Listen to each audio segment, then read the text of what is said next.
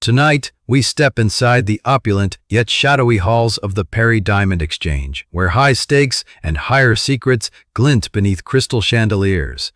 The bodyguard of the late Robert W. Perry finds himself at the heart of a mystery when a priceless gem disappears on the night of Perry's untimely death. Who had access? Who had motive? And who will survive the truth? The answers shimmer, just out of reach, in a world where trust is worth its weight in gold. Let's go back to the day this episode aired and find out what the most important news of the day was. It was October 14, 1952. That day, the world watched as Dwight D. Eisenhower promised a new era of leadership in his presidential campaign, while across the globe, the United Nations assembled in Paris to discuss the growing tensions on the Korean Peninsula. Time now for Edmund O'Brien as Johnny Dollar. Dollar, thank goodness I found you. Why, what's up? You've got to leave for New York, Dollar, immediately. A policyholder, he's afraid for his life. Here we go again. Who's he afraid of? Well, he wouldn't say over the telephone. All I know is, to us, he's worth $100,000 alive. Well, that makes it simple. He must be afraid of somebody to whom he's worth $100,000 dead.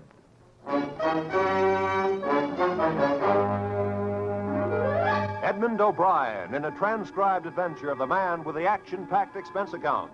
America's fabulous freelance insurance investigator. Yours truly, Johnny Dollar.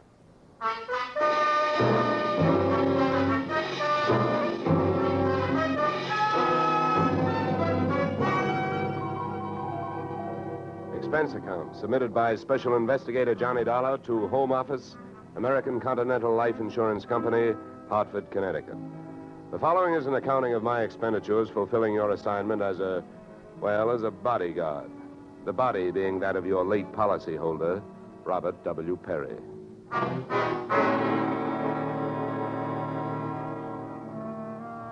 Expense account. Item 1, fare on night train, Hartford to New York, $3.65. Expense account item 2, $1.80 taxi to Lower Manhattan, following morning, to offices Perry and Van Bruten, importers, arriving as promised at exactly 9 a.m. Oh, good morning. May I help you? Yes, you certainly can. My name is Johnny Dollar. I have an appointment with Mr. Perry for 9 o'clock. Oh, yes, from the insurance company. Well, you're right on time. Yes, they told me I'd better be, and I'm glad that I am. Mr. Perry just came in. He's alone and waiting for you. I'll buzz him that you're here. Thanks. Come on!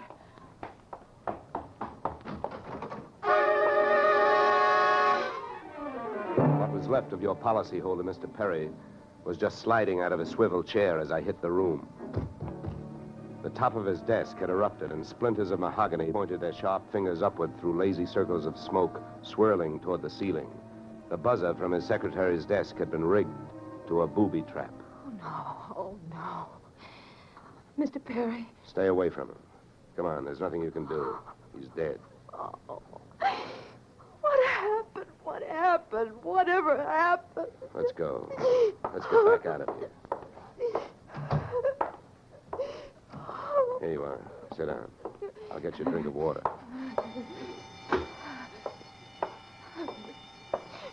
Come on, drink this.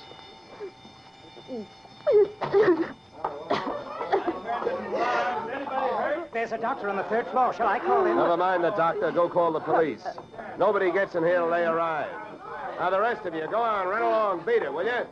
And have the building superintendent turn off that alarm. Okay, miss. Now, take it easy. It was all so sudden.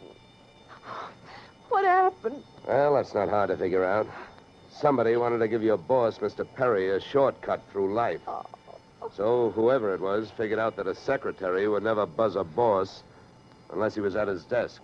They rigged up a bomb somewhere in his desk that would go off when you buzzed him. Oh, then I killed him. No, wait a minute, will you? Wait a minute. Don't go hysterical on me. There's excitement enough, and there'll be more when the police get here, so you keep cool. But I did it. You saw me do it. Look, honey, the way you put it, I killed him by coming in here and giving you my name so you would buzz him. And I was here to protect him. So drop it, will you? I'm sorry. Now, tell me, what about yesterday? Was Perry here? Yes, all day. What time was it when you last used the buzzer? Why, right up to the last minute, about 5:30. Who left the office first? Oh, Mr. Perry, he always leaves first. I lock up. From the looks of things, you should have used more locks last night. Somebody got in here to do some wiring. Oh, I forgot that fire alarm. Look, before the police arrived, do you know why I was sent here? Oh, yes. Mr. Perry felt that his life was in danger. He thought that, well, with a $100,000 policy, the insurance company would do everything they could to help keep him alive. Oh, we didn't have much of a chance, did we? What was he afraid of? I don't know. Okay. Tell me, what were his other appointments for today? Well, he only had two.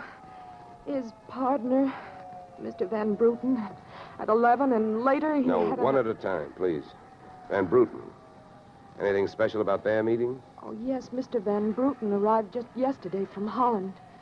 Oh, you mean there was a branch of this firm in Holland? Oh, huh? yes. Mr. Perry was buying out Van Bruten's interest. They had a final meeting at Van Bruten's hotel last night. I see. Van Bruten was coming by this morning to pick up his money. Cash? No, a cashier's check. The bank is to deliver it here at 10:30. Well, Perry's other appointment, who is that? Christine, his wife. Now she tells me. Christine, the beneficiary. Yes, she wouldn't have been the beneficiary in about another 2 weeks. They were getting a divorce. Thanks for the motive. You don't like her. Well, I didn't mean it that way. Well, how about Perry? Did you like him? Okay, here's an easy one. What's your name? Susan Gates. Now, isn't that about enough? Okay, Susan, you better save your voice. During the next few hours, you're going to have to do a lot of talking. I've been everywhere else. Is the fire in here? Well, you'll have to stick around. When the cops get here, somebody will get burned.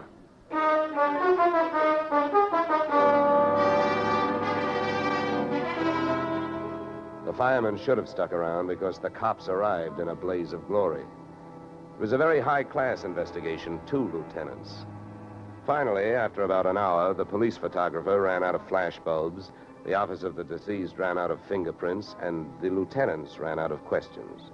So the on-the-scene phase of the investigation was closed. At about 5 minutes of 11, I left the police packing up their notebooks, their clues, and the body, and went into the outer office. Susan looked like she could use a big, broad shoulder to weep on, but unfortunately, I was wearing my light gray suit. About then, a dark blue suit and a deep green voice entered the room from the corridor. There. There's a fellow out here says he belongs here. His name is Van Bruten. What do you think? His name is on the door you just opened. Oh. Well, now, my name happens to be Murphy, and it's on bids all over the country. But that don't mean I'm stuffed with feathers, does it? Well, never cross tongues with an Irishman. All right, send him in, officer. All right, you can go in. The policeman out there. There's trouble here?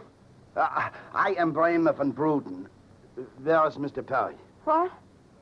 He is waiting for me, no? No. But my appointment... He's not keeping any. He's dead. Dead? This is not possible. Last night I saw him. He was well. What happened? He was hit by a buzz bomb.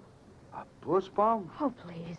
You mean there was foul play? Yes, it was very foul. Oh, please. I may sit down. My first visit in all these years since before the war. It was to be so happy. But now tragedy like this.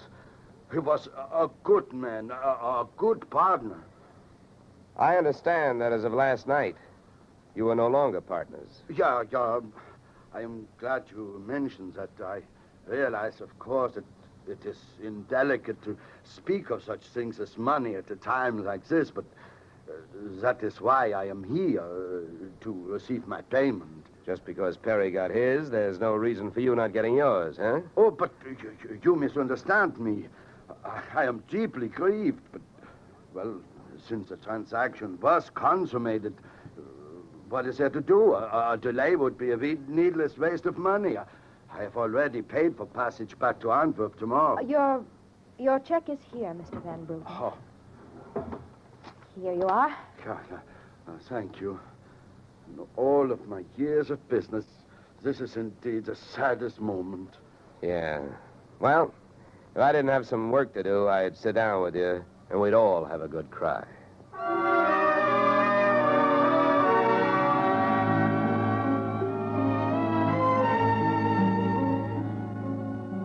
Expense account item 3, 90 cents. Phone call to the Home Office. Mr. Gordon's office.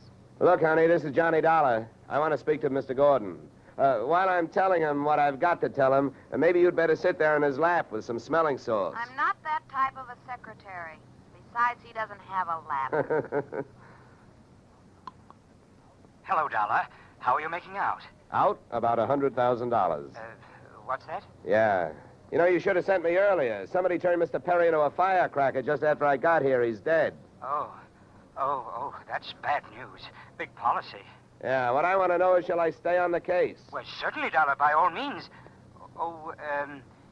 Is there a chance of proving suicide? There's a non-payment clause. Yeah, to make this one a suicide, there'd have to be a Santa Claus. Nobody could hate himself enough to do it this way. What are the fraud possibilities? Fair, there's an estranged wife. She's the beneficiary, but she wouldn't have been in a couple of weeks. Divorce coming up. I'll start with her. All right, Dollar. Good luck. But watch those expenses. Why, Gordon, I'm surprised. I think an insurance man would be the first to want to see a fellow live a little.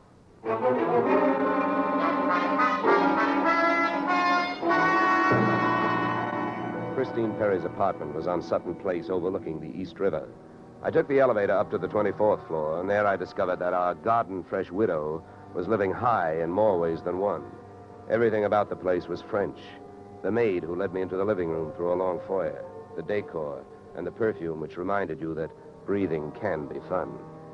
I looked up from enjoying my nose to see Mrs. Perry looking down hers. Mr. Dollar? Mrs. Perry. I believe we can dispense with the social amenities. You're an insurance investigator, interested in the death of my husband. So naturally, you're here because you've jumped to the conclusion that I killed him. You're the one that's jumping to conclusions, lady. And careful you don't break your leg. What do you want? The policy's in order. Premiums are fully paid. You know, I'm not quite sure what I want. I know that you've got a great motive. So far, the only motive I've found. You haven't had much time to look, have you? Check. This is my first stop. Maybe you can help me. Do you know anyone who would be happier with your husband out of the way? I know very little about my husband's friends.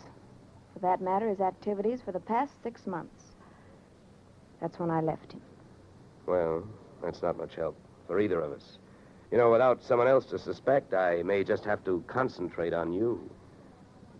Mr. Dollar, I picked the men I want to concentrate on me. I hope you're as long on alibis as you are short on temper. Where were you last night? With a friend, Al Donovan. For a while, the same place my husband was. But I have witnesses to prove who was with him. Anybody at the Clover Club can tell you. Save me a trip. I can't afford the prices they get over there. Certainly. A pleasure. My husband was with his beautiful little secretary, Susan Gates. Well, I wouldn't be more surprised if your late husband walked through that door and said... All right, mister, that's enough. Al! Yeah. How much did you hear? I'm a big guy, baby, 6'4". I've got big ears to match. Al, please. Would this be Mr. Donovan, your companion of last evening? I'm getting you out of here, Christine. Al, you don't know what you're saying. You lie to me. How can I help you if you lie to me? You call me stupid. The way you're playing this, you'll alibi yourself right into a cell. Now, I'm getting you out of What here. are you doing to me, Al? You're crazy. Come on. She's right. You are stupid, Donovan. She was doing just fine till you dropped in. Mister, you've been asking a lot of questions. Now I'm going to give you one answer. All right, Christine. So much for the wise guy. Now, about you and your alibi. You wasn't with me at the Clover Club last night.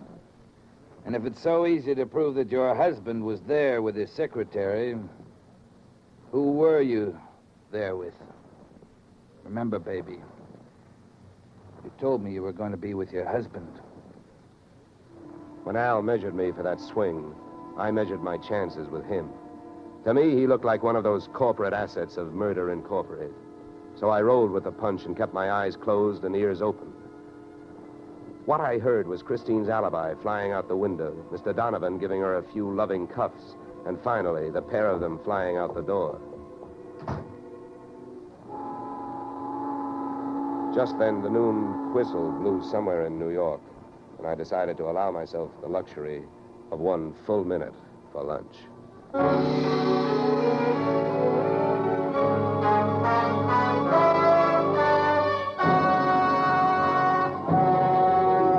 just a moment, we'll return to the second act of Johnny Dollar. But first... And now we return to the second act of yours truly, Johnny Dollar, starring Edmund O'Brien.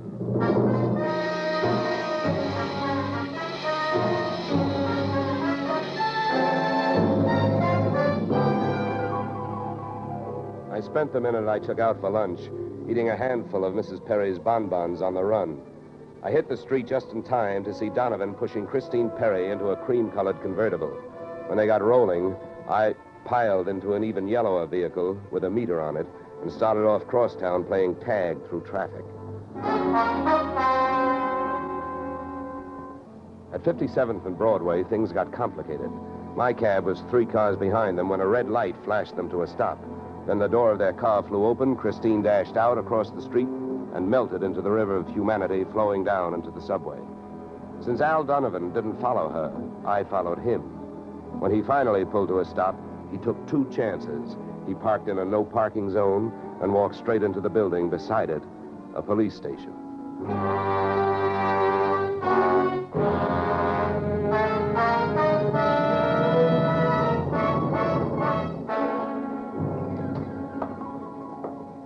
This is Mr. Dollar, Lieutenant. He's been waiting for you. Well? My name is Johnny Dollar, Lieutenant. Here are my credentials. Insurance, huh? Yeah, the Perry murder in particular. You've come to the right place, Dollar. A man named Donovan just walked in here and made a full confession. He what? That's right. My clerk's just typing it up. In the meantime, the gentleman is down in the tank having a bite of lunch on the city. He confessed. Well, does his story add up? As far as I know, I haven't heard too much about the case myself. It's not in my precinct. Yeah, but what did he use for a motive? Jealousy. Says he's in love, wanted to marry Perry's wife. Did he say how he managed it? Yeah, he stole a key to the office from the wife's apartment, entered the building last night, and wired the bomb to the buzzer system. Well, I guess guys do a lot of strange things in the name of love. It looks like Donovan did. Yeah, he either killed the man or he's trying to cover up for someone who did. Say, Lieutenant, don't execute him for a couple of days, will you? I spent the rest of the afternoon downtown in the offices of Perry and Van Bruten, importers. The partners' correspondents told me 2 things. They had been extremely friendly, and Van Bruten was extremely bald. Perry had been sending him toupees from a famous Hollywood makeup firm. At 4:30, I got to the employment files, which rocked me with 2 minor explosions of their own. First, I learned that Al Donovan had been employed over a period of years as Perry's bodyguard, and that he had been canned the day before the murder. That confession of his, which had been a little hard to swallow, was suddenly more digestible. On top of this came blast number 2. The employment application of Perry's secretary, Miss Susan Gates, informed me that during the war, she had worked in a munitions plant, her specialty, wiring bomb fuses. When Miss Susan Gates reached home at 8:30, she found a visitor, me. Oh. How did you get in here? Professional secret. Oh, you scared me. What do you want? Why did you come here this way? I wanted to bring you the good news. I heard on the radio that Al Donovan confessed to Perry's murder. Al? I can't believe it. Why not? Who do you like for the spot? Why, Christine. Al is covering up for her. Well, I'd like to agree with you. If it turns out that Christine wound up her husband's life with a bang, the company that hired me saves $100,000. But I don't know. She claims she has all kinds of alibis. One of them is you. Me? Yeah. Did you see her at the Clover Club last night? Well, yes, Yeah. I know who you were with. Your boss. There's nothing wrong with that. No. I'm not preaching a sermon. I want to know who she was with. I don't know. A man I'd never seen before. Mr. Perry knew him, but he wouldn't tell me who he was. Why not? I don't know. He said I might get the wrong idea. About what? I don't know. We didn't sit there and talk about it all night, so why should we sit here and talk about it all night? All right. Good heavens, when a census taker shows up and asks a lot of questions, people answer them. When an investigator tries to do his job, they make the proverbial clam look like a blabbermouth. Look, Mr. Dollar, believe me. This has been a greater shock to me than to anyone else. Yes, excepting, of course, your late employer, Mr. Perry. How long did you work for him? 4 years. Where'd you work before then? Well, I worked... Let me help you. Bombs, huh? Wiring fuses. Remember? All right. I remember. Good. Maybe you'll remember a little more. Let's go back to last night. The guy with Christine Perry, who was he? I tell you, I don't know. Was it Van Bruten? I don't know. You don't know? No. I'll get that. No, I'll go. Just make sure you don't keep going. Susan! When Susan snapped the spring lock to open the door, the gun outside opened up. The first slug caught her in the left shoulder, spinning her out of the way of the rest of them. It was getting monotonous. Every time a buzzer went off, things started booming. Susan was sprawled out on the floor in front of the door, and to open it, I had to move her. By the time I did, the hallway outside was empty. Okay, now, take it easy. Come on. Won't start hurting for a couple of minutes. We'll have a doctor here by then. He'll give you something. Please, try to keep calm. Here, what? I'll throw my coat over here. Now, try not to move. You're going to ruin this rug. Never mind the rug. What we want to worry about is who tried to ruin you. What'll they do to me? What'll who do to you? They'll arrest me. They don't arrest people for getting shot. You have any idea who it was? That man in the office this morning. The one who picked up the check. Van Bruten? No, he wasn't Van Bruten. He was a phony? Yeah. And you still gave him that check? Yes. Well, I won't ask you why. You gave him that check and then tried to blackmail him. Is that right? They'll arrest me. I wouldn't be surprised. Who is this guy? Where can I find him? Come on, don't pass out on me now. His name, quick, come on. Ben Sand. Where's he live? Marsden Hotel. Under his own name? No, I don't... I don't blame you. I could use a few moments of unconsciousness myself. The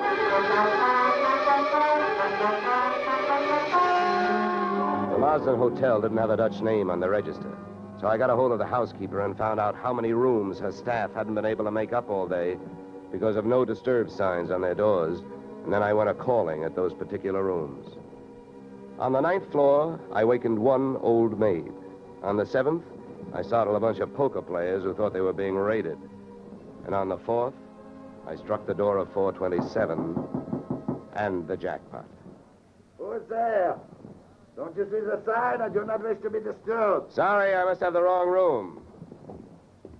I started up the hall after the fire axe. When I got to it, I changed my mind.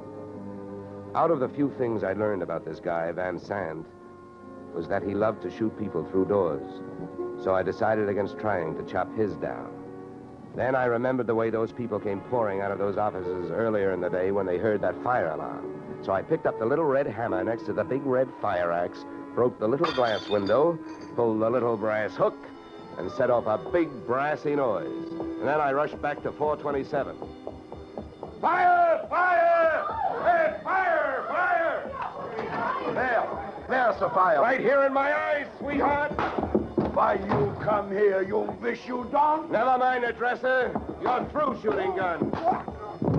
What do you think, Van Sant? You want to try some more? You cannot make me stay here. So fire, we will all die. You'll look good barbecued, but I'll make a deal with you. You talk, and if I like what I hear, I'll show you how to get out of here alive. How I know this? You don't think I'm going to stay here and fry, do you?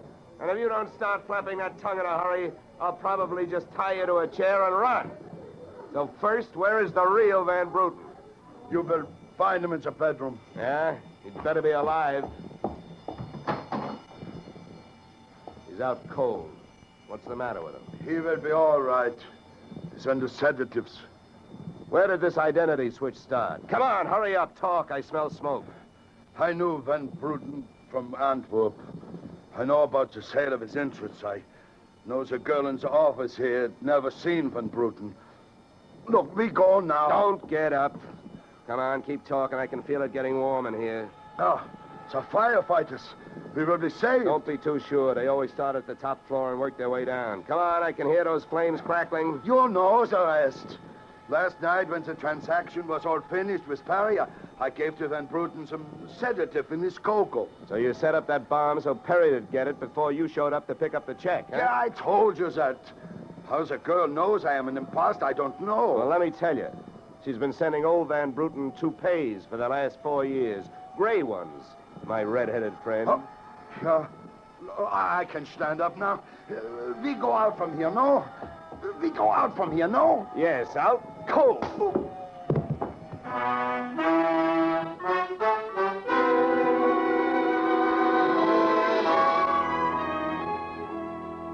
Expense account, item 4, $1.40. Night letter informing you that American Continental would have to meet payment of claim to Mrs. Christine Perry, innocent widow of the insured. The only thing she was guilty of was trying to stay on the right side of a hot-tempered boyfriend. She lied about who she was with at the Clover Club, not to fix herself an alibi, but to keep Al Donovan from learning that she'd been out with another man. That man being the real Mr. Van Bruten, who had only taken her out to try to talk her into reconciling with his friend, her husband. Expense account item 5, $100. Fine for turning in a false alarm, which, since you're paying it with me, is just fine. Expense account total, $463. Yours, truly, Johnny Dollar.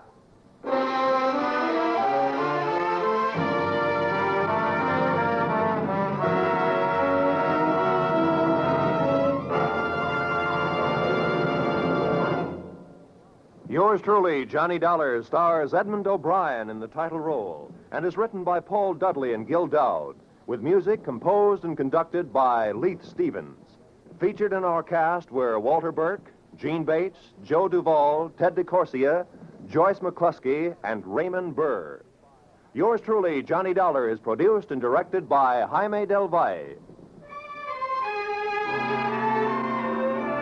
Beginning next week, we are moving to a new time and day, and we hope you'll join us on Tuesday evenings when Edmund O'Brien returns in another transcribed adventure of Yours truly, Johnny Dollar.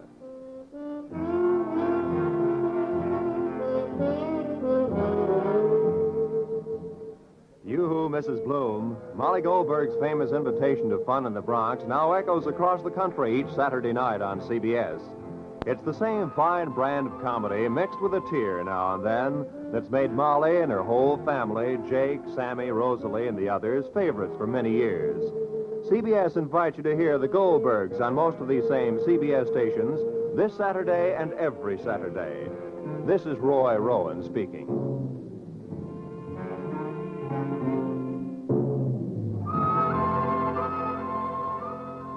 Disaster is no respecter of persons, and it can strike any time. But your Red Cross never sleeps. It has to be ready constantly in case of an emergency.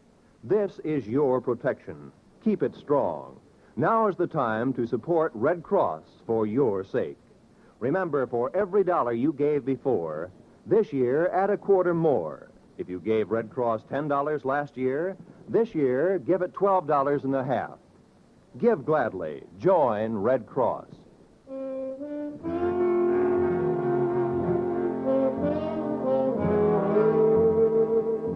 This is CBS, where yours truly, Johnny Dollar, meets adventure next Tuesday night, the Columbia Broadcasting System.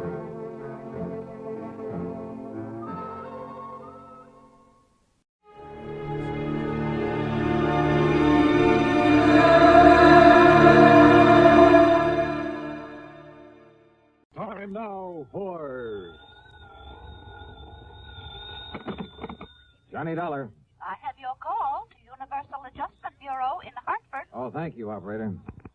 Hello. Pat McCracken. Johnny Dollar, Pat. Oh, Johnny, I've been trying to reach you. Yeah, I'm in Sarasota, Florida. Oh? Been down here the better part of a week and just thought I'd check to see... Johnny, I'm glad you called. Can you grab a plane out to the West Coast? Don't see why not. Good. Your contact will be Arthur at Western Maritime and Property, office in Beverly Hills. Got it. What's it all about, Pat? Piracy, according to him. What was that? You heard me. Oh, for a second there, I thought you said piracy. Maybe you'd better go out there and see him, huh? Yeah, but I still don't believe it.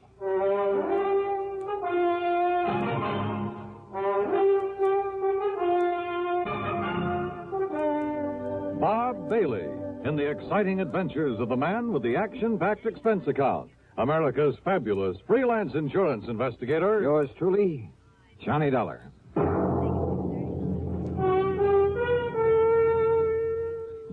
Welcome, William Bendick. Nobody can act up to par with a nasty cold. I check my cold distress the fast way, with 4-way cold tablets. Yes, tests of 4 leading cold tablets proved 4-way fastest acting of all. Amazing 4-way starts in minutes to relieve aches, pains, headache, reduce fever, calm upset stomach, also overcomes irregularity. 4-way's the fast way to relieve those cold miseries. Then you feel better quickly. 4-way cold tablets, only 29 and 59 cents. Now, a word about another fine product of Grove Laboratories. Does dandruff dull your hair, leave scalp itchy? Get Fitch Dandruff Remover Shampoo and get rid of unsightly dandruff in 3 minutes. 3 minutes with Fitch regularly is guaranteed to keep embarrassing dandruff away forever. Apply Fitch before wetting hair, rub in 1 minute. Add water, lather 1 minute. Rinse 1 minute. Every trace of dandruff goes down the drain. 3 minutes with Fitch, unsightly dandruff's gone. Fitch can also leave your hair up to 35% brighter. Fitch Dandruff Remover Shampoo. And now, Act 1 of yours truly, Johnny Dollar.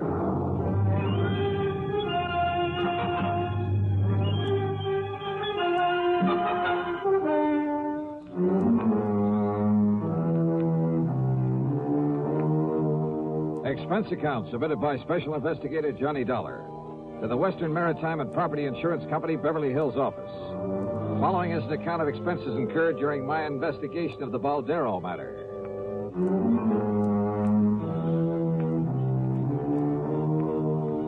Expense account item 1, $146.85 plane ticket to Los Angeles. Earl Poorman, with whom I just finished working on a case, drove me from Sarasota to the international airport in Tampa. Well, I don't know why not, Johnny. Oh, are you kidding? In this day and age, a bunch of bearded gorillas stripped to the waist, bandanas wrapped around their heads, waving cutlasses. I didn't say that, Johnny. And Long John Silver, I suppose, leading the boarding party. Oh, Earl, that kind of stuff went on a couple of 100 years ago. Sure. But do you remember that palatial yacht that was boarded and taken over just off San Salvador about a year ago? Well, yes. Convicts from a prison colony on the island of Isabella. They had control of that yacht for 3 days, Johnny. And when they left, they took along everything of value they could get their hands on. Yeah, I remember. You don't call that piracy? Well, maybe so. You think that's what happened in this case? There's only one way to find out. The flight to Los Angeles was uneventful. Thanks to the time zone differential, it was only 4:30 p.m. when I arrived. Item 2, $6 even for a cab to the Beverly Hilton, where I parked my bags. Item 3, 10 cents for a phone call to Arthur, who, if I remember correctly, was quite a character. Good insurance man, but, a character. Item 4, 75 cents for a cab to his office on Wilshire Boulevard. Yes, it all happened somewhere off the coast of Mexico. Mr. Baldstein and his party were just cruising around. They were just taking life easy. Baldeston is the owner of the yacht? H.B. Baldeston.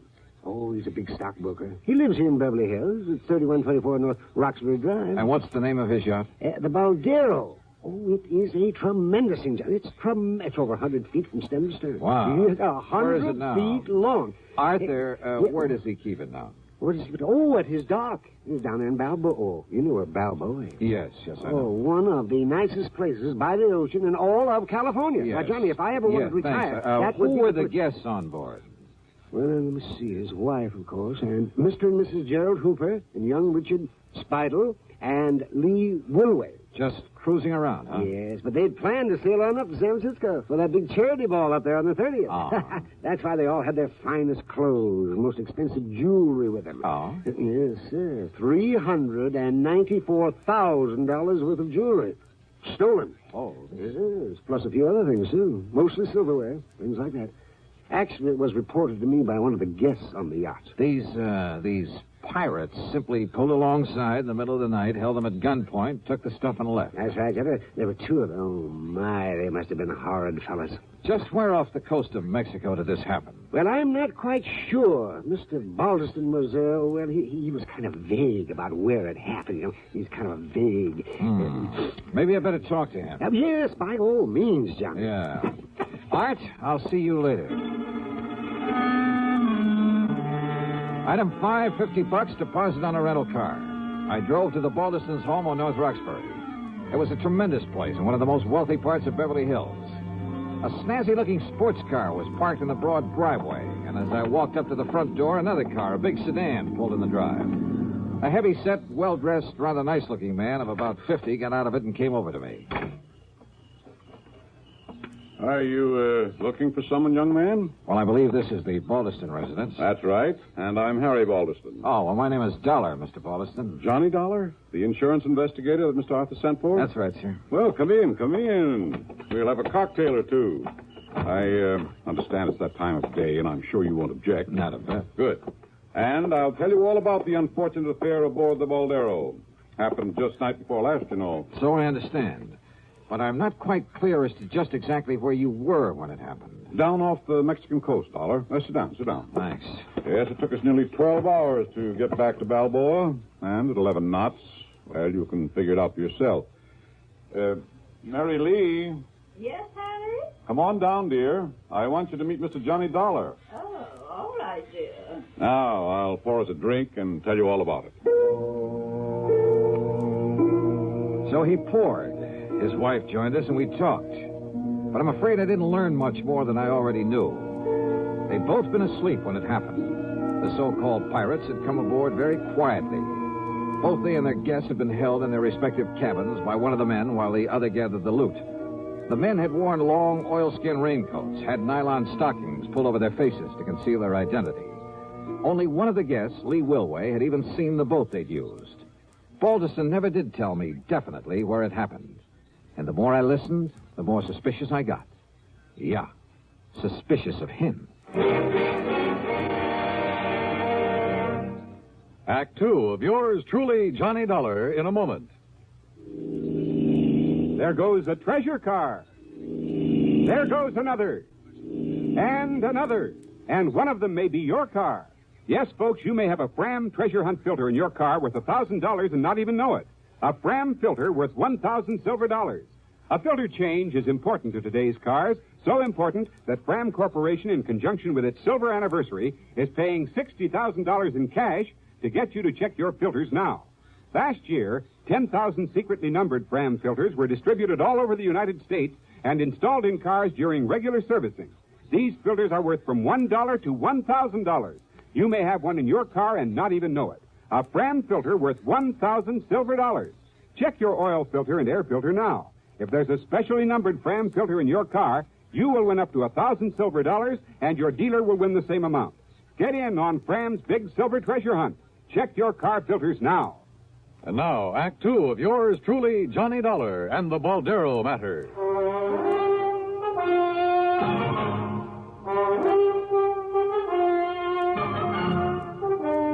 Well, Dollar, it was hard to tell just where we were. I keep an engineer on board, and he'd been at the wheel most of the day. But you were anchored for the night. That's right. You see, we were just killing time until it was time to head north to San Francisco and that charity ball the ladies wanted to go to. Yes, the charity ball. And after waiting 2 months. Now I suppose we'll just have to forget it with all our jewelry gone. Didn't you check your position to find your way back to Balboa? Just headed east, then followed the shoreline. You say that one of your guests... Incidentally, I want to check with them. Oh, by all means. I'll give you their addresses. Yes, there may have been details that we've forgotten, overlooked. After all, we were a bit upset over what had happened, And probably more than a little confused. Well, I know I was. You said that one of your friends got a look at the boat these men used. Yes. Lee Wilway ran up on deck. Of course, it was dark and there was some fog, but Lee said it was a black boat. Well, now you A can't. long black speedboat. Maybe. By the time the rest of us got up there, it had completely disappeared. Then I had Beacon start the diesels, and we made the run back to Balboa. You notified the Coast Guard, of course. Not until he got in. What?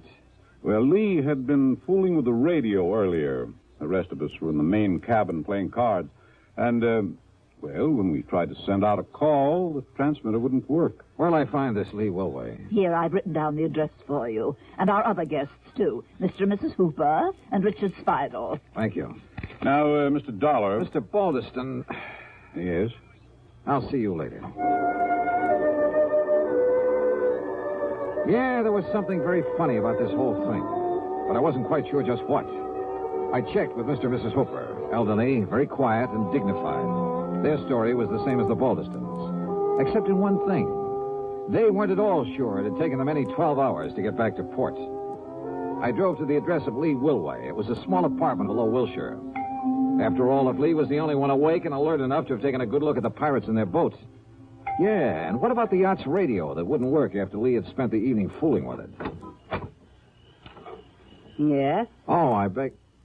Well, that is, I'm looking for Lee Wilway. I'm Lee. Who are you? Believe me, Charles of the Ritz would have been proud of this one. A living doll. 23 or 4, she was tall, slim, and her pretty face topped with red hair that looked oh so carefully disarranged. Yeah, she was a beauty. And yet, as we talked, I couldn't quite picture this gal on a yachting trip with the Baldestons. Gee, no, I haven't the least idea where we were when it happened, Johnny. It could have been a million miles out to sea, but if Baldy...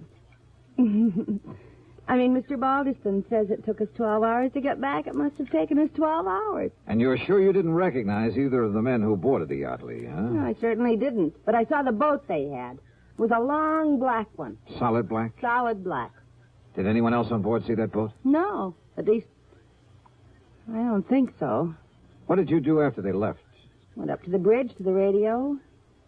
Didn't they tell you? To call the Coast Guard? Well, yeah, sure, only... They said you were at the radio earlier. Yes, just listening. But after it was over and I tried to call the Coast Guard, well, it just wouldn't work. Like another drink, Johnny? The Baldestons and Hoopers were playing bridge earlier. Yes. Look, Johnny, have you had dinner yet? Where were the other guests? Dickie boy? Yes, Dick Spidel. No, I don't know. And what did he do after you were boarded and robbed? He was probably down in his cabin with his head under the covers, scared to death. If he had any nerve, he could have stopped them, too. What do you mean? Well, his was the one cabin they didn't go into. They didn't bother him. And he knew there was a rifle they used for shooting sharks. He knew it was on the rack just outside his door. And if he'd come up shooting with it, why, those pirates would have jumped overboard and run for home. I'll just bet they would. Apparently you don't think much of this Dick Spidel. Would you? Acting like that? Doing nothing when he could have? Incidentally, when I stopped at the Baldestons, I saw a sports car outside. Oh, yeah. Isn't that a dreamboat? It's Larry's. Who's Larry? Larry Baldeston. He's my... Oh, gee, Johnny, I'm getting hungry. Why don't we have another drink and then have some dinner? Sorry, but I'm afraid I can't. I'm not used to being turned down, Johnny. Well, I'm sorry, but there are a couple of people I've got to see. Oh, like who? Your friend Dick Spidel, among others. Oh. I'll see you later, Lee. I'll be here, Johnny. I guess I'm not as familiar with the streets of Los Angeles as I thought. It took me over half an hour to find Spidel's apartment. It was one of those ultra-swank affairs just off Sweetser Avenue below the famous Sunset Strip. I parked under a big palm tree. Then, as I backed out of my car, another one roared up and stopped behind me. The glare of the headlights partly blinded me. Just a minute, you. Huh? Johnny Dolar, huh? That's right. Who are you? Here. Oh!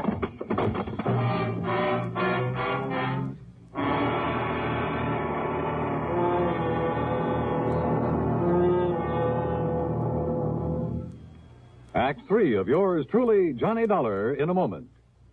Ever have trouble sleeping nights because of acid indigestion, heartburn, or gas? Then remember, for acid indigestion, nothing but Tums works so fast to make you feel so good so long. Tums work fast. Get rid of the burning excess acids that won't let you sleep. In a matter of seconds, you begin to feel better, and Tums Relief stays with you. You relax, go to sleep pleasantly, because Tums bring complete relief. Get rid of burning excess stomach acids completely. Nothing but Tums works so fast to make you feel so good so long. So when acid indigestion keeps you awake, take Tums.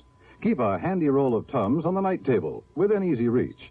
And remember, there's no mixing or fixing with Tums. You don't even need to get out of bed. Get the very best. Get Tums, 10 cents, 3-roll pack, a quarter. Or get the new 6-roll pack with free metal carrier, only 49 cents. Always carry Tums, T-U-M-S. Keep your tummy under Tums control. And now, Act 3 of yours truly, Johnny Dollar. The headlights of my attacker's car had partly blinded me, but I'd seen enough of it to know it was the same one I'd seen at the home of Mr. Balderston. Yeah, his son Larry's. But I came to find myself parked behind the wheel of my own car. And lying on the seat beside me were 5 crisp $100 bills and a note. Take this money and get out of town, it said.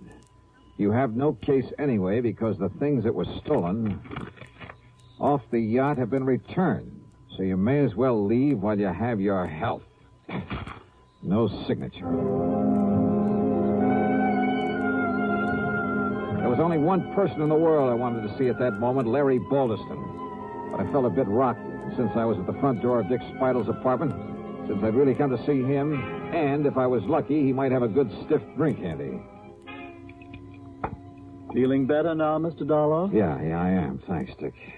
It's Richard, if you don't mind. Oh, yeah, sure. But go on with what you were saying. Well, the whole thing was absurd, of course. But the only reason Mrs. Balderston insisted on taking Lee on that yachting trip and to the charity affair, and of course I was supposed to be her escort, was to shame her, to show her up. How do you mean? Well, after all, in spite of her beauty, she is a rather common person, rather cheap. So Mrs. Balderston hoped that facing her with the ladies and gentlemen who attend the ball would embarrass her. Oh, I see. And that she'd realize she has no place among people like ourselves. People like you are just too good for her. Well, to put it bluntly, yes. In any event, Mrs. Balderston hoped it would break off this rather sordid romance. Romance? She and Lawrence Balderston. Larry, she calls him. And Lee is only after his money. But I take it Larry got wind of this little plan. Lawrence said that he would prevent its being carried out if it was the last thing he ever did. So he staged the piracy bet? Oh, I'm sure it was he. He's always done silly things like that, Mr. Dollar. Rich, headstrong, spoiled as he is. So when I heard the noise up on deck, I simply locked myself in my cabin and refused to budge when he and whoever he had helping him boarded the yacht. All because you were scared? I beg your pardon. Thanks a lot, Dick. It's Richard. You've been a lot if of you help. Oh, and incidentally... Yes? You think Lee Wilway was in on it, too?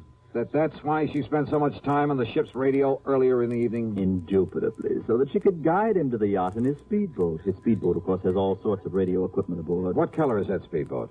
A mahogany. Why? Lee said the pirates were using a solid black boat. Which simply proves she was onto his plan. What do you mean? Well, the wench was lying, that's all. Maybe you're right. Thanks, Dick. It's Richard, if you don't know.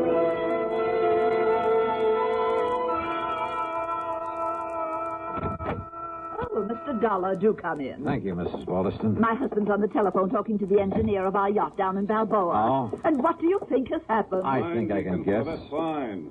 Just stay on watch, and I'll be back down there to pick those things up in the morning. Goodbye. It's true, Mary Lee. Oh, splendid. Whoever took them from us returned everything to the boat. Everything is... Oh, Mr. Dollar.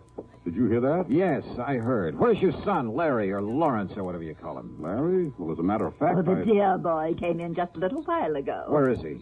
In the study, I believe. He said he had a call to make on the other phone. Thanks. Why, what's wrong, Mr. Dollar? Mr. Dollar? Yes, I saw you through the window, Lee, trying to make up to that guy Dollar. And let me tell you this. Let me give you this. Ooh. Larry, what is it? Want some more, Larry? Yeah. Now, listen, Dollar. Well, if that's the way you feel about it, you and that family of yours can... Well, I'm fed up. I said, do you want some more, or do you want to start talking? Okay, I did it. I rigged the whole thing, Jimmy Driscoll and I, because I was fed up with the way Mother was trying to run my... life. Lawrence, dear. Yeah, but maybe she was right about Lee, after all. Of course she was, son. Why, of course, dear. But now, look, Dollar, if you think you can get away with barging in here and slugging me... Oh, no, you... Yes, why? Oh, my God, you big brute. Enough, Larry, huh? You had enough? Yeah, okay, Dollar. Okay. Sorry, Mr. Balderston, but I kind of owed it to him. Dollar, I've been hoping somebody'd do that for a long time. What? Sure, I've spoiled him, too. It's been my fault as much as his mother's. My fault? But I never had any idea he'd carry things as far as he did. Of course, if you like, sir, I could prefer assault charges for his attack on me earlier. No, I don't think it'll be necessary. And I'm much obliged to you. But my poor boy... Just leave him alone, Mary Lee. Oh. And suppose you leave us alone while I settle things with Mr. Dollar.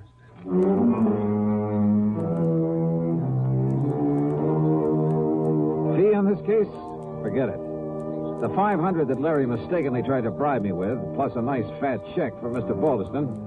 Well, much as the thought of it hurts me, let's forget the expense account, too. Okay? Okay. Yours truly, Johnny Dollar.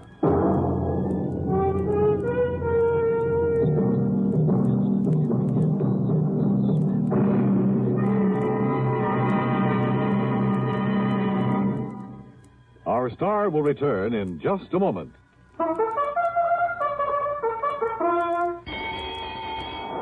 Hey, who's gonna win the Thoroughbred Kentucky Club's Thoroughbred? Who's gonna win that horse and make it pay lots of money? Well, Kentucky Club Pipe Tobacco has to find a winner. So the horse is here, the time is near. Get your entry blank today.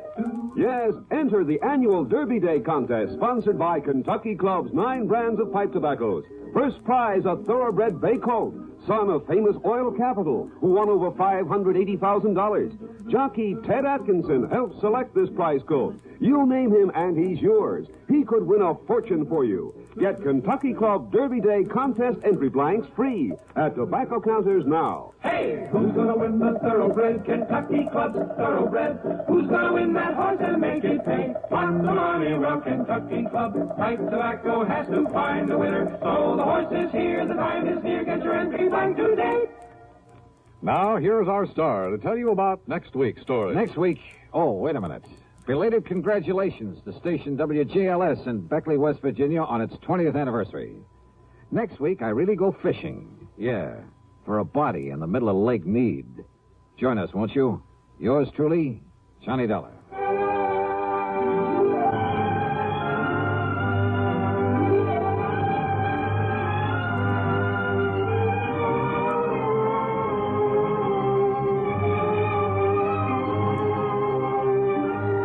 Truly, Johnny Dollar, starring Bob Bailey, originates in Hollywood and is written, produced, and directed by Jack Johnstone. Heard in our cast were Virginia Gregg, Eleanor Audley, Vic Perrin, Howard McNear, Larry Dobkin, Will Wright, Carlton G. Young, and Jack Edwards. Be sure to join us next week, same time and station, for another exciting story of yours truly, Johnny Dollar. This is Dan Cubberly speaking.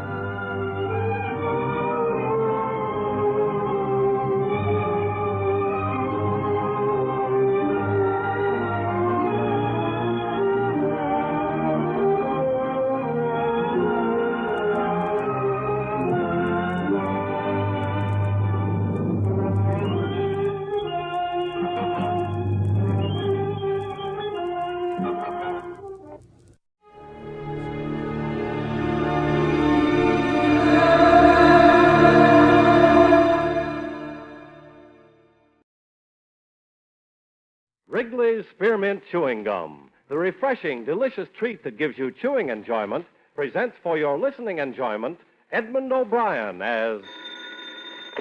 Johnny Dollar. George Parker, Johnny, Corinthian Ulrich. Sure, George. How are you? In need of an investigator. Can you take a case for us? I've been sitting here waiting for one. You've got it.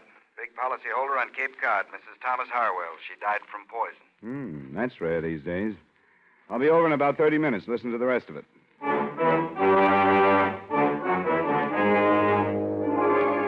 The makers of Wrigley's Spearmint Chewing Gum bring you Edmund O'Brien in a transcribed adventure of the man with the action-packed expense account, America's fabulous freelance insurance investigator. Yours truly, Johnny Dollar.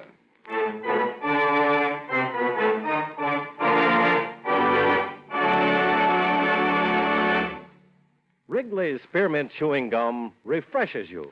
Wrigley's Spearmint Chewing Gum gives you real chewing enjoyment. Yes, for chewing enjoyment plus refreshment, it's Wrigley's Spearmint Chewing Gum.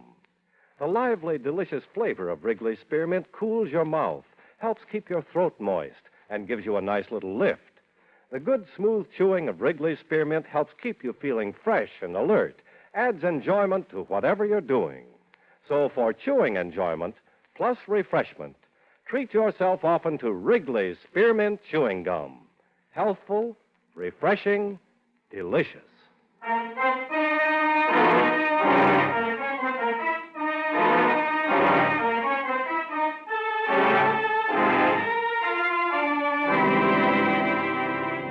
Expense account submitted by Special Investigator Johnny Dollar to Home Office, Corinthian All Risk Insurance Company, Hartford, Connecticut. The following is an accounting of expenditures during my investigation of the Amelia Harwell matter. Expense account item 1, $250, cab fare from my apartment to the Corinthian building in the office of George Parker. Well, first, do you know the Harwell name? Are they the textile people? That's right. Strange sort of family. Fortune was built by the deceased father. She was his only child. He naturally had wanted a son to carry on the name and the business. So he trained her, Amelia. She took the man's place all her life. How old was she?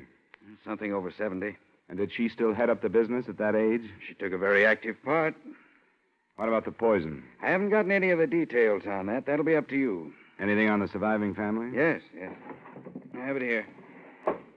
A husband, Thomas, a daughter, Maxine, and a son, Dexter. Here, you keep it. Got the ages and all. Thanks. From what I can gather, she was an extremely domineering woman. Ran her household like a factory. There must have been very little warmth toward her. Then, when you consider the fortune she's leaving and the insurance... How much did she carry? Too much. $150,000 for the family and over $200,000 with the corporation as beneficiary. That kind of money, you should have hired me earlier as a bodyguard. Expense account item 2, $40, car rental, and $22 fuel and incidentals between Hartford and the Harwell estate on the eastern shore of the Cape near South Wellfleet.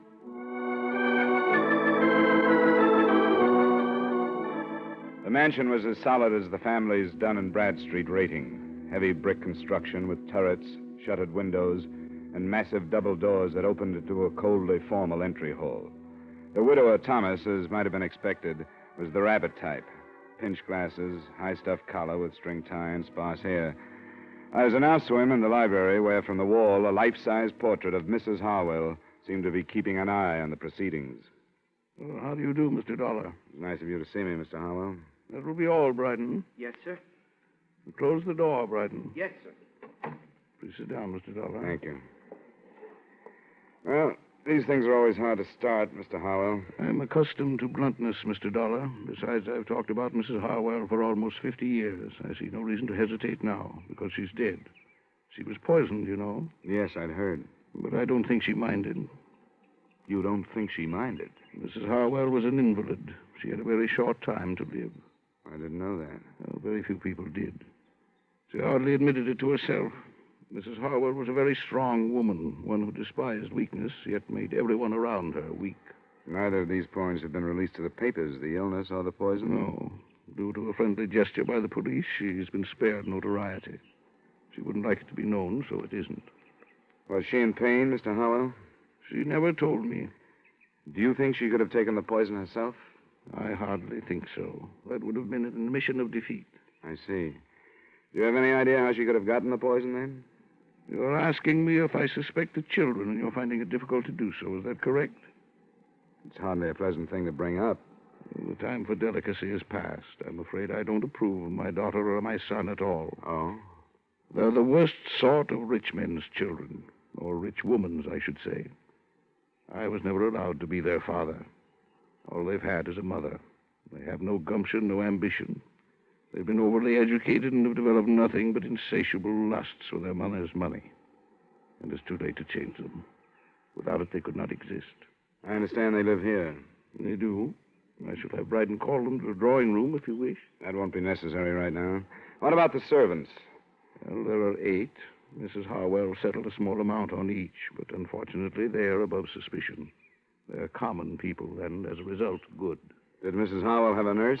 She wouldn't hear of it. Well, certainly a doctor, then. Yes, Dr. Stevens in the village. Thanks, Mr. Harwell. I won't take up any more of your time. You're welcome any time, Mr. Dolar. Please give Dr. Stevens my regards.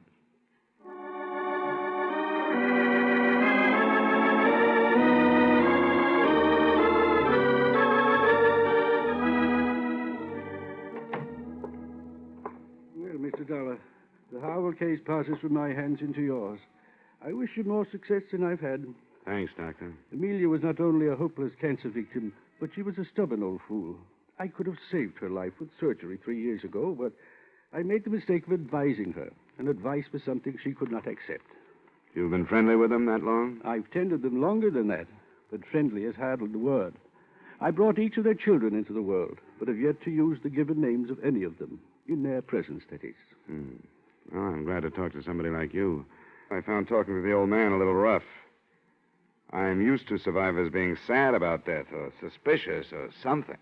I'm afraid that with Thomas, instead of a feeling of grief, it's something akin to passing from slavery into freedom.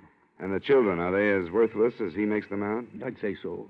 Maxine, the oldest, is a bitter, frustrated old maid at 33. And Dexter, 32, is an alcoholic and has just entered into an unsuccessful marriage. Do you think either of them could have killed their mother? I'm in no position to accuse any of them, but there is the inheritance and your insurance. It's a fine household. How long would she have lived? It's hard to say. 2 months, possibly 3. The family know that? I've been honest with them. Then why kill for profit? I don't know. Could it have been a mercy killing? I've wondered. It doesn't sound like them. You take a risk like that, but it's a possibility. What kind of poison was it? I don't know. I've been asked to attend the inquest this afternoon. If you'd like to call me at home this evening, I'd be glad to tell you what I've learned. Thanks, Doctor, I will. So far, except for lining the family up and accusing them one by one, I can't seem to map out a move. What about this marriage you mentioned? Dexter's? I don't know much about it. The girl's name is Gretchen Nielsen. She owns a small photographic studio just down the street. Small business, huh? It's below Harwell standards, isn't it? That is probably the cause of the trouble. I don't doubt that Amelia wouldn't let her in the house.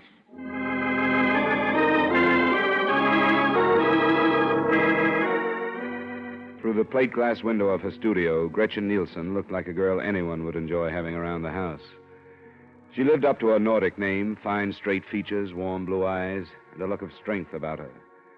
I got her home address and knocked at the door of her small house 15 minutes after she arrived home that evening.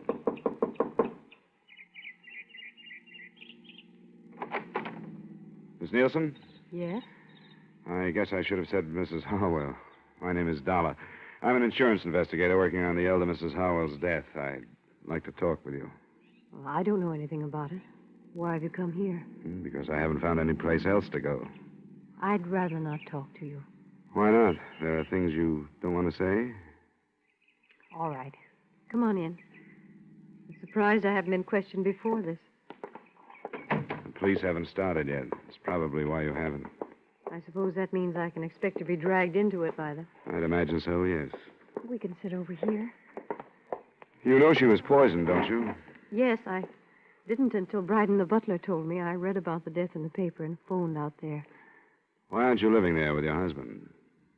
You have no right to ask me things like that, have you? You don't have to answer my questions, but it might be a good idea to get things out in the open. Why? Because there has to be a reason for Mrs. Harwell to die the way she did. Could your marriage to Dexter be behind it in some way? I don't see how. Wouldn't they let you and Dexter live together in the house? I didn't give them a chance to let me. They knew I'd never live there. What did they tell you? What did they say about the fortune hunter who lured and trapped their only son? You weren't mentioned. That's hard to believe. Why isn't Dexter here with you? Because he's a slave. He's too weak to be anything else. I hate myself for saying that, but it's true. Why'd you marry him? Because I love him. I thought we had something that would drag him away from that family that smothers him. But when the time came, he wouldn't leave them. Why not? Because his mother never taught him to do anything but hold out his hand for the money that was always there for the taking. He's due to come into some money of his own now. Quite a chunk. You led the conversation to this point, didn't you? Dexter would never kill for the money. There has to be a reason why she died. I think her husband did it, Why? to stop her suffering. I caught her off guard a few times. I know she was in pain. And I know she was frightened. Probably for the first time in her life. I think he knew that, too, and wanted to help. That could be. First, you sounded like you hated her. Now you don't. I feel sorry for her. Because she made so many mistakes. And now she's dead, and there's nobody to correct them.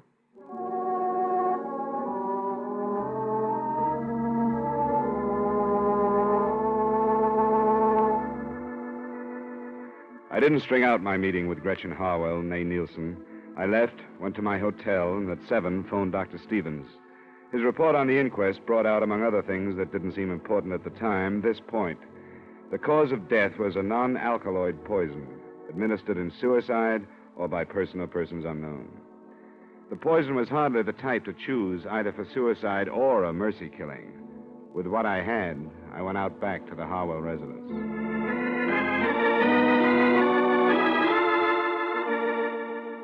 I'm sorry, sir. Mr. Harwell has retired. Is the rest of the family out? Yes, sir. I wonder if you'd tell them that I'd like to see them. Very well, sir. If you'll wait in the library, I'll tell them you're here.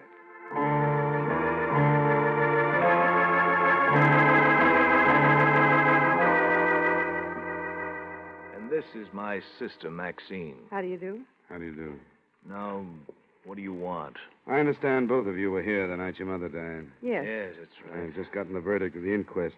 The poison that killed her was not a pleasant one. Did any of you hear any sound shortly before your mother was discovered dead? I didn't, and I found her. I went in to bid her good night. I didn't hear anything. I was in my room. Where's that? Just down the hall from Mother's. What's the meaning of this anyway?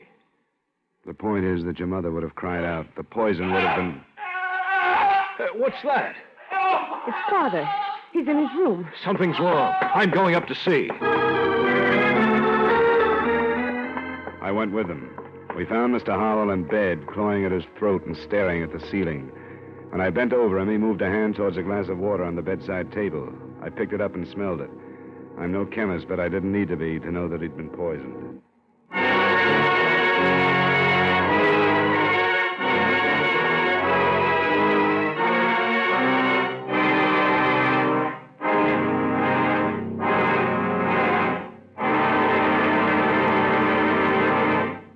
Friends, wherever you are, whatever you're doing, you'll enjoy chewing Wrigley's Spearmint Gum.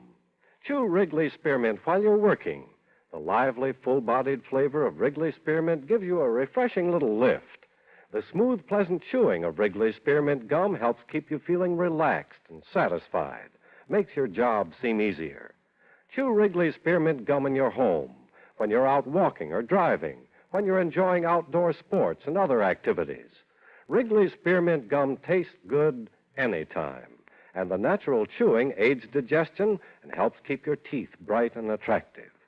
Yes, wherever you are, whatever you're doing, you'll enjoy chewing Wrigley's Spearmint Chewing Gum. Healthful, refreshing, delicious.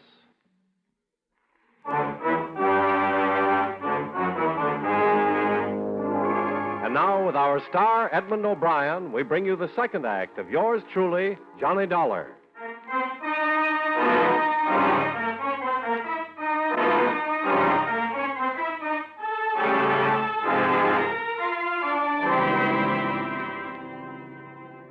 I tried to read something in the expressions of the son and the daughter as we stood for a moment around their father's bed. There wasn't much in them. No surprise, no fear, no satisfaction. Maxine looked a little embarrassed and left to phone Dr. Stevens. Dexter looked a little vague and said he thought he knew where a medical book was. And I was left alone with Thomas Harwell. I'm all right. I'm all right. Call them back, Mr. Dollar. I'm all right. I won't die. Of course you won't. I'm all right. How much water did you drink? Not very much. I was so thirsty, too. But I think I smelled it. I only sipped. I felt a terrible burning in my throat. I could hardly breathe. Who would do this to me? I was hoping you could tell me, Mr. Harwell. We won't talk about it now. Dr. Stevens is coming out to have a look at you. I'm glad he's been called. He's my friend. Anything I can do for you in the meantime? No, thank you. I'm going to be all right. I'm not ready to follow Amelia. I'm not ready yet.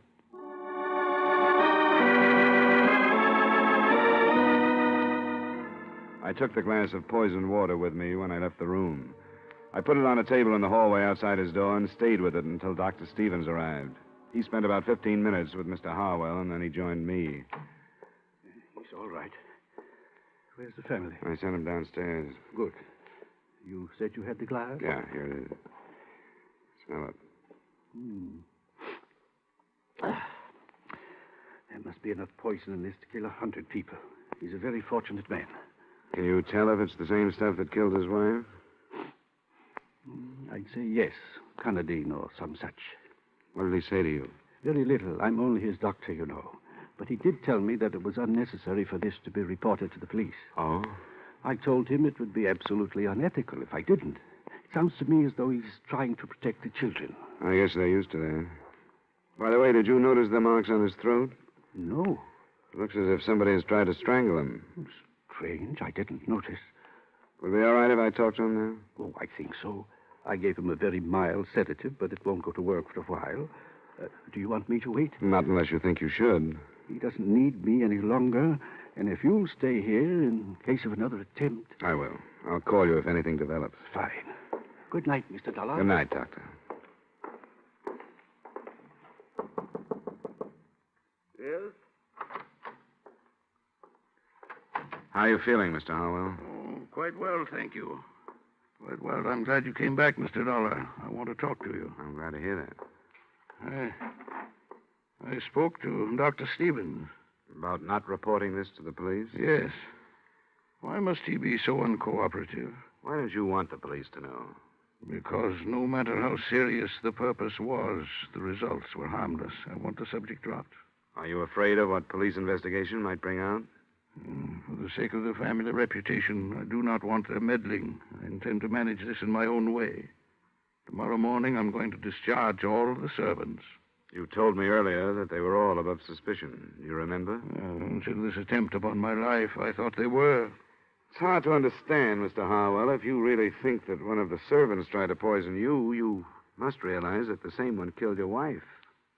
Still, you want the matter dropped. I do. Amelia is gone, and I see no possibility that she will return because I bring about for myself and my family the unpleasantness of police interference. You may believe in your logic, but I'm sorry it won't work. It'll have to be reported. Then, young man, leave this house. I didn't want you here. You will never be allowed under this roof again. All right, Mr. Harwell. Good night.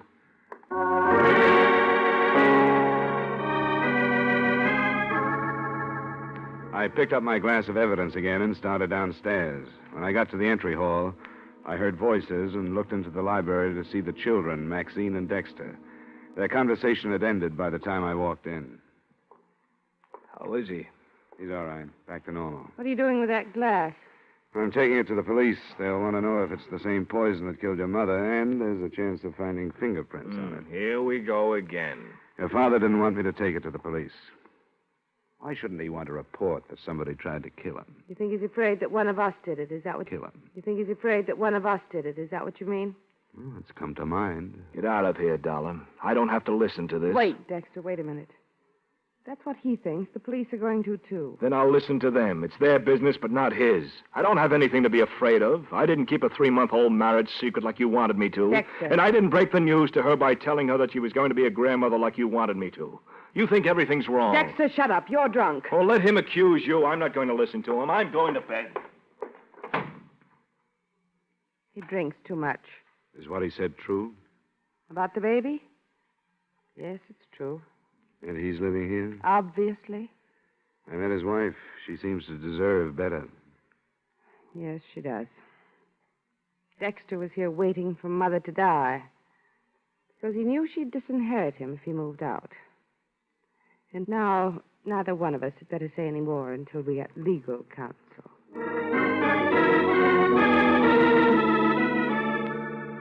I took the poison to the police and made a statement. Then I went back to my hotel. 2 or 3 phone calls to Gretchen Harwell got no answer, so the next morning I found her at a studio before the day's work began. What are you doing here? I tried to reach you last night and couldn't. What do you want? Somebody tried to poison Mr. Harwell. Oh, he's all right. Yes, I phoned you a number of times last night, but there was no answer. I was out. I stayed with a girlfriend. And you left a few things unsaid the last time we talked. Didn't you? You found out about the baby. Yeah. And you've come to congratulate me. How nice. I've been simply swamped with congratulations. Please, this has to be straightened out, and everything that's held back makes it harder. What does the baby have to do with it? Well, it makes a motive stronger than ever for Dexter. He wouldn't kill his mother. I was told he'd be disinherited if he left the family manse because of the marriage you kept secret. Where did you hear that? Came out last night. He didn't kill his mother. How about trying to kill his father? No. He was trying to help us. The father? Doesn't sound quite right. I know it doesn't, but it's true. Dexter didn't even realize it, but I did, and I tried to explain it to him. Mr. Harwell had never done anything in his life, but he tried to help us. Why? Because when he married her, he must have had a personality. His mother didn't approve of Dexter and me, but I think his father did. You didn't keep it a secret from him? For a little while, until I insisted that we tell him. And he kept it from Amelia. Do you know why? Because she was the dictator. When she was sick, she was worse. She'd think Dexter had waited until she was helpless before marrying the girl he wanted to. But she found out and was poisoned before she could do anything like dropping Dexter from her will. I don't care. I don't care. I'll even say that Dexter did have reason to kill his mother. But he never would. And not his father. You aren't trying to protect him, are you? Of course I'm not. I don't care how much I love him. I wouldn't want him if he were a murderer.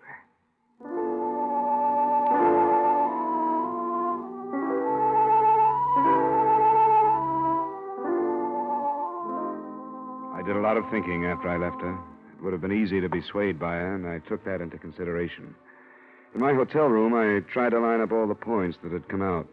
Only 2 of them added. By phone, I tried them on Dr. Stevens.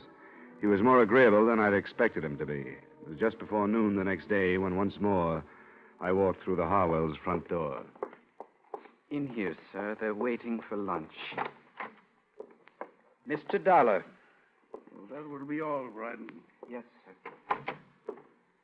Mr. Dolar, I thought I told you not to enter this house again. You did, Mr. Harwell. But I thought the fact that I might save one of your children from a murder trial might make a difference. Which one, if I may ask? Dexter. I don't understand. I think we've had enough of this, Mr. Dolar. My family has been quite upset since you've arrived. I think we've had enough, too, Mr. Harwell. I wonder if I could talk to you in private. Who are you to ask that? No, Dexter, I think I agree with him. Please leave. But, Father, I You feel... too, Maxine. All right, Dad. Come on, Dexter. Sure. See if Dollar can tell him anything worse about me than he knows. Well, Mr. Dolar. You wouldn't like to see Dexter charged with the murder of your wife, would you? Of course I wouldn't. The police are ready to do it. And they've got a good case. You didn't think of that, did you?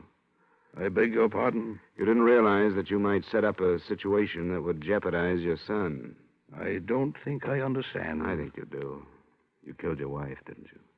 You filled a glass of water last night to throw off suspicion and to get rid of the evidence at the same time. Mr. Dolar. If you didn't, Dexter is going to be brought to trial. I can promise you that.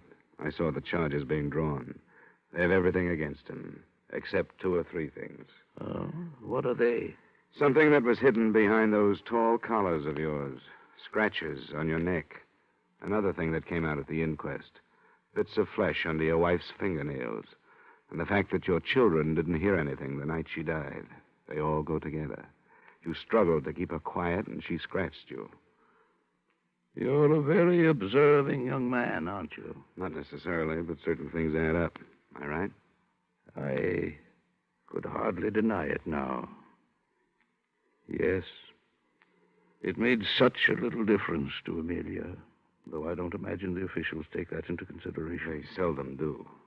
But it made such a great difference in Gretchen's child. I've made many mistakes with my own children through deference to my wife. I'd hoped that I could help my grandchildren through strength. Strength enough to do what I have done. You were helping Dexter, too? No, helping the child through Dexter. I had hoped that Amelia, when she knew that a life was being given while hers was being taken, would be glad and approve, but she didn't. She asked for a lawyer so that she could change her will. Then I knew what I had to do. I'm sorry, Mr. Harwell. There are many things to regret, Mr. Dolar, many things. But hastening my wife's death is not among them. Her life was decayed. The life she did not want that I did want. So fresh and new that it doesn't even know what hope or helplessness can be. Forgive me, Amelia. Amelia. Forgive me.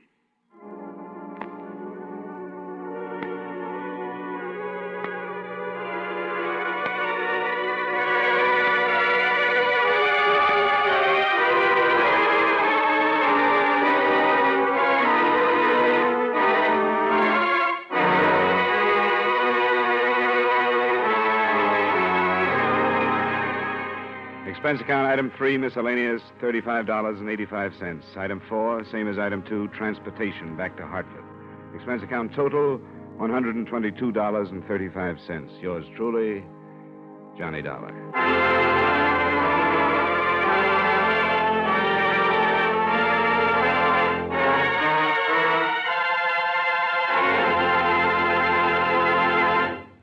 Remember, friends, Wrigley's Spearmint Chewing Gum refreshes you. Wrigley's Spearmint Chewing Gum gives you real chewing enjoyment. The lively, full-bodied flavor of Wrigley's Spearmint cools your mouth, freshens your taste, sweetens your breath. The smooth, pleasant chewing of Wrigley's Spearmint helps keep you feeling relaxed and satisfied, makes whatever you're doing more enjoyable. Yes, for refreshment plus chewing enjoyment, treat yourself often to Wrigley's Spearmint Chewing Gum. Millions enjoy it daily. Get a few packages and always keep some handy. That's Wrigley's Spearmint Chewing Gum. Healthful, refreshing, delicious.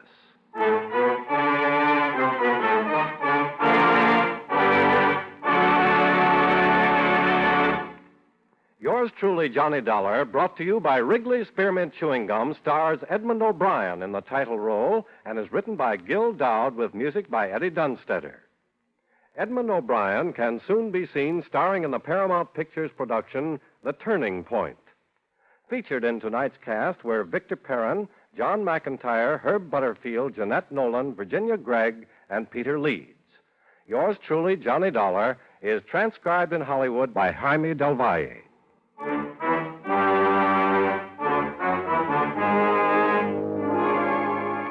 The makers of Wrigley's Spearmint Chewing Gum hope you enjoyed tonight's story of Johnny Dollar and that you're enjoying delicious Wrigley Mint Gum every day.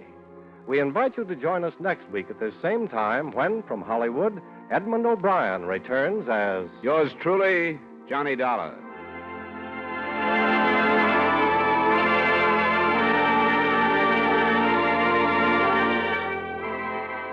This is the CBS Radio Network.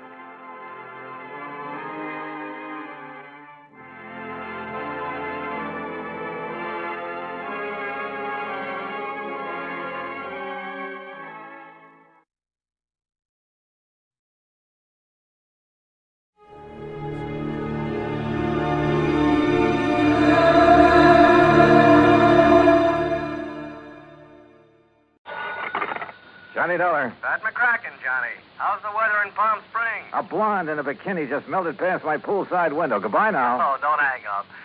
Johnny, this job's just a few miles north of where you are. It'll take maybe a day to clear it up. Yeah, you said that last Christmas, Pat, and I got trapped in a blizzard. This season, I soak in the sun. Happy New Year. John boy, we have a bonus list in this office. Your name could be on it. Near where I am, huh? It's a ghost town named Calico. An old prospector named Kringle is breathing his last up there. I thought old prospectors never died. He wants to change the beneficiary on his $50,000 policy, but a nephew, Ned Kringle, threatens suit if we let him. So you contact our agent, Gene Craig, in Barstow. Who's the new beneficiary? Carmen Kringle. Carmen? A burro. A burro? Yeah. If I don't hear from you, Johnny, Merry Christmas.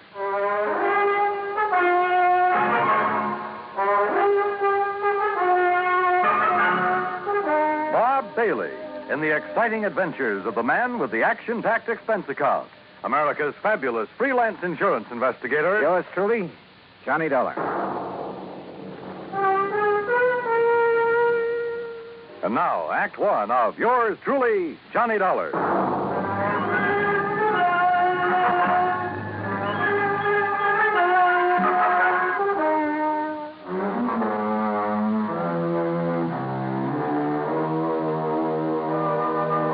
Expense account submitted by Special Investigator Johnny Dolar to the Home Office, Universal Adjustment Bureau, Hartford, Connecticut.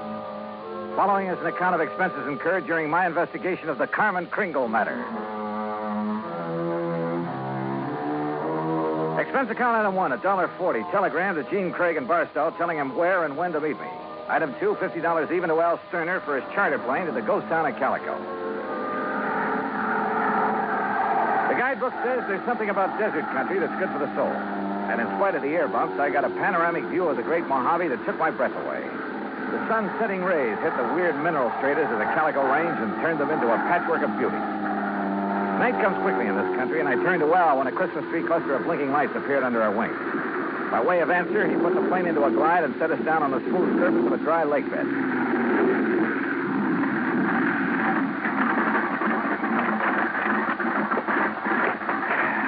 Johnny, you want me to wait around till your friend shows up?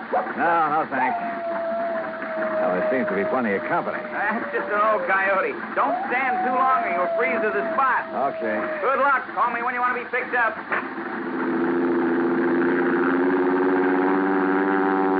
I watched Al's plane until it was swallowed by the darkness. Then suddenly I got that feeling in the hair on the back of my neck that I wasn't alone.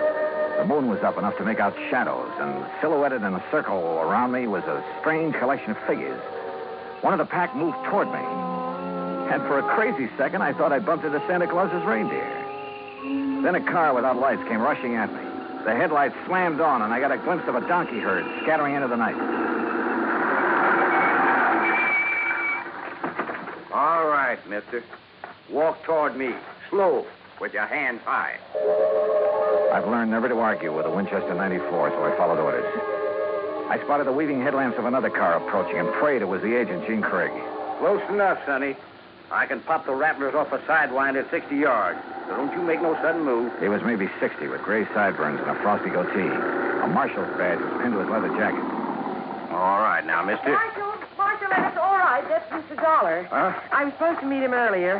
I'm awfully sorry, Mr. Dolar. I'm Gene Craig. Huh? I couldn't get here until I drove Doc Spangler up to Chris. He's had another setback, Marshal. Yeah, some darn fool let down a rail on his corral, and Chris Kringle's whole herd got loose. He don't give a chuck for most of them, though, except Carmen. Now he's fretting because she's running wild. Almost had him tracked down when this here fella showed up. If you vouch for him, huh, Gene? You are Johnny Dolar, aren't you? Well, a frozen facsimile. Come on, I'll drive you into Calico. You tell Chris that I'll have his Carmen back in the corral before the moon's full. And, Gene. Yeah, Marshal. Tell the old sourdough to stay alive, will you? We need him around here. Sorry about mistaking you, Mr. Dollar.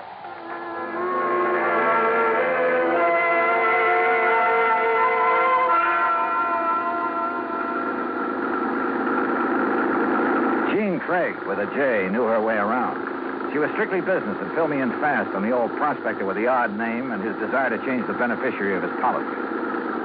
Everybody calls him Chris because every year he loads up his burros with toys and presents for the miners and their families back in the hills. Huh? The kids really think he is Santa Claus. I'm afraid it won't be a very merry one for them this year. Well, what makes everyone so sure Chris Kringle is giving up the ghost? Doc Spangler says there's nothing apparently wrong with him. It's more like he's given up. Oh, what's with this Scrooge character, the nephew? Ned Kringle seems all right. It's the man with him, Willie D'Agostino. He does the talking for Ned. You'd think he was going to inherit the money. Well, maybe he's expecting to. You know, you're making a good case for Carmen. Can a burro be a beneficiary, Johnny? Chris can leave it to a three-masted schooner if he wants, providing a trust is set up. Could the people of Calico be that trust if they promise to take care of Carmen? Yeah, I guess so. Why? That's the way Chris wants it. That way there'll always be a Christmas in Calico. What happens when Carmen goes to donkey heaven? Or is it burros that never die? There'll always be burros in Calico, Johnny. And one of them could always be named Carmen.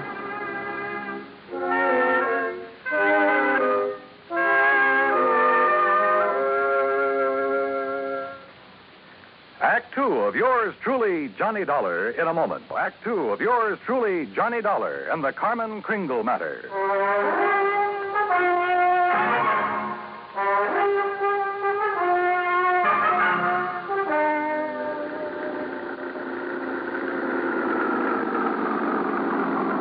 Well, here we are, Johnny.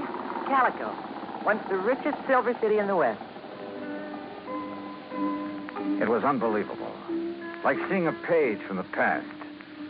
Walter Knott, famed creator of Knott's Berry Farm and Western historian, had bought the old ghost town's battered remnants and restored it to the way it must have appeared in the wild and fevered days of the Silver Lode.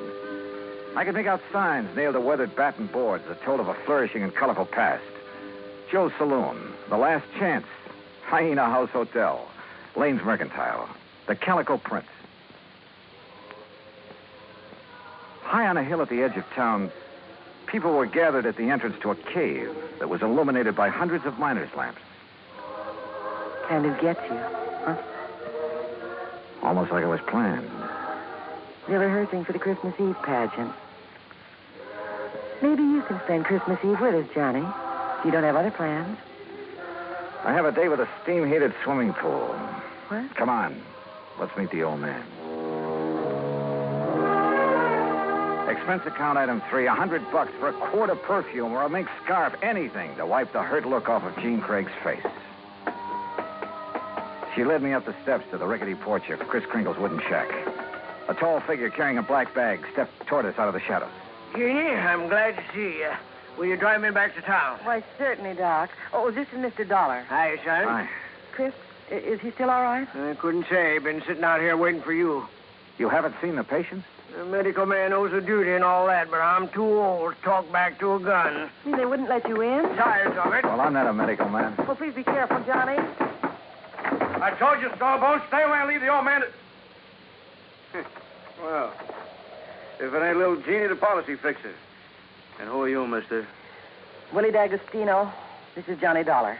He's from the insurance company to see about changing the policy. Who is it, Wooly? Who are you talking to? Relax, will you, and let him give us some tourist directions back to Barstow. There'll be no policy changing at this late date, mister. Ned Kringle is very bereaved at the imminence of his uncle's demise. Just family admitted at this sad hour, so mosey along, folks. I'll leave the young man to his grief. Your foot is in the door, mister. I don't like your foot, and I don't like you. His hand moved to his shoulder holster, but Jean was standing right beside me. It was Doc who suddenly shouldered past D'Agostino and fled up the stairs that gave him my chance. I kicked the door wide, threw him off balance. I shoved Jeannie aside, and that was a mistake because a million Christmas tree lights blazed up in my skull.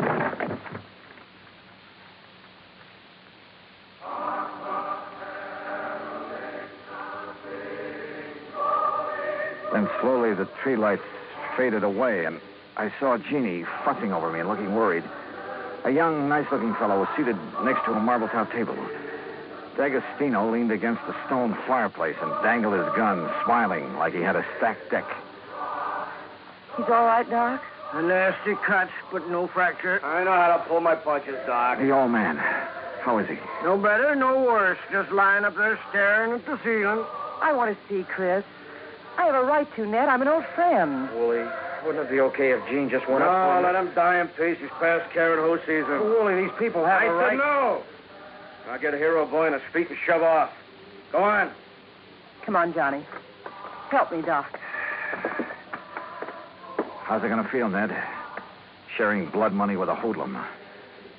Your uncle paid for that policy with a pick and a shovel. It took a lot of years, a lot of sweat. And he's had your name on that policy ever since you were born. Oh, man, Kringle never saw pay dirt in his life. Ned had given money to live on, paid the premiums on his policy.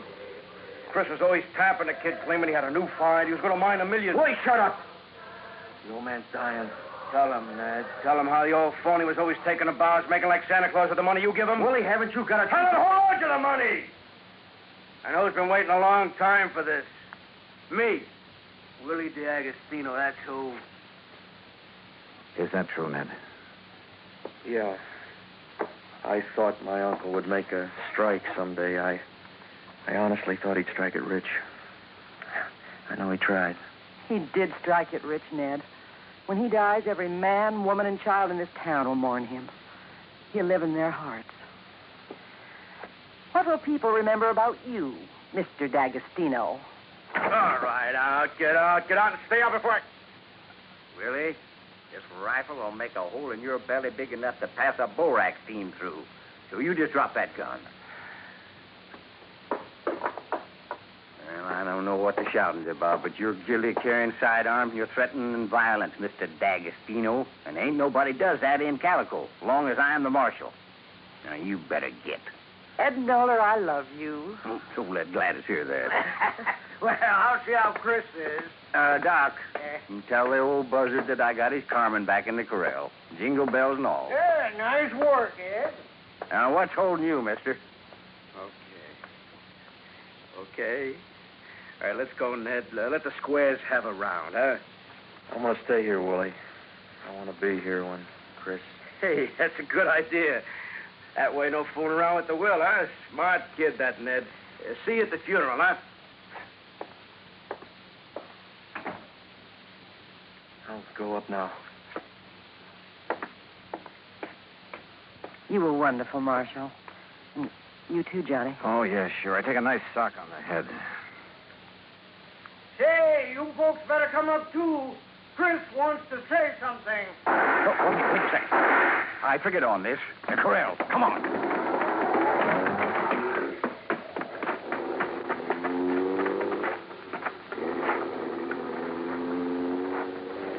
D'Agostino must have had another gun in his car. One of the bullets had found the mark he intended. Willie Boy wasn't taking any chances that Carmen Kringle would inherit $50,000. We found the burro lying on her side, quite dead. Jingle bells and all.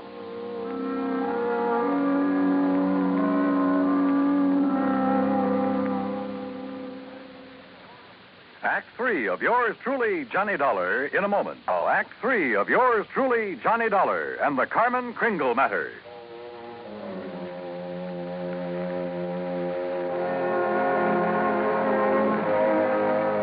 Oh, Marshal. Johnny, how could he have been so cruel? Carmen dead. It's just not right. Yeah. I figured D'Agostino might be mean enough to try killing Chris's pet burro. We can't tell him about it. It would kill him for sure. You'll have to know the truth, Gene. You'll have to decide about the will. Yeah, truth is always the best. And easy this time. Easy? Huh? Yeah. I'll just take these bells off of this poor little feller, and I'll put them where they belong. Carmen? What? Carmen. Oh. Mosey over here now. Well, you pulled a switch. You put these bells on another burro. Yeah. I didn't trust that greasy character, and I was right. A nice girl, Carmen. Oh, I'll be. Now, you folks going up and see old Chris. I'll keep an eye on this here $50,000 jackass. That's the way it's going to be, ain't it, Johnny? Yes, sir. That's the way it's going to be. But I was wrong. The roly-poly little old man in the four-poster bed with his white whiskers resting on the quilt changed his mind again. Even after hearing about how the marshal saved Carmen. I wasn't going to scratch Ned's name off of that insurance, Mr. Dollar. I tried to shake that D'Agostino, figuring he'd take his hooks off of Ned if he thought my Carmen was going to get the money. Oh, I was scared for a while that I just might have to up and die to square my nephew's gambling debts. I'm sorry, Chris. I'll work my fingers raw paying every cent I owe, but I'll pay him back with interest. I want you around. Yeah. Okay, Mr. Dollar. Yeah, Chris. Lift the lid on that footlocker and fetch me one of them bags in there. They're pretty heavy, but you look strong. Oh, they're sure heavy enough. You got them stuffed with silver? It's better than silver. Open it up there. Yeah, that's it there. Yeah, you recognize it, Doc? Yeah. Maybe you'd better have a good sleep, Chris. This here is plain old gravel. Oh, plain gravel. It's uranium, Doc. Huh? The last batch assayed at $900 a ton. And I got a mountain of it staked out. In both our names, Ned. You don't say why, Chris. Mr. Dollar, if you and Jeannie check with the Barstow Bank, you'll find that they'll extend credit on the strength of that assay. You reckon you can spend 2 days buying enough presents so as we won't disappoint the folks hereabouts?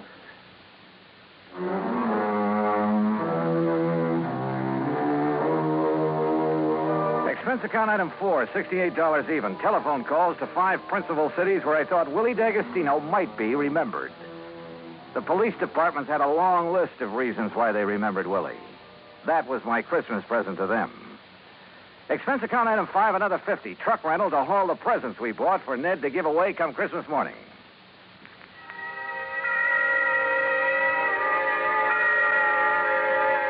And then it was Christmas Eve. We sat on the Kringle's porch and watched the procession up to the Maggie mine. The flickering lights from the miners' lamps reflecting on the faces of the happy children. Old Chris was bundled up in blankets, his little eyes twinkling, chuckling to himself like he knew all the answers to the universe. Jean was there, too.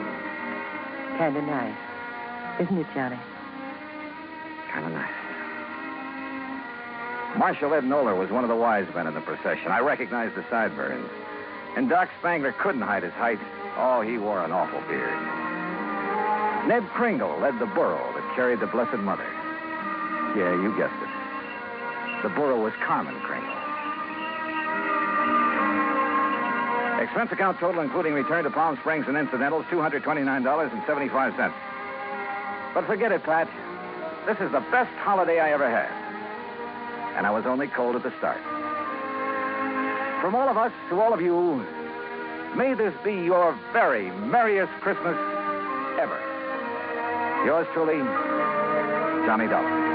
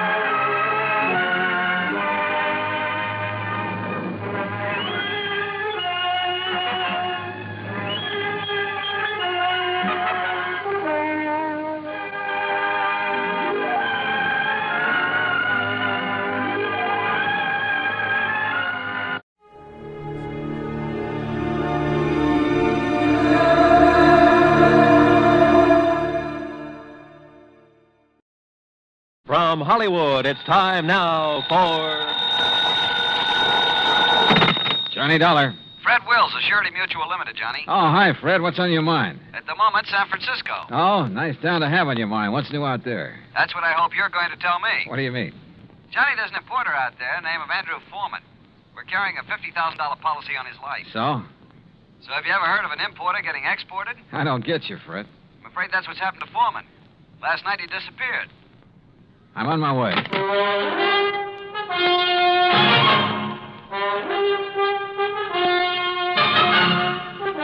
now Bailey in the exciting adventures of the man with the action-packed expense account, America's fabulous freelance insurance investigator. Yours truly, Johnny Dollar. And now, Act One of yours truly, Johnny Dollar.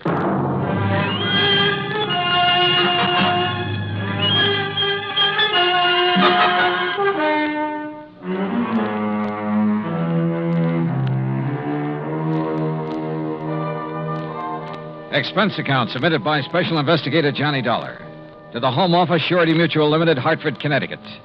Following is an account of expenses incurred during my investigation of the Blinker matter.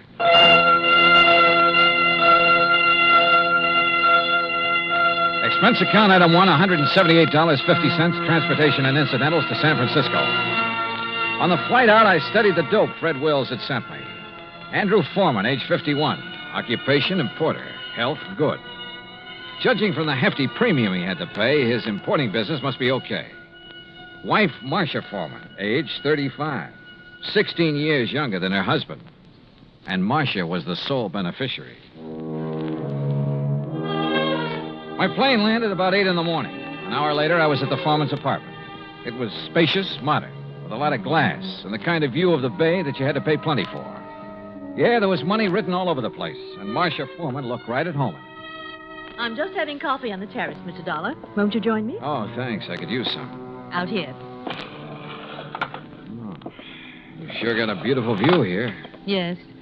I never get tired of watching the bay, the ships. There's always something going on. Oh, here you are. Thanks. What is it, Mr. Dollar? Oh, I'm just looking up the bay. Alcatraz? Yeah. Such a grim-looking place. Yeah, it's a real exclusive club. But I managed to get a couple of new members into it. I don't think I care for the kind of job you have, Mr. Dollar. Trouble wherever you go. Suppose we talk about your troubles. All right. I told the police all I know when I filled out the missing persons report. But I'll go over it again for you. If you don't mind. Your husband disappeared the night before last. Yes, that's right. What time? I'm not sure. Oh? Around 9 o'clock that night, somebody came to see him. A strange sort of man. How do you mean strange? Well, he was dressed in rough clothes, a seaman's jacket. He said he was an old friend of my husband's.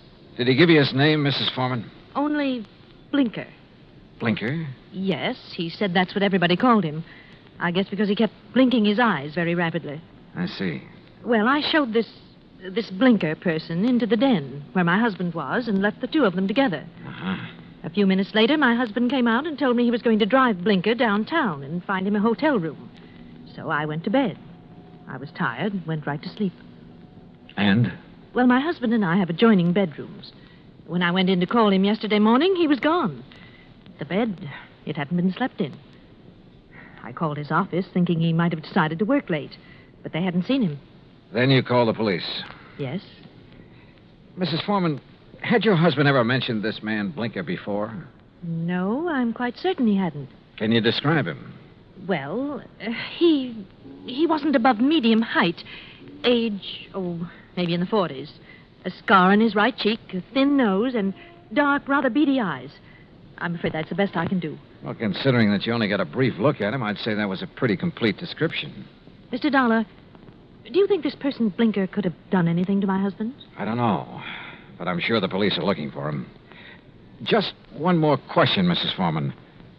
Suppose Blinker had nothing to do with your husband's disappearance.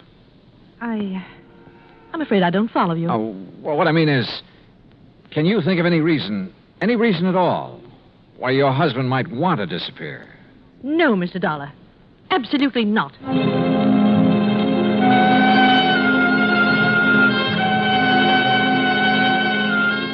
Marcia Foreman sounded pretty certain of that last answer. Maybe just a little bit too certain. Expense account item 2, $1.80 cab fare to the office of an old friend of mine, Detective Lieutenant Scapella. Jono, if Foreman took this character Blinker to a hotel, it's no hotel we ever heard of. We've covered them all. You think Blinker could have killed Foreman? It's a possibility. What's another? Maybe there is no Blinker. Yeah, Scapella, I thought about that, too. Jono, didn't it hit you there was something strange about Mrs. Foreman's story?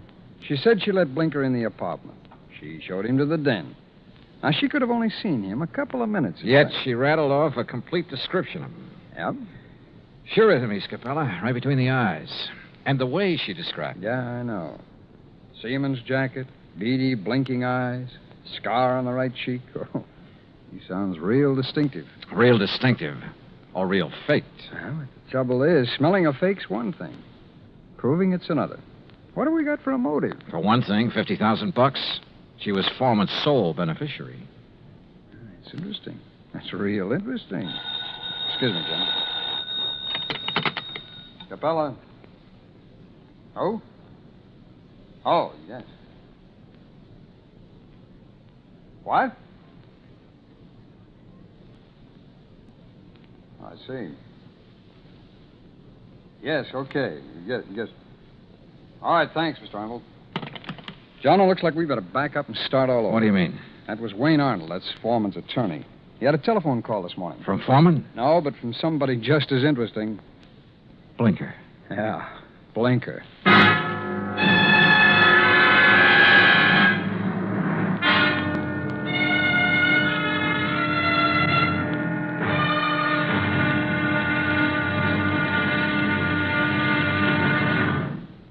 Act two of yours truly, Johnny Dollar, in a moment.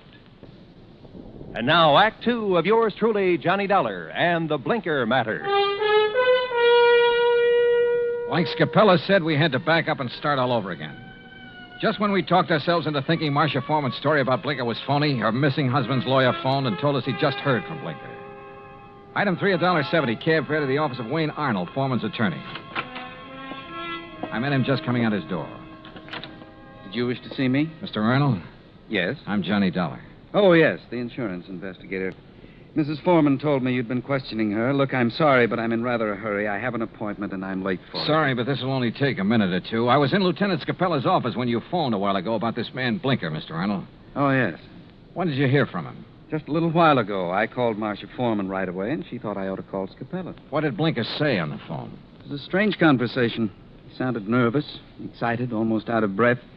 Said he wanted money, $10,000. If he didn't get it, he'd... And that's as far as he got. He stopped suddenly, said he'd contact me later, then hung up. What do you make of it, Mr. Dollar? I don't know. Could be he's holding Foreman for ransom. That's what it sounded like to me. I take it you don't know this Blinker. I never heard of him until Marcia told me about him showing up night before last. Okay. Just one more thing, Mr. Arnold. How long have you been Foreman's attorney? 3, 4 years. Why? Any reason you know of why he might want to disappear? None that I can think of. Another woman, maybe? I doubt it very much. How about his importing business? As far as I know, it's in excellent shape. Okay. Thanks, Mr. Arnold. Mr. Dollar. Yeah? This man Blinker, why would he have it in for Andrew Foreman? Good question, Arnold. Sorry I don't have an answer to it. I went down the elevator and outside. I stopped at the corner to get some cigarettes, and that was my first lucky break. Because just as I was leaving the counter, I saw Arnold come outside. And the way he looked up and down the street made it plain he wanted to see if anybody was watching him. He got into his car and drove off. I grabbed a taxi, that's item 4, and trailed him. He drove into Golden Gate Park and stopped. I got out down the road and worked my way toward him behind some bushes. Pretty soon, a woman came over and got into his car. I couldn't hear what they were saying, but I didn't need to. Because when I saw the kiss, I got the message. The woman was Marcia Foreman. I went back into town and waited for Marcia outside her apartment door. She showed up about half an hour later. What? Why, Mr. Dollar. What is it? Is something wrong? Yeah, something's real wrong, Mrs. Foreman. I want to talk to you. All right. Come in. But I've already told you all I know. The story you told me about this man, Blinker, there's no such person, is there? What? You and Arnold made it up. Why, no, that's not true. What about you and Arnold, Mrs. Foreman? I don't know what you're talking about. Well, then tell me, did you enjoy your visit with him in Golden Gate Park an hour ago? Oh, that. Yeah. Well, all right, Mr. Dollar. Wayne Arnold and I have... Well, we've been in love for some time. Did your husband know? I'm not sure. We were trying to find the right time to tell him. I don't think he'd really have cared very much. Oh. My husband and I haven't gotten along very well the last year or two. I guess I really didn't know him when I married him. Mr. Dollar, this has nothing to do with my husband's disappearance. You must believe that. That's so. I didn't make up the story about Blinker. I didn't kill my husband, if that's what you're thinking. Has he been killed? I don't know. You've got me confused. If you didn't do it, how about Arnold? No. He'd have no reason. Besides, he wasn't even in town the night before last. I can check that. I know you can. Mrs. Foreman, maybe you're telling me the truth and maybe you're not. Sooner or later, I'm going to find out which. I am telling you the truth. Then can you give me any reason at all why your husband has disappeared? There's one possibility, Mr. Dollar. It might have something to do with his importing business. What's that mean?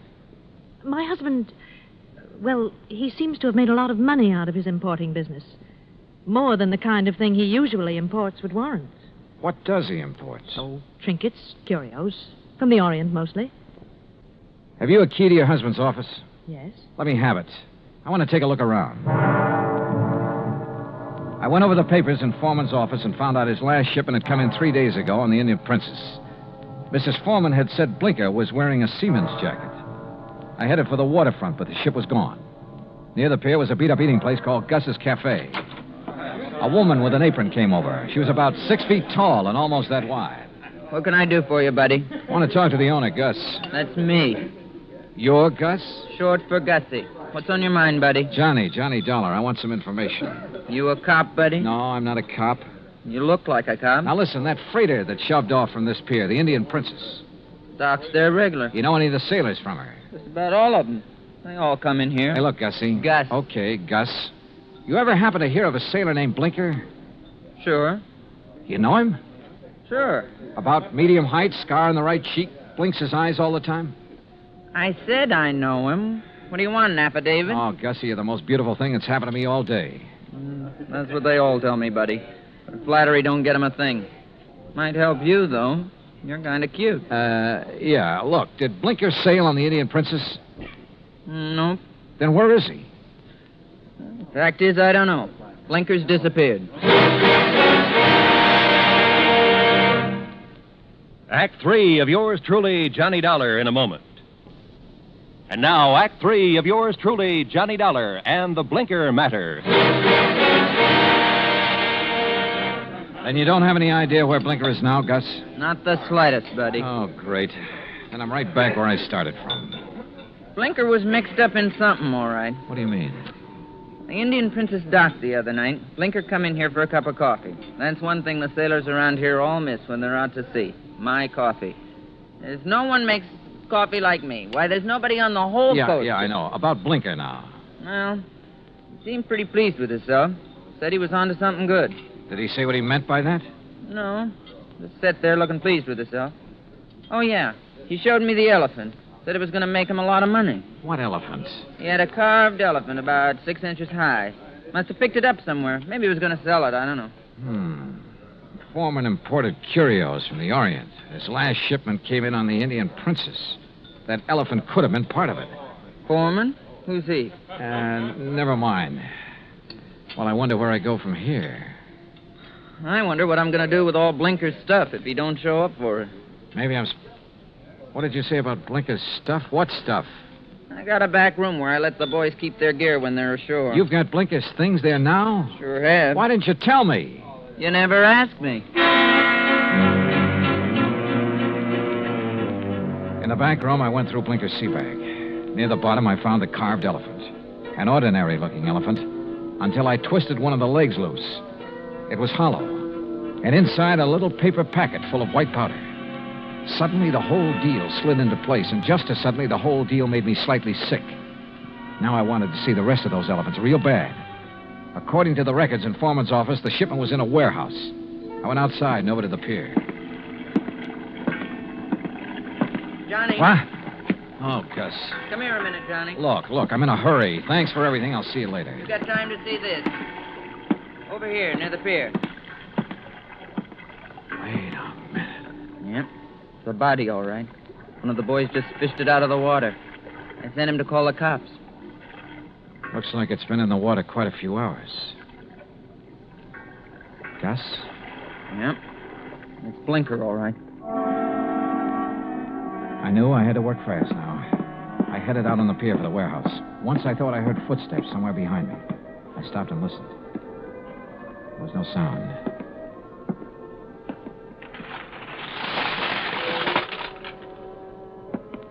It was dark inside the warehouse, but with the help of matches, I located Foreman's shipment. I took a crowbar and opened one of the crates. It was full of carved elephants. I picked up one of them.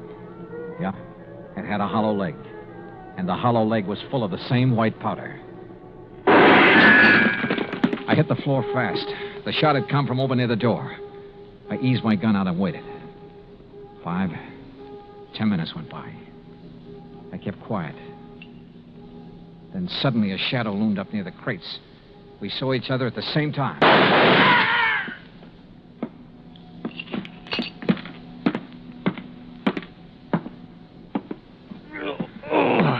My shoulder. Well. The missing man himself, Andrew Foreman. Look, Blinker found out what you were importing in those carved elephants. He tried to blackmail you. I don't know what you're talking about. Oh, sure. You probably told him you'd pay off. That's when you drove him downtown night before last. Then you tried to kill him, but he must have got away. I tell you... You called your lawyer, tried to put the squeeze on through him. But he had to hang up in a hurry. You were probably getting close. You finally caught up with him, didn't you, Foreman? Look, you've got no proof of anything. Why should Blinker try to blackmail me? Like I say, he found out about the narcotics in those hollow elephants. It was put there without my knowledge. You have no proof I was involved. You know, Foreman, it doesn't much matter. You've got even bigger troubles than that staring you in the face. I don't understand. Blinker's body has been recovered from the bay. I wouldn't know anything about that. You've got no proof of that either. No. There were 2 bullet holes in Blinker. 5 will get you 10. The slugs in him came from this gun of yours. The gun? Yeah. This is something that can be proved. Well? All right. I just didn't have any choice.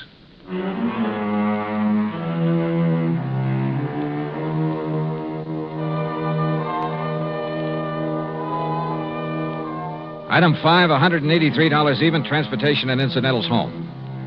Expense account total, $434.50. Remarks? Andrew Foreman made a complete statement to the police. The murder case against him is open and shut. So, it looks like he's going to beat the narcotics rap after all. The hard way. Yours truly, Johnny Dollar.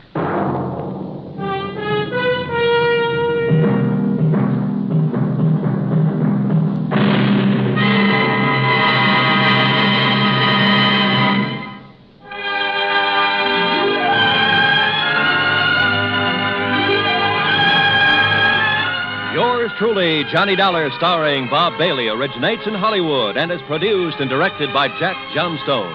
Today's story was written by Robert Stanley. Heard in our cast were Paula Winslow, D.J. Thompson, Harry Bartell, Stacey Harris, Vic Perrin, and Bob Bruce. Be sure to join us next week, same time and station, for another exciting story of yours truly, Johnny Dollar. This is Roy Rowan speaking.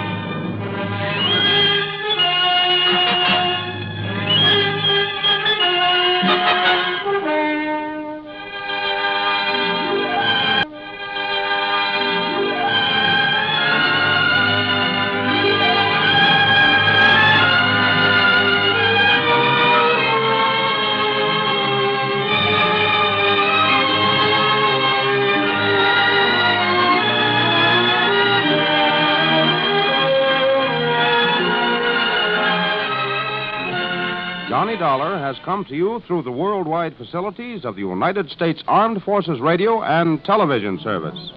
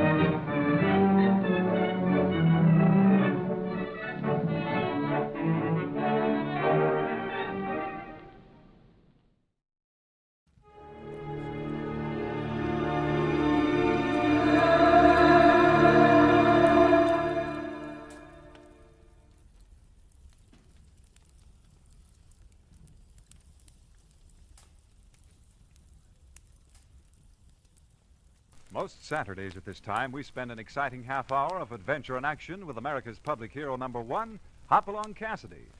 Well, even two-fisted cowboys take summer vacations when they can, and Hoppy is no exception. But Hopalong and Topper will be back with us riding the CBS air trails again 3 weeks from tonight, September 22nd. Get this and get it straight. Crime is a sucker's road, and those who travel it wind up in the gut of the prison of the grave. There's no other end, but they never learn. From the pen of Raymond Chandler, outstanding author of crime fiction, comes his most famous character in The Adventures of Philip Marlowe.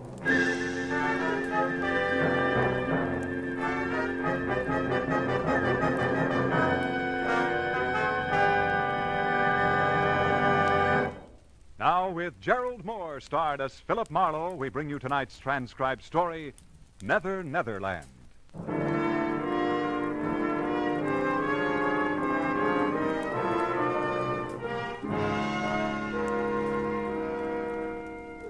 There are times when life makes no sense at all. When confusion is the keynote and all we do is run in ever-tightening circles. The 1 and 1 is 2 school is closed and nothing comes out even. In the 30 hours just passed, I'd wrapped up a case and considerable of my youthful zest along with it. I was bone-tired. When I reached my apartment, sank deep into my bed. It wasn't so much to sleep, but to die a little. And I was not long dead.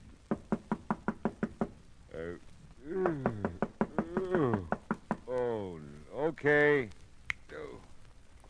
Where are those slippers? Okay. Who needs more than 15 minutes sleep? Yeah. Yeah. Mr. Marlowe, I've got to see you. It's very important. Yeah, it better be. It's awfully late, I know. You're nice to let me in. Did I let you in? Yes. Just now. You're not still asleep, are you? No. No, I don't think so. You see, I always sleep lying down. It's a habit. You must know I wouldn't bother you this way if it weren't that... Well, someone's following me, Mr. Marlowe. Oh? He's been following me for I don't know how long. I'm so frightened. Oh, come on. How about a cup of coffee, huh? Oh, really, Mr. Marlowe, I don't think you're listening to me. I can make it worth your while.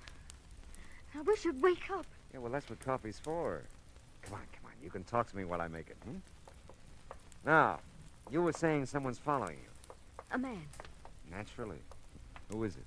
Why, I don't know. Uh-huh. Well, sit down over there at the kitchen table. This won't take long. Thank you. Now, why would anybody be following you? That's the silliest question I've asked in days. But it isn't silly. I've tried to figure it out myself. I haven't done anything. I don't have anything. Yes. Well, we'll let that go. Look, maybe I ought to know your name, huh? Oh, I'm sorry. I'm Carolyn Shepherd. Don't be sorry. I'm glad you're Carolyn Shepherd. Why? Well, because it beats the heck out of being George Shepherd. Dee Dee said she thought you'd help me. That's why I came. Dee Dee? My roommate, Dee Dee Reynolds. Oh. She doesn't know you or anything. She just said if she were troubled, like I am, she'd get in touch with you. Yeah, well, that's nice of Dee Dee. Does she know somebody's been following you? No, I haven't told anyone. Oh. I don't know her very well. We haven't lived together long. I don't know. I didn't want to frighten her, too. Mm-hmm. So I just told her something that sounded all right. And she said she'd heard about you. Oh, your water's boiling. Mm. Oh, thanks. Does he ever call you? No, we don't have a phone. Oh. The landlady lives right next to us, the next apartment. We use hers. But he never tries to call me, as far as I know. Well, does he ever come to your door or approach you in any way? Sometimes he gets very close. That is, almost before I know it, there he is. But then I run, and he's never caught up with me yet. Well, he could just be watching you then, huh? Yes, I guess so. But why? I don't know. Maybe we can find out. Did you see him tonight? Yes. He was out in front of the apartment house for a while. I don't think he followed me over here, but he may have. Can you see the street from those windows? Mm-hmm. See anything? No, nothing. Oh, Mr. Marlowe, what will I do? Well, right now, honey, you'll have a cup of coffee. I'll take a quick shower and a shave, and then we'll... He might come. Oh, the doors are locked. If you hear anything, just bang on the bathroom door. You won't be long. No. Sure not. Be back before you know it. It was now 2:30 in the morning. Although I was still gray and half dead inside, my eyes found a new reason for being wide open. Carolyn Shepard was not just an attractive girl. She was slightly sensational. Statuesque would be the term. She was almost shoulder height with ash blonde, long hair. Her smoky blue eyes were half wild with fear and searching. But there were promises in them. And her figure was the kind that you didn't mention in polite society.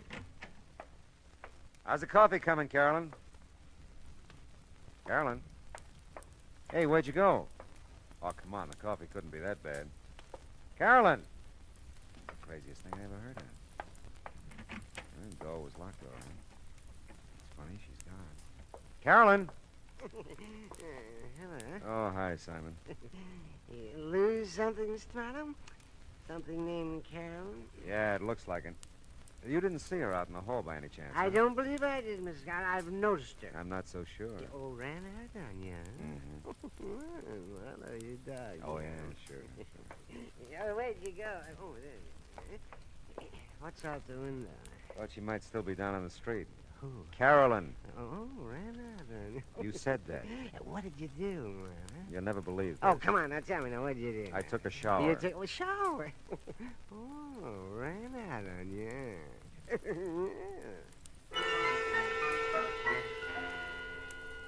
Simon was listening badly, but enjoying a good laugh when I left him. Back inside the apartment, I reached for a cigarette and a few conclusions. Her name was Carolyn Shepard. Someone was following her. She'd been here, and she was gone. That's all I knew. I looked at the clock, 2:45. I remember the coffee I'd made, started to the kitchen to get a cup when my foot and eye caught something at the same time. It was a billfold. The driver's license said Carolyn Shepard, and it gave a Yucca address, apartment 3. Physical description didn't do it justice. But it heightened my memory, and I was there in no time.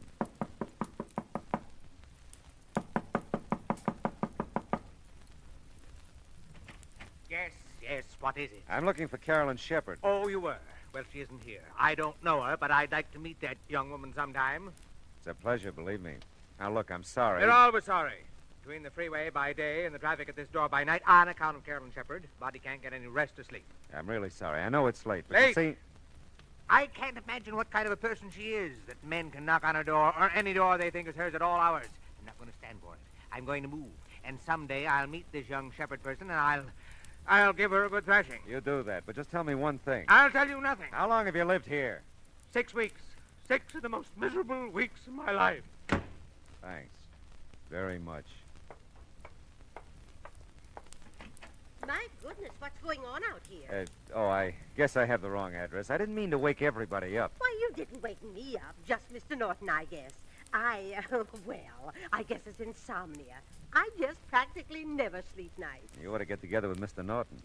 He tells me he has the same kind of trouble. He isn't a very pleasant old gentleman, is he? No. Oh, my. I guess I should introduce myself. I'm Hester Hutchison. I'm the manager of the building. Oh, well, maybe you can help me then. I'm trying to locate Carolyn Shepard. This is the only address I've got for her. Oh, I'm sorry. You're sorry? Carolyn did live here, but she moved about 6 weeks ago. And for some reason or other, I never understood really, she didn't want to leave any forwarding address. I see. Well, thanks, Miss Hutchison. Oh, not at all, not at all. I hope I didn't disturb you, really. Oh, my goodness, no. As I said, I'm sort of given to this insomnia or whatever it is. Well, as a matter of fact, I just baked a coffee cake. Sounds silly, I know. But I get some of my best ideas at night. And tonight it was coffee cake. Coffee cake, huh? If you'd care for some, I'd be, you'd just be more than welcome. Oh, that's nice, Miss Hutchison. But you see, I get some of my best ideas at night, too, and I got one right now. About going home to bed.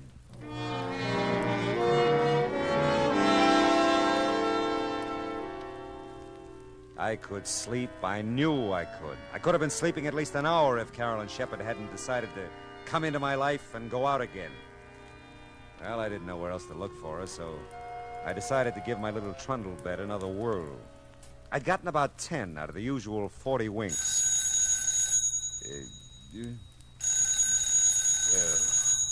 Oh, no. Yeah? Mr. Marlowe? I think so. I'm Dee Dee Reynolds, Mr. Marlowe. Well, that's swell. I guess she isn't, but is Carolyn Shepard still there? No, she is... who'd you say this was? I'm her roommate, Dee Dee Reynolds. She hasn't come home, Mr. Marlowe. I'm so worried. I came next door to phone. Has she been gone long? Yes, she has. Now, look, Dee Dee... Oh, I was afraid of that. Oh, Mr. Marlowe, something's happened. Wait a minute. What's happened?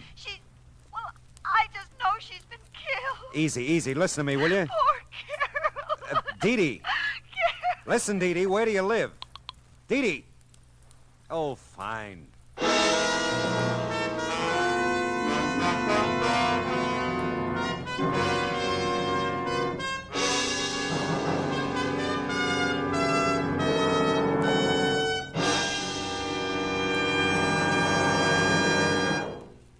In just a moment, we'll return to the second act of Philip Marlowe. But first, James Fassett brings you the second part of his two-program series of Holland Music Festival selections, along with a few colorful words about the music, customs, and people of Holland as he observed them. That's on your invitation to music tomorrow afternoon on most of these same CBS radio stations. Listen to tomorrow for your string serenade featuring Jerry Windsor with his singing strings in Music All America Loves.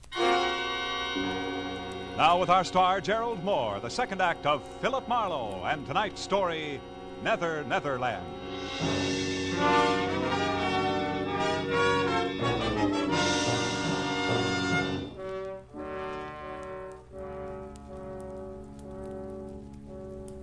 I was wide awake again and furious. Because somewhere in Los Angeles there was another telephone recently put on its cradle. I didn't know where it was or how to make it ring. Somewhere in Los Angeles, too, were a couple of near-hysterical females, neither of whom had any regard for my sleeping habits. Dee Dee had jumped to a conclusion about Carolyn that I wasn't buying, probably because I didn't want to. Well, it was beginning to turn gray outside, and the jarring thump of the paper grazing my door told me a new dawn was with us. Oh, yeah. You still looking for that girl, Mr. Marlowe? Morning, Simon. You still bouncing off walls? I am confronted with something of a problem, Marlowe. So am I. Someone in the night, mind you, has moved my apartment. No. Yes, I've looked all over the neighborhood, and it is gone. Yeah, well, you just hang on. It'll be back. Oh, it has to be. It just has to come home to me. Oh, say, did you ever find her, Marlowe? Her. No, never did. Yeah, you were taking a shower there. Yes. Oh, Marlowe, you dog. Fine. You like coffee cake, Simon? Oh, my dear Marlowe, I not only like it, I respect it. And I'd be proud to join you in some of it. I'd just be proud. No, not me, Simon. About 3 blocks from here, over on Yucca. Ask for Hester. I thank you, Marlowe, from my heart of hearts. I thank you. Hail and farewell, Simon. Go. Well, let's see what's in the paper. International situation. Caught it. Inflation. Holy smoke.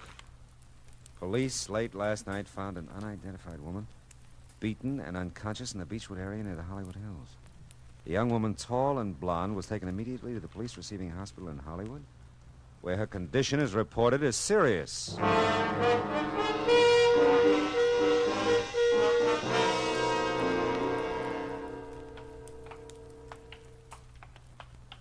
She fits the description of that Shepherd girl's driver's license all right, Mr. Marlowe. She's pretty banged up, though. Might be tough to identify her. Yeah, what time did they find her? About 3 o'clock this morning, I think. We were figuring robbery, since her wallet and most of the stuff in her purse is missing. Oh, here we are. Oh. Yeah, she's still out. Pretty doped up, I guess, huh? Yeah. She the one? No, she isn't. You sure?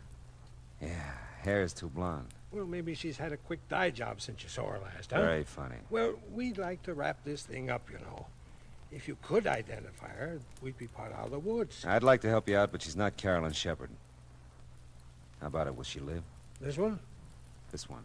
No, hasn't got a chance. You get that way, I guess, watching the inhuman parade of human stretcher cases into a police hospital. I wouldn't have his job. The sunlight was fresh and warm outside. And the coffee I got at the Three Stool joint next door was neither. The now you're sleeping, now you're not routine of the night before hadn't exactly made me razor sharp. But by now I was alert enough to study Carolyn's wallet a little more intently. There was $12 in it, and stashed in with the bills, a book of check stubs on a Hollywood bank. Don't let anyone tell you that banks don't open till 10 o'clock. If you make like breaking down a glass door, they'll let you in. And if you've caused them that much trouble, they'll give you the address you ask for and send you on your way in a hurry. I felt better about this address for Carolyn. Dee Dee Reynolds was listed on the card in the mailbox, too. Yes? You must be Dee Dee, and I must be Philip Marlowe. Oh, yes, Mr. Marlowe. Come in. Thanks. I'm just supposing that Carolyn made it home all right. You seem to have a better grip on things than you did a few hours ago. Oh, I have. I don't usually go to pieces that way, but I was terrified, really terrified. She came home shortly after I called you. Sleeping now? No. As a matter of fact, she just stepped next door to use Mrs. Landsberg's phone. She'll be right back, I know. Sit down, won't you? Oh, thanks, I will. I had 3 chairs in my house. 1 for solitude, 2 for friendship, 3 for society. Is that so? Which one am I sitting on now? Oh, you don't know the quote. It's Thoreau. Oh, well, I'm impressed. I shouldn't flaunt my knowledge that way. It's just that I've been nervous lately. I always read Thoreau when I'm nervous. Well, aside from Thoreau, how much do you know about Carolyn? Not very much. She doesn't let anyone know very much. Oh? I know she's worried. She watches at the window, and she jumps when there's a knock at the door. She acts like someone's after her all the time. I told her to see you. That's nice. Society is commonly too cheap. We meet at very short intervals, not having had time to acquire any new value for each other. You quote a good deal, don't you? Thoreau reaches me. How about Frank Laszlo? Frank Laszlo? Yeah. No, I don't think so. Is he a well-known writer? I wouldn't know. I thought Carolyn might have mentioned him. No, not that I know of. Of course, we keep pretty much to ourselves. Which one of you smokes cigars? What? In the ashtray on that table there. Why, for heaven's sakes. I never even noticed it. That's odd. Of course, I was gone early last evening. Went to the library. Oh. Maybe someone was here to see Carolyn. Yeah, that could be. Well, hello, Mr. Marlowe. I'm so glad to see you. Are you? You don't know how glad. Dee Dee, would you... I promised Mrs. Landsberg I'd water the lawn, fore and aft anyway. It's the nearest thing I can get to Thoreau's Life in the Woods. I love a broad margin to my life. The swiftest traveler is he that goes afoot. Mr. Marlowe, you do know Thoreau. See you later, Dee Dee. Oh, it's been a pleasure. A real pleasure. She's an amazing girl, isn't she? So are you. You did a great disappearing act last night. I know. I felt so strange there. I knew he was around somewhere, and then I saw him down the street in front of your apartment. I had to run. I went out the back, down the fire escape. But you didn't come home for quite a while. Well, there's an all-night diner over on Franklin. I stayed there a long time. I was so frightened. I still am. It's got to stop, Mr. Marlowe. Whoever he is, he has to leave me alone. Who's Frank Laszlo, Carolyn? Why do you ask? Well, I looked through the check stubs in your wallet. You made weekly payments of $50 to Frank Laszlo for several months, up until 2 weeks ago. Well, he's just a family friend, Mr. Marlowe. He loaned me some money, and I've been paying him back. Yeah, but $50 a week is pretty much and pretty often.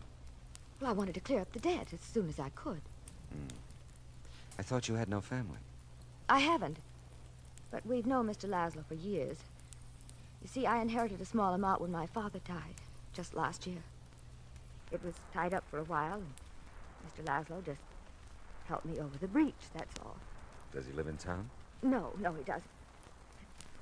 If you're thinking he has anything to do with my trouble, Mr. Marlowe, you're very wrong. I wouldn't want him to know about it at all. You know, Carolyn, you never described this guy who's been following you. You know, I wouldn't even know what kind of a fellow to look for. Well, he's short for a man, not quite as tall as I am. And he's he's muscular looking. I think he's dark, too, although he usually wears a hat and a gray suit. Does he smoke cigars? I've never noticed that he does, no. You don't work anywhere, do you? How can I hold a job in the state I'm in? Oh, no, I just look and wait. What is it? I knew it. He's out there, Mr. Marlowe. Where? I just got in that car, the big convertible at the curb. Okay, honey, come on, let's go.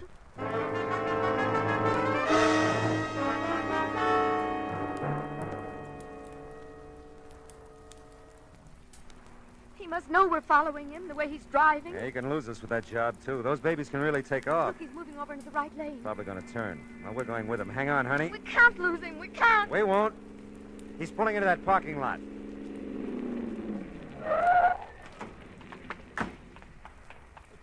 Well, sir, we made quite a chase of it, didn't we? Yeah, we did. Get out of that car. I was just about to... You know, you really shouldn't try to keep up with a car like mine. I was just toying with you that time. Now, if you want to make a real race of it... Now, wait a minute. How tall are you? Oh, I'm quite tall, really. 6'7" in my stocking feet. How tall are you? It doesn't matter. Why, what's the matter, young lady? She'll be all right. She's just a little disappointed. Come on. No. You mustn't take it so seriously, young lady. Your companion here made a good race of it, considering he was up against great odds. Yeah, thanks. Mr. Oldfield. Pius Oldfield. Yeah, well, thanks.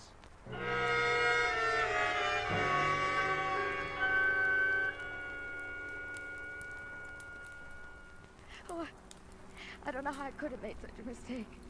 But he did look like him, Mr. Marlowe. Until he stood up, I really thought... All right, honey, forget it. You're pretty tired and upset, and you're almost home now, huh? I don't want to be alone. He'll come. Don't worry, I'll stick around. Nobody will bother you. He must. He must. I'm so tired. So afraid. Take it easy, honey. We can't strike out all the time. Hey, looks like Dee Dee's made a friend watering the yard. Oh, no. What? Mr. Marlowe, this time I'm sure of it. It's him. I know it is. Cigar and all, huh? Okay, baby, we'll see. Come on. No, I can't. Come on, Carolyn. You gotta get with it, girl. Dee Dee, give me a hand, will you? Carolyn, what's wrong? She's pretty upset. Take her in the apartment, will you? Oh, sure, I will. Who's the guy with the cigar? Well, he didn't say. He asked for Carolyn. Okay. Hey, you! Hold it! I don't think so, buddy. I said hold it or I'll ram that cigar down your throat. You don't look so tough. That's how I fool him.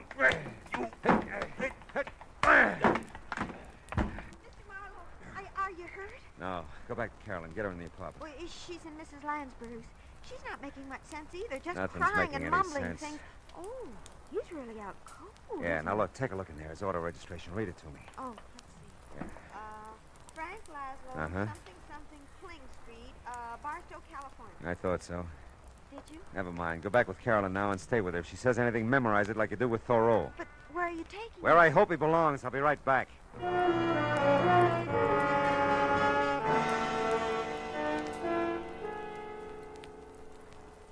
you keep dropping in like this, and we'll be old friends, Mr. Marlowe. Never mind that. What shape's he in? Looks like a minor concussion. He'll be around in a little while. Who hit him? A very dear friend of mine.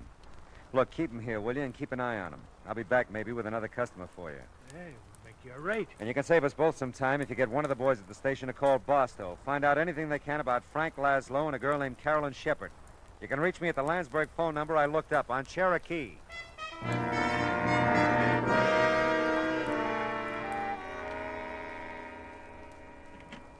Oh, Mr. Marlowe, gee, I'm glad you're back. How's Carolyn? Come in and listen to her. I'm scared to death. Yeah. I remember. Mail a check to Barstow. I must remember. I'll check. Got so much to forget, too. Forget and remember. It's been going on like that ever since you left. Yeah. What does it mean? I don't know for sure yet. Steve, you can't be everywhere. Everywhere I look, you can't be anywhere. You're dead, Steve. Don't you know you're dead? Take it easy, Carolyn. Easy. Oh, that's Mrs. Lansberg's phone. I told her I'd answer it while she was out. Go ahead. It could be for me. Okay. Carolyn, you're okay. Who are you? No. Steve. It can't be you, Steve. You're dead. I'm not Steve, Carolyn. Steve, you're dead. Don't you remember, Steve? I killed you. But you won't go away. You won't go away. As for you, Mr. Marlowe, it's the police. Yeah, I know. I'll get it. She's... What's wrong with her, Mr. Marlowe? She fainted. She'll be okay. Yeah. Did you leave Mrs. Lansberg's door open? Oh, sure. Phone's right there in her living room. Thanks.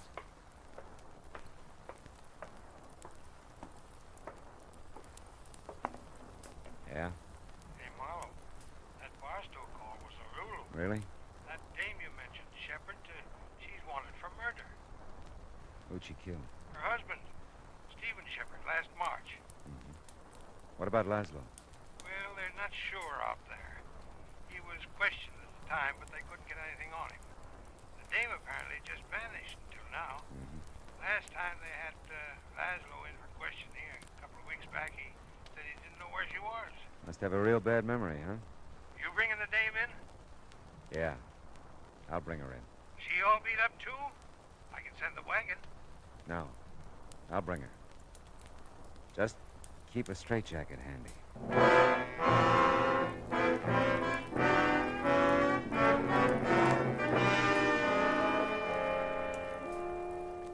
Like I said, there are times when confusion is the keynote. Carolyn Shepard, poor sick kid, kept seeing the man she murdered. Saw him so often she believed it. And Frank Laszlo must have seen things too.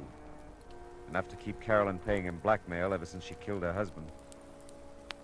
Did you ever stop to think of all the so-called nice, clean, upstanding citizens who carry a moral cesspool behind shining eyes and a sweet smile? Suddenly they make headlines, like Carolyn. What's the line? For murder, though it hath no tongue, will speak with most miraculous organ.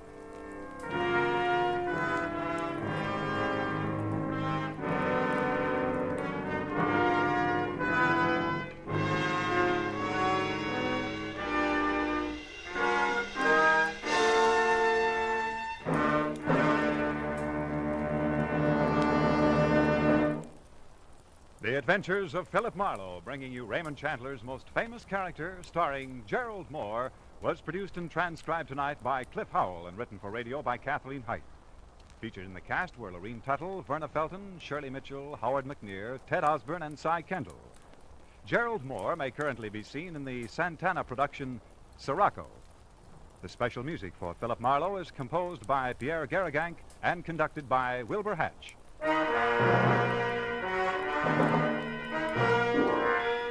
Be sure to listen next week at the same time when Philip Marlowe says...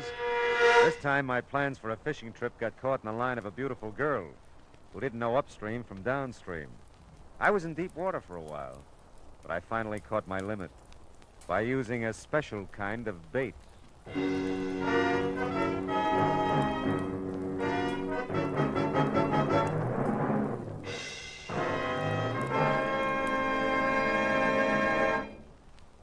There's a song that goes with this story, friends. The story is, starting tomorrow evening, you'll be able to laugh again at the adorable antics of America's favorite teenager, Corliss Archer.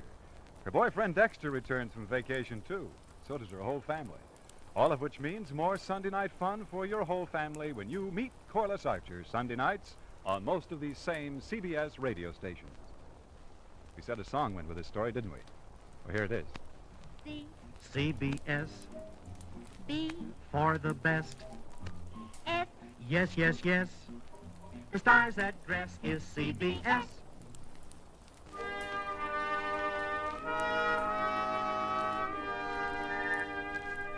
This is Clarence Cassell saying, remember, for the sweetest music this side of heaven, it's Guy Lombardo time, Sunday evenings on the CBS Radio Network.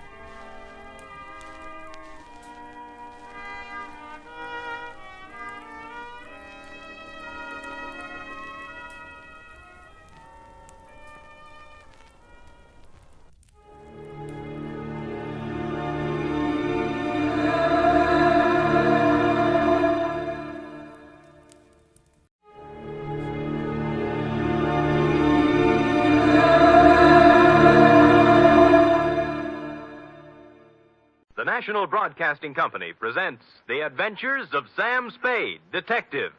Sam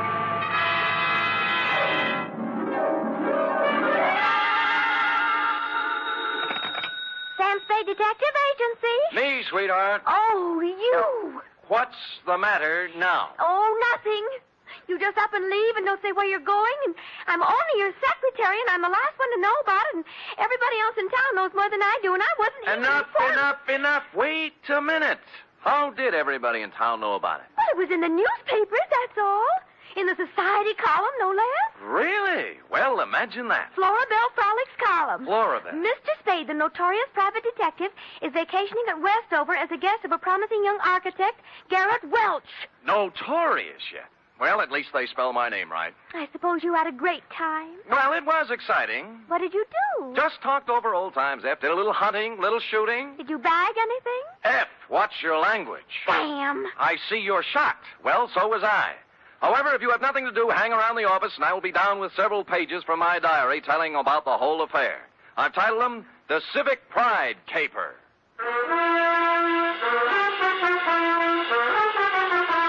For NBC, William Spear, radio's outstanding producer-director of mystery and crime drama, brings you the greatest private detective of them all, starring Stephen Dunn in The Adventures of Sam Spade.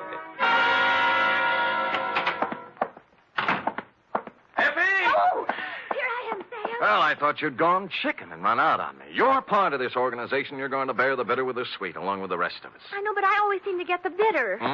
Fridays when the sweets will be given out. Don't quibble.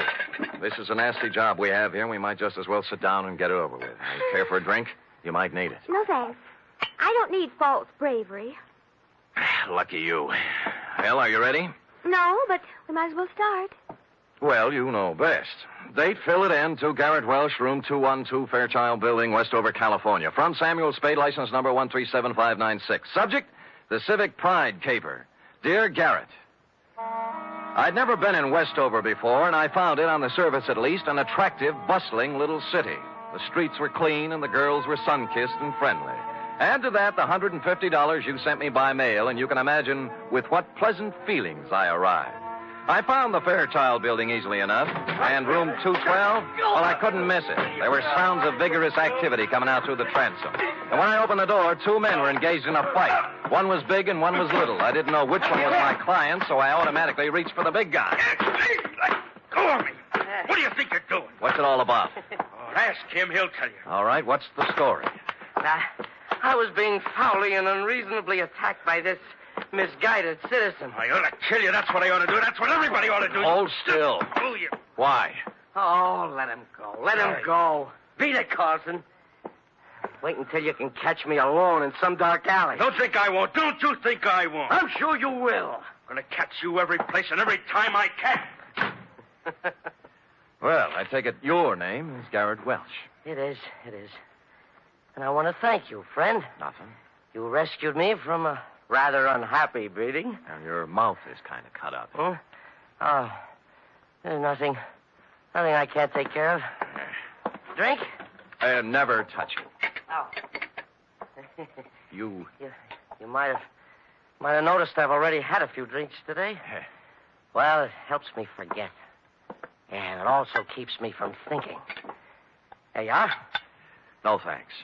My name is Spade. Why did you send for me? Bodyguard? No. Let them have their fun. I don't mind. Maybe I even deserve it. Look, you're paying for my time. Why don't we get with it, huh? Oh, sure. Why not? Good. Come over here to the window. There. Look out there. Where? The far corner. Oh, you mean that building? Pile of rubbish is a better description. Well, what happened? Fire? No. It just collapsed one night. Last week. Oh. There were more than 3,000 people in it at the time. 5 of them were killed. And I don't know how many injured. Well, that's too bad. How did it happen? It just collapsed. Another drink? No, thanks. Pardon me? It was a municipal auditorium built to honor the war dead. It cost over $1 million.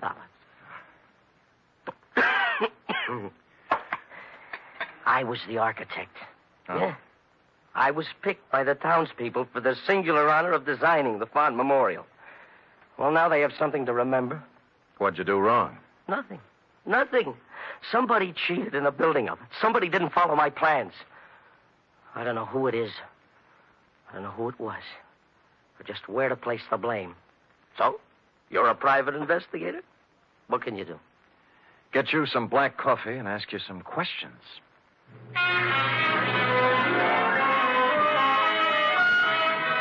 He gave me a list of everybody in town who had something to do with the building. First off, I called on a man named Howard Kessley, whose construction company had the contract for erecting the auditorium. Kessley lived in an elegant house on a well-guarded estate. And after they took my gun away from me, they let me in. I waited in a room tastefully decorated with original oil paintings and oriental rugs. And eventually, a football hero-type man walked in. You from the insurance company? No, I'm a private detective, Sam Spade. Who are you working for? Garrett Welch. Huh. That's a laugh. Funny? Well, what do you want? Look, you built that auditorium. Have you any idea why it fell down? Maybe you just got tired. I don't know. Aren't you interested? We're looking into it now. Who's we? My company engineers. That Garrett Welch. An architect. We should have had somebody who knew what he was doing. Do you have any copies of the building specifications that I might look at? Sure, I got nothing to hide. You can go back and tell Garrett Welch that the best thing he can do is get out of town. Or somebody tries to knock him off and succeed. Here. There's a copy of the plans. Look at it all you want. You'll find I did what I was supposed to do. I got my gun bag from the guards and left with the building specifications tucked under my arm. They didn't mean a thing to me, of course. I'd only asked for them to see whether he'd refuse to show them. But out of curiosity, I enrolled them just for a look before dumping them into the ash can. And I noticed something. The last page was signed and approved by the city building inspector, a man named Albert Mitchell.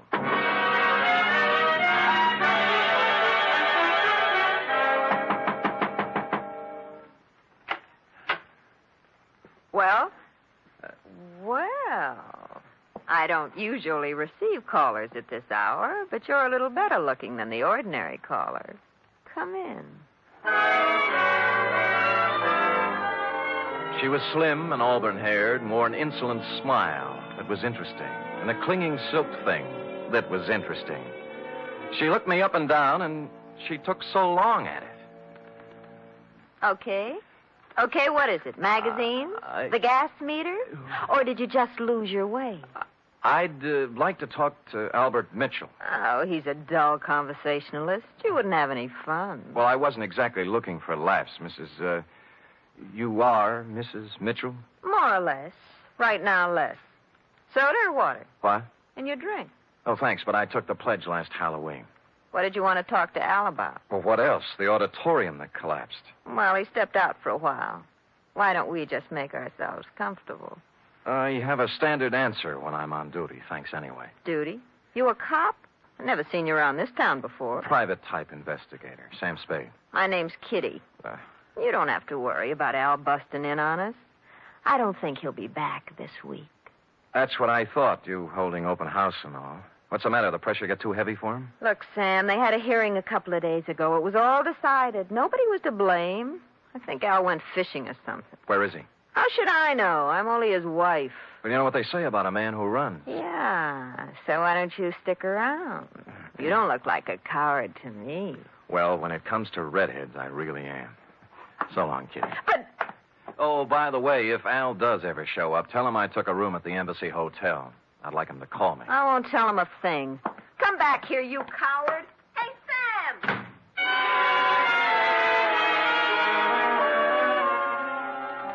I went down to the wreckage of the auditorium. It was late, and the streets were quiet and deserted. I walked through the twisted shell of the building, striking matches and looking around. I didn't know what I was looking for, but apparently I wasn't the only one visiting the scene of the crime. I was standing just inside the gutted remains of what was once the lobby when it happened. Gunfire cut loose at the back of the building. I ran toward the noise, and when I turned the back corner, I saw a cloud of plaster dust where the shots had apparently been fired. There were no people or cars in sight, but on the sidewalk, on hands and knees, was a man. Rats. Double-crossing dirty rats. Save me. Don't let me die.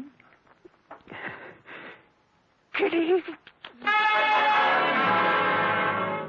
He grabbed my legs and tried to pull himself up. His face was a gargoyle of pain. I reached down to help him, but he slipped back to the sidewalk, dead. 4 bullets had gone through his back. A billfold fell out of his pocket. It was loaded with identification, and everything said Albert Mitchell, age 40, Occupation, building inspector.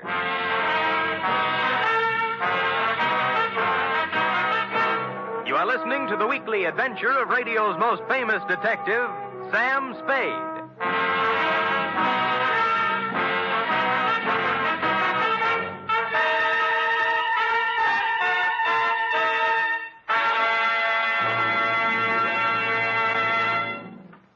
3 chimes mean good times on NBC.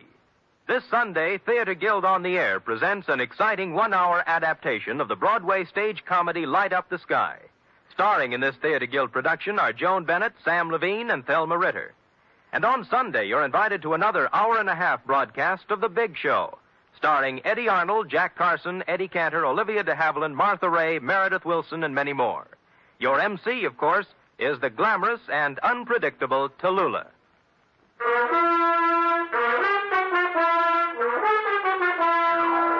And now back to the Civic Pride caper, tonight's adventure with Sam Spade.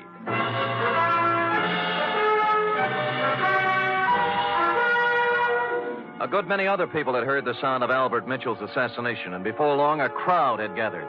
Among them were several minions of the law. They took 2 people in tow, the dead Mitchell and the live Spade. The Westover Police Department had themselves a fine time over me. It seems I was hired out-of-town killer and therefore eligible to be questioned all night. They worked hard at it, but in the morning they had to admit defeat and release me. I think they only did it because they didn't want to pay for my breakfast. By then I was pretty mad, and at 10 o'clock I walked into the mayor's office and demanded an interview. I got it. The whole thing, Mr. Spade, was regrettable. But after all, you are a stranger here. And when a man is killed and someone happens to be in on the scene, questions have to be asked. Your Honor, I'll let it pass in the interests of law enforcement. Good. Our report on you from San Francisco gives you quite a reputation as an investigator. Do you have any theories that might help us in this murder of Mitchell? Well, I could hazard an expert guess that it's tied in with the building scandal, the auditorium collapse. By the way, what's being done officially to fix the blame for that? The city council held its investigation of the unfortunate affair last week, and as far as we can determine, no one is directly responsible. No one? Oh, come, Your Honor. Are you questioning our civic procedure? Oh, well, maybe you're right. Maybe we've been too easygoing. We're all neighbors here. Yes, I'm conducting an investigation for a client who certainly has a right to know what's going on insofar as a good many citizens seem to feel he's to blame. Oh, yes, Mr. Welch. Well, he's not to blame. No one is. You must pardon my abruptness, Mr. Spade, but the events of the past week have been a little more... Yes, I know. Tell me, Albert Mitchell, as building inspector, must have approved the building of the auditorium. Now, was he a reliable man? Yes. Wait a minute. You don't think... I think he was killed by somebody who wanted him to keep his mouth shut. Now, what about the contractor, Howard Kesley? Kesley? Born here. Brought up here. He's built about 1/3 of the structures in Westover. Uh-huh. Every one of them, except the auditorium, is standing today. No, I don't think you can build up a case... I'm just examining the possibilities, Your Honor. You have to begin with the people who had something to gain from this thing. Where there's graft, there might be murder. Where are the purchase orders for the materials used in this building? That was the first question I asked. I was told they were destroyed with all the other useless paperwork that accumulated from the construction job. Oh, great. That certainly makes it convenient for somebody. Mr. Spade, I don't wish to... And I can't believe, as you apparently do, that this town's population is crooked and rotten. So if I come across any information that will help clear the good name of Garrett Welch, you can be sure that I'll be happy to bring it to your attention. Until then, I bid you good day, sir. I could understand Mayor Sullivan's desire to protect the fair name of his city, but I had to take a meaner view of at least one Westover citizen. I found out where Albert Mitchell did his banking, and misrepresenting myself as a collection agent, pried into his holdings. Let me see now, Mr. Humboldt. I really shouldn't give out this kind of information, but in your case, when you have a claim against the estate, Oh, yes, here it is. He has $300 in his account, that's all. What kind of deposits did he make? Oh, just paychecks mostly. He was a $7,500 a year man. Every Friday he deposited $150. Any deposits larger at any time? Oh, yes. 4 deposits of $5,000 each in the past year. Well, what do you know? As I recall Mr. Mitchell saying, there were payments from the estate he inherited. Yeah, thank you, Mr. Carter. You'll hear from my company soon, I'm sure. Yes. Oh, what was the name of your company again, for my records? Amalgamated Whistle. Oh, yes. Preferred. Oh, yes, of course. That inheritance gag was right out of the Kefauver investigation. An inheritance is paid in a lump sum, practically never in 4 payments of $5,000 each. I didn't know whether Mrs. Mitchell was receiving, but I decided to find out. When I knocked at her door, all was quiet inside, but a second after my knock, there was a burst of sorrow. When she came to the door, there were 2 rather impossible-sized tears flowing down her face. For widow's weed, she wore a black dress, tight, satin, and low cut. Oh, Mr. Spade, I'm in no mood for talking now. Oh, just for a moment. May I come in? I guess so. I'm really kind of alone and lost. What is it you want? I must apologize for intruding on your bereavement, Mrs. Mitchell. I'm not usually as callous. Oh, that's all right. But I'm not sure I can help you any. I'm so broken up. What is it, camphor? What? Whatever you used to make those tears. All right, so I can't really cry. I never have, but it's expected of me. Yeah, all right. In that case, I sympathize with you. What do you want? Kitty, your dear departed husband made $7,500 a year and deposited $20,000 in 8 months. Now, what about it? I don't know anything about his money. All I know is that the bank told me he had only $300 left. What'd he do with it? He spent it on other women. Oh, I see. So the artificial tears do make sense, I guess. No, you don't understand. It's not that simple. It's funny, Sam, because I really mean it. Oh, I know how stupid I look in these clothes. And I did use camphor on my eyes because I wanted to cry. I wanted to cry for all the good days and the good years Al and I had. But the bad years kept getting in between, and I couldn't do it. I like you better all the time, Kitty. I knew you were real pretty. Now it turns out you're pretty real. I really loved him, and he loved me. But we kicked it away because we both wanted more excitement than this town or his salary could give us. There was no place to go. We just didn't get along. He was out spending his money on other women, being a big shot. I can't blame him, though. I helped make him do it. What about the money? He got it for falsifying the auditorium inspection papers, didn't he? Well, he didn't get it for inventing television. Who paid him? Sam, don't ask me anymore. Well, you do know where the $20,000 came from, don't you, Kitty? Don't, Sam. I'm scared. You know what you ought to do? You ought to come back to San Francisco with me. Let me help you get a job there. You can make a fresh start. You're not kidding. I give you my word. I ought to have my head examined for trusting you, but I'm going to do it. Al got that money from the Central Cement Company for, quote, an advisory capacity, unquote. Mm-hmm. You know who owns the Central Cement Company? Howard Kessler? Warm, but not quite. His brother. Last night when Al showed up in town, he was gunning for trouble. Why? He said they were going to make a fall guy out of him, and that he wasn't going to take the blame for anybody. That's what he said. Uh-huh. But I think he ran out of money and wanted to make a touch in exchange for disappearing again, for good. And you think Kessler shot him or his brother? I can't think, and I don't know anything else. Now, do I get to San Francisco? I'll be back for you, Kitty. All right, but make it fast. And don't leave me here, because if anything happens to me, Sam, it'll be on your conscience. She walked to the door with me and kissed me on the cheek, and it was nice. No more than that. It was nice. Next stop, the Central Cement Company offices. Statement of Howard Kessler's brother, Ralph. I'll explain it to you in simple terms. We supplied cement for a lot of buildings in this part of the country. When you want to build something, you submit a bid. When you want to know what kind of a bid to submit, you ask an expert. Mitchell was our expert, and we didn't expect him to work for nothing. You mean Mitchell tipped you off as to what other firms were bidding? Well, call it anything you want. It's done all the time. I found Garrett Welch, my architect client, slumped over his desk, much the worse for drink, and it took a good half hour with coffee and wet cloths to bring him around to something resembling normal. I was proud of that building, Mr. Spade. As proud once as I am ashamed of it now.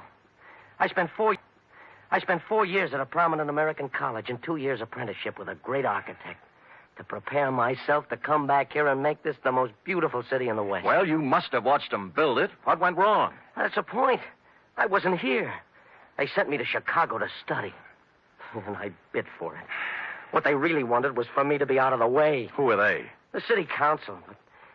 Oh, why bother? Just tell me how much I owe you, and we'll just forget it. Nobody's going to indict anybody for anything. Well, somebody's responsible for the building and for Mitchell's murder, and we'll find him.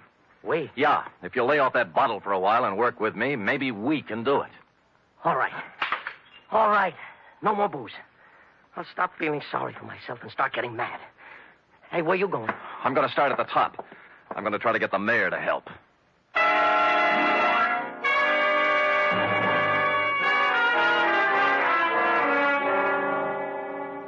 You say you've turned up something, Mr. Spade? A lot of something, Your Honor. I ferreted out copies of the purchase orders for the materials used in that building. They were generally inferior and below the quality required by sound engineering and the law. Oh, you can't mean it. I do. You can inform your district attorney that in a matter of 2 or 3 days, I will move for an indictment of several people in this community for gross criminal negligence.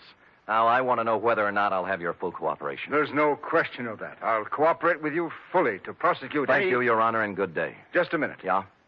About Howard Kesley. What about him? Do you still consider that he is subject to suspicion? The families of the 5 people who died in the ruins would think anybody who was concerned in the building project were subject to suspicion, Your Honor. Mr. Spade, you know about politics. Certain people contributed campaign funds and got me votes. Kesley? I've been in a difficult position. I've been weak, perhaps. Maybe I haven't wanted to look too closely at certain possibilities in this horrible affair, but I promise you I won't stop now. It doesn't matter what happens. My first duty is to the citizens of this town. Well said, Your Honor. Just tell the same thing to the other members of the city council. Tell them that if I kick the lid off this garbage can, it's going to make Westover smell pretty bad. You'll hear from me, Mr. Spade. I guarantee you.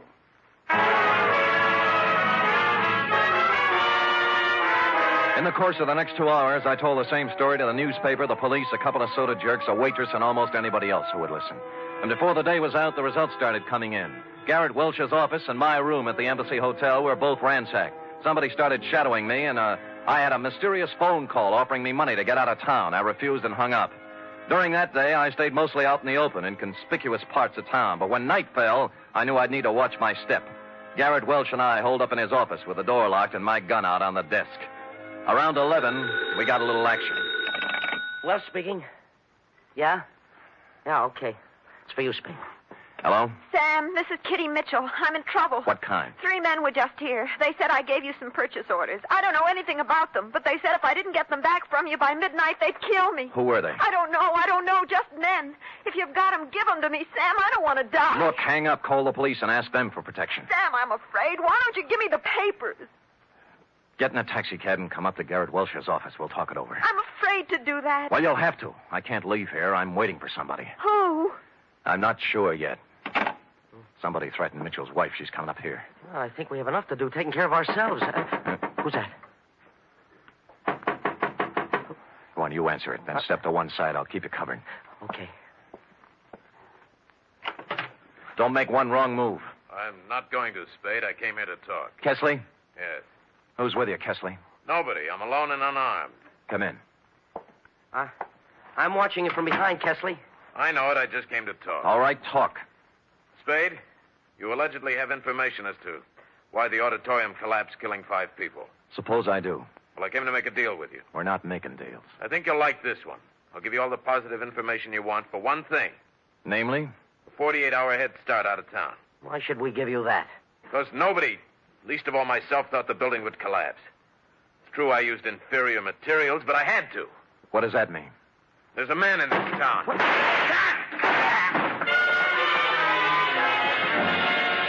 The door was suddenly kicked wide, and a blaze of bullets flew across the room. Kesley's mouth opened in shock, his knees buckled, and he pitched forward, bouncing off the desk to the floor. A tall, silver-haired gentleman was behind the gun. That caught him shoulder high, spun him around. The gun fell out of his hand, and Welch and I were on him in a second. All right. I've done all I'm going to do. I'm hurt. I'm wounded. Well, Your Honor, you're better off than Kesley. Kesley didn't want to do it, but I had something on his brother and told him I'd send him to jail. We saved $100,000 on the cheap supplies we used in that building. Yeah, when I showed up, Kesley was afraid he was going to take the rap alone. He was afraid he'd end up like Albert Mitchell, right? Yes. I killed Mitchell.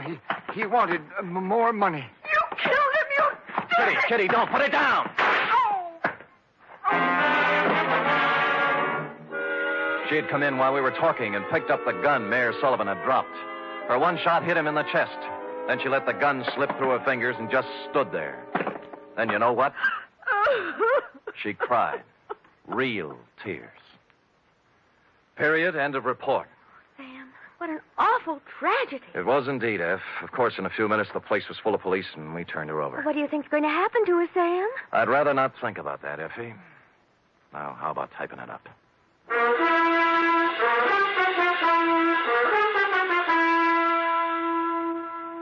Three chimes mean good times on NBC.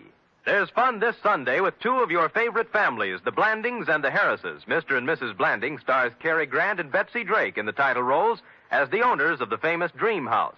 And the Phil Harris-Alice Faye Show brings you Phil and Alice with more of their merry antics, plus Frankie Remley, Brother William, and the entire cast. You're invited this Sunday.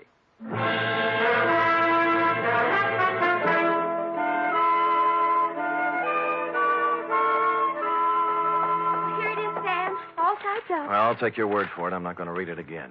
Why did the mayor come in and shoot the building contractor in front of witnesses? Why, he threw away everything you worked so hard to steal.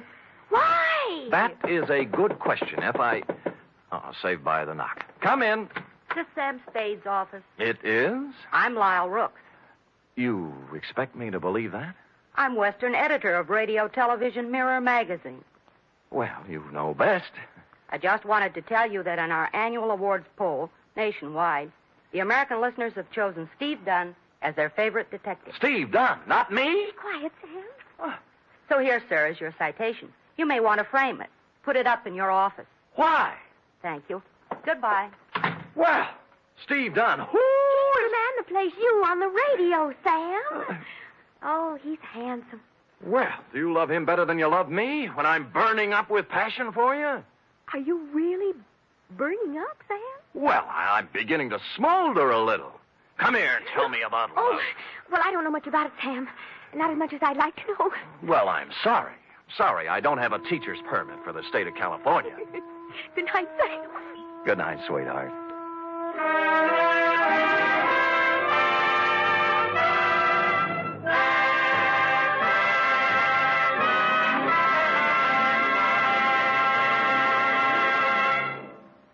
The Adventures of Sam Spade are produced, edited, and directed by William Spear. Sam Spade is played by Stephen Dunn. Lorene Tuttle is Effie. Also in the cast were Shirley Mitchell, Jack Crucian, Sidney Miller, Paul Freese, Herb Rawlinson, and Lou Merrill. Script for tonight's adventure by John Michael Hayes. Musical scoring by Lud Gluskin, conducted by Robert Armbruster.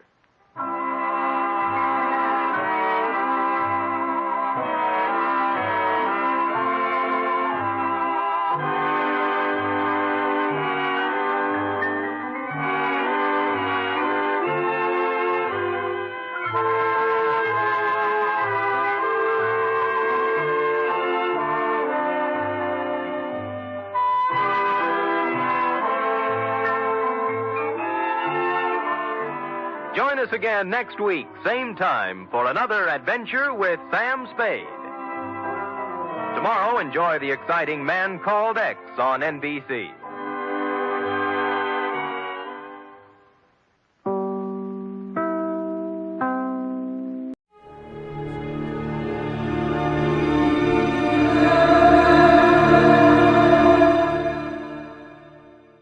Now, the Roma Wine Company of Fresno, California presents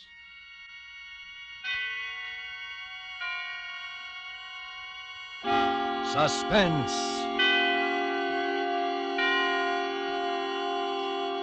Tonight, Roma Wines bring you A Shroud for Sarah, starring Miss Lucille Ball, soon to be seen in Metro-Goldwyn-Mayer's Technicolor musical Ziegfeld Follies.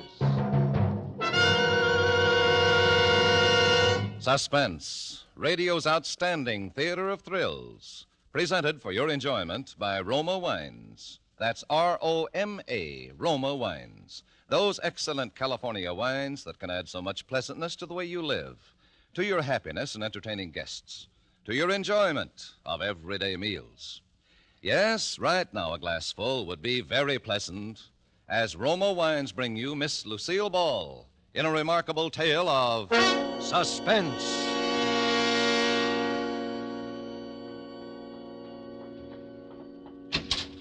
Oh, Sarah? Sarah? Come in, George. How did it go, darling? George, you're trembling. Something went wrong. No, nothing went wrong. You got it then? Yeah, I got it stuffed in all my pockets. Here, I'll dump it on the bed. Here you are, Sarah. 17 grand. 17,000? It's more than we expected. Yeah. George, you're acting queerly.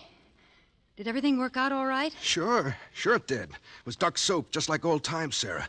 Remember how every job clicked? Sure fire when we used to plan them together. George. Yeah? You're lying, aren't you? Sarah, you really love me, don't you? Do you have to ask? Would I have come back otherwise? 10 years is a long time. I thought you'd be changed. I never thought you'd come back like this out of nowhere.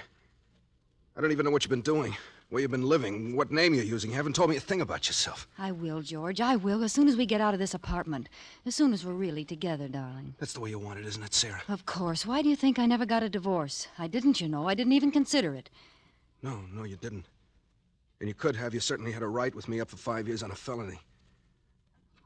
I'm glad you waited, Sarah. You won't regret it. I'm sure I won't, George. But let's not talk about that now. We have a train to make. You know, Sarah, you're as good to look at as you were 10 years ago. Oh, you're just making talk, George. And you haven't answered my question. I want to know what went wrong. I'd given up hope, Sarah.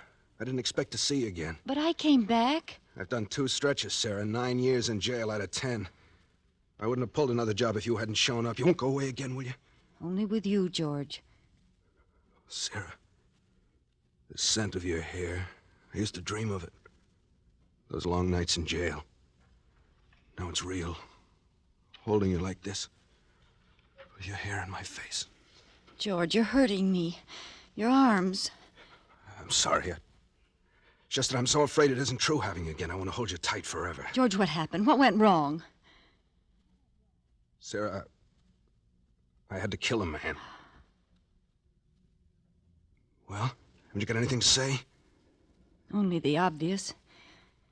It's murder, then. That changes my plans. Your plans? My plans for us. You're going to stick with me, aren't you? Of course. I didn't come back after 10 years only to run right out again. And we must think this out carefully. Are you sure you left no clues? Only the gun. I wiped it off clean and left it there. It's a gun I picked up years ago. No way to tack it on me. Fingerprints? Gloves. Well, then there's nothing to worry about. Only if they happen to pick me up on suspicion. I see. Are they after you now, George? Of course not. Nobody heard the shot. There was nobody in the building but that bald-headed bookkeeper. He hadn't gone home. Must have stayed to get his books in shape for the morning. My luck. And you weren't followed or chased? You don't think I'd have come here if they were after me? I'm sorry, George. I know you wouldn't. You're not sore at me, then? We can go ahead just as we planned? Our train leaves in an hour. We'll pick up the tickets at the station. Sarah, it's hard to believe in an hour we'll be on the way to Florida, you and I. Yes, George. Just the two of us. In the warm sun. It's a dream I've had for 10 years, in and out of jail. I figured it would always be a dream. You know, it's funny. What's funny? There's a bald-headed man lying dead over there at the finance company. He's finished. And we're just beginning. I never killed a man, Sarah. Never before. You'll do all right from now on, George. You'll forget about that thing. I'll help you forget it. Yeah. But we've got to hurry now. Put your hat on. And I'll go over and pick up the tickets. I thought we'd go to the station together. Well, silly, I've got to dress. Yeah, well, the Sunset Limited leaves at 8 o'clock. There's only an hour. I know. I'll dress and pack and meet you in 30 minutes at the train gate. Have you any money? Here, take some of this. I'll put the rest in the valise and bring it in a cab so it won't be found on you if anything happens. Why didn't you come back before, Sarah? I didn't realize it till this minute. I've been like an orphan for 10 years. Kiss me? Now, that's all, George. You've got to hurry now. Yeah.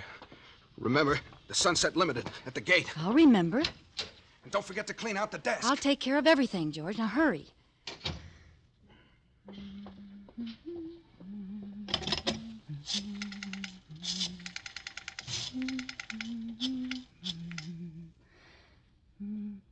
Hello? Police headquarters? A man was killed a few minutes ago at the Vanda Finance Company on Dexter Avenue. Please don't interrupt. If you go to the LaSalle station, you'll catch the murderer at the Sunset Limited train gate. His name is Monk, George Monk.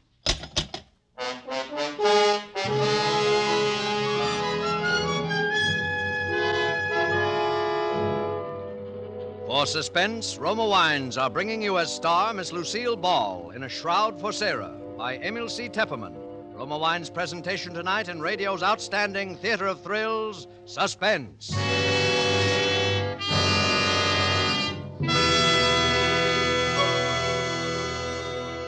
Between the acts of Suspense, this is Truman Bradley for Roma Wines. Saturday is Navy Day. On this day, all America gives honor to the returning veterans of the fleet. To these men, all America lifts its voice to say, well done. This weekend, too, millions of Americans will be entertaining family and friends. To them, here's a hospitality word from famed hostess Elsa Maxwell. My guests compliment me when I make delicious Roma California sherry first call for dinner. It's the perfect appetizer before the meal, served cool. Yes, Miss Maxwell, Roma sherry is most delightful later in the evening, too, when friends drop in, especially when served with tasty snacks. For glorious gold and amber, Roma sherry is a happy, mellow wine with natural fragrance and cream-rich, nut-like taste. So good because Roma sherry, like all Roma wines, is born of luscious grapes gathered at peak of flavor in California's choicest vineyards. Gently pressed, then unhurriedly guided to delicious perfection by Roma's ancient winemaking skill. Bottled at Roma's own famed wineries. That's why all Roma wines are true wines, unvaryingly good always. Remember, because of uniformly fine quality at reasonable cost, more Americans enjoy Roma than any other wine. Insist on Roma, R-O-M-A, Roma wines.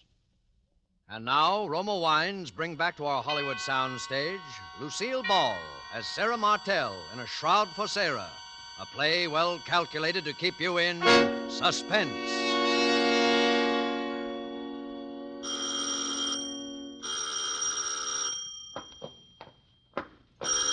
Coming. I'm coming. Oh, I knew it was you, Sarah. Only you would ring so insistently when you know I'm handicapped by this infernal crutch. Good evening, Peter. How's our next governor? Aren't you going to kiss me? I've been away 3 days. Is it necessary, my dear? Peter, are you going to let the neighbors see me standing out here with this valise? Kiss me, you idiot. You can stand it if I can. Very well. Satisfied, my dear? Now that we've performed for the neighbors, shall we go in? The city's underworld, it appears, has broken out again with a new wave of violence, robbery, and potential... I see you've moved the radio again. I moved it nearer the easy chair. This crutch makes it hard for me to get around. I hope you don't mind, my dear. I mean, it's being more convenient for me. Is that the news? I want to hear it. Police are seeking George Monk, an ex-convict who shot and killed the finance company bookkeeper and escaped with $17,000 in cash. What do you want to turn that up for? Bookkeeper had It's evidently nothing been but a surprised sordid by the murder. robbery Oh, shut up. and shot without warning. But there's a mystery angle here which sets this case apart from the ordinary holdup. Police are seeking an unidentified woman who tipped them off a few minutes after the murder, naming George Monk and telling them just where he could be picked up. Unfortunately, one of the officers sent to apprehend the murder was recognized by Monk, who made his escape in the crowded railroad station. What's the matter, my dear? Why did you turn the radio off? You look as if you'd seen a ghost. Leave me alone, Peter. Well, well, what sort of villainy were you up to in Chicago? Sarah, come back here. Where are you going? I'm going up to my room. I want to unpack. Good night, Peter. Burglary in Chicago. A mysterious woman who tipped off the police. Just a moment, Sarah. I said good night, Peter. $17,000. Sarah, I want to know what's in that valise. Why are you hanging on to it like that? Stay where you are, Peter. Don't come up these stairs. What's wrong? Are you afraid to let me see what's in that valise? No, I'm not afraid. Just don't come up any closer. Well, that same little pistol of yours. Would you shoot me with it again, my dear? If you come a step further. Drop the gun. You're not going to shoot me now, just before election. You want to be the governor's lady, don't you? Stand still, Peter. I'm sorry, Sarah. I've got to know what's in there. You take another step, I'll shoot. You're a fool, Sarah. Clever and ruthless, yes, but nevertheless a fool. Look at all the terrible things you've done to satisfy your ambition. Even murder now. And it's all been a waste of time. What do you mean? Did you know that the results of the popular poll were published today? Well? It gives Stephen Archer a 15% edge over me. And not only that, but the incumbent governor, the man we're both trying to beat, ran ahead of the two of us in the poll. You're not lying about that? Of course not, my dear. How did you expect to beat Stephen Archer and his money? We're broke. No, Peter, we're not broke. Oh? You mean you have $17,000 in that bag? I'm going to be the governor's wife, I tell you. There's nothing that could stop me. Nothing. I believe you, Sarah. Why, I believe you would even murder Archer if you had to. Let me have that valise. You can't seem to understand, Peter. You're not going to open it. Then shoot me, my dear. You do it so well. It comes so natural to you. Maybe you can shoot me in the other leg this time. Oh, will you never stop throwing it up to me? That was an A accident. very fortunate accident, wasn't it, Sarah? Just when I was ready to accept a commission in the Army. You didn't want to be the wife of an Army captain. Your ambition ran higher than that. You wanted to be the governor's lady. Now, Sarah, I'm going to see what you have there. And you're not going to do anything about it. Get away from me, Peter! No, Sarah, you're going to give them to me. First the gun. And now that black... Sarah, don't! The stairs!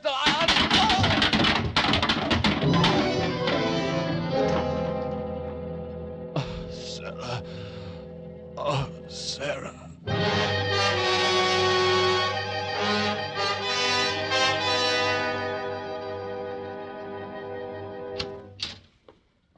Please go straight into the bedroom, Doctor. Peter fell again and hurt his leg in the same place. Now, look here, Mrs. Martell. What's the use of keeping up this deception between ourselves? You know and I know that your husband didn't fall the last time. That was a bullet wound in his leg. Dr. Varney, you promised never to mention that bullet wound. And you promised to pay me, remember? $10,000. Where's the money? Don't worry, I have it. Oh, well, that's different. Where is it? I'll take it now. Later. Please go in now and take care of Peter. Did you shoot him again? Of course not. That was an accident the last time. I was examining the pistol and it went off. Yes, of course. That's the story, Mrs. Martell. And for $10,000, I'll gladly subscribe to it. But I must have that money. I need it. I won't touch that leg till I get the money. All right. I have it here. Oh. There. That's $10,000. Now hurry in there and take care of Peter. Afterwards, I'll want to see you in here. There may be another matter that I'll want you to handle for me. Yes, there's $10,000. Another matter? You are also the physician for Stephen Archer, aren't you? Yes. You've been attending him every day during the campaign. I understand his heart needs attention. Look here, Mrs. Martell. Stephen Archer's running against your husband for governor. I wonder when you originally called me in, did you know I was Archer's physician? Could be. Huh. Well, I'm sorry I can't discuss Archer with you. Why not? Why not? Why, the ethics of my profession. The ethics of your profession. Please, Dr. Varney. If your fellow practitioners knew what I know about you, you wouldn't have any profession. I won't listen to any more from you. I'll take care of that leg of your husband's, but more than that, no. Oh, but I'm sure you'll change your mind, Doctor. Whatever your proposition is, the answer is no. Even if I were to offer $50,000? $50,000? There, now, I knew you'd be interested. Now run inside like a nice fellow and tend to Peter. I must go out for a few minutes, but please wait for me. There's an appointment I must keep. I won't be long.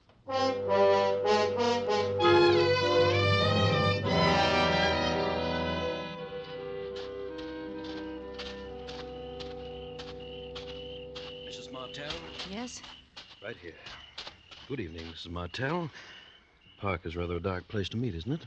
I thought it would be best this way. Especially if we're going to discuss the things you hinted at over the phone. Mr. Archer, let's come to the point quickly. Do you want to win the election? Frankly, yes, very much. Would it be worth money to you? A great deal of money? Just what is your proposition? You're a wealthy man. Would $100,000 be too much to pay for the governorship? $100,000? I've spent several times that much on the campaign already. But I don't see how you could deliver the election. Listen to me closely, Mr. Archer. Yeah? I learned that in yesterday's poll figures, you ran 15% ahead of my husband. That's quite true. But neither you or Peter will win. You're both taking strength from each other, and the governor will be reelected. So your solution is for Peter Martell to withdraw at the price of $100,000. Exactly. If one of you withdraws, the other will surely win. That's absolutely true. But I happen to know that Peter Martell would never make such a deal. No, he wouldn't, the fool. But for $100,000, I will put him out of the race. You? Would you believe it if I told you I hated that man's very shadow? I have heard rumors here and there. I want to leave him. I want to be rid of him forever. Where could I go without money? What could I do? He's so disgustingly honest that we're always broke. He couldn't even pay me enough alimony. I've got to think for myself. I begin to see... Now, suppose that tomorrow, 2 days before the election, I were to file suit for divorce. I could leave for Reno tonight. It would be in every newspaper tomorrow. Would certainly eliminate your husband. You'd pick up all the votes Peter would lose, enough to swing the election. And your price is $100,000. You agree? I'd be a fool not to. Of course I agree. The moment you file your divorce papers in Reno, I'll have $100,000 credited to your account wherever you specify. No, I must have it in advance. No, my dear Mrs. Martell. In advance. It's out of the question. How do I know you'll go through with it after I pay you? And how do I know you'll pay me after I go through with it? Don't you trust me? Do I have to answer that? It looks like a deadlock. I tell you what I'll do. I'll take half now and the other half in Reno after I've filed the papers. $50,000 tonight, eh? It must be tonight. I'll leave in the midnight plane. Surely you have the cash available in a campaign like this. Yes, of course I have the cash. That seems to be the only solution. It's a deal, Mrs. Martell. You'll get the money now? At once. Wait here. My home is just across the park. I'll be back in 5 minutes. But just as a precaution, I'm going to note down the serial numbers of the bills I give you. If you aren't in Reno tomorrow morning, I shall report the money stolen. Don't worry, Mr. Archer. I promise you. After tonight, there won't be anything to worry about.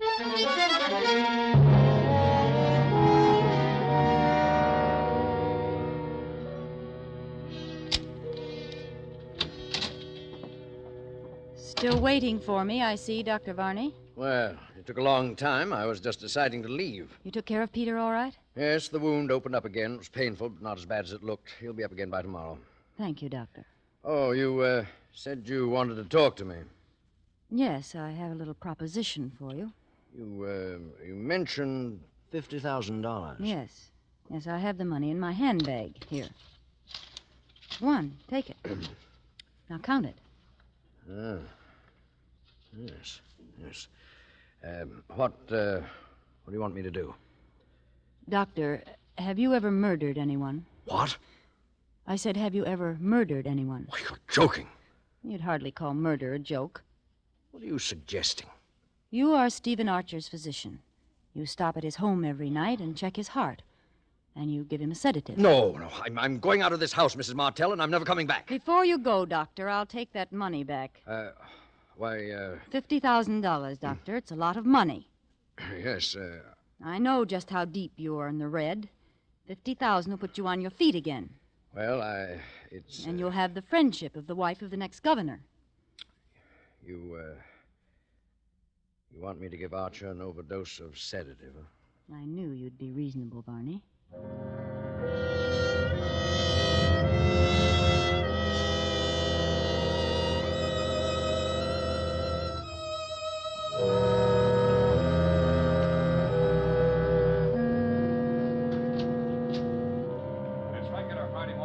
Good morning, my dear. I see you're at the radio already. Aren't you up early today? I thought all the Borgias slept late. I wanted to hear the news. Indeed. Could it be a person by the name of George Monk that you're so anxious to hear about? What do you mean? Why do you mention that name? The black valise, my dear. Remember, I'm still anxious to know if it contains $17,000. Have you taken the newspaper in yet? No? I'll get it. There'll be something in this morning's paper that I'd like you to see, my dear. Stephen Archer, candidate in the three-cornered race for governor, was found dead in his bed, apparently from an overdose of sedative.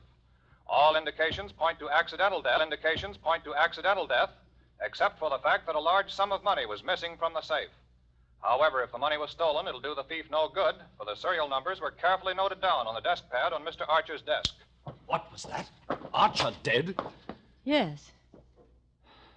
Sarah, I read the signs of your fine Italian hand. Did you have a hand in it? Peter. So now Archer's votes will drop in my lap, huh?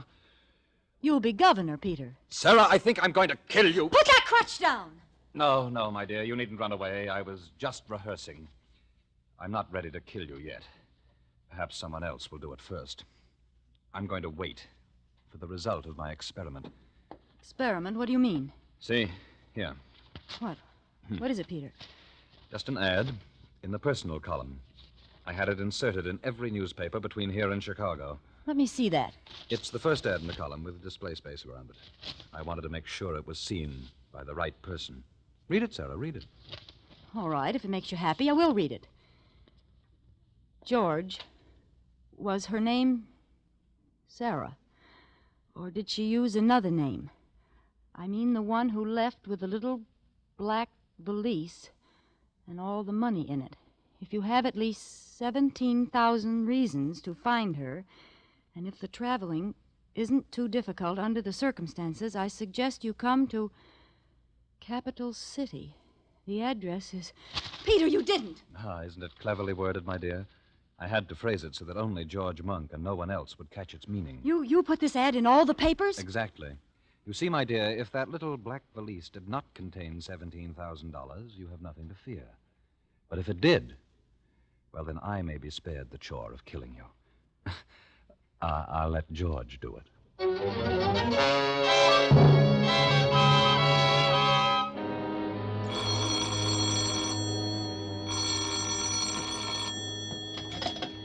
Hello? Mrs. Martell? Who is this? Dr. Varney. Oh, What did you think it was? I thought... Never mind. What do you want, Varney? Don't you know? Think you're pretty clever, don't you? What do you mean? That was Archer's own money you gave me last night, that $50,000. Varney, are you insane? Don't you realize you're talking over an open phone? I only realize I murdered Archer for you for nothing. That $50,000 I can't use. The serial numbers have been broadcast. My dear Varney, I haven't the faintest notion what you're talking about. How clever you are, Sarah Martell. How clever. And how dangerous. Yes, too dangerous to live.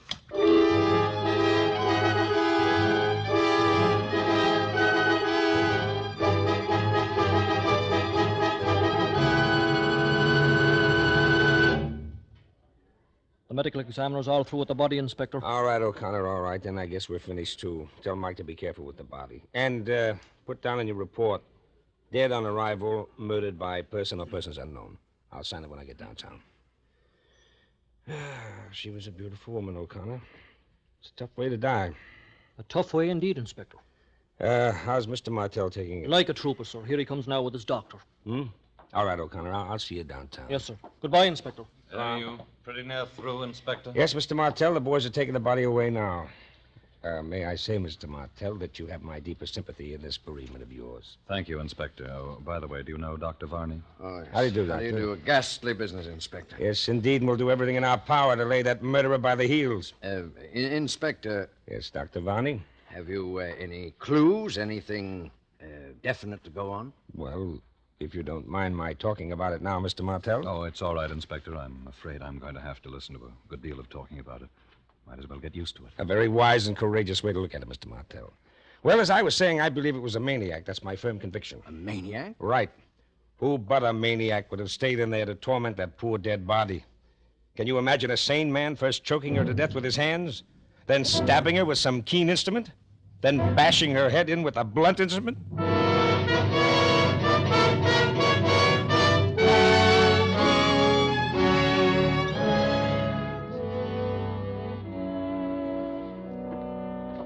Well, Varney, that was quite an ordeal. It was terrible. Varney. Yes? You hated her very much, didn't you? No more than you did, Mr. Martell. I won't deny it. It's true. You haven't been using your crutch this morning. No? What made you think of the crutch? Oh, nothing. A blunt instrument, huh? That's all right, Varney. I don't mind your asking. I was thinking along the same lines myself, only it was the keen instrument I had in mind, say a scalpel. Now, look here. Skip it, Varney. I was just making conversation. Oh. You know, there's something I don't understand. Yes, Varney? Yes? Nothing at all, nothing. I know what you want to ask. You want to know who was the third man. Well, I'll show you, Varney. Where are my keys? Here. Huh? What have you got in that closet? A guest, Varney. Shall I say an invited guest? You can come out now, George. The coast is clear. Thought you meant to bury me alive in there. Tell, who's this man? Dr. Varney, George Monk. Shake hands, gentlemen. No? Very well. I thought it would be right for all three of us to be together for a moment. What are you talking about, Martell? Listen carefully, Varney, and you, George. Each one of us was in her room last night. The cumulative effect of our individual deeds has convinced the inspector that a maniac murdered my wife. But we three know better. However, there is one of us who knows more than the other two. One of us killed her first. I say first because the other two were not one whit less murderers for the fact that she was already dead. The three of us. We all did it. Yes, George. And I suppose that by checking each other and comparing notes, we could determine, to the satisfaction of all of us, just who took precedence. For instance, when I heard you move about in the closet this morning and turn the key on you, I had no way of telling how long you'd been in the house. And I don't want to know. Then 2 of us will always be in doubt. Exactly, Varney. Do you agree to it? Yes. And you, George? Yes. Then, goodbye, gentlemen.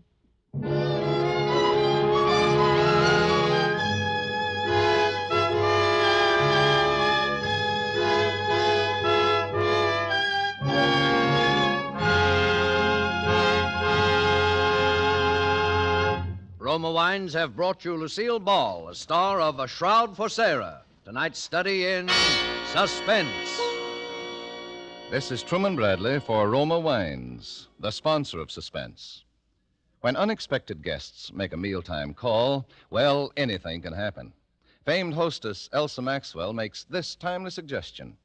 Invite them to stay for potluck and make the dinner exciting by serving Roma California Burgundy. For no matter what the dish, the fruity fragrance and piquant taste of robust red Roma Burgundy makes the food so much more enjoyable, adds friendliness to the table talk. That's right. Glassfuls of good Roma Burgundy, served cool, makes any simple meal more exciting, more delicious. But don't wait for unexpected guests. Try Roma Burgundy with dinner tomorrow. You'll enjoy this vintner's masterpiece. Like all Roma wines, this is wine at its best in uniform quality, yet costs only pennies a glass. Always insist on Roma wines. No other wine offers you so much for so little. Next Thursday, you will hear Ronald Coleman in Suspense, radio's outstanding theater thrill. Presented by Roma Wines, R-O-M-A, made in California for enjoyment throughout the world. There is an immediate need in most hospitals for auxiliary non-nursing personnel. Approximately 90,000 men and women must be recruited if hospitals are to provide patients with even minimum services. The present critical lack of hospital workers of all kinds is substantially reducing the amount of nursing care per patient because nurses must spend so much of their time on non-professional tasks. Although the need varies in different sections of the country, there is an overall need for orderlies, laundrymen, chefs, electricians, plumbers, janitors, and so forth. Men and women, both skilled and unskilled, who want to work in a hospital in any capacity, can now get secure, well-paid jobs with a post-war future.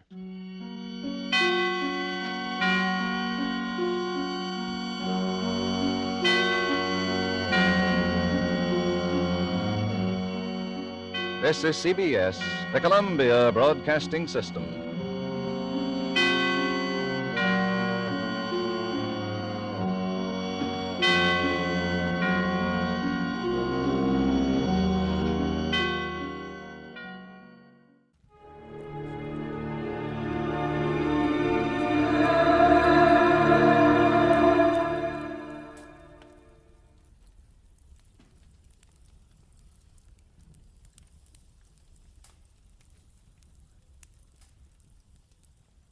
Get this and get it straight.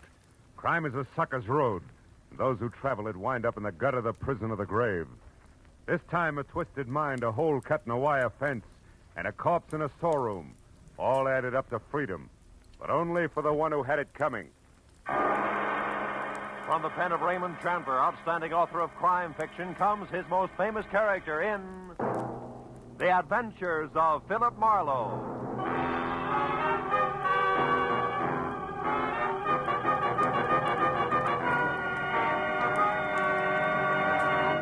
Now, with Gerald Moore, starred as Philip Marlowe, we bring you tonight's exciting story, The Bid for Freedom.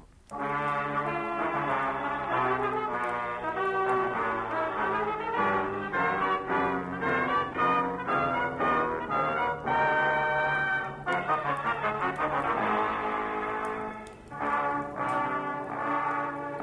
never fails. When you worry over your bank statement, then hug your office phone from 9 to 5, anxious for business, nothing happens. But the minute you decide you'll get rich another day, chuck the puny balance sheet into a bottom drawer and make plans, you want it. And that was exactly the way it played when at 3 o'clock on the kind of slate-gray afternoon that makes the beckoning Santa Fe Railroad vacation billboards look a little more so. I left a note on my office door and headed outside and across the street for some real Hungarian goulash. Very good today, too. A second after a waiter disappeared into the kitchen with my order, she was standing at my elbow. Not quite young, not quite pretty, not quite blonde. And when she spoke, not quite sure of what she was going to say next. You're Mr. Philip Marlowe, aren't you? I mean, the private detective whose office is across the street? Yeah, that's right. My name is Helen Asher. No? I have to find someone. You do that kind of work, don't you? Finding people, I mean. That all depends, Miss Asher. Who's the person you have to find? Leon Rodell, a friend. Uh-huh. You see, I just got into town. I had his address in my handbag, but I lost it. The handbag, that is. And I don't exactly know which way to Well, turn. just a minute, Miss Asher. Let's take it a step at a time, huh? Here, now sit down. Oh, no. No, thank you. I'm in a hurry, Mr. Marlowe. Leon Rodell isn't listed in the phone book. I've tried that, and I don't know the name of his firm, his business name. He deals in ceramics. Is that all you can tell me? Oh, no. I have something else. It's a name and an address here in Los Angeles. Fortunately, that wasn't in my handbag, but here in my coat. No. No what, Miss Asher? Outside there, on the street. What's on the street? Nothing. Nothing at all. Hey, Excuse me, Miss Asher. Wait a minute.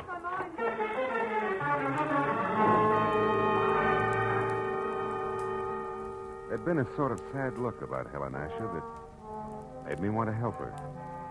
So after an even sadder look at the plate of goulash that was coming toward me from the kitchen, I followed her to the street. Mr. Marlowe, the gold. When I reached the sidewalk, she was across the street in a cab and away. That might have been the end of it if something small and ugly that had been standing just outside the restaurant hadn't turned and moved into the alley alongside the building. On a hunch that he'd had something to do with the sudden exit of Miss Asher, I followed him and found him standing next to a line of empty ash cans, calmly lighting a cigarette. You always run into alleys to light your cigarettes? You always concerned? What do you know about Helen Asher? Helen Asher? I haven't any idea who you're talking about. Come on, little man. I'm talking about the gal who just got into that cab. Do the words begin to flow, or do I wring them out of you? Pete, get your hands off me. You're ripping my pocket. You're lucky it isn't your nose. Come on, talk. All right. It's no secret. Here, it's all in this letter. Look, right here. Oh!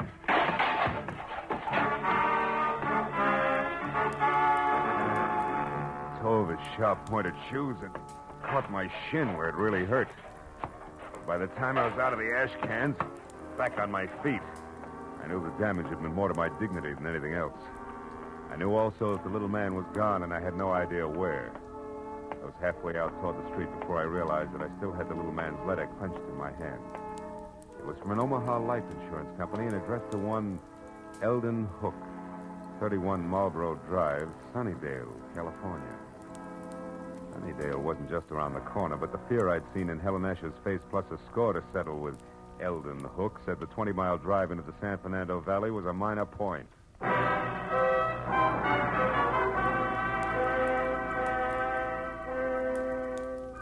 Under the gray sky overhead that thickened by the minute, Sunnydale, about the size of the hole in a candied lifesaver, looked as warm and cheerful as crepe paper. And number 31 Marlboro Drive, also gray, was no improvement from the ponderous, bleak stone buildings which said Queen Victoria should have slept there. Past the high, thick wire fence that surrounded it to the wrought iron gate in front of me labeled Hillcrest Sanitarium. Keep out. It took 10 minutes of softly phrased questions and answers to get the boss man, a Dr. Cinetti, to the gate. I told him who I was and what brought me to him, including a description of Eldon Hook. I don't understand. Come in, Mr. Marlowe, please. Eldon Hook has been with us as an attendant for more than a year now, and his behavior has always been satisfactory. Nothing would surprise me anymore today. By the way, sir, what did you say that woman's name was? The one who approached you in the restaurant? Oh, Helen Asher. Is it possible that she was once a patient here, Doctor? No. Oh. What about Leon Rodell? Leon Rodell? How do you know that name? From Helen Asher. She was looking for him. That's why she wanted to hire me. She knew he was here in Los Angeles. Mr. Marlowe, this woman, was she young? About 30, blonde? Yeah, that's right. Why? Why? Because this morning, earlier, about 6 o'clock, one of our patients escaped. A woman you know as Helen Asher, and we know as Charlotte Rodell, Leon Rodell's wife. Oh. She's insane, huh? Temporarily, yes. Come over here, near the fence. Oh. I'll show you how she got away.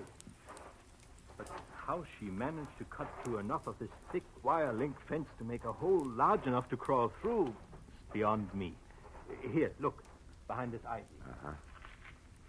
Even with a good wire snipper, it would take hours to get through all these strands, huh? Wasn't she missed inside? Yes, but she was only gone minutes. Apparently, she had been doing a little at a time during her recreation period, at night, whenever she could. Be careful of the burrs and those bushes there, Mr. Marlowe. Yeah, I see what you mean. Tell me, Doctor, have the police been notified? Of course, at once. The law compels us to. And frankly, Mr. Marlowe, I'm terribly worried. Oh? You see, it was her husband, Leon Rodell, who had her confined here a year ago. 6 months after their marriage, she began to act strangely. He felt it would be only with our help that she could ever regain her mental equilibrium. I thought that we were accomplishing that. Apparently no, huh? Obviously no. But, Mr. Marlowe, we must call the Los Angeles police right away and tell them that Leon Rodell now lives here, not in San Francisco. He must be protected. Yeah, I see your point. Yeah, she did break out. She is trying hard to find Leo, and 3 she ran from Eldon Hook, who was very close on a trail. That's right, Mr. Marlowe. That's why I suggest that Leon Rodell discontinue seeing his wife as of last month. He always left Charlotte very upset. But now I'd better call the police. Yeah, it's a good idea. Although Charlotte didn't know where her husband was staying or what the name of the ceramics business was, she... Say, Doc. Doc, she claimed that she lost a handbag. Have you found it by any chance? Yes, we did. We found it in the brush near a hole in the fence. I've got it right here in my desk. Oh, good. There was an address on a card in it. 3840 something. Yes, here it is. 3840 Lookout Terrace. Lookout Terrace. Lookout Terrace. That's right here in the valley, up in the hills, south of Ventura Boulevard. Mr. Marlowe, if possible, I'd like to avoid having the papers get hold of this story. This is a rather exclusive nursing home. So? Well, in a sense, you're already in this case. Could you try to find Charlotte Rodell and bring her back here before the police do? Well, Dr. Chinetti, It would be doing a great service for the woman and her husband. I'll pay you your fee. All right, Dr. Chinetti, I'll try. I'll call you as soon as I have something.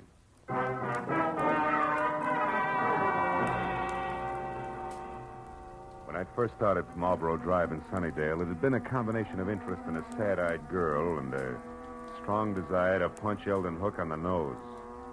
Now it was business. It took 20 minutes of fast driving to get over to Lookout Terrace in the hills that separate Hollywood from the San Fernando Valley, and 3840 itself. The house was a squat chunk of overly stuccoed, archaic California architecture at the top of a steep driveway. And when I was out of my car and walking toward the front door, everything was black, except tiny pinpoints of light sparkling up from the floor of the valley I just left. Good evening, sir. I hope I didn't startle you, Mr. Rodell. Mr. Rodell? Oh, I know your name. Yes, sir. And I know some other things as well. Like what? Oh, incidental facts. Like, well, it's cold in there. So you haven't been home in hours. And? And the refrigerator's empty, so you're only staying here off and on. Also, the old mail inside, phone bills, etc. They don't have your name with this address. So this is probably a friend's house. Which totals to what? To 0, maybe. 0, Mr. Rodell, like you're going to total if you don't pay the money you owe to my good friend in San Francisco. Yeah, you know who I mean, don't you, Mr. Rodell? Yeah. What I don't know is how good friend thinks I'm going to raise that kind of dough. I made it funny? Oh, you're kidding. What's 15,000 to you? You, shall I say, an intimate friend of Ordine Blackburn? Oh, Ordine Blackburn. Yeah, Ordine Blackburn. Come off it, boy. I'm thorough. An eager sort. I know that the lady from Bel Air's loaded and that she's nuts about you. No fooling. Now, before I leave, a word of advice, Rodell. One can't run away from his obligations forever. And you won't be able to walk away after 24 hours. Unless, of course, you pay. Good night. Good night, Eager. Till we meet again.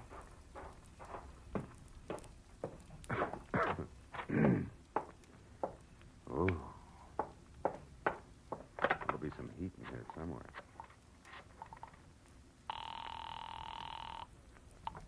Information. Oh, operator, I'd like the telephone number of a Miss Ordine Blackburn in Bel Air. I don't have the address. Have you tried your directory, sir? No, I can't. The house burned down. One moment, please. Yeah. We have an Ordine Blackbird at 2321 Bel Air Road. Yeah, that's it. What's the number, please? Nevin 31121. 31121. Thank you. House burned down.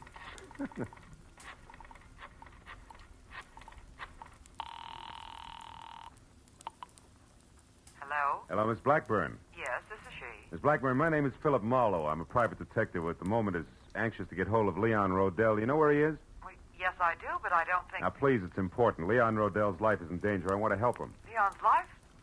What's going on, Mr. Marlowe? Well, there isn't time to explain, believe me. That's what she said, but Who said? Someone who called about 20 minutes ago. A Miss Helen Asher. Oh? She said she was supposed to meet Leon at his storeroom about purchasing some ceramics, but she forgot his address there. Did you give it to her? Well, yes, I did. Oh, great. She's the one who's after him. What's that address? Come on, quick.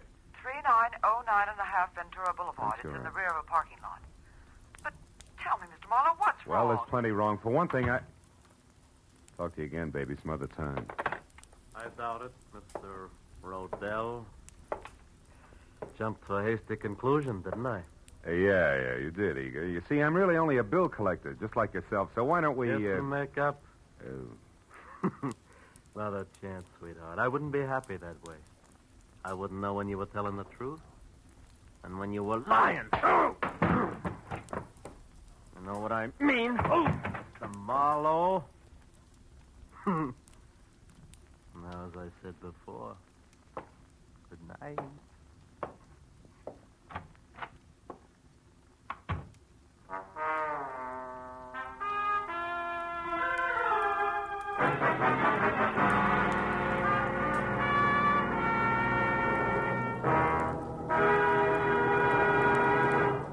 In just a moment, the second act of Philip Marlowe. But first, CBS will bring you the earth-shaking premiere of a new opera tomorrow night.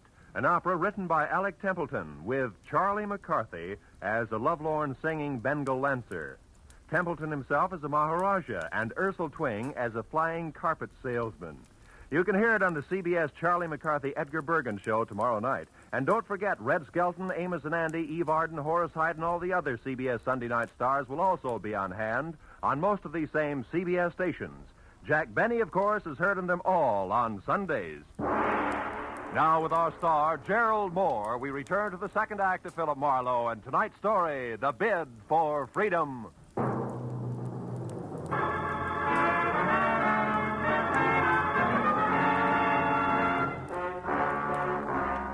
Gun butt I'd been slapped with felt like a log chain. Next time would be different. I waited till Eager drove away, and then went out and got in my car and unwound my way down the hill again to Ventura Boulevard. There I turned west and drove out to 3909 and a half. There's a glass and neon super grocery store closed for the night. And the only light showing at Leon Rodell's ceramic outfit trickled out on the ground in a narrow wedge to what had to be a partly open back door. And even as I watched it, the wedge danced to a crazy pattern and disappeared. I ran for it and got there just in time to see Charlotte Rodell dart down the alley. A second later, she vanished in the shadowy jumble of backyard buildings. I knew there was no use trying to follow her. Instead, I eased the storeroom door open and looked into a room full of flower pots, lamp bases, and dishes. Nothing moved. Charlotte, I was sure, it had a reason for running, so I went in, toward a table in the corner where the only light was burning. I was almost up to it before I saw the reason. Yeah, it was a good one. Eldon Hook, the sanitarium attendant, was on the floor behind the table, his body still trying to arch away from the knife in his back. When I bent over him, he opened his eyes. They were already cloudy. I was close. I found the hole in the fence, and I knew Ordine was... Ordine what, Hook? Who did it? Can you tell me? I never figured on... I left Eldon Hook just as he was. Went to the door that opened to the front of the ceramic shop. A desk was there with a phone on it. I got halfway through the Homicide Bureau number when a silhouette showed up at the curtains at the front door. I put the phone down, stepped back into the shadows, and waited.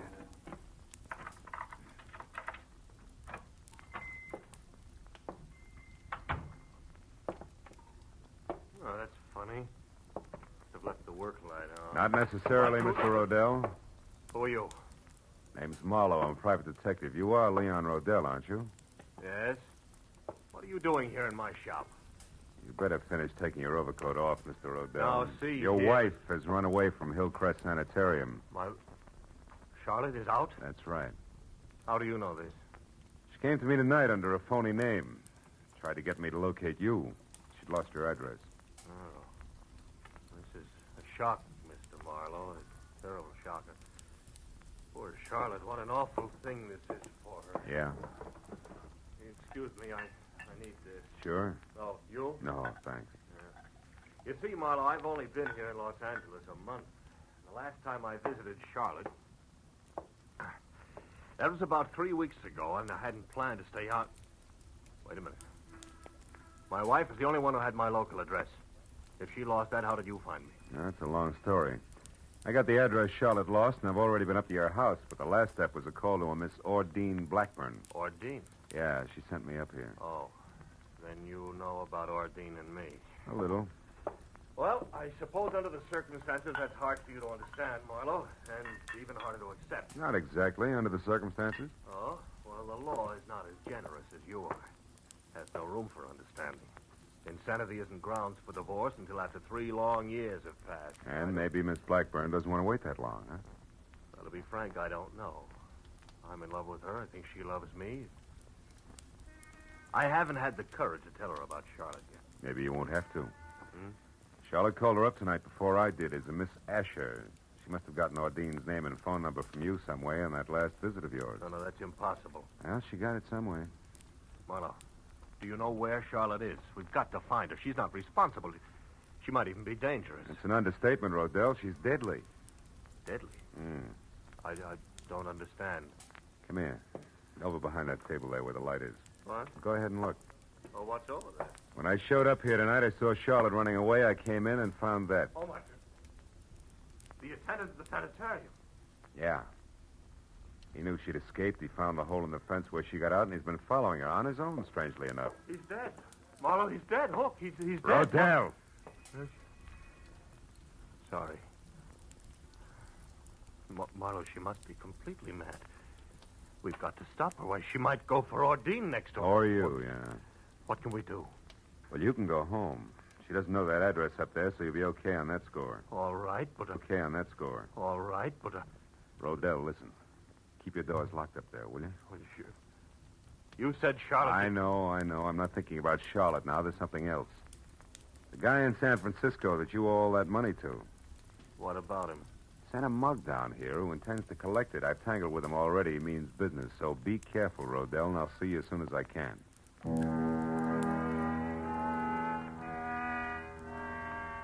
I watched him go out the door limply, his head down. He looked about as tough as a bowl of whipped cream.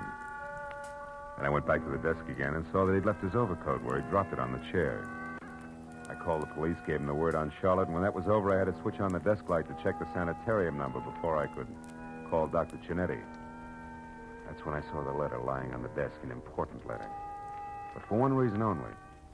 It was addressed to Leon Rodell at his house on Lookout Terrace.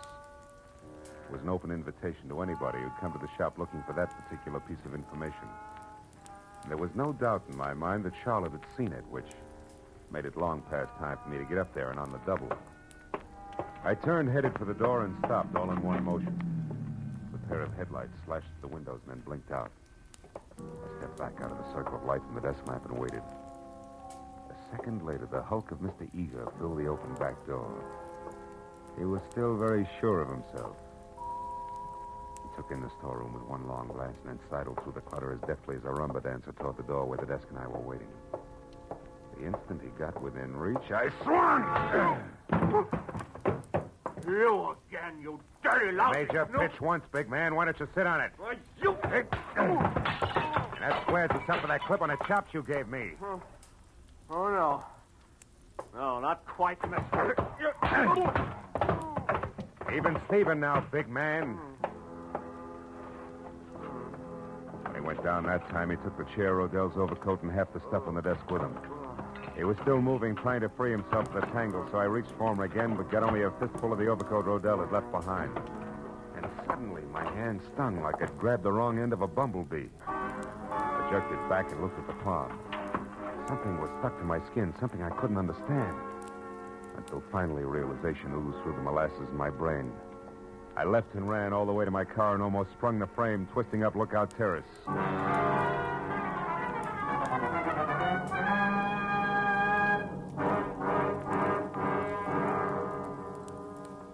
I parked down the hill from 3840 and ran as far as the house next door, where I got to the back, hopped the fence, and got my gun in hand. As I expected, Leon Rodell was there, and so was Charlotte in a coupe. The door open was poised at the top of the precipitous driveway like the lead car on a roller coaster. Why are you angry with me, I'm not Leon? angry, Charlotte. Now get in the car. We haven't much time. I did everything just like you said, Leon. I know. I lost my hand up The with car- your address, and the car, I Charlotte, had to find you, didn't I? You did I fine. tried everything. And then I learned about your shop, and I went But there. you shouldn't have done that, Leon. Charlotte. Now get in the car. Leon, I saw what you'd done to that Mr. Hook The from the car, Charlotte. sanitarium. We're rushed. You killed him with a knife. I had to, Charlotte. He'd been spying on us all the time. He knew all our plans, and he wanted lots of money to keep quiet. Now, It the frightens car, me, Charlotte. Leon. I wish you hadn't. Stop it, Charlotte. It doesn't matter anymore. It doesn't Don't matter. kid yourself, Rodell. Mr. Marlowe. I found Leon by myself, so I really don't need you after all. I only wish you were right, baby. Don't move, Rodell. Oh, but you don't understand, Mr. Marlowe. Leon and I are going away together on I a trip. understand, all right. More than you do now, Charlotte, and I think you better go in the house and wait for us, Oh, no. huh? No, don't Please, you see? please, We... do as I ask.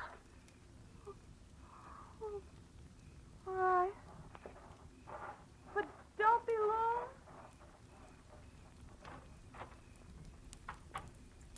Some trip you had in mind, Rodell. Your wife in this coupe and straight down over the bank, strictly solo. She didn't even suspect. You keep your hands off me. Sure. I'd never get him clean again.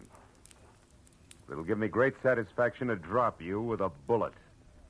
And I'll do just that if you take one step before the police get here. So stand still, Rodell. Real still.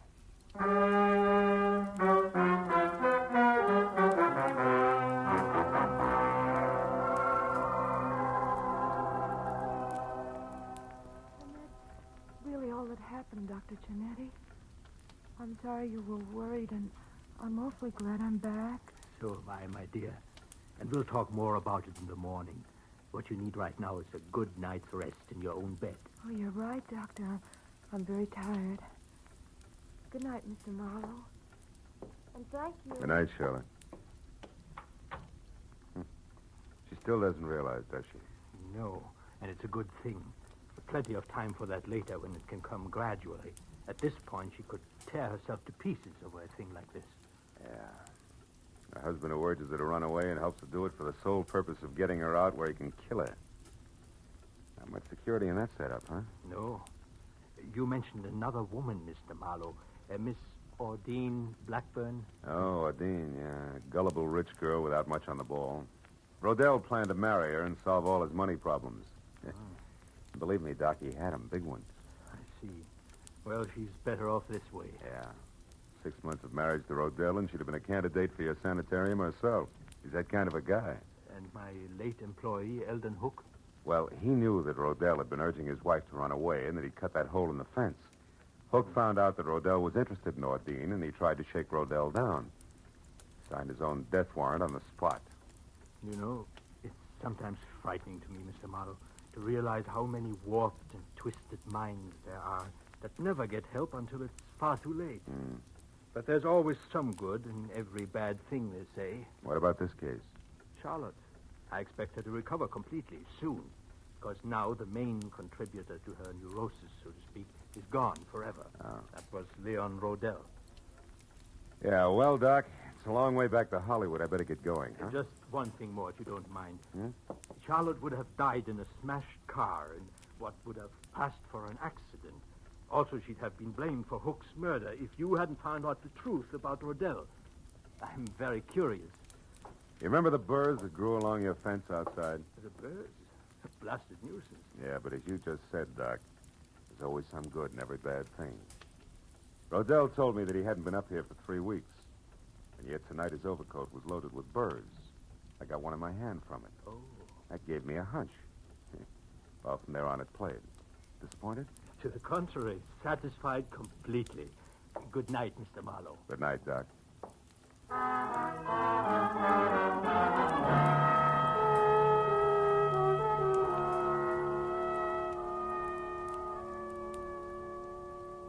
As I left Hillcrest Sanitarium and drove back across the wide, flat San Fernando Valley, dark and quiet in the hour just before dawn, I found myself being grateful for a lot of little, orderly things. Things like the clear white line down the middle of the road, the rhythm of the motor in my car, and the prospect of going home to my own secure apartment. Then I wondered about Charlotte and the sort of nightmare jungle the world must be to a mind twisted suddenly, out of focus, where there is no symmetry or logic. But nightmares can be banished, huh? Fears driven away. And in time, with Dr. Cinetti's help, she'd come out of it all right.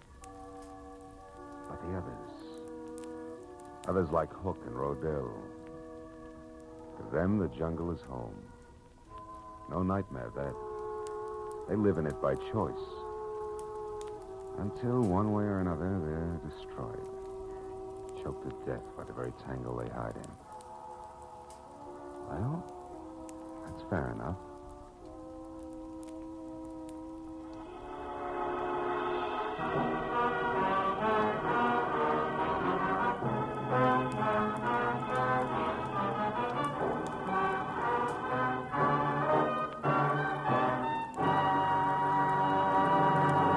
The Adventures of Philip Marlowe, bringing you Raymond Chandler's most famous character, star Gerald Moore, are produced and directed by Norman McDonnell and are written for radio by Robert Mitchell and Gene Levitt.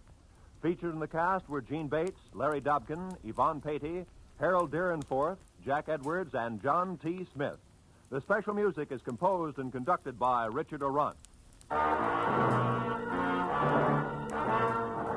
Be sure and be with us again next week when Philip Marlowe says... This time a fireball, too handy with a target pistol, led me down a rocky road past a sleazy money grubber to a curly-headed corpse. And it might have gotten worse if I hadn't slowed down at the hairpin turn.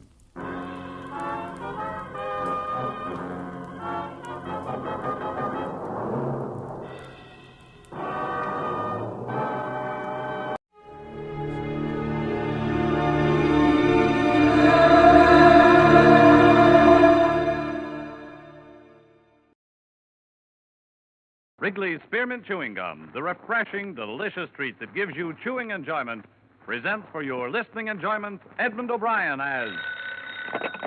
Johnny Dollar. Your call to Flat River is ready, sir. One moment.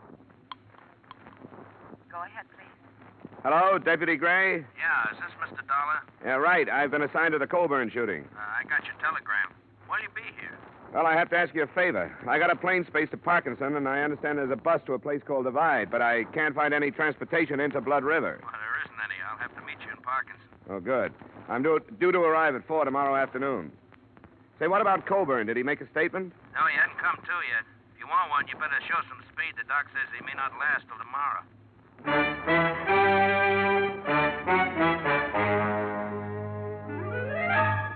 The makers of Wrigley's Spearmint Chewing Gum bring you Edmund O'Brien in another adventure of the man with the action-packed expense account. America's fabulous freelance insurance investigator. Yours truly, Johnny Dollar.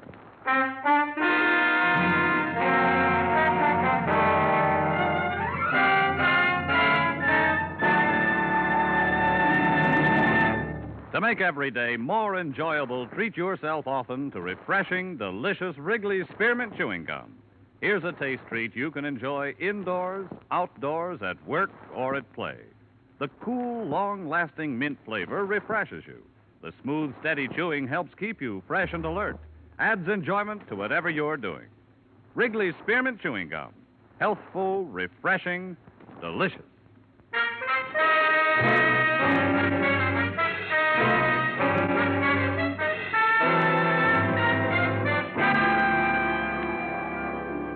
Expense account submitted by Special Investigator Johnny Dolar to Tri-State Life and Casualty Company, Hartford, Connecticut.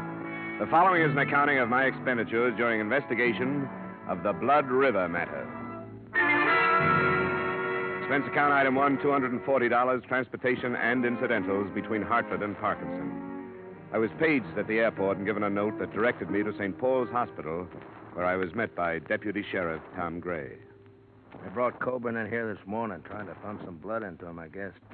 Nothing like a hospital out in Blood River. Any improvement? Yeah, I don't think so. Slugs from a .45, 4 of them. If it was me, I'd have left him where he was. Moving him 40 miles didn't do him no good. What did this insurance company send you out for? Just a routine check. When a policyholder gets shot up, they like to know why and by whom. How much insurance he have? $50,000 worth. Oh, I didn't know that. Who's it go to? Frank Colburn, a son, and Mary Colburn, a daughter. Oh. Do you have any leads, Sheriff? Leads? Oh, I got what the hired girl said. What was that? I didn't hear about it. Oh, she was a witness. She was in the kitchen that night. A man knocked on the door, asked for some grub. Old Colburn walked in, started to shoo him away, and the man shot him down. Have you got him? No, not yet, but a posse's out hunting him. We'll find him. Come on, operating room's down this way.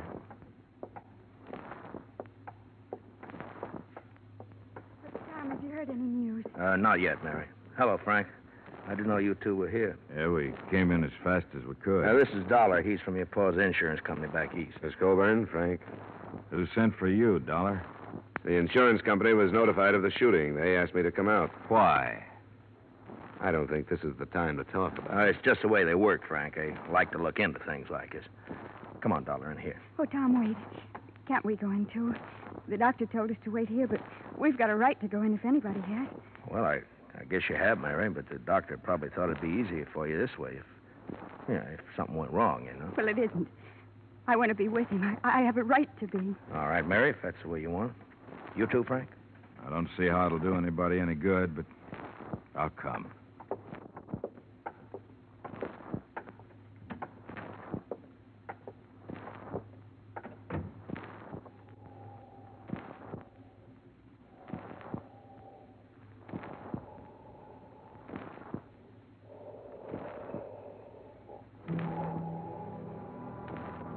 The son, Frank, was a huge man, well over 6 feet in his high-heeled boots.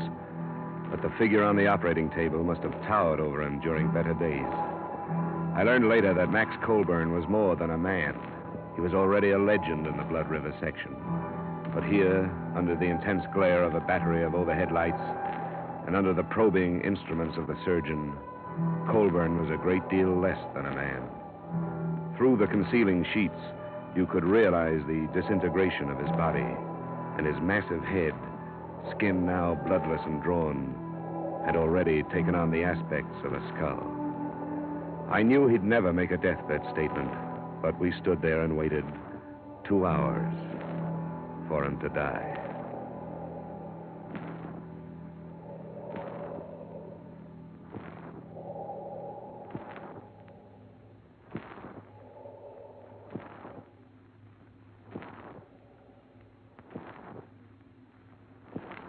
That's all, nurse. Jot down the time, please, and notify the coroner. Yes, sir. 6:15. Oh, now, Mary, don't do that. It won't do no good. Oh, Tom, what'll I do? What'll I do? You'll be all right, Mary. Frank, take her out of here, will you? Come on, Mary. There's nothing anybody can do now. If it had been me, Doc, I'd never brought him in. Old Bull might have made it in Blood River. I'm sorry, Gray. He had to be moved. No facilities at all out there. It's your business, I guess. It was point-blank range, Gray. Multiple punctures of the stomach, single puncture of the right lung. He had to be moved. How do you do? Johnny Dollar, Doctor. Oh, I'm sorry. Dr. Fulton. Mr. Dollar is representing the insurance company. How do you do? I'm sorry I couldn't save him, Dollar. Well, you did everything you could. Yeah. Who was it that shot him? Do you know? Not yet. I hope you'll find him. Max Colburn was a fine man. Yeah, the best. What are you going to do now, Dollar? Go to Blood River? I'm still not satisfied about this thing. I'll put you up in my place. There's no hotel. Oh, thanks. I'd appreciate it. Well, nice to meet you, Dollar. Too bad it couldn't have been under better circumstances. You should never have brought him in. Well, he probably knew what he was doing. You think he shouldn't have been brought in? Why'd you let him? You're supposed to be the sheriff out here. There's nothing I could do to stop him, Frank. No, and there didn't seem to be anything you could do before to stop it either. Oh, now, calm down, Frank. The county don't pay you to run around with my sister. If you'd been spending half the time on your job that you do with her, this wouldn't have happened. That's enough, Frank. Now, shut up. And if Mary don't know it's mostly your fault, I'm going to tell her. He's a hot-headed buzzard. Yeah, I noticed. Can we make it to Blood River tonight? Yeah, we can make it all right. Look, Dollar, I want to tell you something. It's a funny little place, only about 300 people in it. They aren't going to like you butting in. They don't like strangers. I'm used to that. Okay, as long as I told you. My Jeep is out in the back in the parking lot.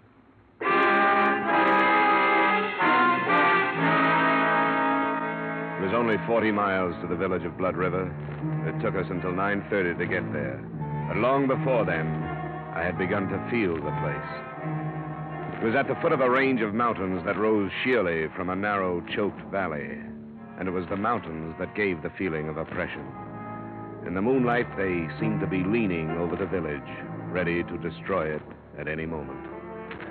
Gray had comfortable quarters in his cabin office. I slept fairly well. And the next morning, he drove me out to the village, to the Colburn Ranch.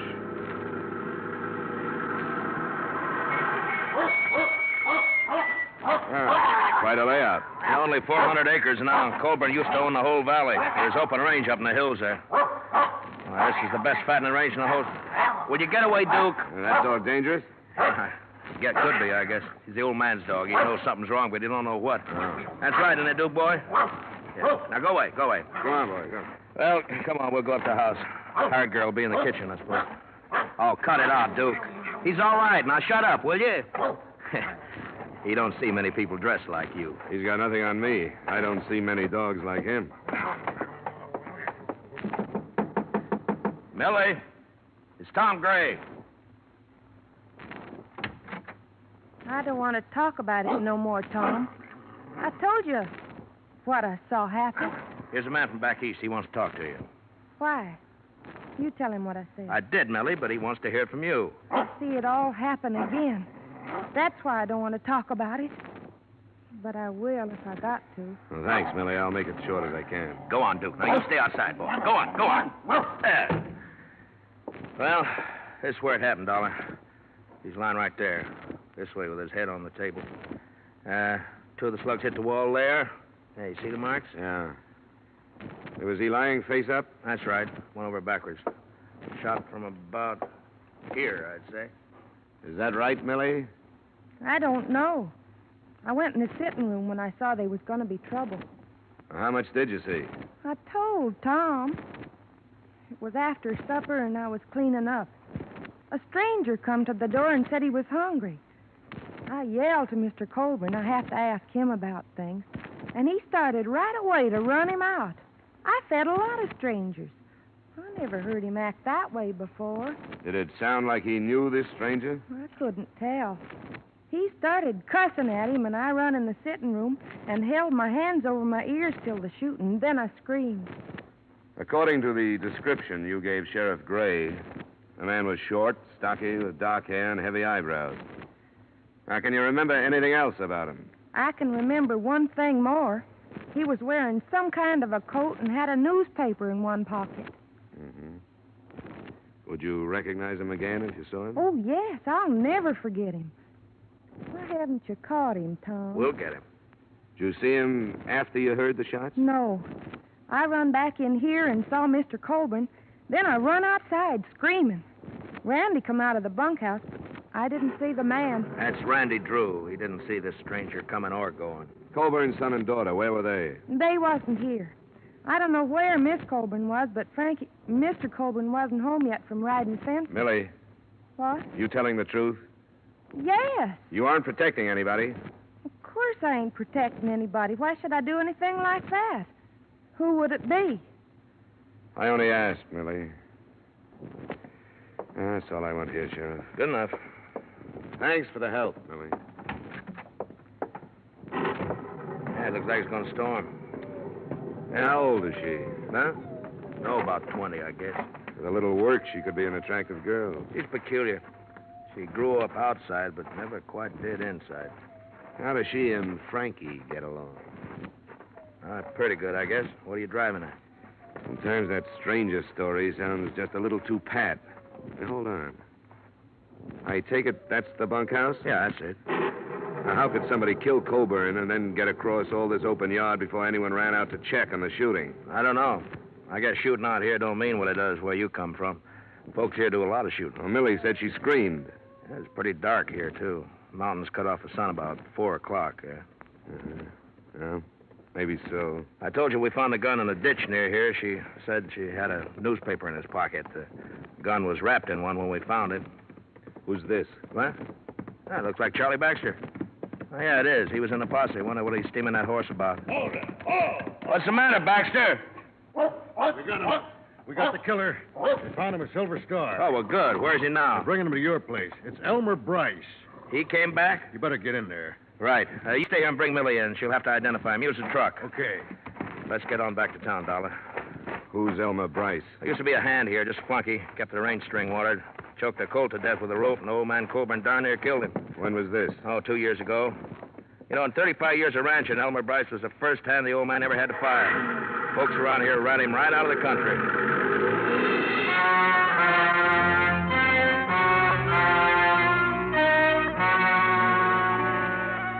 The thunderstorm swept in over the mountains and began to drench the valley during the trip back to the village. A group of maybe a dozen curious were huddled in slickers outside Gray's office waiting for a look at the prisoner. He arrived by car, went through the formalities of arrest, and a few minutes later, Colburn's hired girl walked into the office and faced him. That's him. He's the one. You swear on the Bible, Millie? Yes, I could never forget him. Okay. You can go on back to the ranch. Thanks for coming in. I'm glad they caught you. Oh, Millie. When they kill you, maybe I can sleep without seeing it happen all over again. That's enough, Millie. All right. Hey, you want Millie? Well, Bryce, you're under arrest. Anything you say will be used against you. I didn't kill him. You deny being at the ranch? I was at the ranch, but I didn't kill him. Well, what did you do? I was hungry. I thought I could get something to eat. He owes it to me. I can't get work no place because he talked about me so much. Nobody'll hire me on account of the way he talked. It wasn't my fault that colt choked. He kept pulling and the rope jammed. Coburn, he told people I was crazy and I did it for fun. That ain't right. What happened at the ranch? Well, I asked the girl for something to eat. She called Mr. Coburn. He come and cussed me out and told me to get off his land. And I left. Millie says when he cussed you out, you killed him. I don't care what she says. What kind of a gun do you carry? I ain't got no gun, and you can't prove I killed him. Because I never did. Him too is Gray. We want Elmer Bryce. Why did you go to his ranch instead of some other? I told you. Because he owes me something for what he done to me. Why don't you tell the truth so we can get on with this, huh? I didn't kill him. You hated him. I hate a lot of people. Listen to them. Who is it? Buck, let me come in. Just a minute. All right, come in. Gathered fast, Gray. Must be near to 100 out there now. They sent me in to say they wanted Bryce. Well, they can't have him. You know how they feel about old man Coburn? They want his killer for themselves. I didn't kill him. Nobody can prove I did. I think you've waited long enough, Sheriff. You better get this man into a car and get out of here. All right. Come on, Bryce. On your feet. I ought to give you to him. I don't care what Give me a hand, Dollar. Sure. The faster we move, the better. Open the door, Baxter, and start out. We'll be right behind you. All right, let's go. Move, Bryce. Come on, move. Come on. Get to the car, Bryce, quick. Now go home, folks. Anderson there, you go home. And Phil, you know better than to do this. Now go on home, will you? Right, get away. Let go. We don't need no outsiders. Ben, take care of this house. I got the killer. Use your head. This won't do any good. This is Ackers, you stranger. You ain't gonna stop it. Oh!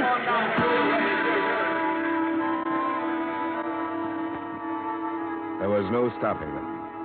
I caught a last glimpse of Bryce's face as I went down into the mud of the street. Then there was nothing but hundreds of thrashing legs carrying the mob and their victim to a waiting truck. Blood River was in the process of living up to its name.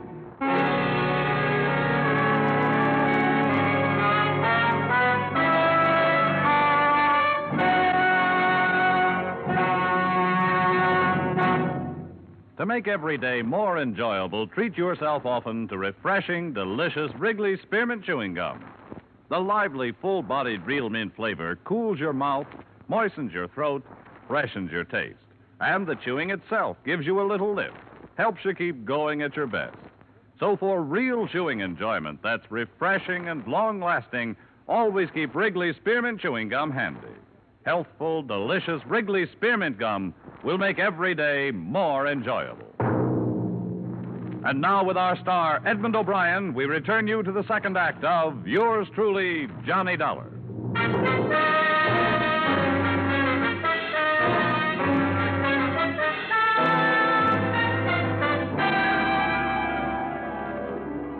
Deputy Sheriff Gray had fared worse than I. A boot heel had stunned him. So it was 15 minutes before we got underway in the Jeep. We found Elmer Bryce on the road to the Colburn Ranch, hanging from a bridge. We took his body back to the sheriff's office in the now silent village. You got to understand how they felt about Colburn before you can begin to understand their actions. I'll never understand. I've never been part of a mob. And neither have I. Neither have they. But this is something special. The old man is going to break up the rest of his land and parcel it out. He's done it before. He was loyal to the Blood River folk, and it meant they could have the land of their own. They could never afford it except the way he sold it. You're in a bad spot, aren't you? What are you going to do about this lynching? I'd like to call back the last hour and a half. That's what I'd like to do about it. Should have kept Bryce out of Blood River, but I didn't know. These people are my friends. I'll have to go into Parkinson and name as many of them as I saw. That's what you pay for wearing a badge, I guess. It's a lousy break. Is there anything I can do? I think I better strap on a gun. For the first time since I got this job. See there on the desk the receipt I made out when I took Bryce's personal things? I better have that. Is it there? Yeah, it's here. Sheriff? What? What's this? Who signed this? Charlie Maxwell. He signed because Bryce couldn't write. That's his X just above there. He couldn't write? Well, no, he wasn't much for brains. You saw that. He couldn't write his own name, but he carried a newspaper around with him? Why? Just to have it handy for wrapping guns? Or did he learn to read without learning to write? Well, it's going to be a strange kind of justice, Sheriff. If he was telling the truth and your village killed an innocent man, those that go free will live with that for the rest of their lives. I'll leave the Jeep with you. I'll drive Maxwell's pickup into Parkinson. Yeah, thanks.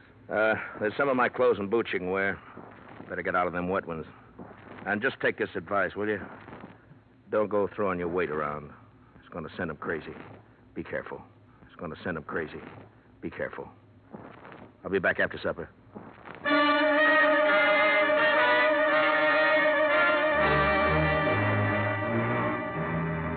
The single street was still silent and empty when I left the Colburn Ranch. The mountains were closing in again. There should have been lights in the windows of the houses, but instead they were dark. And I could feel the eyes of the people who stood inside them, watching me pass. Finally, almost at the edge of town, a knot of men stepped from a doorway and waved me to a stop. Where's Tom Gray? He went into Parkinson. What for? To report the lynching. Lynching? Hear that, boys? He says somebody strung up the killer. I don't believe it. From what I hear, he hung himself. And good. Why are you trying this out on me? I'm not here to arrest you. I couldn't if I wanted to. What are you doing here?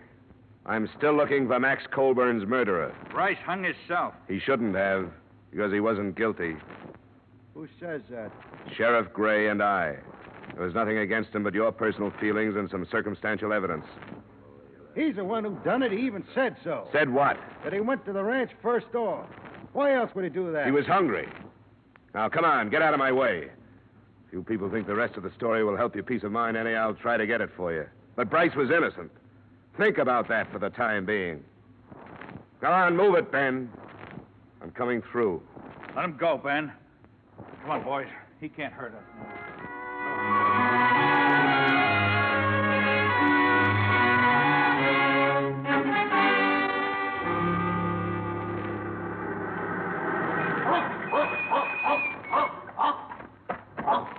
All right, boy, all right. It's all right. Come on now. You're a good boy. Sure, it's all right. Yep, these clothes belong to a friend of yours.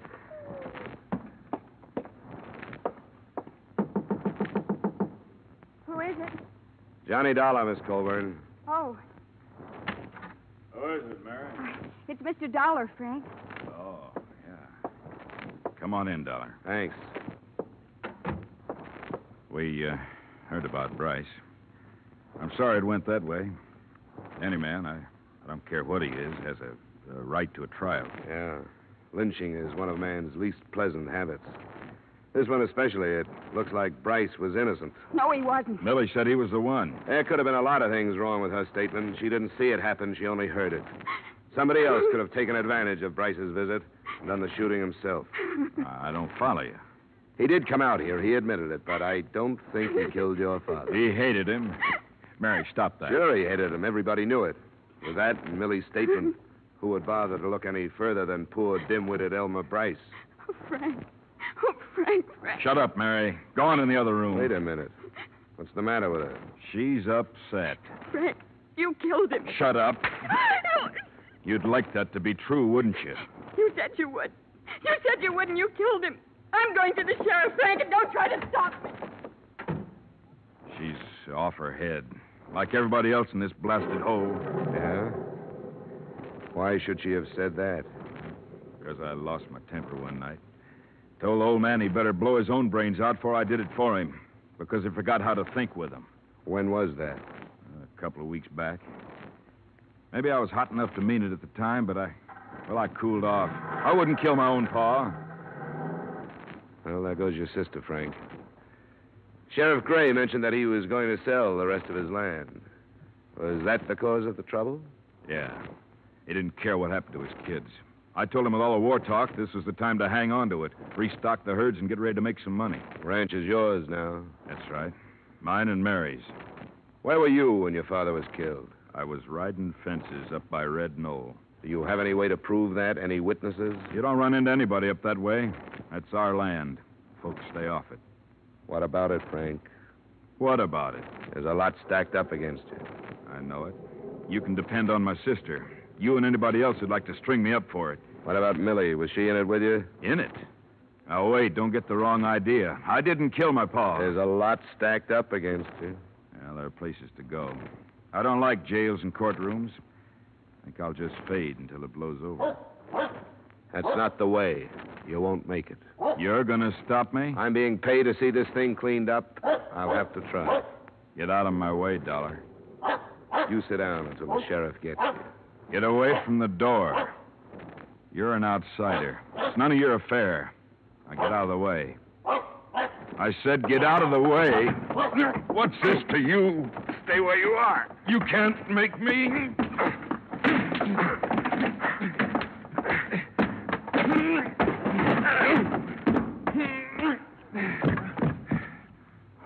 No, I don't want to have to kill you. So don't get up. Frankie. What do you want, Millie? What are you doing with that gun? You've got to kill him, Frankie. Get out of here. You've got to. For me. Why? Because I lied. I lied to everybody. What about? About your pa. Elmer Bryce didn't kill him. Millie. Because I did. I killed him for you. You told me that night you wished he was dead. You remember that night? I remember, Millie. And I told you I'd do anything for you. Remember that? Anything. Yeah, I remember. I lied. Elmer Bryce came, but I stayed in the kitchen and heard everything he said. I knew he hated your pa, and after he ran away, I thought about it. You're crazy, Millie.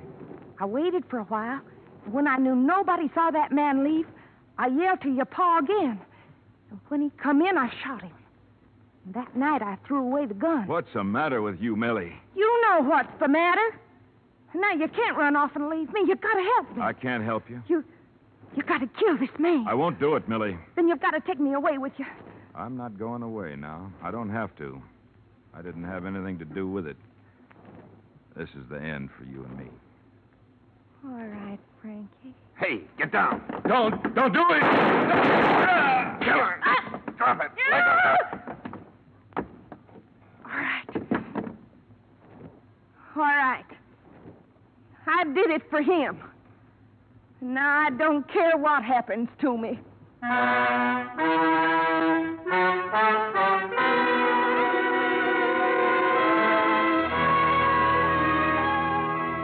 As far as I was concerned, that was it. Frank Coburn lost a lot of blood, but not his life. And his sister still had to live at the ranch with her ill-tempered brother. The hired girl who brought all this about was taken by the sheriff. When I left Blood River, the state had moved in to see what it could do about the lynching. But what that is, I don't know. The entire village was guilty of murder, and what could anybody do about that? All I know is that the original murder was not committed with the idea of insurance fraud. And in spite of the mess I got into, that's what I was hired to learn. Expense account item 2, same as item 1. Expense account total, $740. Yours truly, Johnny Dollar.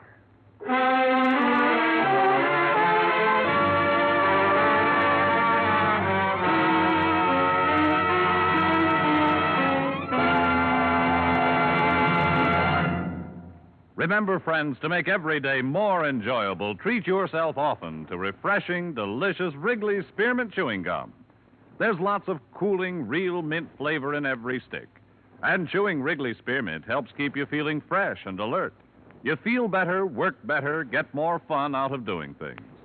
So indoors, outdoors, wherever you go, keep some healthful, refreshing Wrigley Spearmint Chewing Gum handy. To make every day more enjoyable, treat yourself often to delicious Wrigley's Spearmint Chewing Gum.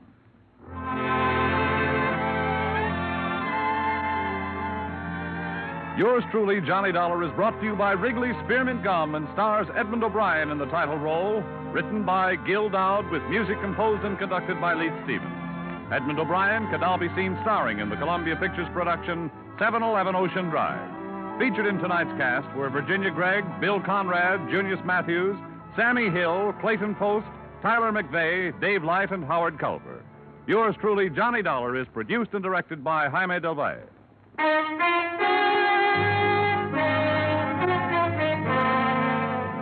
The makers of Wrigley's Spearmint Chewing Gum hope you've enjoyed tonight's story of Johnny Dollar and that you're enjoying delicious Wrigley's Spearmint Chewing Gum every day.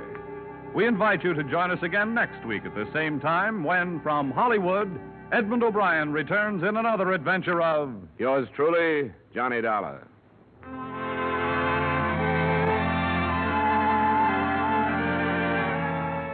Bob Stevenson speaking. This is CBS, the Columbia Broadcasting System.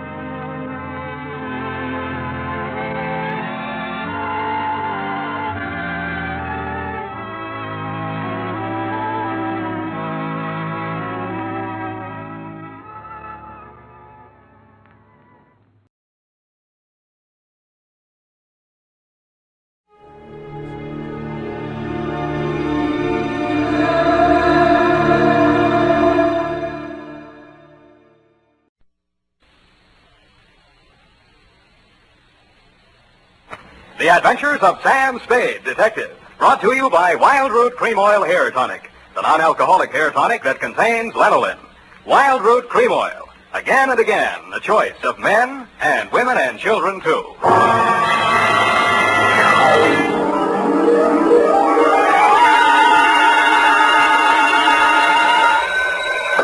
Sam Spade, Detective Agency? Me, sweetheart. Oh, Sam, I'm so glad you called. Why? I don't know. I always am. Was it a good case, Sam? I didn't like it. Where are you? Morgue, San Mateo. Oh, was somebody killed? Yes? Well, do you know who did it? Yep. That's good.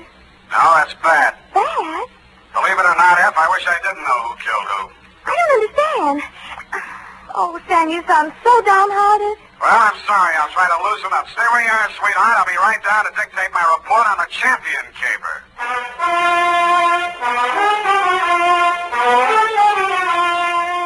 Dashiell Hammett, America's leading detective fiction writer and creator of Sam Spade, the hard-boiled private eye, and William Spear, radio's outstanding producer-director of mystery and crime drama, join their talents to make your hair stand on end with the adventures of Sam Spade. Presented by the makers of Wild Root Cream Oil for the hair. Before bringing you tonight's mystery, I'm going to take 28 seconds to tell you something that isn't a mystery. It's no mystery why so many millions of men, women, and children have well-groomed hair these days when America's favorite hair tonic, Wild Root Cream Oil, costs so little.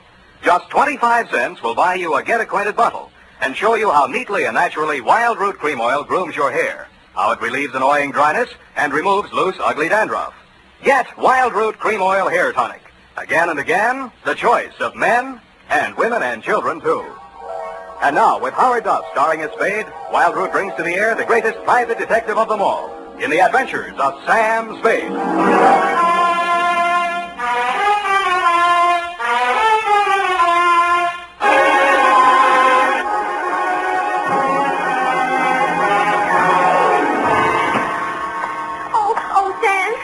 I read the afternoon paper.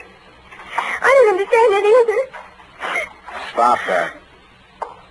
Really, after all this time, you'd think I'd be acclimatized to all kinds of human storms. I've got my pencil already. And myself again. I'm ready, Sam.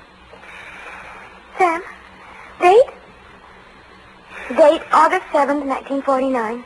To whom, Sam? Jack Manelli. To Detective Lieutenant Manelli, Homicide Detail, San Mateo Police. From Samuel Spade, license number 137-596. Subject. Are you listening, Sam?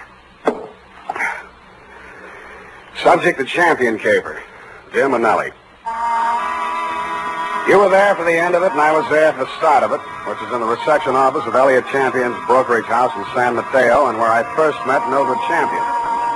Remember that old salve, how a woman in love is always beautiful? When I went in, I had no idea she was in love and no idea she was beautiful. Not because she had lately been crying, but her sallow face without makeup, framed in a wisp of blonde hair, wasn't flattered by the shapeless black dress, cotton stockings, and low-heeled shoes she was wearing. Certainly not the going idea of beauty. Nor did her conversation reveal anything to indicate love. Oh, yes. May I help you? Mr. Elliot Champion, my name's Spade. Spade. S-P-A-D-E? You don't have to write it. He's expecting me. Your business, Mr. Spade? Private. I have to have a little more than that, I'm afraid. Oh, is this hot here? Mr. Champion can't stand fresh air. Obvious. That's what makes it so warm in here. I'm sorry. Yeah, it is hot. Just flip the switch and tell him I'm here. Well, what is it, Mildred? I was just going out. Mr. Spade is here. It says you're expecting him. But I don't find him listed in your appointment book. Don't be an idiot. Send him in. Send him in. You may go in now, Mr. Spade. He always like that? He's nice today. Sorry, Mildred. That's your name, isn't it? His office is the first on the right. Don't bother. I'll find it. Thank you. I'll just go to lunch. Mr. Champion? Well, don't just stand there. Come in and shut the door. What I have to discuss with you is private. I don't want that snoopy niece of mine listening to our conversation. She's out to lunch now. But does she listen in often? All the time. Why? She didn't know who I was. I outsmarted her there. I called you from the drugstore on the corner. I don't want anyone to know who you are while you're here. Oh, now, where did I put that lighter? Behind the inkwell. Oh, yeah. I'm a dangerous man to play games with. Joseph's found that out once, and if he keeps this business up, he's going to find it out again. No games? You're dangerous. Say, are you mocking me, Spade? Just wondering what you're talking about. I just told you, you got ears, haven't you? Joe Josephs is back in town, and I'm not going to fool around with him. Mildred told me you were nice today. Oh, she did she? Well, Mildred talks too much. That's what's the matter with her. She talks too much. And you'd fire her, only she's your niece, and you'd have to pay somebody else 3 times what you pay her to take everything she has to take. Get out of my office. Oh, no. Wait a minute, Spade. It's just hot, I guess. Who has turned on the heat? It's Joe Josephs. He was released from San Quentin this week. I've been receiving telephone calls from him telling me to beware and to watch out and a lot of other nonsense. What was he doing at San Quentin? 2 to 5 on an embezzling count. He's an ungrateful scoundrel, that's what he is. I took him into my office as a junior executive, and 6 months later... He got tired of the $20 a week you were probably paying him and decided to dip into the bin. Only he did a bad job, got caught, you testified against him, now he's out and he's sore and he's threatening. And every time you yell cop around this town, there's always some snoopy reporter hanging around the sergeant's desk. Ain't that the truth? Listen, Spade, I've got $500,000 tied up in this business, and I don't want anybody thinking I might get knocked over by some loony with a grudge. And that's why you didn't tell the police? Don't you believe me? It'll do for now. You'll think of something better. Now, see here, impertinence is one thing... 25 a day and... No. That'll be 45 a day in expenses. I want you to find Joe Josephs and bring him to me. Nuisance warrant? More than that. I've got enough stuff in that desk drawer to send him back to Quentin if I have to. Oh, what kind of stuff? Left over from his trial. It'll be grand larceny this time, and they don't stop at 5 years for that kind of thing. You withheld evidence? I withheld... Get out.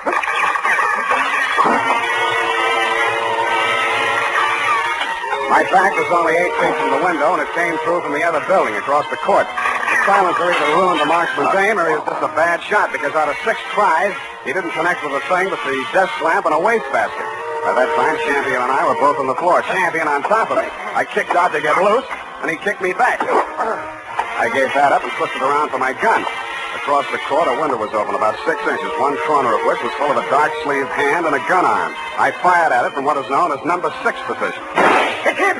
It's him! Get him, Spade! Get him, Spade! What do you think I hired you for?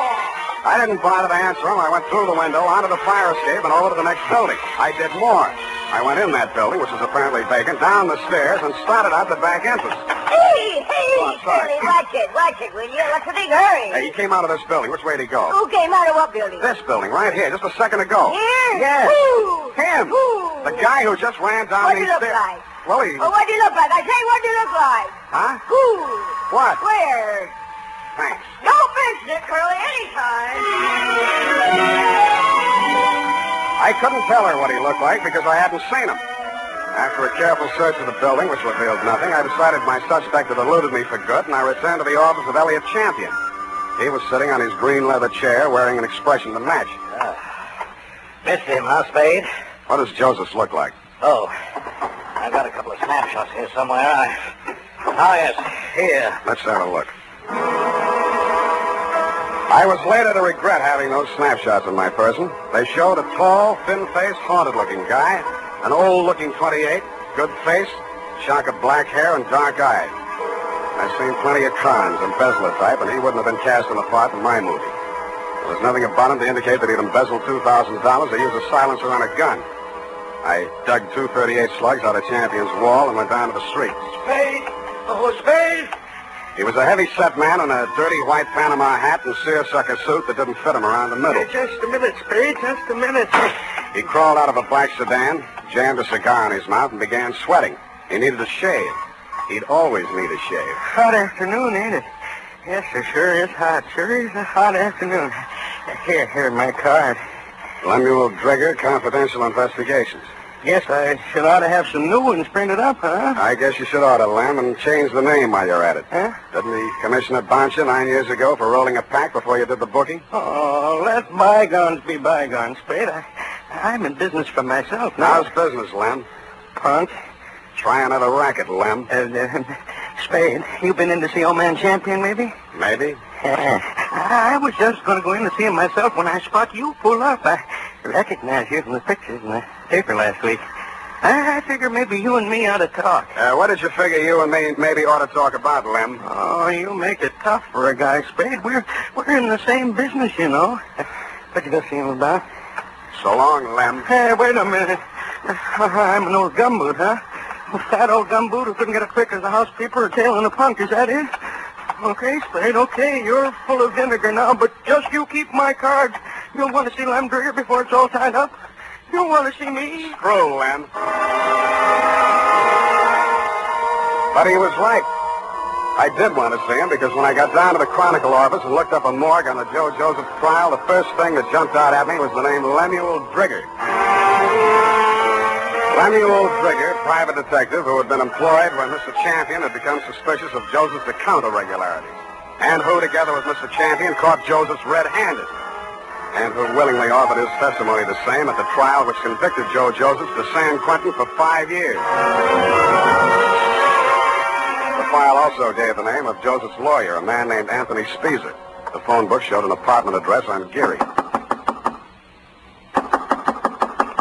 That's you, Aggie? Hold on a minute. I was just trying to get dinner over before you showed up, but I guess I'm late tonight. Who are you? Mr. Speezer? That's right. My name's Spade. I'm a private investigator. I'm trying to locate a former client of yours, a man named Joseph. Come in, come in. I was expecting Aggie, but come in. Thanks. I always fix my own dinner, poached egg and half. Ulcers. Name Spade? Yeah. Want an egg? No thanks. I'm on duty. Mind if I finish? It's up to you. Who's your client, Spade? Elliot Champion. Joe Josephs is back in town, and he's been making telephone threats and throwing 38s around. 38, huh? Mm-hmm. You know where he is? Joe was a nice kid, but a calendar job. Born with one war going on, a depression on deck, and another war in the hole. Makes a difference. The calendar got him. Everything was against him at the trial, too. I couldn't do anything. He thought I let him down and told me so. He got real sore when they read the book at him. Certain Champion and that private Dick, Lem Trigger. Trigger and everybody else said he was railroaded. You were his attorney? I know, but he didn't have a chance in a million of beating that rap. He thought I ratted when I took the guilty plea in court's mercy, all for a lousy $2,000.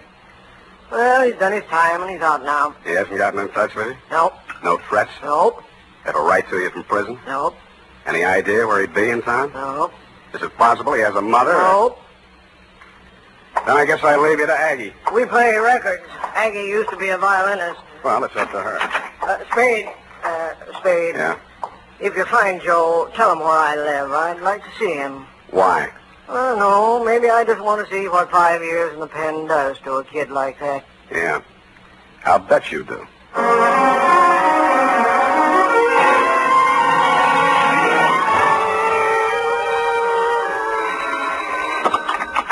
Yeah? Is this you, Mr. Spade? Who's this? This is Mildred Champion.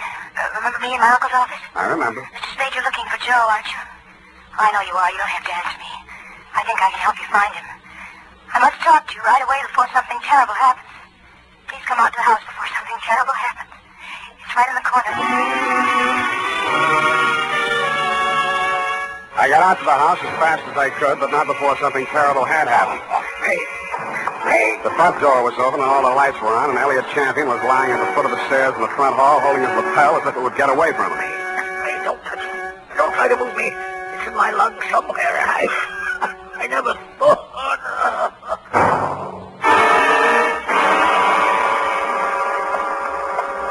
It didn't look like there'd be much use, but I beat it up the stairs to the hall phone to call emergency ambulance. Hello? What the? This is Joe. So you hired a private eye to look me up, huh? Well, you'll never find me, but I'll find you. Yeah, Mr. Champion, I'll be seeing you real soon. I didn't get it then, but I got it a second later. I grabbed for the banister, missed, and hit the top railing. A pair of hands held me up long enough to go through my pockets and then let me go, and that's the last thing I remember.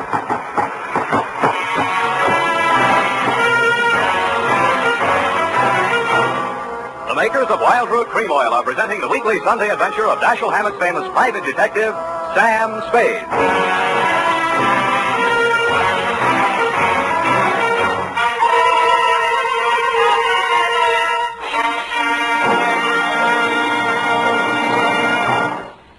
Now, here's important news on good grooming.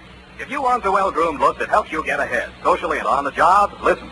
Recently, thousands of people from coast to coast who bought Wild Root Cream Oil for the first time were asked, how does Wild Root Cream Oil compare with the hair tonic you previously used?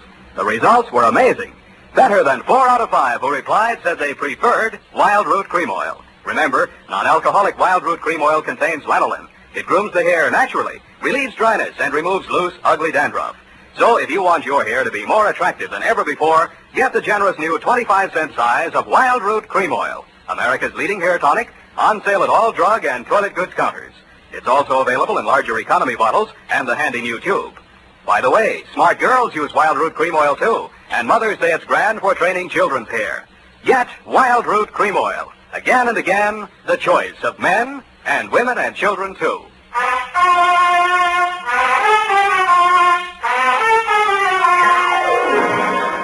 Now back to the Champion Caper. Tonight's adventure with Sam Spade.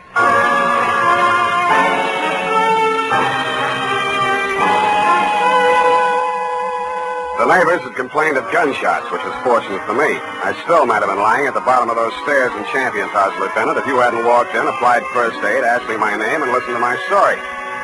You considered the threatening phone call after my client's death as a cover-up and promptly sent out a general alarm on Joe Josephs. I took an aspirin and a taxicab for home. Halfway uptown, I discovered the pictures of Joe Josephs were missing from my wallet. And that is why I was absent at the medical examiner's inquest this morning. Instead of going home, I went out to San Mateo, jimmied the lock of Champion's office, and violated City Ordinance number 352B. My dead client's desk revealed one important item. An income tax voucher dated August 17, 1944, noting him delinquent. Then I found another important item, same for 1943. His secretary's desk was even more interesting. What I found there led me to, 1, call her home. Result, no answer. And 2, to revisit Attorney Speezer. I found him poaching another egg. All right, I'm here. It's late, Aggie. What's the idea? Unless it's Beethoven, I don't... Oh, Spade. Aggie have a show? Yeah, left early. Has to work tomorrow. Oh, it's too bad. What's with you? Still looking for Joe? Yep. Any leads? Wish I could help you, Spade. Elliot Champion was shot and killed in his home tonight. No. That all you have to say? Joe do it? Maybe. You don't seem scared for a mouthpiece Joe didn't like. If you mean should I be next? No. I'm not scared, Spade. The kid should realize that this time I liked him and did all I could. You've been here all evening?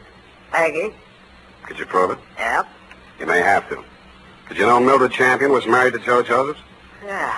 How'd you know? It's a secret. I found his marriage license in her desk drawer. Nosy, huh? I found something else. Champion didn't pay his income taxes all the time. A lot of people are like that, Spade. Me, Lynn Trigger testified against Joe at the trial, so did Champion. Mildred worked in the office, but she didn't testify. Wife can't testify against husband.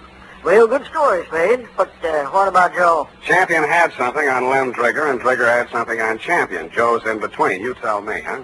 Huh? All right, I'll tell you. It's all about a green kid hired into a brokerage firm to be framed on a phony embezzling charge to cover up a tax delinquency. You want to finish it? I can't. I don't know it. You've got ideas, though. Yeah, Spade, you're right. I've got ideas. And all of them make me sick inside. That kid stood there and told me he was innocent. He said it 1,000,000 times if he said it once. And he told me he thought Champion was short with the income tax people. And if Champion was short, he could phony up a book and get a worn-out private detective like Drigger to testify that there'd been a fraud, and Joe takes the rap. If that's what happened, they did it pretty good. Did you mention anything like this at the trial? Surmise is not admissible. There was no way to investigate it and no way to prove it. Joe was a nice kid, Spade, and he told a good story. I've been fooled a lot of times. And what do you think? I haven't met him yet. All right, he's done his 5 years. He came out, and now they want him for killing the man who sent him up. His whole life's gone. And for what? Spade, I hope you don't find him. I hope nobody ever finds him. But we did find Joe Josephs, Lieutenant. He was right under our noses all the time. When I called you, you told me to come on down to the morgue at the county hospital. We both stood and looked at Joe Josephs. It's a funny thing, Sam. We had an alarm out for an hour on this guy. We've been looking all over. We've been looking all over for him, and he turns up right here. Only he's dead. He's been dead since last night, about 7. 7? Same time Champion was killed. TB. Just got the whole story. Had it awful bad in prison on the sick ward his last 2 years. Wanted out awful bad. When his time was up last week, he made him release him. But he wound up here, died in the hospital. He looks awful young to be a con and all. I don't know, Sam, he's just a kid, isn't he? Up until then, you had some kind of case against Joe Josephs. But when the medical examiner reported that my client had been shot with a .32, the rest of it began to fall into place. Lynn Trigger's office was a dirty room over a shoe repair shop on Mission Street. The glass on the door hadn't been washed in 5 years, and neither did anything else. You can hardly tell where the office left off and Lynn began. Oh, hello, Spade. I've been waiting for you. I thought you'd get over for some talk. What made you think that, Lynn? Well, you're here, ain't you? All right, let's make talk. Did the silencer ruin your gun? Huh? Come on, I want it all. Hey, you're... You phoned tonight after Champion was killed. You've been phoning him right along saying it was Joe. No, just a minute, Spade. We're in the same And racket. you shot at him with a silencer on your 38 this afternoon to make it look real good. You can't prove anything. I didn't kill him. One slug out of your gun will match that up. Every cop carries a 38. You were a cop once. Now, Spade, you got this all wrong. You because you thought he'd called you in for protection. He called you in once on another job. Listen, I know what you're thinking, And but business was so bad you had to drum it up, didn't you? Joseph was released from prison and it was a natural, only it didn't work. Champion called me instead, and you tried to shake me down. Well, I only thought we could kind of work together. You know, make it a good thing. I told you once you should try another racket. But you didn't take my advice. Now you're going to have to. What do you mean? Because your license will be revoked pretty quick. You got into a lot of trouble about 2 minutes from now. I did? I was right here. What are you trying to... I swore out a complaint on you for assault and battery. Hey, wait a minute. I ain't done nothing to you. Champion's dead. And Yes, you did, Lamb. You tried to strike me, and I had to defend myself. And I did make out a complaint, Lieutenant. I phoned your office, and 2 of your men were on the way out to pick him up when I heard a footstep outside the door. I knew who was there and what she was there for, and I did the only thing I could think of at the moment. And it was lucky I did it. Her own 32 was in her hand when she came in the door. She looked at me, and Lem's smoking gun in my hand, looked at him stretched out on the floor, then she looked back at me, and the gun fell from her hand, and she began to cry. Hello, Mildred. I wanted to do it. I came here to do it. I know. Why? Why did you? To stop you. Why? My bullets went into the ceiling. He's just knocked out. No, he ought to be dead. Dead. No. Not anymore, Mildred. You tricked me. You knew I was coming here. And you know he should die. You know it. That won't bring Joe back. How many real tramps have you met in your life, Mr. Spade? Lots. And some who just thought they were. Well, you met the genuine product yesterday. My uncle, for example. He stole money from himself and made it look like Joe did it. I know about that. And this one? Why didn't you let me kill him, too? Why? Easy. When I went over to see him in the hospital the first time, I knew he was dying. He had that look in his eyes, helpless. And he knew what they'd done to him, and he couldn't do anything about it. But you figured that you could. So you killed your uncle when you found out Joe died, and you came here to kill Lem. They killed him. They killed Joe and they sent him to prison. 5 years I waited for him to get out of that awful place. I waited to hold him in my arms and tell him it was all over. 5 years I waited to help him forget his hate, my hate. 5 years I loved him so much every day. Oh, easy. And then he came back to me the way he did. Those pictures were all I had left of him after 5 years of waiting, loving him. Now he's dead. What can you or I or anybody do about what they've done to him? Look at me, Mr. Spade. Go ahead, look at me. I'm not what you'd call beautiful. I'm not even very pretty. Nobody would ever look at me twice. Well, Joe looked at me, and he loved me. Now he's dead, and I'm dead inside. I'm dead inside, and I'll be glad when I'm dead outside.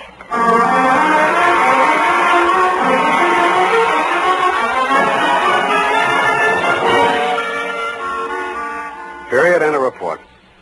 Oh, they were so unhappy. Yeah. Add a notation that I won't be around for the coroner's inquest. Sam, you can't do This report, when duly notarized, should be admissible as testimony. I want to get out of town for a few days. Sour racket. And now, listen to this. Later this evening, if you happen to stroll down to the corner for cigarettes or ice cream, why not also pick up some Wild Root Cream Oil Hair Tonic? Your whole family will like the way Wild Root Cream Oil grooms the hair neatly and naturally, relieves dryness, and removes loose dandruff. And ask your barber for a professional application of Wild Root Cream Oil Hair Tonic. Again and again, the choice of men and women and children, too. Here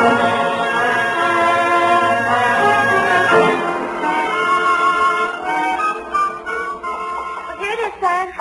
Didn't make any mistakes. Of course you didn't. Are you really serious about getting out of town for a few days? I am. The world's too much with you, huh, Sam? Effie.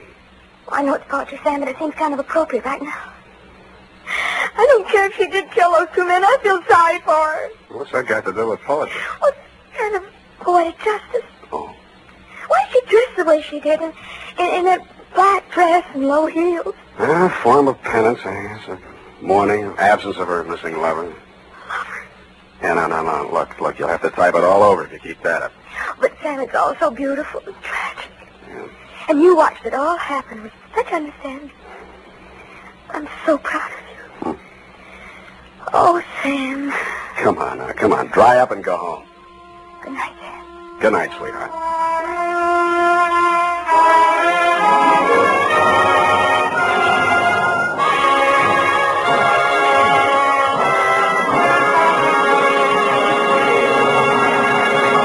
The Adventures of Sam Spade, Dashiell Hammett's famous private detective, are produced and directed by William Spear. Sam Spade is played by Howard Duff. Lorene Tuttle is Effie. Tonight's adventure with Sam Spade was written for radio by E. Jack Newman. Music was directed by Lud Gluskin, with score composed by Renee and Pierre Garriguet. Join us again next Sunday when author Dashiell Hammett and producer William Spear join forces for another adventure with Sam Spade. Brought to you by Wild Root Cream Oil. Again and again, the choice of men and women and children, too.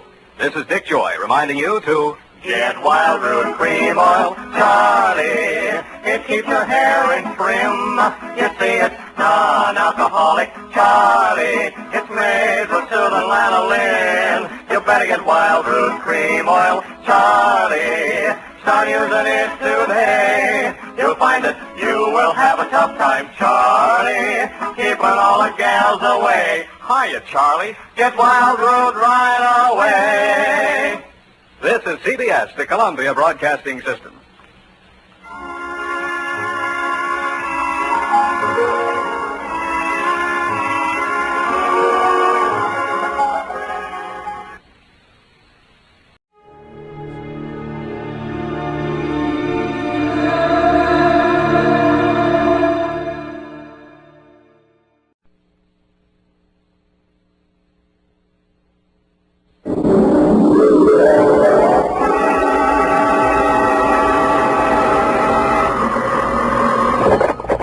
Detective Agency. Me, sweetheart. Sam, how opportune.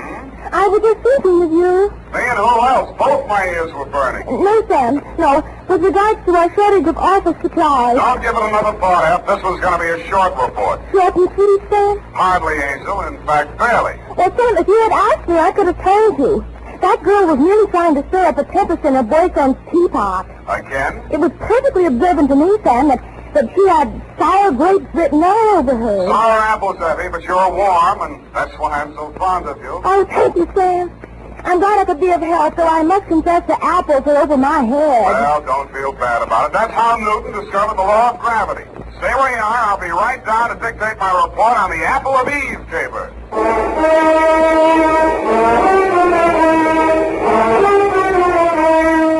Dashiell Hammett, America's leading detective fiction writer and creator of Sam Spade, the hard-boiled private eye, and William Spear, radio's outstanding producer-director of mystery and crime drama, join their talent to make your hair stand on end with the adventures of Sam Spade.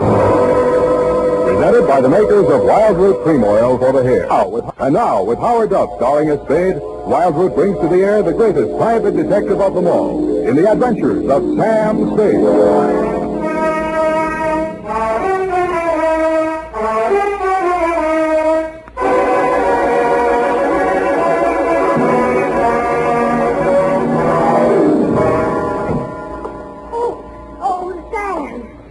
Come right in.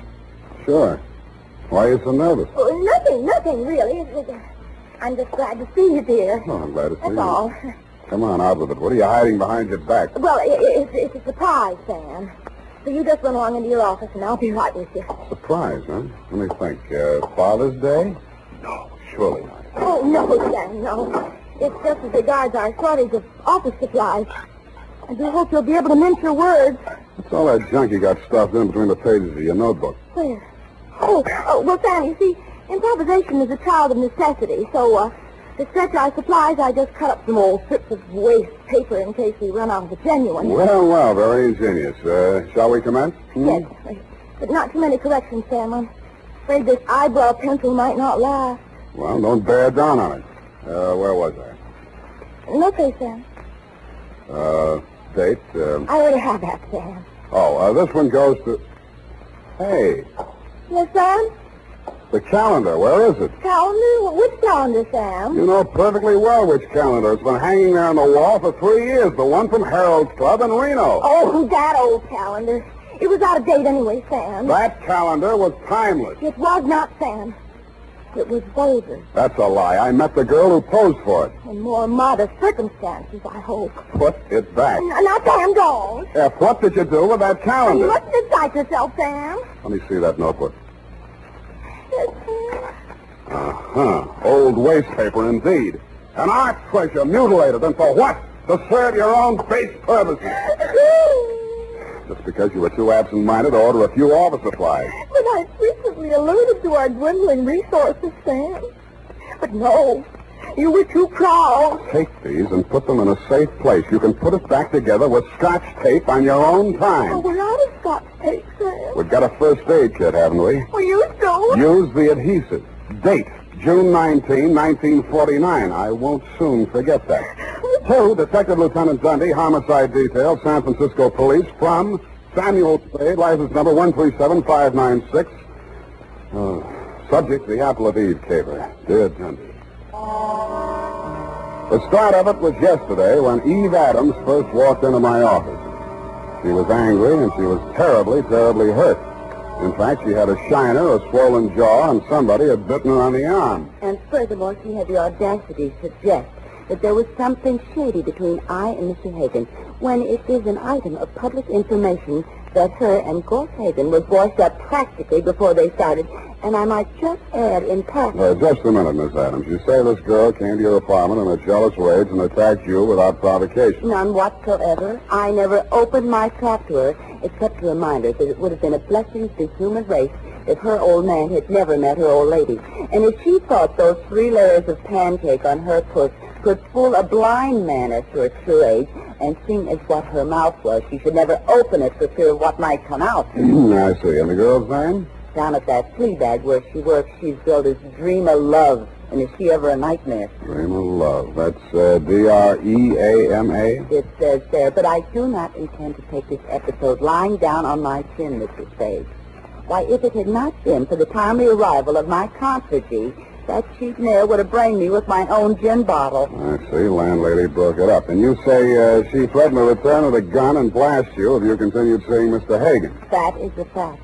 And she is just cheap enough to try some low trick like that. Mm-hmm. And what do you want me to do, Miss Adams? I want you to pay a formal call on that dame and tell her that upon the very next occasion of any violence or threats thereof out of her, I'm going to yell cops. In fact, Mr. Spade, I am placing my life and limbs in your hands, and if you are anything of what you're cracked up to be, you'll have no difficulty in giving that creepy crow the bum's rush straight out of my life. Pardon me, Miss Adams. My secretary seems to be calling me. Out of my way. I know who's in there, and I'm going in. Out of my way. Stay clear, keep it off. You should have hired the 4th Marines, dearie. Now, ladies. Ladies, please. Break it up. You all show you who to get up with. You ain't calling me shamus, or I'll let you have it. Now, ladies, please. Now, let's talk this over calmly and sensibly. Okay, you asked for it. Now, ladies. Oh. Please.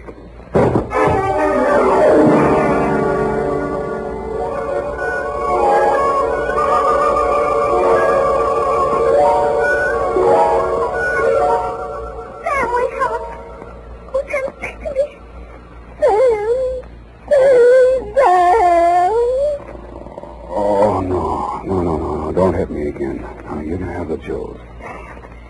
Oh, son, you poor darling.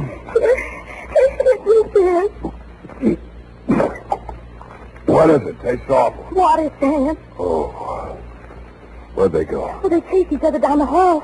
I thought you'd gone out. I did. What did she hit me with? Well, she took a staff out of her purse and left slide before I could prevent it. Yeah. But you were still on your feet when you told me to close the door. Fine, thanks.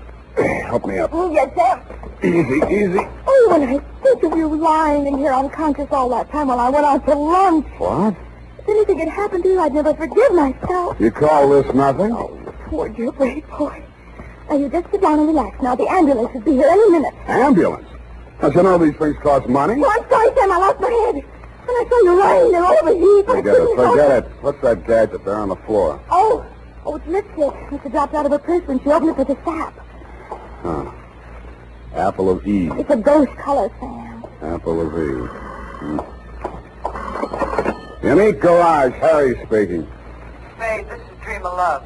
Keep your distance. Look, you left your lipstick, but don't bother to come after it. I'll mail it to you. What kind is it?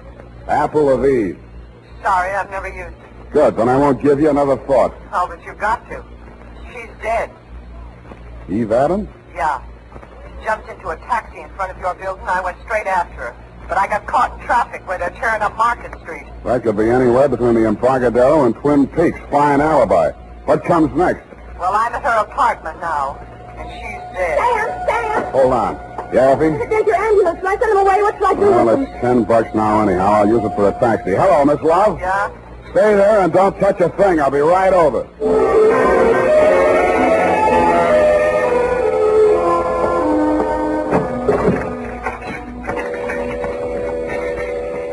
Dream I hadn't waited, if that was really where she'd called me from. Eve Adams was on the bedroom floor in front of a dressing table. There was broken glass all over the floor. The place reeked of perfume.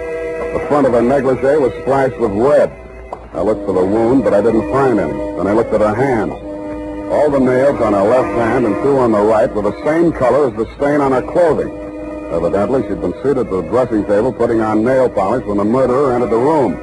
The back of her head had been creased by the well-known blunt instrument, such as a heavy sap. I felt the bumps on my head and looked at the overturned nail polish bottle on the dressing table. It was called Apple of Eve.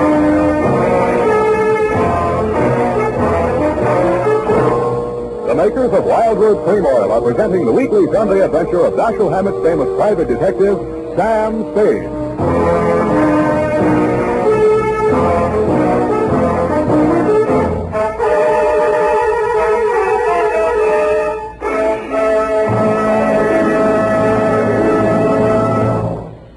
Now, important news on good grooming. If you want the well-groomed look that helps you get ahead, socially and on the job, listen. Recently, thousands of people from coast to coast who bought Wild Root Cream Oil for the first time were asked, how does Wild Root Cream Oil compare with the hair tonic you previously used? The results were amazing. Better than 4 out of 5 who replied said they preferred Wild Root Cream Oil. Remember, non-alcoholic Wild Root Cream Oil contains lanolin. It grooms the hair naturally, relieves dryness, and removes loose, ugly dandruff. So if you want your hair to be more attractive than ever before, get the generous new 25-cent size of Wild Root Cream Oil, America's leading hair tonic, on sale at all drug and toilet goods counters. It's also available in larger economy bottles and the handy new tube. By the way, smart girls use Wild Root Cream Oil too, and mothers say it's grand for training children's hair. Get Wild Root Cream Oil. Again and again, the choice of men and women and children too.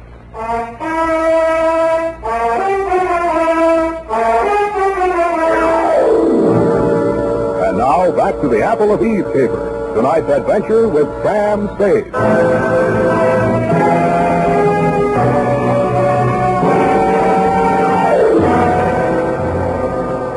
Second time around the murder apartment, I noticed something I hadn't caught the first time. Some smears of Apple of Eve nail polish that didn't show very distinctly against the rust-colored carpeting, but left a clear trail across the kitchen linoleum. When I opened the back door, I smelled burning cloth. There was an incinerator just outside, and from it I fished a man's shirt partially burned. The initials in the pocket were still intact, so were the red stains under them.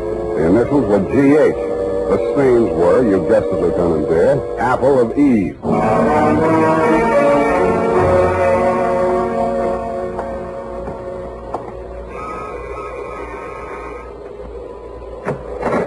Yeah? I'm looking for Miss Dream of Love. She home? No, she isn't. Thanks. I'll come in and wait. Hey, wait a minute. Okay, you're in. What do you want with her?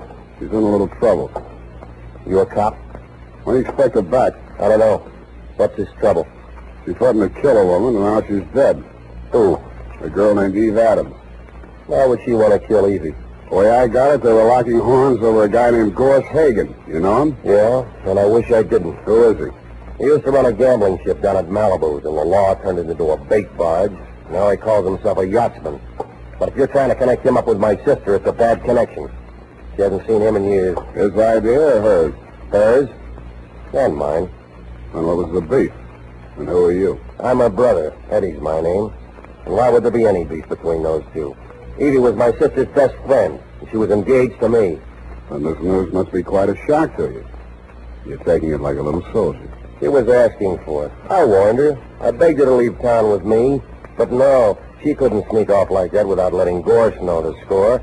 I told her he'd kill her before he'd let her go. Mm-hmm. You live here, Eddie? Yeah, whatever. Where do you keep your shoes? In a closet, kidder. Where do you keep yours? Under the bed? Which closet, in here? Wait a minute, Get your hands off of me. Let me see your warrant. That better be good or you're going out of here on your head. Take your hands off me, Eddie. Let's see that warrant. All right, I got a warrant, Eddie. Here.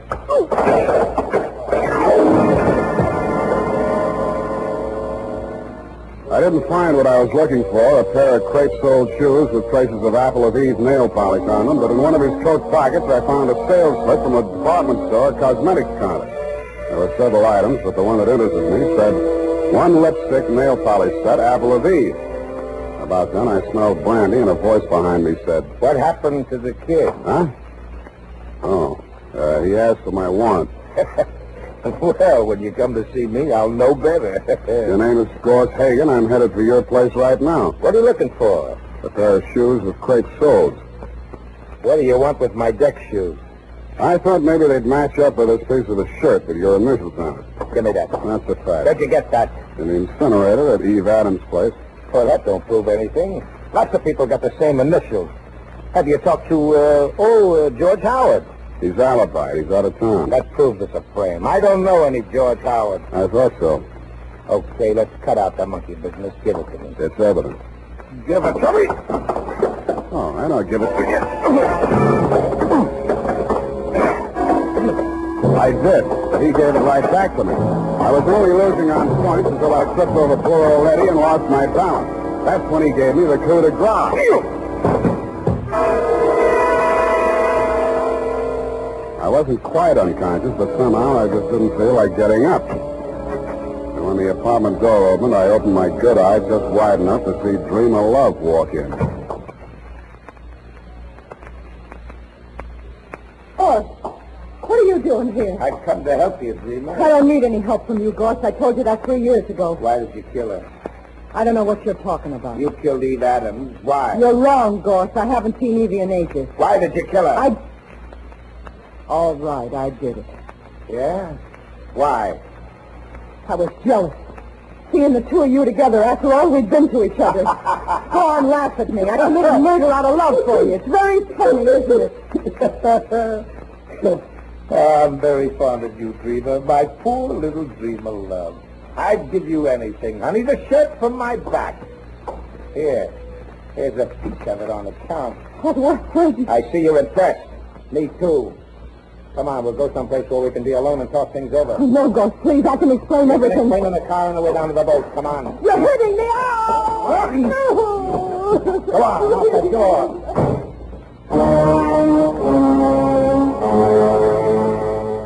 Stupid me, I staggered to my feet and stumbled over to the door. I reached it just as Hagen's car pulled away from the curb. By the time I found a taxi, they were at least halfway to wherever they were going. I didn't know whether the boat he had mentioned was tied up at the Embarcadero, anchored in the marina, moored at Sausalito, or becalmed in Oakland. But there was a seafaring man in our town who knew about such things. My port of call was the Seahorse Bar and Grill just off the head of Pier 16, or is it the Foot?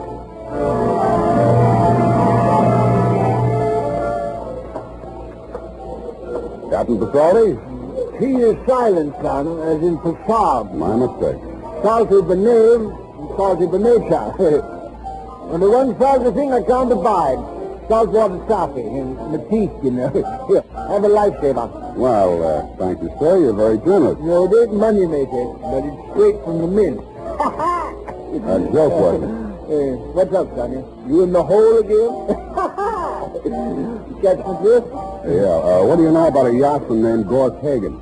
Oh, nicely put, matey. Is there nothing lower than the yachtsman? He's it. Mm-hmm. Where's he keep his boat? Well, now, she's still afloat. She'd be dragging her hook somewhere off Sausalito. Now, she's a converted PT, you know, because of the Sea Queen. Mm-hmm. He had her bottom planks ripped out in the back of the coral sea, and he patched her up with plywood.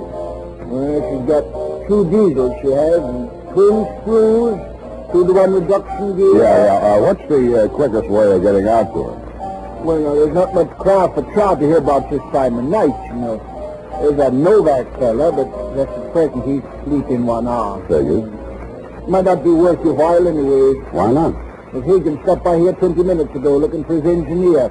Said he was casting off on-side engineer or no engineer. And what about your boat? My boat. When I made it, on a plotted course, you'll stand up to any double-end of Monterey Dory in the cloud. Yeah. Without a head sea, that is. Then on the other hand, you put her in the bottom rate. Buck and a quarter swell. Yeah. How much? How much?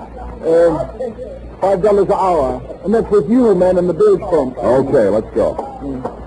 This, you're Hagen fella now. You on to the trim of his sails? Sails on a PT boat? Not the boat. Send me the man, cut of his jib. No, I didn't notice that, but he was wearing crate-soled shoes. I'll tell you about this Hagen, matey. Fella once tried to board him. A customs officer, no less.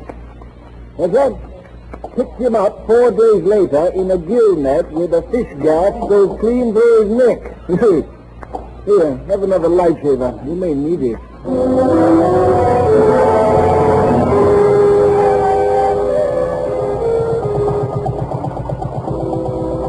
After he'd lashed me to my station at the bilge pump, Captain Society got his double into Monterey Dory on a plotted course to Sausalito, he hoped, and we plunged recklessly into the fog.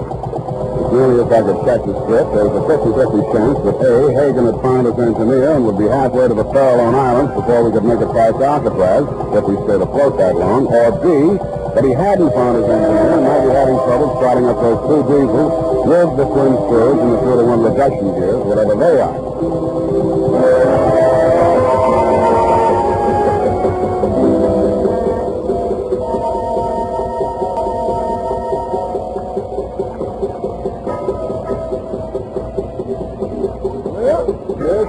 Major. Which one? About 5 points to court.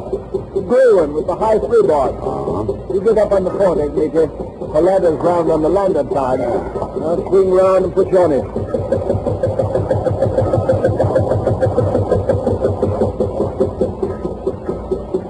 Hey! Anybody home? He's likely below, messing them diesels. You better rear back and holler, mate. You like this? Ahoy!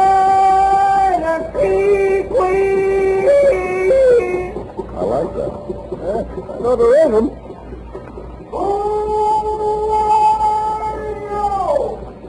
Captain Salty! Board the leg of Crabtree! The Super Cargo requests permission to board, sir. Hey! I want to talk to you, Hagen. Captain Salty. Up down, you clumsy lover. Where'd he get you? Some writing note. That's a midship. Here. How do you run this thing? I got to get you to shore. That's Startle. There's a 4G. Don't pull it back all the way. She'll die. That's your friend. You lie still. What are you looking for? Jump the bucket. Lifesaver. In case you need it.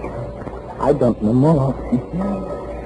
This wings on your after quarter make you remember Okay, that. take it easy, Captain. Keep a balance. Don't let your jib ruffle. Keep it on course, matey. Keep. Hey, Captain Salty.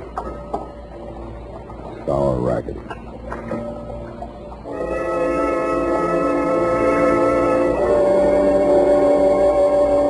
I crawled over the rail and tried to make out Hagen's silhouette on the other boat. I could just barely make out the shape of the hull against the faint glow of light from the Sausalito shore. He existed a few yards astern of Hagen's boat, but not out of rifle range. I wondered why. If he could see us well enough to drop Captain Salty, he'd let it go at that. And I got it. He was listening.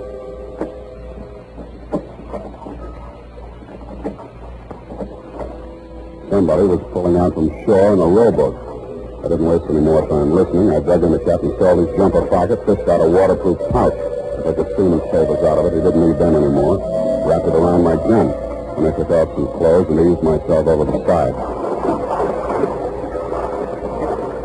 I didn't swim for speed, but for distance. Stopping now and then to make sure the man in the boat was still covering for me. I felt my way around the hull till I found the anchor rope. Just as I grabbed it, I heard him rest his oars. Hagen, who's that? Eddie Love. What do you want? I've come after my sister. Go on home and eat. She's sailing with me. That's the way she wants it. No lying. Wait a second. Come on out there, Griever. What's happened? Your brother's down there in the boat. Talk to him. Well, what am I doing? Talk to him. All right. Eddie! What's he done to you, sis? I'm all right, Eddie. Everything's all right. Ghost and I have decided... Go on home, Eddie. He's lying to you. He knows you framed him. If you stay out with him, you won't come back. No, Eddie. I'm coming aboard. He knows. He's got free. No, Eddie. Drop it, Hagen. Oh, drop the rifle. Go up. You lousy. Damn it. Stop.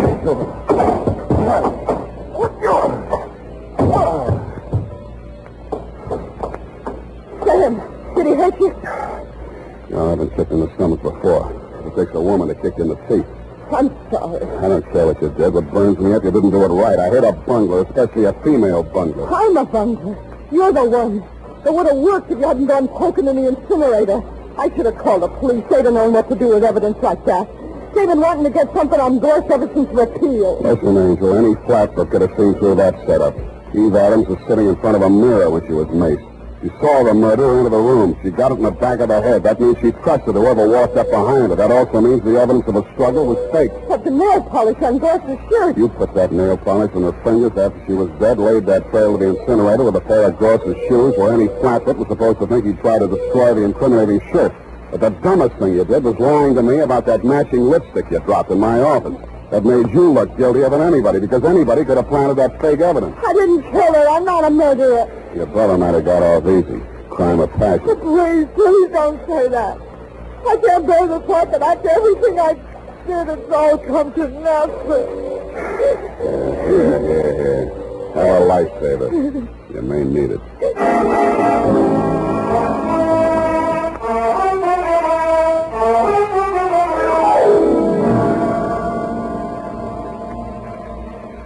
Period. And a report. Oh, Sam. Poor Captain Consulting. She is silent. Everything's the same. Go type that up. All right, Sam. Nice one in the package.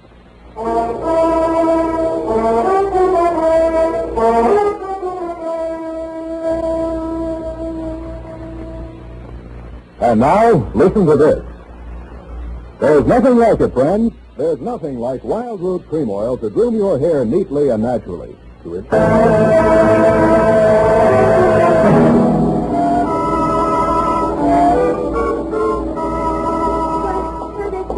Besides, I don't. What stopped you? The last page of my notebook were into our shortage of supplies, Sam. But anyway, I'm glad. Because I didn't have to go through it again. I mean, so Captain Consulting. Yeah, please. Please, now, honest, I'll buy you a new notebook, a nice fat one. Would you like that? Oh, yes, sir. There's always something so final about final pages, it seems.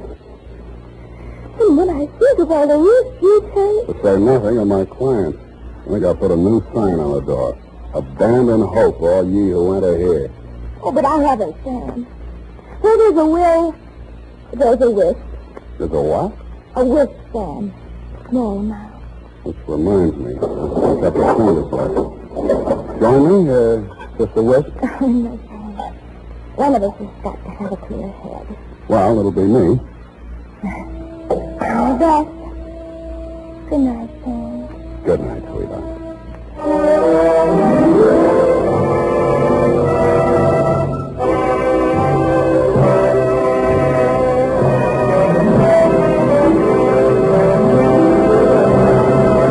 The Adventures of Sam Spade, Dashiell Hammett's famous private detective, are produced and directed by William Spear. Sam Spade is played by Howard Duff. Lorene Tuttle is Effie. The Adventures of Sam Spade are written for radio by Bob Tallman and Gil Dowd, with musical direction by Lud Gluskin. This is Dick Joy reminding you that next Sunday, author Dashiell Hammett and producer William Spear join forces for another adventure with Sam Spade, brought to you by Wild Root Cream Oil. Again and again, the choice of men who put good grooming first.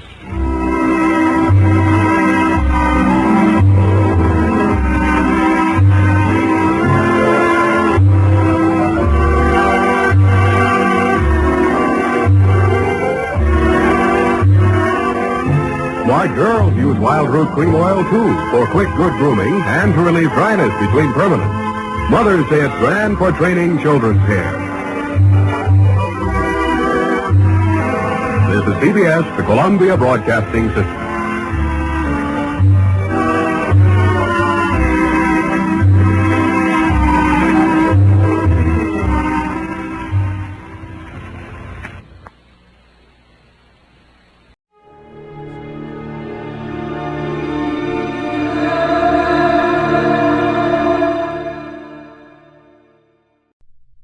Wrigley's Spearmint Chewing Gum, the refreshing, delicious treat that gives you chewing enjoyment, presents for your listening enjoyment John Lund as Johnny Dollar. Hanley Conrad, Johnny. Oh, how are you, Mr. Conrad? Fine. Are you employed? Not at the moment. How about catching the next plane for Los Angeles? All right. What is it? We insure a Mr. William McEdwards. His home burned down last night and he was killed in the fire. Who do I see? C.H. Anderson, Beverly Hills Chief of Police. All right, I'll call the airport and make a reservation.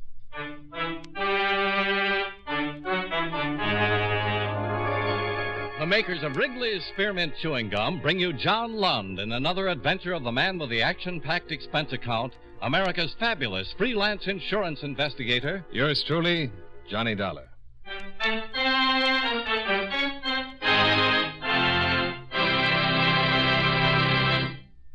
Friends, the makers of Wrigley's Spearmint Chewing Gum present these weekly adventures of Johnny Dollar because they know that millions of you enjoy Johnny Dollar.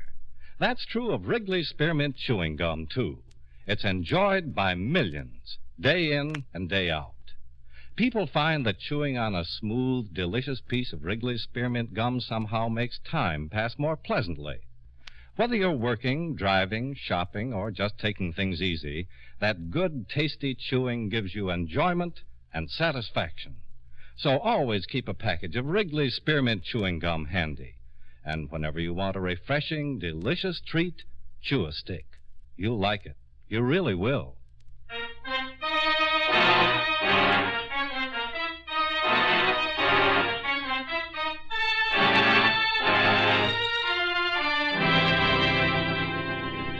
Expense account submitted by Special Investigator Johnny Dollar to Home Office, World Insurance and Indemnity Company, Hartford, Connecticut.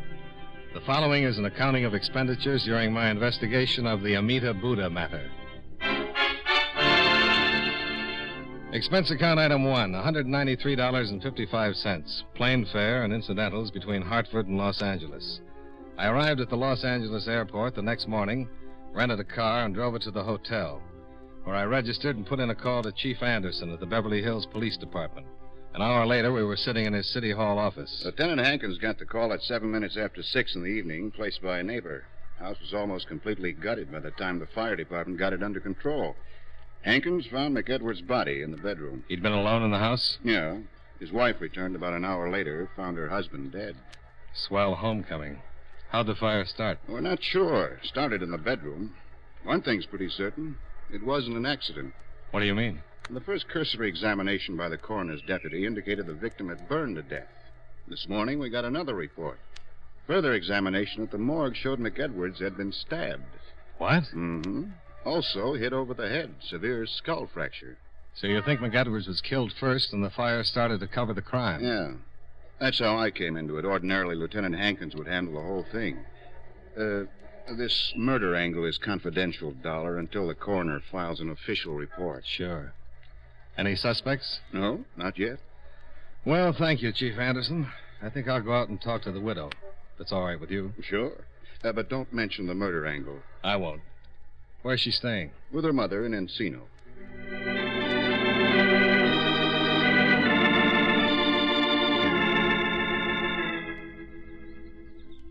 Yes? My name is Dolar, Johnny Dolar. I'd like to speak to your daughter, if I may. What's it about? The death of her husband. I'm a special investigator for the insurance company. Well, Mr. Dollar, my daughter's not feeling very well. I know it's difficult, Mrs. Rizzanelli, but if it's at all possible, I'd like to see her. Get it over with. Get it out of the way. Well, who is it, Mom? Oh, she's up. She was resting. Well, who is it? This is Mr. Dollar, honey. He's, Is it about Bill? Yes, it is. He's a special investigator, an insurance investigator. Well, come in. Thanks. I was lying down, Mr. Dollar. Oh, I'll be in the kitchen. It's nice meeting you, Mr. Dollar. Nice meeting you, Mrs. Rizzanelli. Well, won't you sit down? Thank you. You're with the insurance company? Yes, World Insurance and Indemnity. How can I help? Just answer some questions. I'm sure you've had your fill of answering questions by now. It's all right. You returned about an hour after the fire. Is that correct? That's right. Where had you been? I'd driven to Pasadena. Bill, he had to work, so he couldn't go with me. A few days ago, Mr. McEdwards, that's Bill's father, returned from a location trip to Korea and gave us an antique, an old Chinese Buddha. We wanted to find out about it, so I took it to a friend of ours in Pasadena who collects Oriental art. A Buddha? Yes.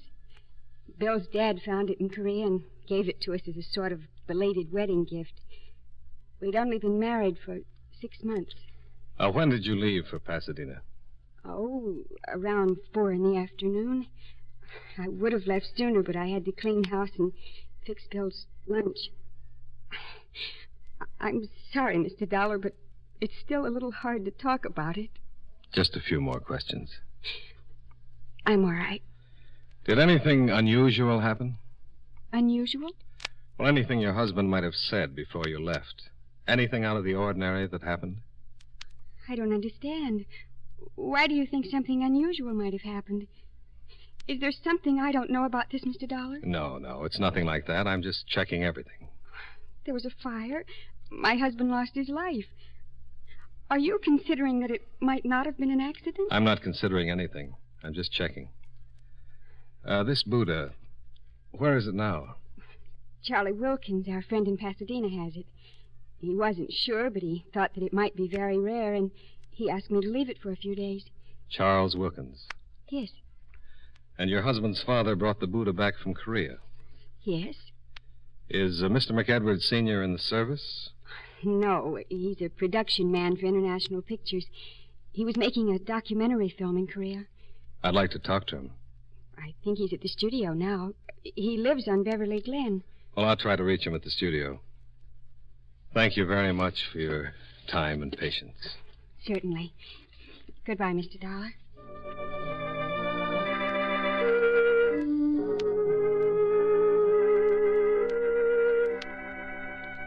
I left the attractive Valley home and drove back to the hotel, where I put in a call to International Studios for John McEdwards, the victim's father. His secretary told me he was at home, but that she'd deliver my message and have him call me. In about 5 minutes, McEdwards called, and I made an appointment to see him. I drove out Sunset toward Westwood Village and turned north on Beverly Glen. John McEdwards lived in a small house in the middle of a lot of acreage. The reason for the acreage met me at the high closed gate. 4 giant Great Danes faced me behind the steel fence. Their owner, a tall, wiry, middle-aged man, bounded down the steps of the house and ordered his animals to be silent. Yes, easy. Come on, Simpson. You, Mr. Dollar? Yeah. Be with you in a minute. Come on. Get over there. Come on, boy. Come on. That's it. My name, Mr. Dollar. Wouldn't it be just as well if we talked out here? They won't hurt you. Come on in. Now, easy, son. Easy. Well... Easy. Nice doggy. They're all right. Just as friendly as they can be. Well, by gosh, they are. I'm McEdwards. Glad to know you, Mr. McEdwards. Oh, easy, boy. Sammy, I'm quiet. just shaking his hand. Come on into the house. Fine. Sure hate to run into that pack if you weren't around. They wouldn't do anything unless maybe you tried to break in the house or something. There's an article in the paper not too long ago about some guy trying to break in a house. The owner's Great Dane spotted him going in the window and broke his neck. Broke his neck? Yeah. No, Sampson, you stay out. That's all. Samson? Yeah. Samson, Delilah, Cleopatra. I call her Patty. And the Duchess. Sit down. Thanks. The Duchess is the mother.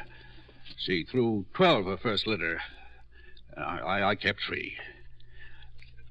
Well, you didn't come here to talk about dogs. Can I get you a beer? No, thanks. You want to talk about Bill? Yes. Wonderful boy. Terrible thing. I'm just trying to keep busy and not think about it. It's pretty tough when you raise a boy and see him through all these years. Yes, sir. What do you want to talk about? How long were you in Korea, Mr. McEdwards? About 3 months. I understand you brought back an old Buddha. Yeah. Why? I saw your daughter-in-law, she told me. How's she taking it? Pretty well, I'd say. Yeah, what a wonderful girl. Never thought Bill would get married, but he sure picked the right one when he did. Yeah. Tough, isn't it? Only been married 6 months. Tough on Pat. Tell me something about this Buddha. Well, it was funny how I found it. I was helping build a dam. We had to block up a small stream and get the water to rise for a shot we needed. I was digging up some rocks a few yards away from the road, and I uncovered the old Buddha. It was in a box. Nice, neat hole. Your daughter-in-law said she took it to Charles Wilkins, that he thought it was very rare. Yeah. Why are you so interested in the Buddha, Mr. Dollar? Oh, just a casual interest. My company sent me out to investigate the fire, and when your daughter-in-law mentioned the Buddha, I got interested. Your company insured my son's life. That's right. You didn't know Bill, did you? No. Nice boy. Easygoing. Never thought about insurance or things like that until he met Pat. Then he settled down. Best thing that ever happened to him. You sure you won't have a beer, Mr. Dollar? Oh, no, really. Thanks, it's the same. Those darn dogs. There must be someone at the gate. Oh, it's Pat. Hi. Hi. Oh, now get back. Go on. Shove him back. Hello, honey. Hi, Dad. Oh. Hello, Mr. Dollar. Hello? Mr. Dollar, I just had a visit from Police Chief Anderson. He came just after you left. That's why you asked me all those questions. He told you? Yes, he did. What is it? Dad, the fire wasn't an accident. What? Well, Pat, what is it? What do you mean it wasn't an accident? Would you tell him, Mr. Dollar? If you'd like me to. What is it, Mr. Dollar? The fire wasn't an accident, Mr. McEdwards. Somebody deliberately? Bill was murdered. Oh, honey. Mr. Dollar. Yeah? But why? Mr. Dollar, do you think it had something to do with that Buddha? I don't know, Mrs. McEdwards. I'm trying to find out.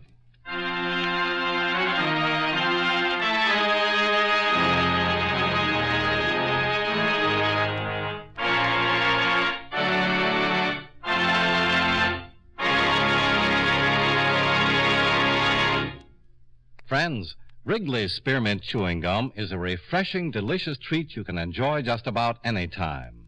Even when you're busy working, you can slip a stick of Wrigley's Spearmint in your mouth and enjoy that pleasant chewing. The lively, full-bodied spearmint flavor cools your mouth and freshens your taste. The good, smooth chewing helps relieve pent-up tension, gives you satisfaction. As a result, you seem to feel more relaxed and get more enjoyment out of what you're doing. So enjoy chewing Wrigley's Spearmint Gum while you work and at other times, too. Get a few packages next time you're at the store. That's Wrigley's Spearmint Chewing Gum. Healthful, refreshing, delicious. And now, with our star, John Lund, we bring you the second act of Yours Truly, Johnny Dollar.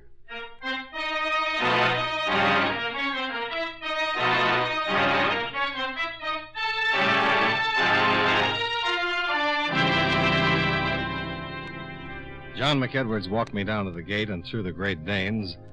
Then I drove to Pasadena and met Mr. Charles Wilkins, authority on Oriental art. I can't say absolutely. I'm still doing research, but I believe the Buddha to be the original Amita image Buddha. What does that mean? Well, in Buddhism, there's more than one Buddha. Each may have an earthly life, but there is never more than one in the world at any time. And Buddhas come into being at irregular intervals, and only when there is a special need for their presence. In the Mahayana system of Buddhism, there are 300 million Buddhas, but the Amita is one of the 5 Buddhas of contemplation. And the Buddha Mr. McEdwards found is the original Amita? Yeah, I'm almost positive that it is. I believe its origin dates back to sometime around 200 B.C. What would you say it's worth? Well, that would depend. To a responsible collector, there's really no way of telling.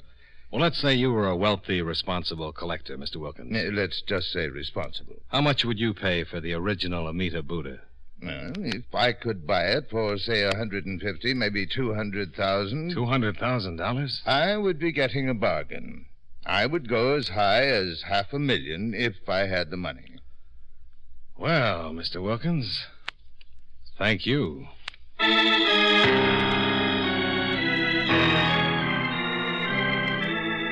This thing is worth $500,000? That's what the man said. Well, now, that's what I call a motive. Yeah. If the Buddha is really an art treasure, then the U.S. Customs Office is going to be very interested. That's their affair. I'm interested in who killed Bill McEdwards. Well, I don't know where this will take us, but at least it's a lead, only the real one I've had so far. We questioned all of the victim's associates, and from what we could find out, he didn't have an enemy in the world. No love rivals, no discarded girlfriends, no money troubles, nothing. But he had the Buddha. Yeah. Question is, who knew he had it, besides his wife and father?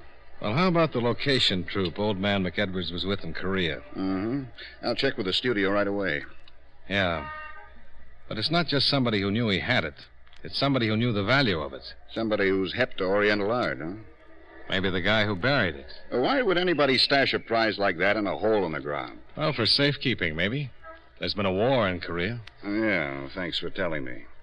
But say it was the person who buried the thing. Why would he have to steal it? He could just step up and claim his property. If he was the rightful owner. But suppose he stole it in the first place. Yeah. Well, I like guessing games as well as the next one, but it's time I got to work. Where are you going to start? First, the motion picture company, then we'll check all incoming passengers from the Orient last week. Ships, planes, military personnel. That shouldn't take more than a month. You got any better ideas? At the moment, no. Then I want another talk with McEdwards Sr. I thought I'd run out and see him this afternoon. Yeah, do that. If you turn up anything, let me know. Sure. If I do.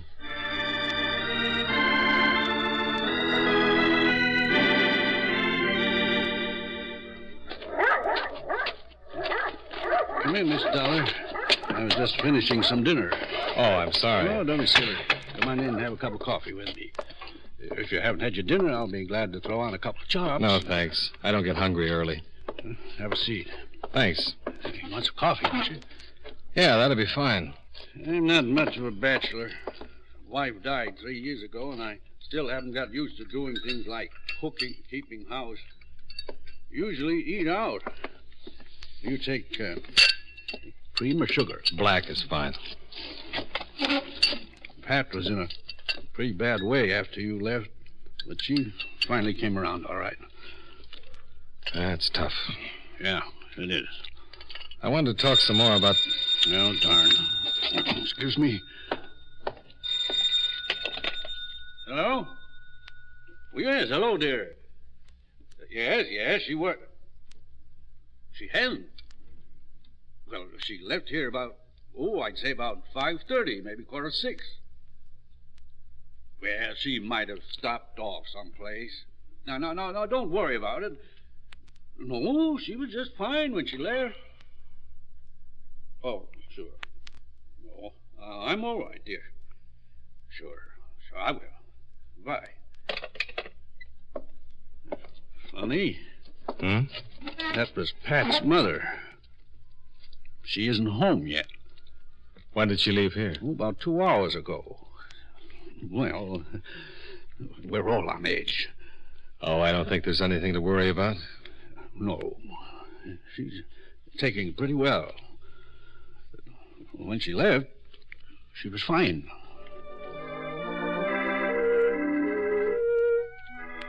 I talked with Mr. McEdwards for about another hour. He told me everything he could about the Buddha and his trip to Korea. He looked dead tired. His eyes were beginning to show the strain. I decided to say goodnight and forget the rest of the interrogation until the next morning, when the phone rang again. Hello? Eh? What? I'm sorry, I didn't... Yes, that's right. Yes. But wait. Hello.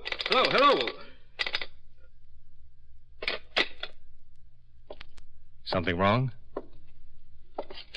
I'm not supposed to say anything. What was it? I think you're a nice guy, Johnny. Can I trust you? Certainly. Can I trust you? Certainly.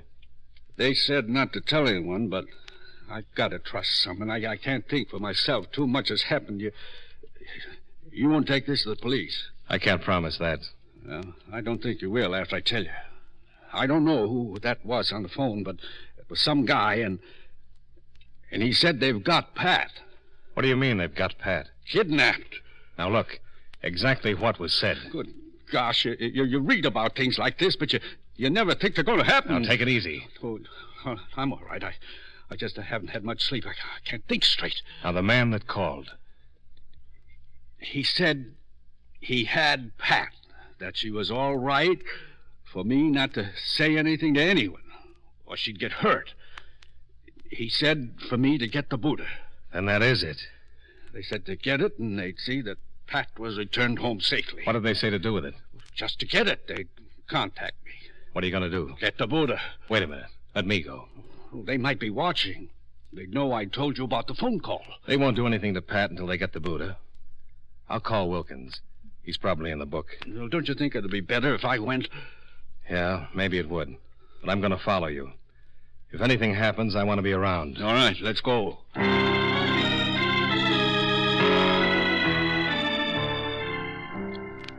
Wilkins turned over the Buddha while I waited outside his house, watching for anyone who might have followed. The drive back to McEdwards' home was uneventful. No single car stayed with us for any length of time from the freeway to Beverly Glen. While McEdwards opened the gates and drove his car into the garage, I parked in a secluded spot some 50 yards away from the house and walked back, where I met McEdwards at the foot of the front steps. You think we were followed? No, I don't think so. Well, I've got the Buddha. What do I do with it? Wait till you hear from them. They said they'd contact you. Yeah? Think I should call Pat's mother and tell her what's happened? No, not yet. No sense in worrying her until we find out what's going to happen. But, Dad... Pat! Good evening, Mr. McEdwards. John McEdwards had visitors, 2 men. One rather slight, fairly young. The other an enormous man, a good 6.5 feet that must have weighed well over 300 pounds. The slight one held a .38 pointed in our direction. Pat started across to McEdwards, but the big man stopped her. Sit down. What is this? Allow me to introduce myself. Alan Sutka. And this is my friend, Don Roach. We've come for the Buddha. I let him in with my key, Dad. I had to. Sure. It's okay. Who's your friend, Mr. McEdwards? Yes, I warned you not to confide in anyone. This is Mr. Dollar. He's just an old friend. How unfortunate for Mr. Dollar. You've gone to a lot of trouble to get this Buddha. Indeed, I have. Nearly 5 years, to be exact. Now, what is your interest in this matter, Mr. Dollar? Purely professional. Are you a policeman? Not quite. I see. Mr. McEdwards isn't responsible for my getting mixed up in this. I was here when you called and forced him into telling me. As I said before, most unfortunate. Now, Mr. McEdwards, I'll take the Buddha. Not yet, you won't. Oh? Perhaps you don't understand. Yeah, that's it exactly. Which one of you bums killed my son? Killed your son? He was killed, Sutker. The fire didn't work. The police know all about it. Indeed. Come on, Mr. Sucker. Let's get this over with and get out of here. Patience, patience. You'll have to forgive my young friend. How did you know Mr. McEdwards had the Buddha? Its discovery made the Tokyo papers. I did some checking, found out when Mr. McEdwards was returning to the States, flew here to meet him. Why'd you kill my son? I don't mind telling you. Under the circumstances, I cannot afford to let any of you live. Your son discovered Roach here in the act of burglarizing his home. He protested too much. Roach had to kill him. It wasn't premeditated. We assumed the Buddha was in the house. We knew that Mr. McEdwards here had delivered it to his son the night before. Why, you... Take it easy, take it Mr. easy. Dollar's right. Should you get out of hand, Roach will shoot you on the spot. Now, if you don't mind, I'll have that Buddha. Oh, Dad. Without hysterics, if you don't mind. Just one more question. How did you know about the Buddha? Mr. Dollar, I've known about that particular Amita Buddha for many, many years. Another man knew about it also. Unfortunately, he was the first to locate it. His name was Wu Sung, an Oriental collector. He discovered the Amita Buddha in a Tibetan temple shortly after World War II and stole it, then smuggled it out of Tibet and into Korea. I followed him, made him a handsome offer, but he refused to sell. He died under rather mysterious circumstances, but I didn't have the chance to leave Korea with the Buddha. The war. Very astute, yes. The communists suddenly attacked, and there was absolutely no way I could get the Buddha out of the country without someone discovering So it. you buried it? A few hundred yards from Wu Sung's home. I imagine the house has long since vanished from the face of the earth. I bided my time in Tokyo, waiting for hostilities to cease, but as fate will have it, Mr. McEdwards uncovered my prize. Mr. Sutka, you talk too much. I enjoy it, Roach. And after all, what good will the information be to our friends? Come on, let's get the Buddha. Yes. Now, Mr. McEdwards, you will either turn over the Buddha, or Roach will kill you immediately. Give it to him. Here. Thank you. Now, if you'll all lead the way down into the yard, we'll proceed to my car and take a short trip. Oh, Dad. It's all right, honey. Now, if you please. Beautiful animals, Mr. McEdwards. I'm glad they were penned up when we arrived. They could have caused no end of trouble. They still can! McEdwards had belted the big boy right in his enormous middle, and Roach stepped in and swung his gun. As McEdwards dropped, the dogs, penned in behind the tall fences, went crazy. Samson, the big male, went over the 10-foot fence like it wasn't even there. Before I knew it, I was up to my elbows in Great Dane. Sammy, let him alone! Get him! Hey, Delilah, get back there! Are you all right?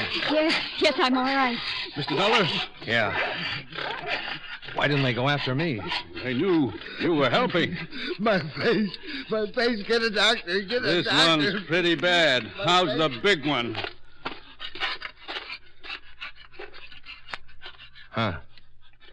You were right about Danes. What do you mean? The one you were telling me about that broke the man's neck. The fat man ran into the same sort of situation. He's dead? He sure is. Well, that's the way it should be. Samson was my son's talk.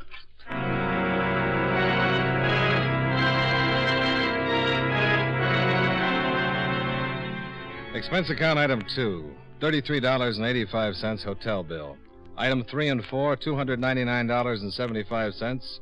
Car rental, plane fare, and incidentals back to Hartford. Expense account total, $527.15. Yours truly, Johnny Dollar.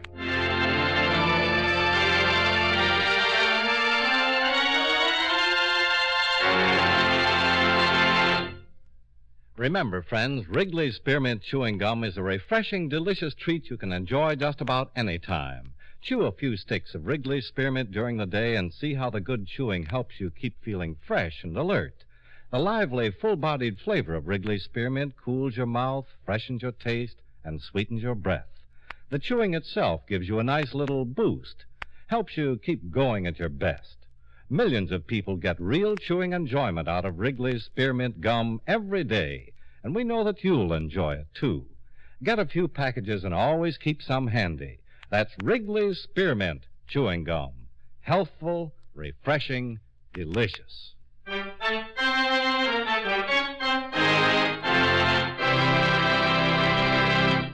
Yours truly, Johnny Dollar, brought to you by Wrigley's Spearmint Chewing Gum, stars John Lund in the title role and was written by Blake Edwards with music by Eddie Dunstetter.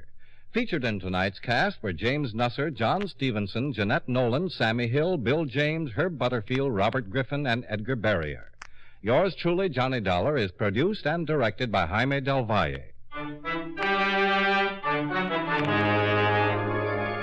The makers of Wrigley's Spearmint Chewing Gum hope you enjoyed tonight's story of Johnny Dollar and that you're enjoying delicious Wrigley's Spearmint Gum every day. This is Charles Lyon, inviting you to join us again next week at this same time when, from Hollywood, John Lund returns as... Yours truly, Johnny Dollar.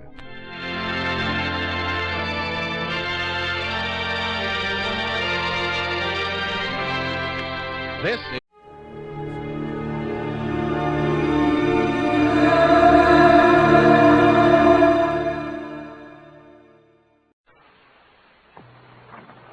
The National Broadcasting Company presents The Adventures of Sam Spade, Detective.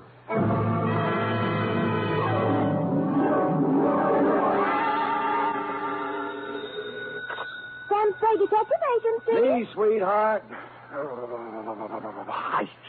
What was that last? Nothing. That was my teeth chattering. Oh, is it cold out? Out where I was, Effie, I've been swimming. In December? Oh, Sam, you caught a chill. That's true, Eff. I caught a real Russian chill. They're not keeping San Francisco Bay as well heated as they might. The bay? Sam, you were swimming in the... Where else, Eff? But...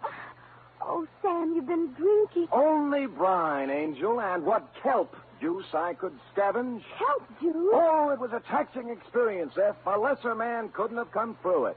Lay out some dry clothes for me, mix me a hot grog, get out your pencil that writes underwater, and prepare to take down a narrative of international intrigue and espionage, which we will call, let's see, the 25123569 caper. What? Or the Russian's number is up.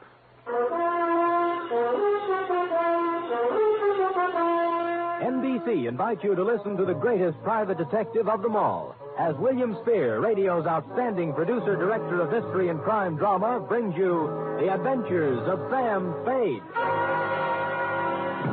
Effie! Here I am, Sam. I was just calling the janitor to see if he could turn on some more heat so you could...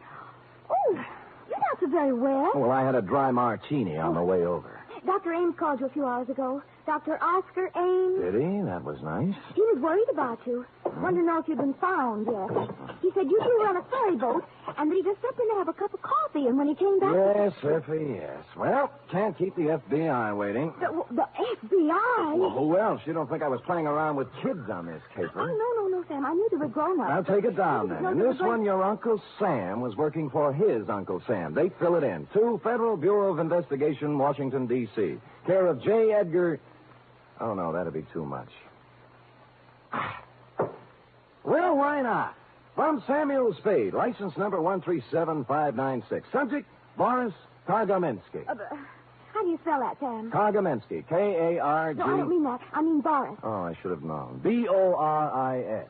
Dear Sir, last night I let my secretary off at 5:30 so that she could go and do some Christmas shopping, although I've told her repeatedly that all I want this year is money. The fog was rolling in off the bay, and it was bitter cold as I came out onto the street, pulling my overcoat collar up around my ears. Seemed like the night for spaghetti.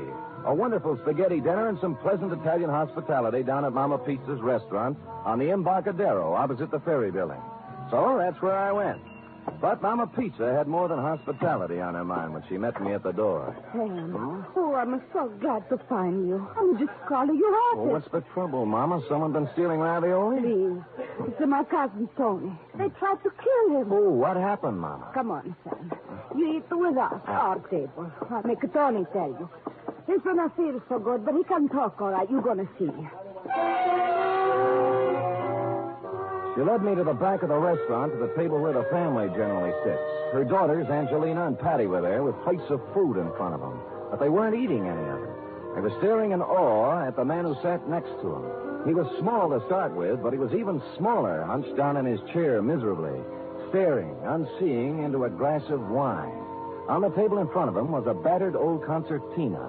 The top of his head was swathed in a clean, new bandage. Sit down, Sam. Yeah. Sit down. This is my cousin, Tony Calucci. Tony, my good friend, Mr. Spade. Hello, Tony. Hello. Go on, Tony. You tell Sam what's happened on you. Sam, you have your dinner at the same time. Yeah. Don't forget. Tonight you're going to be my guest. What do you like to eat? Well. Calatini, cacciatore? Well, I don't care, Mama. What's that on your plate, Angelina? You gonna eat that? Well, pass it over. And waste not, want not. That's what I always say. Now, what happened on you, Tony? Well, I'm on the boat, see. Yeah, what boat? The ferry boat, Auckland ferry boat. Don't you never hear my music on the boat? Ah, you play the concertina on the ferry ride. Sure, but no more. Huh? Tonight on the 6 o'clock boat. Oh, boy. Tonight on the 6 o'clock boat, what? I'm a play inside the first by the sandwich place, and everybody say, "Oh boy, Tony, you good. You play good. Play some more." 10 cents a year, 5 cents, 2 quarters even. Then I go up the stairs. Oh boy. Oh, boy. And? Then I go out on the deck. It's a very misty, foggy, black. I can't see nothing. Now I'm very happy. I feel like I play some more. So I'm a walk away back and up and down at the deck and I make a music, see. And then all of a sudden, I hear somebody say something to me. I can't see nobody. But I hear him. What do you think he said to me? What? What? Cospedor. Cospedor? As in bar? Cospedor. Well. So I'm say back to him, Cospedor. I still can't see nobody. Then I hear him say, "Is that you play Boris?" So I get mad. I say, "No, I don't play Boris. I play Pagliacci, Tosca, Trovatore. But I don't play Boris." That's a foreign stuff. I see. Then I'm sorry I say that because this fellow, he sounds like he's a foreign. So I'm just going to say, "Look, Mr. Oh, boy. What, Tony? What? Patun! I get a hit on the head, smash a patun. I fall down. I'm bleeding. I drop on my concertina. My head's got a big hole on the top. I let out a big yell. Then I'm a blackout. Oh, boy. People come running around, and good luck, there's a doctor on the board. They carry me down the stairs, and he fixes me up. Otherwise, I'm a die for sure. Well, what did it feel like? What did he hit you with? Well, it feel like a baseball bat. But the doctor, he's... Oh, look, here's the doctor now, just to come in. Hey, Doc. The doctor looked in our direction when Tony called and strode over to the table. A big 6'3" blonde guy in the Joel McRae, Gary Cooper tradition. You had to like him right away. No bedside manner to this doctor, although he could have had as much of it as he liked. He was all business and no kidding. I thought I told you to go to bed and stay there. Well, Doc, I just You want may have a concussion, Tony. I'll be back here in an hour, and then we'll take some x-rays. My name is Sam Spade, Doctor. I'm a friend of the family. Oh, Ames. Dr. Oscar Ames. How are you? Dr. Ames, mister, can I get you something to eat? No, thanks, Mama. Smells wonderful, but I haven't time. Oh, I'll have a cup of coffee, maybe. Sure. You want time to make a fun and go to bed? Yeah. Go on now, Tony. Go lie down. I'll be back, and we'll check you over. Get some rest in the meantime. All right, Dr. Ames, I don't know. X-rays, the whole thing. I don't know how I'm going to pay you. Never mind that. That's why we charge our Nob Hill patients a little extra, so we're able to do something like this once in a while. This will be on me, Tony. You're good kind of man, Doctor. I don't know what to say. You go on and lie down, Tony. You're embarrassing the doctor. All right. Screwy thing, this one, isn't it, Doctor? Sure is. Here's to your coffee. Oh, thanks, Mama. Yeah, sure is. Homicidal maniac, looks like, Mr. Spade. Oh. Spade? Sam? Are you the detective? Yeah, that's right. Well, I know about you. You did something for a colleague of mine. Murphy? Dr. Raoul Murphy? Murphy? Yeah, I did a job for him last summer. Yeah, he gave you a great send-off. Said, what is all this tonight down here? Detectives? Police? Police? How do you mean?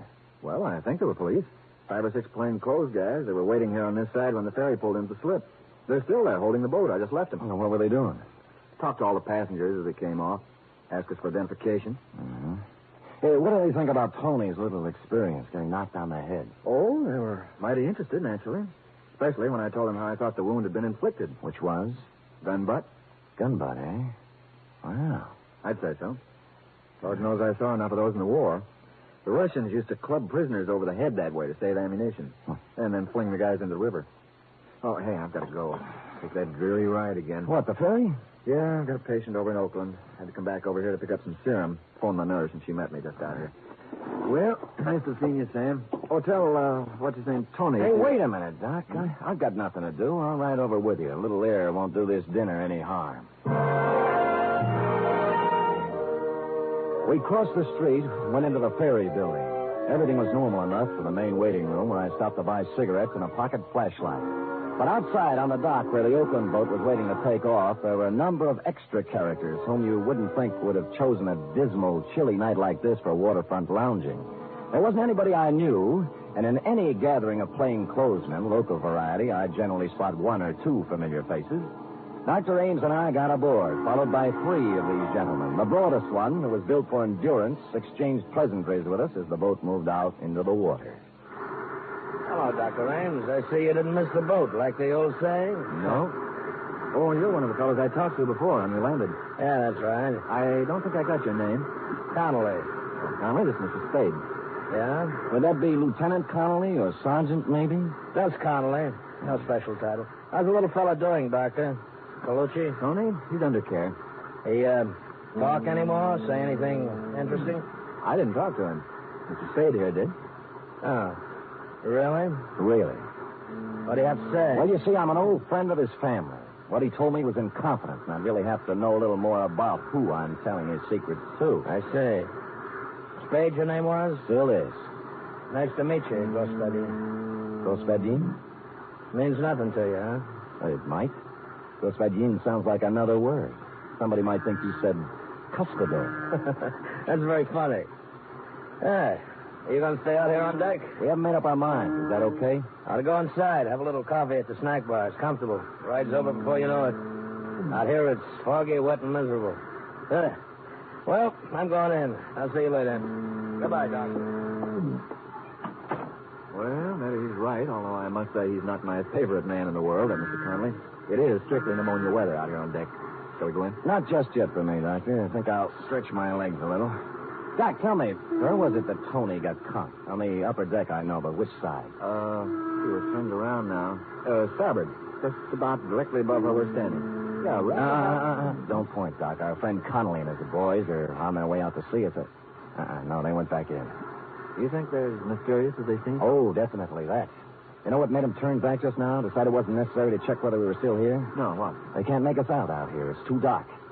But they can see two lighted cigarettes. Sam Spade, detective. Mm-hmm. Look, even in the face of pneumonia, you want to get up there and look around where Tony was, don't you? I do. Well, then hand me your cigarette, and I'll smoke them both a yard apart, and we'll both be here. Except you. Oscar Ames, M.D. Masterful thinking, Doc. Go ahead, I'll be here.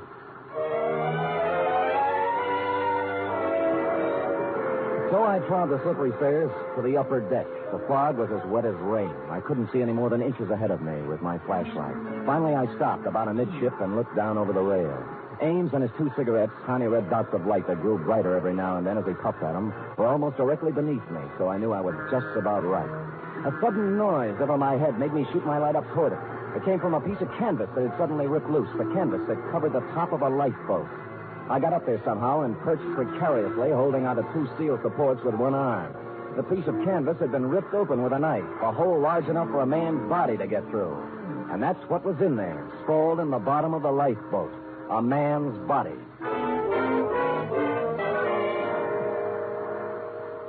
He'd been stabbed in the neck. This was the man who had slugged Tony. Or so it seemed, because the gun was still clenched in his right hand, barrel reversed.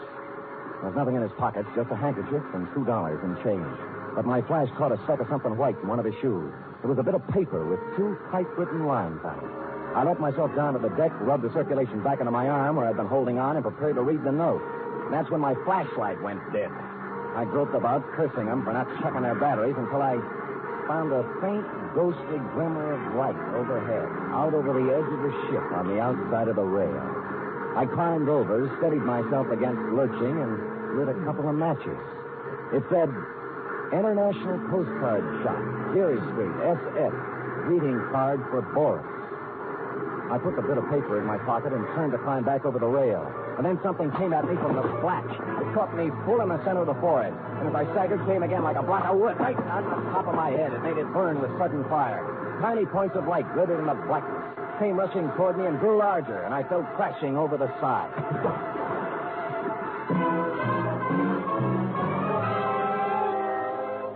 They tell you a lot about what you remember when you're going down for the third time. You know what I remembered? I remembered that Господин is Russian for comrade. Sam Spade, detective.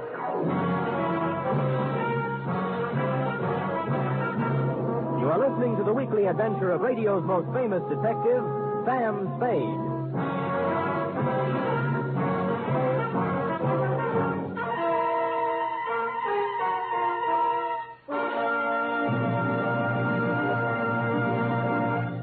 Imagine the greatest names in stage, screen, and radio. People like Bob Hope, Rosalind Russell, Meredith Wilson, Frankie Lane, and many, many others. Imagine an hour and a half of the very finest in comedy, music, and drama. Imagine all this rolled into one wonderful program, presided over by the distaff dynamo, Tallulah Bankhead. Well, NBC has the program. It's The Big Show, heard every Sunday night over most of these stations. All this and Tallulah, too. No wonder it's The Big Show. And Sunday evening also means Theater Guild on the air. This Sunday, Theater Guild presents Boomerang, starring Kirk Douglas.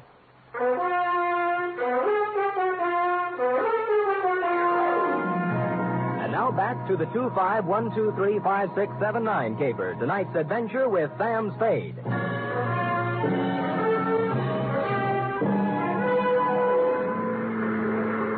I found myself mechanically keeping afloat somehow and trying to get out of my overcoat. My eyes burned. I felt heavy and lodged, as if I'd swallowed gallons of water. My head began to clear a little, but with returning consciousness came increased pain, pretty bad, too. From out of the misty blanket, from every direction, in a dozen different keys, from near and far, foghorns sounded. I knew that by now the current had swept me out of the path of the Oakland ferries. The water was chilling me, and I turned over and began swimming, just hard enough to keep the blood circulating. The lights of a boat came into sight suddenly, and I threw back my head and yelled. But the horn crying its warning drowned me out, and the boat went on, and the fog closed in behind me.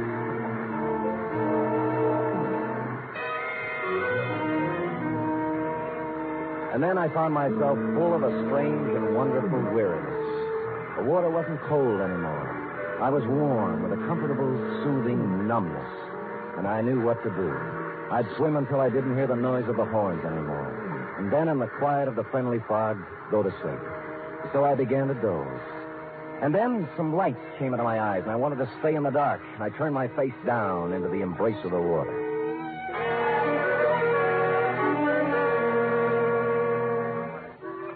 And then I wasn't where you'd expect at all. I was lying on a baggage truck that was moving. People were crowding around, walking beside the truck, staring at me. The guy in uniform, wheeling me, noticed I had my eyes open. Well, hello, pal. Welcome back to the United States. Hello, what part of the United States? Just landing in Sausalito. Lay still. We'll take you over to the hospital. Sausalito. How long before this boat gets back to San Francisco? Right away. Well, okay, I'm going with... Hey, wait, sir. You ain't in no condition. Thanks, I'll be okay. Half an hour later, shivering and shaking in my wet clothes, keeping my mouth clamped tight so my teeth wouldn't sound like a dice game, I climbed into a taxi at the ferry building and went to my apartment. There I swallowed half a pint of whiskey and rubbed myself with a coarse towel until my skin was sore. Then I looked in the pocket of the soggy suit I'd hung up to dry. It was still there, a piece of paper from the dead man's shoe, damp but legible. International Postcard Shop, Geary Street, SF. Greeting card for Boris. I got up to put on a dry suit and then changed my mind. Put the wet one back on. Good evening. Are you the proprietor here? Yes, that's right, sir. 6 years at the same location. Oh, my goodness, is it raining out? You really got... Dowsing? Yes, I did. Nice collection of postcards from all over, eh? Yes. South America, every place. Yes, yes. I pride myself on having the most complete possible selection. Was there something you had especially in mind? Yes, there was. Oh? I'm looking for a greeting card for Boris. You... What's the matter? Didn't you hear me? Yes. Didn't you understand? Well, Well, what? It's only that I didn't exactly expect somebody like you. What did you expect? Somebody slinking around in a false mustache, wearing dark glasses, and an Inverness cape? No, I... You know, with your type of thinking, you may not be the right man for this job, Gaspaggi. No, wait, please, Mr. Lubov. I thought you were dead. You drowned. Yeah, who told you that? Well, you know. Yeah, well, I didn't drown. I jumped in the water when I heard him coming. You can see how wet I still am. Yes, of course. So you escaped. Easily. Enough talk. Hand it over. The greeting card for Boris. Very well. Let's see. That's San Francisco, of course. He turned and reached down onto the counter. I slipped my hand under my armpit and held my .38 ready in case he came up with something similar. But all he brought forth was a box marked special. From this, he extracted something and handed it to me. I took it with a knowing expression on my face, but I didn't know from nothing as to what it meant.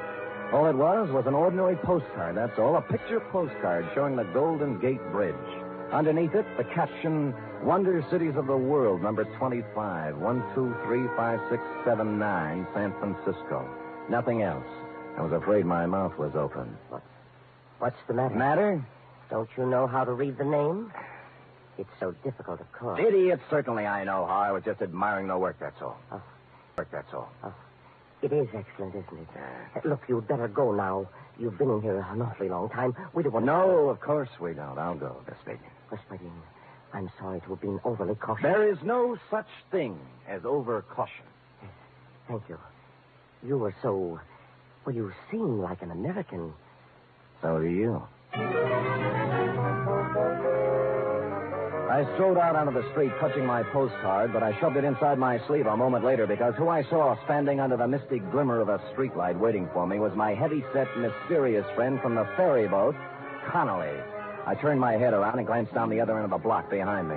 2 other guys were there, sure enough. And they advanced slowly toward me with their hands raised, palms out, as if they were showing me they weren't carrying guns. I reached my hand inside for mine all the same, but I never got to use it because Connolly rushed me from the other side. I caught him on the chin and he went down, clattering into an ash can. The other 2 boys grabbed me and held my arms behind me. Connolly got up, rubbing his face, and I waited to get murdered. But no. All right, Joe Lewis. Bring it along.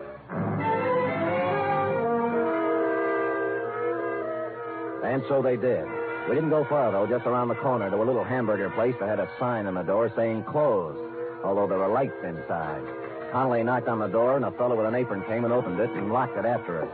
Connolly gave him a nod, and we sat down at a table while he brought us coffee. Spade, we've checked on you. You seem to be okay. You stand in good with the department, friend. What department would that be, friend? This department. Huh? FBI. Oh, ho. Now, maybe you can help. Anyhow, we don't want you going around making a noise and messing it up for us, so here it is. I'm all ears. Did you ever hear of a man called Boris Kagaminsky? No. Well, not many people have, even in Russia. Boris Kagaminsky is the top Soviet agent in America. He's the head man. He organizes and runs everything for them here. I see. Now, he came to this country 7 years ago and vanished. We've been trying to find him ever since. False passport, of course. That didn't help. There's nothing anywhere on Kagaminsky. No pictures, not even in Russia. No fingerprints, nothing. Every lead we had, dead end. And then we got word last week... Go ahead, drink your coffee. Oh, I'm too interested. We got word last week that another agent, an unimportant little guy named Lyubov, was on his way to San Francisco and that he would definitely have to contact the big gun. Something to do with the Chinese war business that only Kagaminsky is big enough to handle. Well, our man tailed Lyubov all the way out here, and then he lost him. The Oakland ferry. Well, that didn't bother us very much. He called us, and we were waiting on this end. But in pulls the ferry, and no Lyubov. Lyubov was a dead man on the lifeboat. Right. He must have been up there waiting to be contacted. Yeah, then he heard Tony and his concertina, thought this might be it. And then when he realized he'd made a mistake and uncovered himself, he conked Tony on the head. Right. Yeah. And his Soviet contact got scared of investigations on the boat following Tony's hue and cry and stabbed Lyubov. So, now we're back where we started. Every passenger on that ferry was okay. What's that you're looking at? Picture postcard. Found a message on Lyubov about the International Postcard Shop and a greeting for... Hey, a greeting for Boris.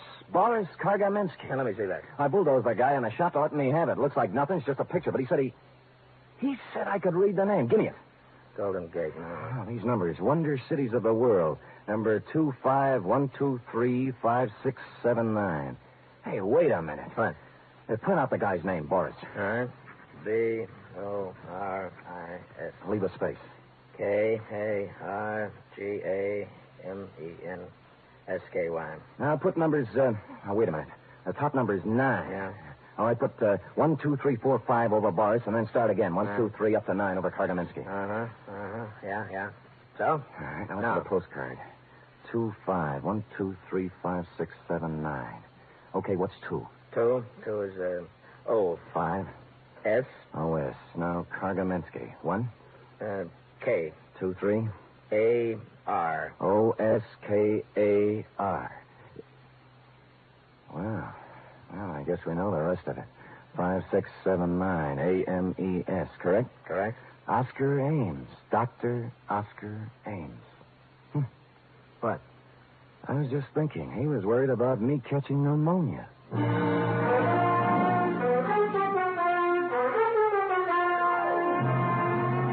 I called Mama Pizza, and from what she said, we knew where to go. We picked him up at the emergency hospital. He was just finishing the operation on Tony's head. We watched him through the glass, and the other young doctor standing alongside us said he was one of the greatest surgeons they'd ever seen. When he unrolled his gloves and took off his operating mask, he looked up and saw me, alive, and the other boys with me. His scalp tightened for just a second, and then he smiled. It was when he reached into his bag that we rushed him, before he could get the little red bottle to his lips. Period. End of report. Oh, Sam. A spy story. Yes, it was, F. Everything. A chase and being thrown in the water and mysterious people and a code message. Well, that had kept you awake, Angel. Sam, Hmm? what is it like not to want to be in America? Not to want to live the way we do in America? Yeah, I can't imagine, sweetheart. I can't either. Sam, about Dr. Ames. Yeah? Do you think that, the way you described him and all, do you think you made him sound too sympathetic? Oh, I described him as he was, that's all. But will anybody think that, he was attractive? Well, you missed the whole point, didn't you? Spies don't go around wearing monocles and talking with heavy accents and acting like spies, not the good ones. It's the attractive, lovable, trustworthy strangers that are dangerous. Now, if you'd met Dr. Ames at a party somewhere, you'd be out with him in a nightclub right now, cooing over a drink and giving him the plans for the Brooklyn Navy Yard. Sometimes I can't... Get mad, Sam. I don't even know where Brooklyn is. Lucky for our side. You don't hate me, do you, Sam? Oh, come here. Oh. Now, does that answer your question? Completely. Good night, Sam. Good night, sweetheart.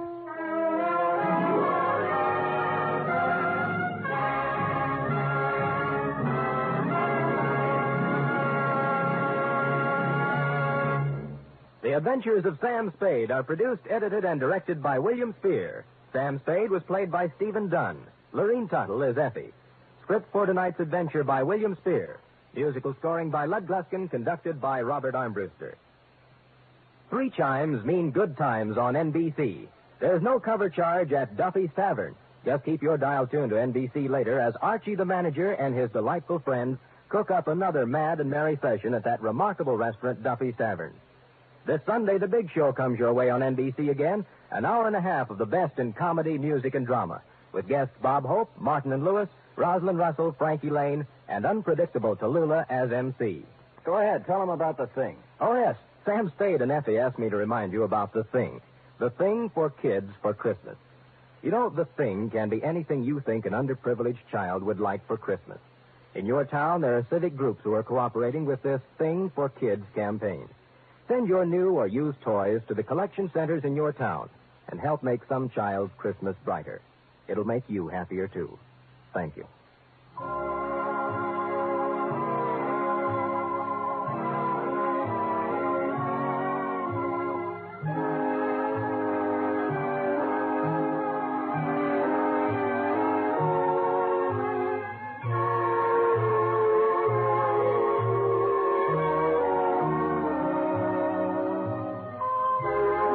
Join us again next week, same time, for another adventure with Sam Spade.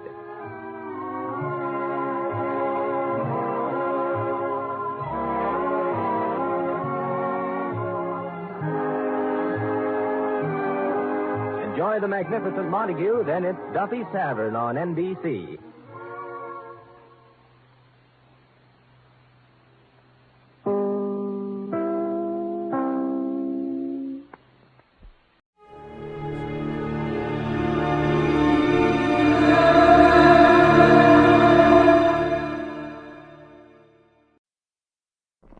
The encyclopedia says that the island of Haiti can be called San Domingo, Santo Domingo, or Hispaniola. Well, after my visit there, I could suggest a few more things they can call it, but they probably wouldn't get past the censors.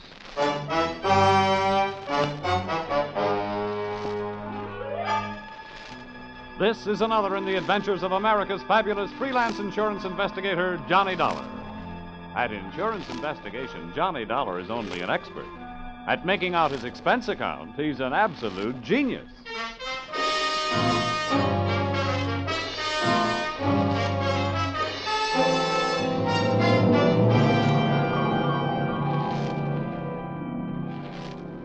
Expense account submitted by Special Investigator Johnny Dollar.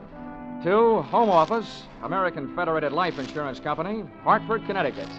Attention, Harvard Huntington, General Manager. The following is an accounting of my expenditures during my assignment in Port-au-Prince, Haiti. Or, the nights may be black down there, but the magic is blacker. Expense account, item 1. $15 for a pair of tickets to see the show Detective Story at the Hudson Theater, New York, which I never got a chance to use since I was sitting in the living room of your Hartford home promptly at curtain time. I want to thank you for coming out here. Why, that's all right, sir. Sorry to break into your evening like this, but since I have, I'll get right to the point. Fine. Perhaps you've heard of the Gordon family here in Hartford. Well, what I see of the society page is while I'm flipping back to the sports section. But I've noticed the name. Diamond-studded, aren't they? Yeah, immensely wealthy. Pillars of society and, surprisingly, quite a proper family. Oh. It is all but one of the sons, Ralph. He's a heavy drinker, complete waster, a ne'er-do-well. A blot on the old escutcheon, eh? Yes. Continually getting into one scrape or another. Now he's done it again. I take it that you're not worried about Ralph the man, but about Ralph the policyholder. Well, to put it bluntly, yes. I don't think it's unethical for a company to protect its interests. In this case, the policy is in the amount of $150,000. Payable to his death to charity or to his wife if he's married. Oh, that's quite a piece of paper. Yes, to be quite candid, I rue the day it was issued. But the point is this. Ralph Gordon, at last report, is dying aboard his yacht at Port-au-Prince, Haiti. Oh, you don't need me, Mr. Huntington. You need the Mayo Clinic.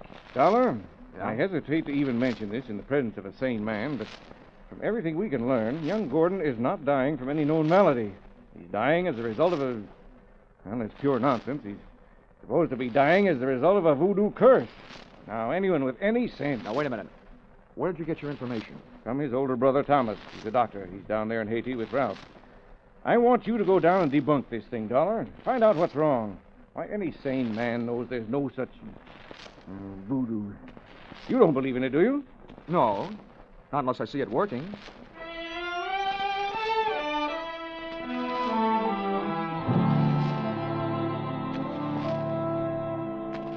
Expense account, item 2.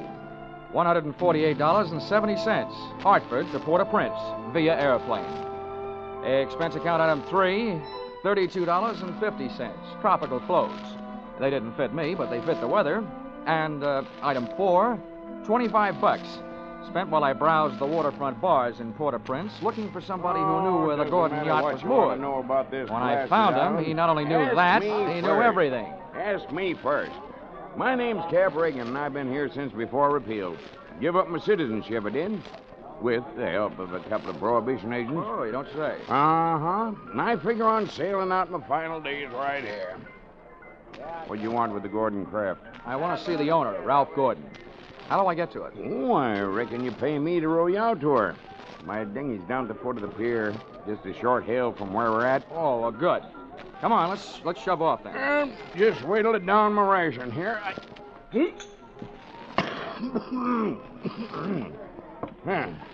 That'll put me shipshape. What'd you say you wanted with that schooner? You figuring on buying her? Thanks for the compliment, pal. Listen, if I bought a boat today, it would have to be a surplus life raft. Now, I told you I want to talk to Gordon. Friendly visit or other kind? I'm beginning to see how you know so much about this island. Well, never question, never learn. Remember that, Sonny? Yeah. Yeah, this way. Veer off to starboard.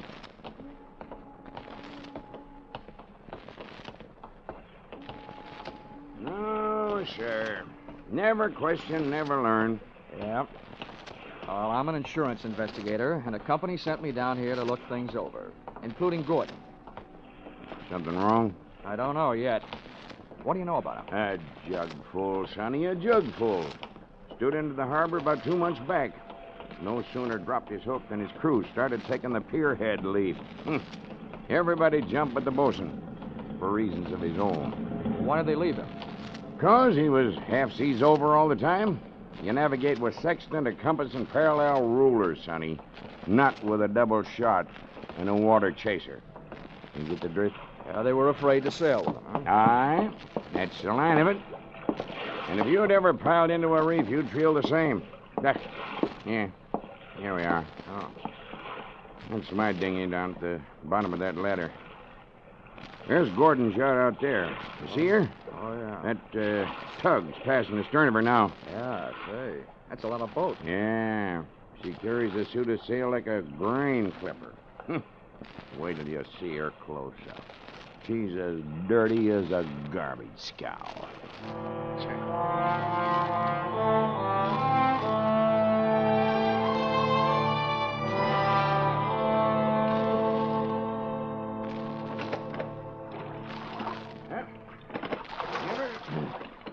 Give her a hail now, Sonny. They're close enough. Hey! Anybody aboard? Hey, aboard the yacht! Anybody home? Yes? What do you want?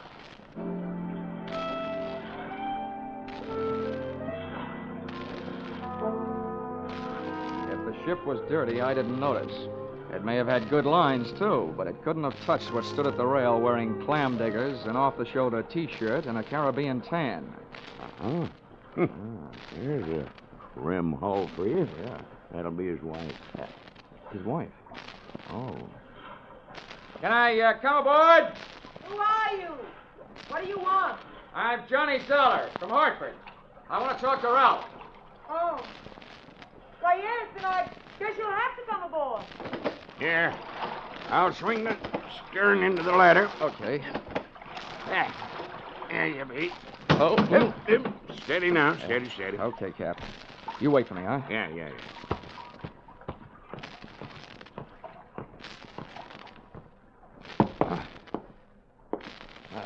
Well, how are things in Ralphie's old hometown? Cold. But not as cold as this reception. Don't let it throw you.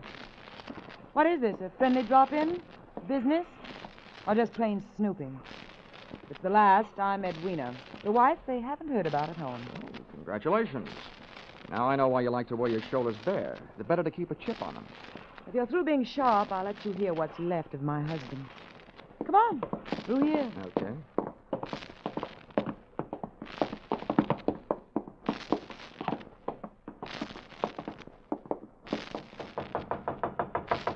Hey, Ralph.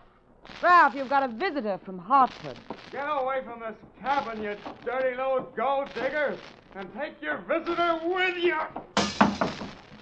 Wine's all gone.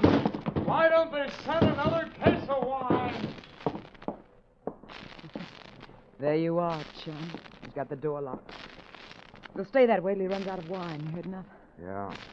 Enough to know how you acquired your charming attitude. Forget it. I walked into it with my eyes wide open. Let's get back out on deck. The light's better for throwing bobs at each other. Yeah, sure. Sounds like fun.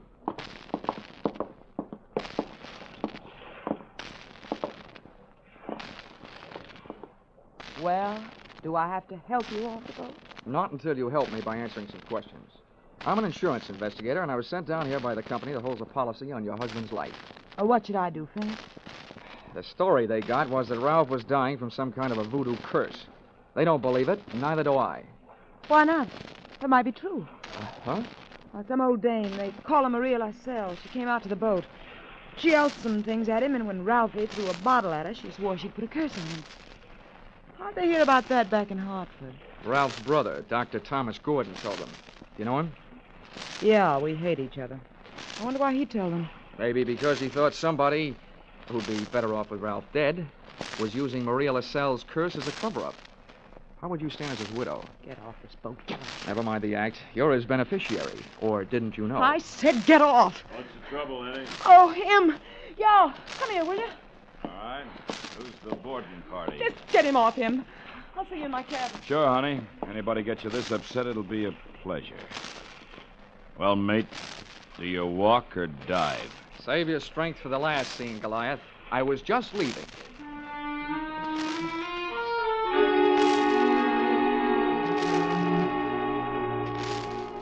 Expense account, item 5, $3. Paid to Cap Reagan as water taxi fare. Item 6, 80 cents. Land taxi fare to Hotel Francois. an up-at-the-heels hangout for not only the best in tourists, but also Brother Thomas Gordon, M.D.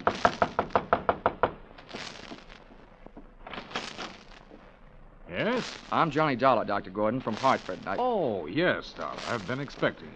They wired me you were coming down. Come in. Thank you. Oh, please make yourself comfortable. Could I offer you something? Nothing but some brotherly advice. Why, certainly. You know, I feel like a stupid fool for not being able to handle this thing myself. So now that you're here, you call on me for anything. Have you seen Ralph? I tried to, but he locked himself in his cabin. Tell me, as a medical man, how do you digest this voodoo curse story? Why, it's ridiculous. Good heavens, this is the 20th century. I do think that science doesn't know everything it would like to know about voodoo and black magic. There are stories supposedly true, but any victim would have to have a highly susceptible mind. Now, I know my brother, Mr. Dollar. His mind is susceptible only to his own whims and fancies. Well, then what's the matter with him? Well, that's it. I don't know. He's drawn within himself. He seems to be searching almost insanely for escape through alcohol. Hasn't anybody thought of putting him on the wagon? It's a horrible idea, but I've heard it works. I don't think this is the time for it. He's suffering mentally and needs release. Well, that leaves us with only one thing to think about. No matter how thin you cut it, it's still voodoo. Well, I'm a man of science, Mr. Dollar. I'd make hypocrisy out of all my knowledge and training if I attacked the problem from that direction. But please, you let me know what you learn.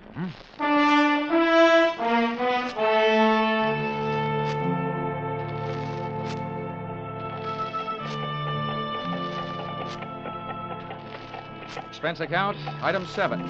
$4. Rental of horse and cart in which my walking tourist guide, Cap Riggin, and I jolted out of town in search of Maria LaSalle. Something made me feel like I was riding my last mile in a tumbril en route to the guillotine. The moonlight was fighting a losing battle against an army of storm clouds that were sweeping in. And then to make it worse, I heard a drum. You there, Sonny? Yeah, sort of a tired Gene Krupa. Means we're getting close to Maria's headquarters. Is she the only one around here? Yep. None of the good Hougans performs in her territory. She's too mean. Oh, great. What's the matter? We're here. And that's the path. Over there by that gnarled old tree.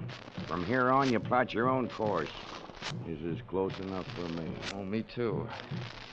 Well, how do I know I can't put a curse on her? I've never tried. Smooth sailing, Sonny. The path ran along the edge of a field of sugarcane. On the other side was a solid wall of jungle. First, I smelled some feathers burning. Then I heard the chant. There was an opening in the wall of jungle that led to a small clearing, and just before the moon was smothered by another cloud, I saw a shack. Little clouds of smoke curled out through an open door, and I could see the glow of a fire on the floor inside. Maria, I want to talk to you. Who is it? Comes to the house of Maria. My name wouldn't mean a thing to you, but what I have to say will. Can I come in? Andre. What is this word of so great importance to stop Maria? All I know about voodoo is I don't believe it. Papa Legba. I've come to you because I haven't gotten any answers from anybody else. I want to know what's behind this so-called curse you put on Ralph Gordon. You don't believe? You let me make you believe, eh? Ralph Gordon, he died tonight in the wind and rain. And for you, I have magic now. Look, regard my fire. You will see, you will believe this smoke. Voila! Billy!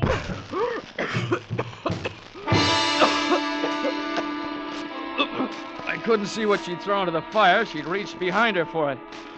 But when the smoke from it whirled around me, it seemed to grab my throat and squeeze. I stumbled back to the door. I hadn't believed in voodoo when I'd come in, but going out, I wasn't so sure.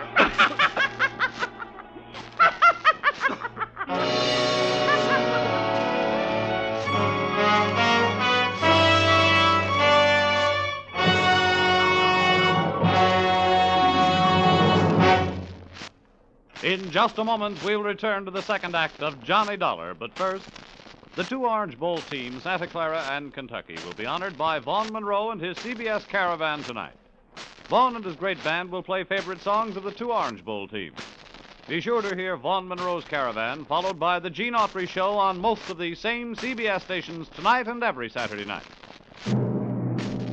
Now, with our star, Charles Russell, we return to the second act of Yours Truly, Johnny Dollar.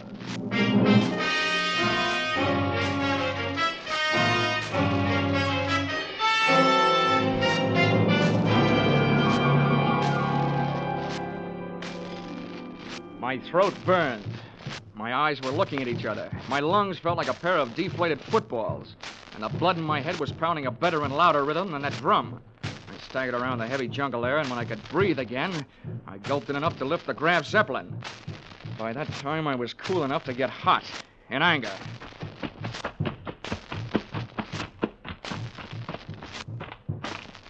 I got back to the shack. Maria had either disappeared into space or flown the coop. The atmosphere was not quite deadly. I crossed over to where she had been squatting. She hadn't left much of what she'd smoked me out with, but she'd left enough to swing things back from the world of black magic into the world of logic. A few shreds of photographic film on the dirt floor. And film, made of cellulose and nitrates, not only takes pictures, it puts out nitric oxide and nitrogen dioxide when it's burned. A combination that would live up to the demands of any gas chamber. The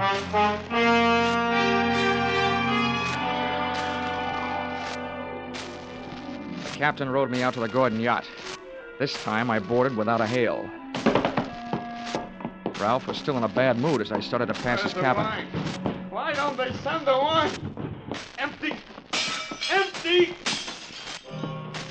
His antics inside the cabin sounded interesting, but not half as interesting as the conversation coming from Edwina's cabin. Dear Edwina, the little wife they didn't know about at home. Well, this tops it.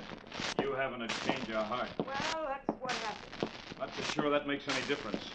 Maybe you're in too deep to back out. How would you like it if I spilled the whole thing? Well, what difference does it make? It's better than landing in a Haitian prison with your motives showing. Think it over, Angel. I'll be in my sack when you make up your mind. How wrong can you be? See you later, hon. Since I've been on the receiving end of so many surprise sluggings, this was almost a pleasure. What are you doing on this ship? Get off. Oh, no. Not of that intriguing conversation I just heard. How much did you hear? If I added it to that gas assault Maria LaSalle threw at me, it'd be enough to nail you and Loverboy here for conspiracy to commit murder. Well, I don't know what you're talking about. Well, the point is, I know what you two were talking about. Oh, listen to me. You've got to believe me. I don't have to. Well, try me anyway. Well, I admit that him and I... Well, it was because Ralph turned into a wino after we were married. Well, this probably marks the first time in history that an icicle melted in Port-au-Prince. Please let me finish.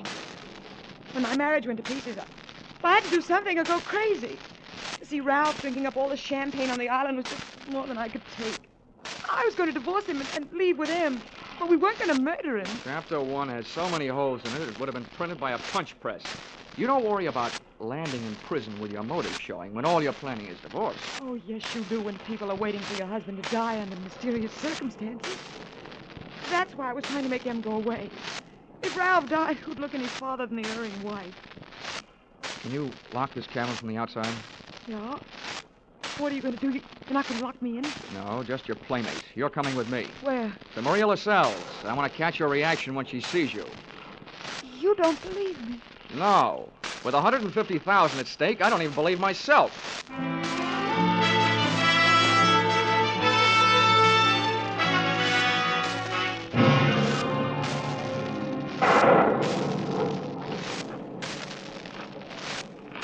There's her shack. Go ahead. Go on in. Oisy, come to the door of Maria. Come to the door of Maria. Who are you, woman? Well, Mr. Dollar, are you satisfied? Not quite. And you who don't believe, why are you here? You wish again to see the power of my smoke? Let's drop the act, Maria. I know what you threw into the fire. It was my Booker smoke. Yeah, well, a good man from the police laboratory can sift enough out of those ashes to know it was film. What is this you say? I say that I've got enough on you, you old fake, to put you in the local pokey. Who dares to speak this to Maria? And that's where you're going to go if you don't cooperate. That's a promise. What is it you want? Did somebody put you up to this cursed business that Ralph Gordon is supposed to be under? Oui, a man of your race. Who was it? I do not know. Now go. That is all. It's not enough. What was his name? I don't know the name. What did he look like then? My eyes are closed. Nuts. Come on. No, Taking you into town if I had to drag you by the hair. No, don't touch me. I will tell you how it is. It is true. I do not know the name or the face. He come to me. He asked me when comes the next rain and wind. I tell him last night. But it is tonight. The storm comes with the heat. He tell me he needs storm to close portholes in the ship. Huh? He say, if I bring this curse, I will be the best Hugan on Haiti because it kill white man. That is difficult. That is all. Now you go. How about the film for the fire? Did he give it to you? This is true. Not long before you come. Well, get rid of it, Granny, before you lose your license to operate. Now, you go. Maria will be alone. Papa! Okay, Mrs. Gordon. Let's not stay for the music. Did you make head or tail out of what she said? Hey, look. What goes into your husband's cabin? Nothing but food and wine. Mostly wine. Well, who fixes his meals? I do. Our cook left us. Well, what about the wine? Huh? Where does it come from? You said it was champagne, didn't you? Yeah, it always comes from the same place. Liquor shop in town, a case at a time. Oh, nothing makes any sense. What are you going to do? All I can do. Try every angle. But that's not all I'm going to try in that liquor shop.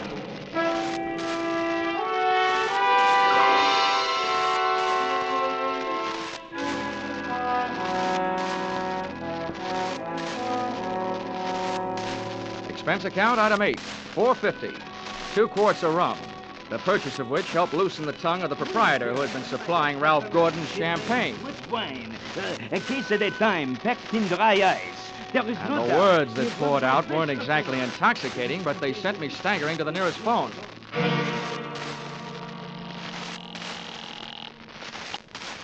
Yes? Hello? Hello, Dr. Gordon, this is Dolar. Good. Dollar, I've been wondering about you. What have you learned? First, tell me this. What would happen to a man if he was in a ship's cabin on a stormy night with all the portholes closed and there was a lot of dry ice in there with him? What was that? A small room, no ventilation, a lot of dry ice. A lush may be passed out. What would happen? Good Lord. Dry ice is solidified carbon dioxide. If enough of it evaporated into the room... The lush would not be bothered by a hangover the next morning because he wouldn't wake up, right? Exactly. The gas, although not toxic, would force the oxygen from the atmosphere, and the result would be asphyxiated. What are you getting at, Carmen? That curse your brother is suffering from is very scientific. The champagne he's been getting has been chilled by dry ice, about 5 pounds per case. And 1 case went out to the yacht just before the storm broke. Lord.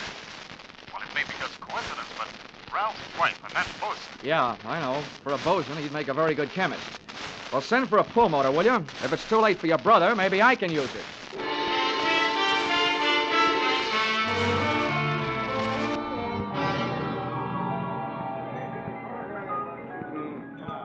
I'm a flying fish sailor. I hail from Hong Kong. Hey, Cap. Blow, Cap. blow. Come on, Cap. Ahoy, Sonny. Send him around, George, from a shipmate and me. This is rum Never weather, mind the round, Sonny. Cap. You gotta row me out to that yacht again. Huh? What do you take me for, a blasted galley slave? Come on, My Cap. back is I'm about in a broke hurry. now from all the rowing in this... 20 bucks. In this... What'd you say?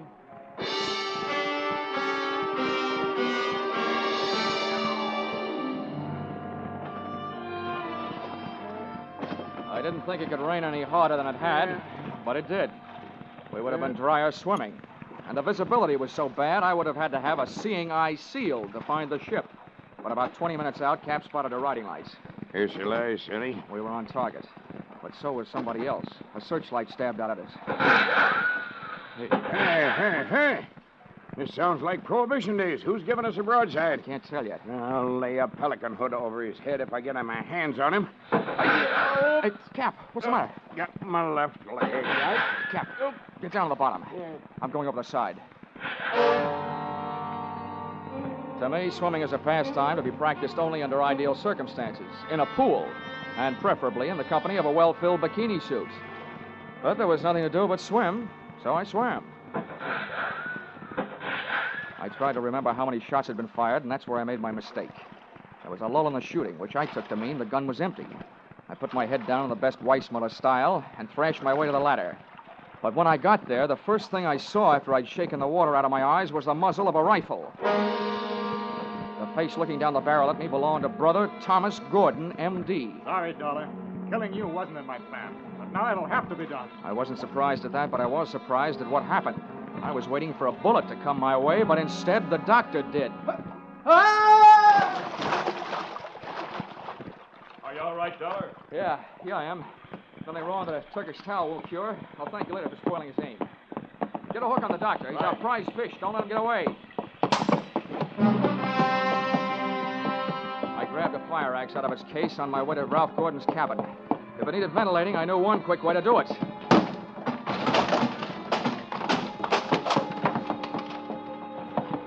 I didn't check for oxygen. I took a deep breath, held it, and went in. The cabin was littered with wine bottles, and in one corner, in an open case, was the dry ice that was in the process of cooling Gordon off for good. He was stretched out in his bunk. I hefted him to my shoulder, used the last of my breath getting him out of there.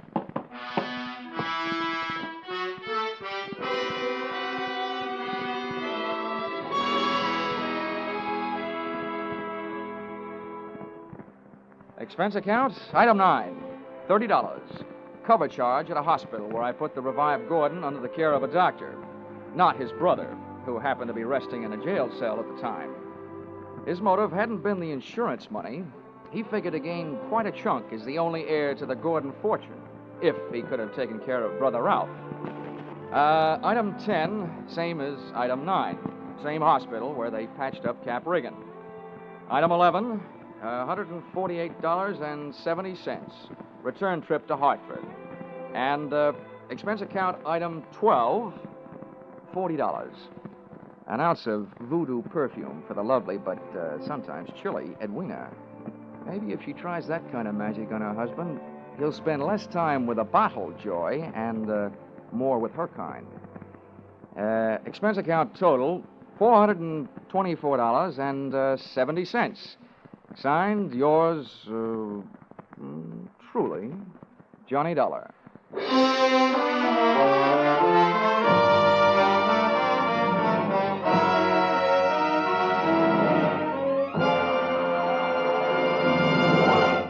Yours truly, Johnny Dollar, stars Charles Russell. Tonight's script by Paul Dudley and Gil Dowd was produced and directed by Ralph Rose.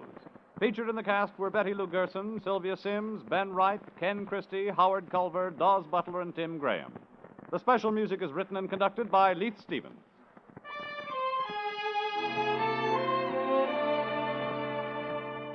Be sure to be with us at the same time next week when another unusual expense account is handed in by Johnny Dollar.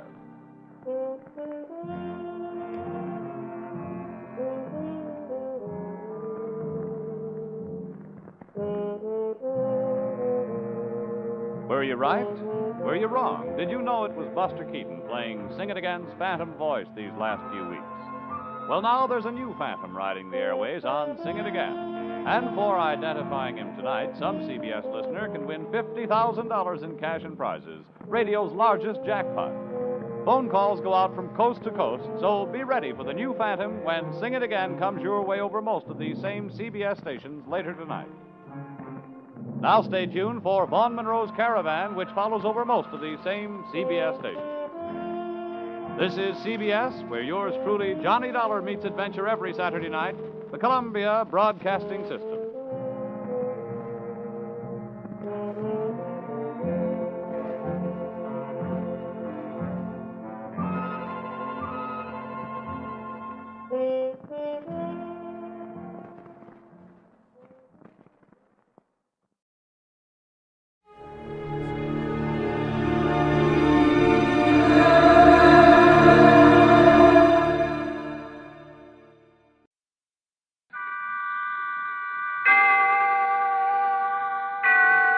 Autolite and its 96,000 dealers bring you Miss Linda Darnell in tonight's presentation of Suspense.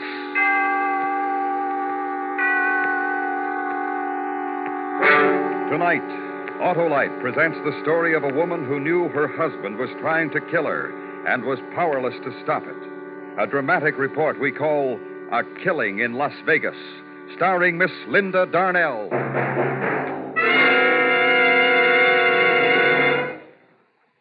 Hi, Hap. Huh? Oh, hello, Harlow. Boy, you really gave me a powerful start. Just like the powerful starts you can be sure of getting from your Autolite Stay Full battery, Hap. And an Autolite Stay Full needs water only 3 times a year in normal car use. I know, Harlow. And, Hap, do you also know that the Autolite Stay Full gives longer life, as proved by tests conducted according to accepted life cycle standards? I do, Harlow. Well, okay, then. Visit your nearest Autolite battery dealer. He services all makes of batteries, and he has an Autolite Stay Full for your car in case a replacement is needed. To quickly learn his location, just phone Western Union by number. And ask for me, Operator 25. I'll gladly tell you the name of your nearest Autolite battery dealer. Where you can get an Autolite Stay Full, the battery that needs water only 3 times a year in normal car use. And remember, from bumper to tail light, you're always right with Autolite. And now, with A Killing in Las Vegas and the performance of Miss Linda Darnell, Autolite hopes once again to keep you in suspense.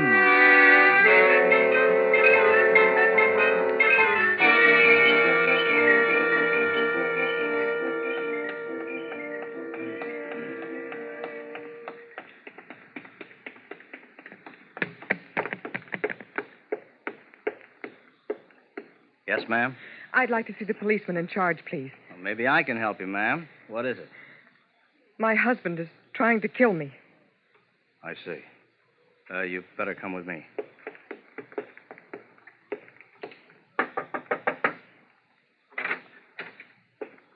Oh, Hank, I think you better talk with this lady. Oh, yes, ma'am. Come in. Now, have a seat. Thank you. Now, what is it you wanted to see me about, Miss... Mrs. Evans. Dixie Evans. I'm a dancer over at the Oasis Club. Oh, yeah, the Oasis. You must be one of the new acts. I don't believe I've seen you. Well, I just started my run this week. Well, what's your trouble, Mrs. Evans? My husband is trying to kill me. Your husband? Yes, twice in the last 24 hours. Well, maybe you better start at the beginning. Well, my husband, Charlie, and I arrived here in Las Vegas about a week ago. Frankie Paris, a booking agent in Los Angeles, had gotten me a 6-week run at the Oasis Club over on the main highway. Yeah, I know the place. Well, Charlie doesn't usually bother to travel with me when I go out on road bookings, but this time he did. Charlie likes to gamble. I guess that's why he came with me. Well, last night, Charlie didn't show up at the club at 1:30 to pick me up like he usually does, so I waited for him.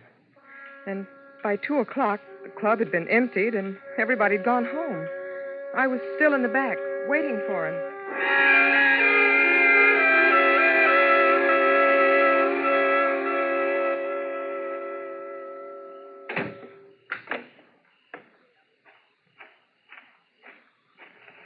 Who is...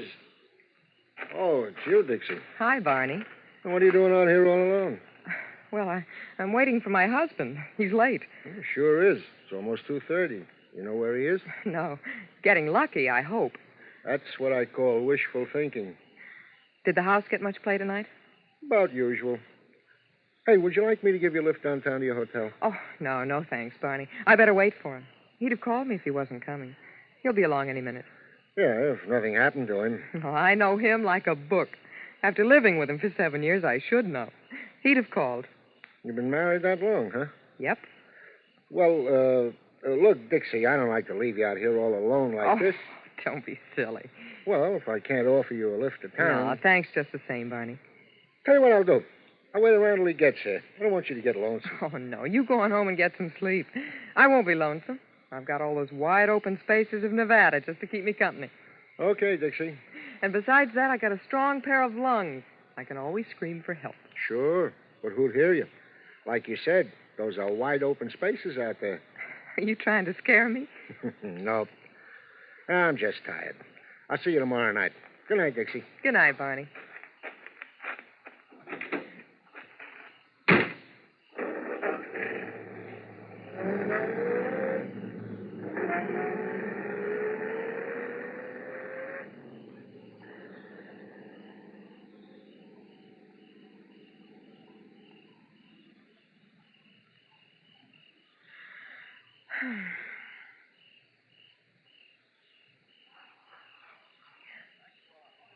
Who?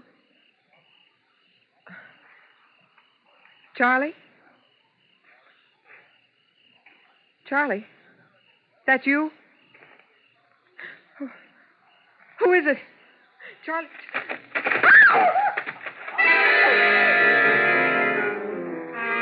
Then, before I could move, I felt someone grab me from behind. It was a man. He twisted my arms and yanked me back in the shadows. I kicked and spit and tried to fight myself loose, but there was no use. His hands were like steel. I tried to scream, but his hands closed around my throat.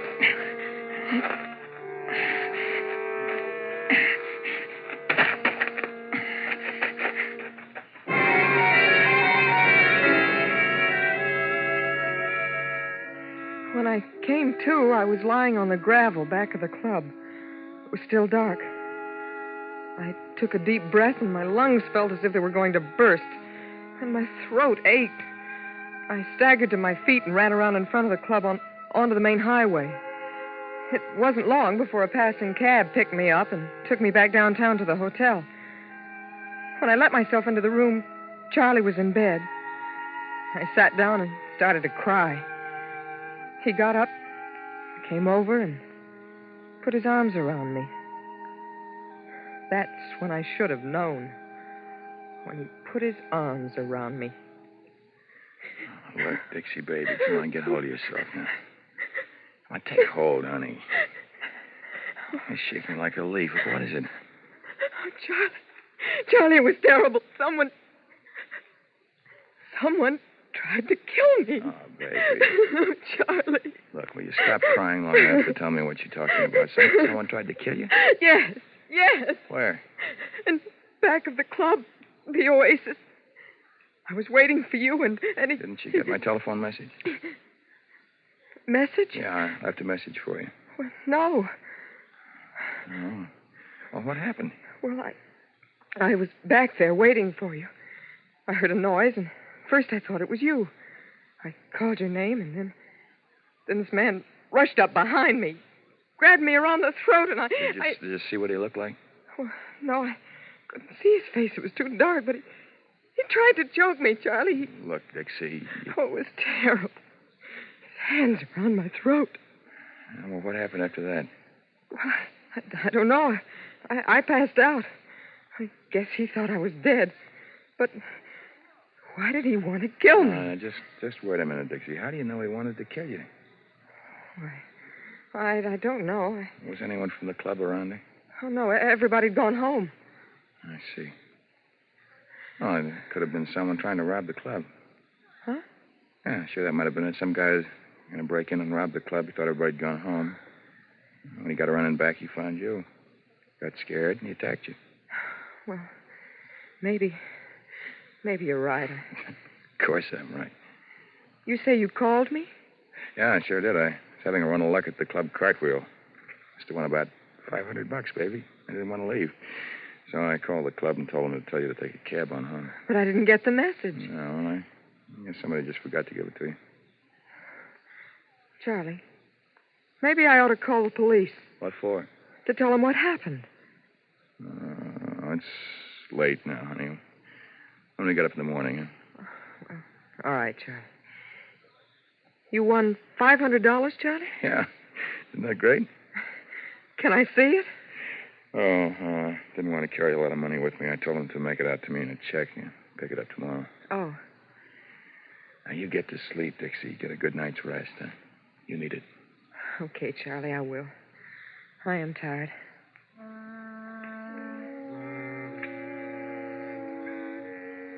I had a very restless night. I didn't get much sleep. But the next morning, the more I thought about what Charlie had said, the more I began to believe that maybe he was right. Maybe it had been somebody just wanting to rob the club. We got up late and had lunch at one of the restaurants along 5th Street, then played some bingo at the Palace. Then we walked around town for a while and went back to our hotel about 2:30. Hey, Dixie, why don't you go upstairs and take a nap, huh? Got to get some rest. You had a pretty restless night there. Yeah, I know. Charlie, you're not Oh, gonna... no, honey. I'll go on over and pick up the check at the club cartwheel. It should be ready for me. Get yourself a half hour's sleep. It'll do you good. Maybe I will. I got your key? Uh-huh. Good. Okay, I'll come wake you up in about half an hour. All right. Charlie, Yeah, Dixie? lay off the dice table, huh? Oh, sure.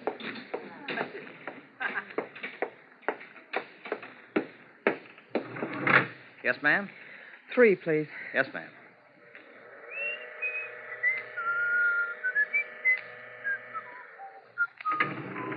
Three out.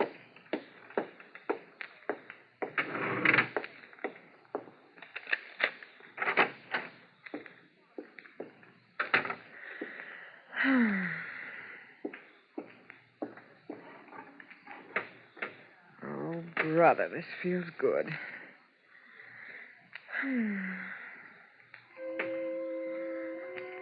I didn't even bother to take my clothes off. I was too tired. All I could think about was getting some sleep. And the bed felt soft and good. I started to drift off into a dream. It was a terrible dream. I saw the man in the back of the club in my dream. He was chasing me now. I tried to run away, but he caught me and tied me up. Then he picked me up in his arms and carried me over to where a train engine stood and laid me down in front of it. The train in my dream hadn't started to move yet, but I could hear the hissing of the engine. And it seemed that the louder the hissing got, the harder it was for me to breathe. I tried to wake up, but it was hard, and then finally I did. But the hissing of the train didn't disappear with the rest of my dream. The hissing became the gas jet in the corner of the room. Oh, the window. The window. Gotta break it. Break my shoe off.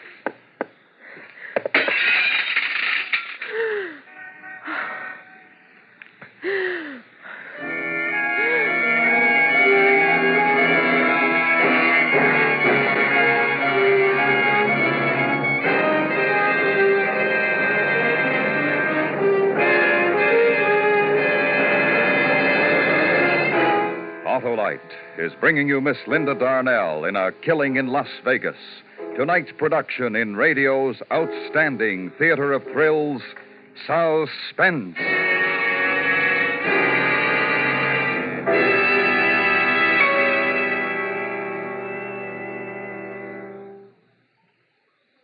Harlow, I've told you before that I have an Autolite Stay Full battery.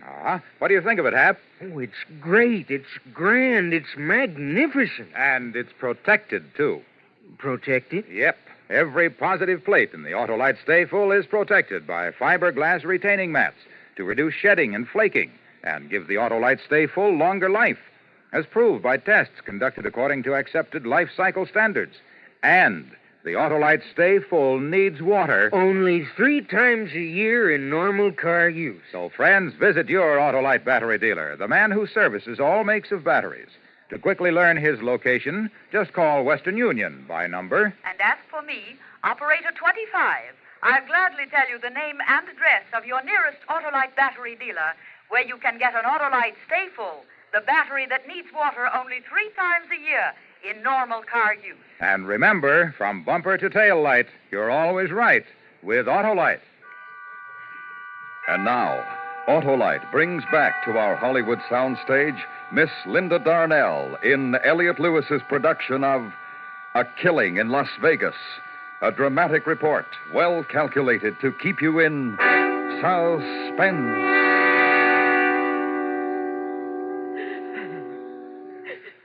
All right, Mrs. Evans. Just try to finish your story if you can. You say you tried to break the window with your shoe. Yes. It finally broke, and I got some fresh air. And this was how long ago? About an hour. Then what happened after you were able to revive yourself? Well, I was scared. I asked myself, what have I done so bad that someone wants to kill me for it? because now I believe that someone was trying to kill me. I tried to get hold of Charlie, my husband, to tell him to come back to the hotel right away.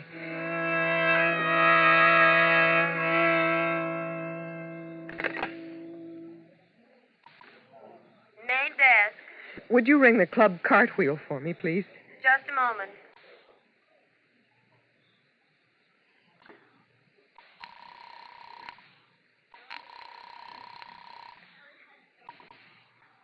Club Cartwheel. Julio Cole speaking. My name is Evans, Mrs. Dixie Evans. My husband was coming in to pick up a check. Can you tell me if he's still there? Pick up a check? What's he do, work here? No, he came in there last night. He had a run of luck, and he said he told you to make out a check for him. What was that name again? Evans? Yes, Charles Evans. Just a second. Hey, does anybody know anything about a check for Evans? Nope. You mean he hasn't picked it up yet? No record of a check waiting for him. But he told me. Yeah, lady, sure. He told you. I'm sorry I bothered you. No bother at all.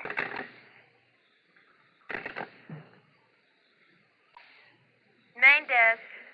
Would you get me the Oasis Club, please? The number is 4062. One moment.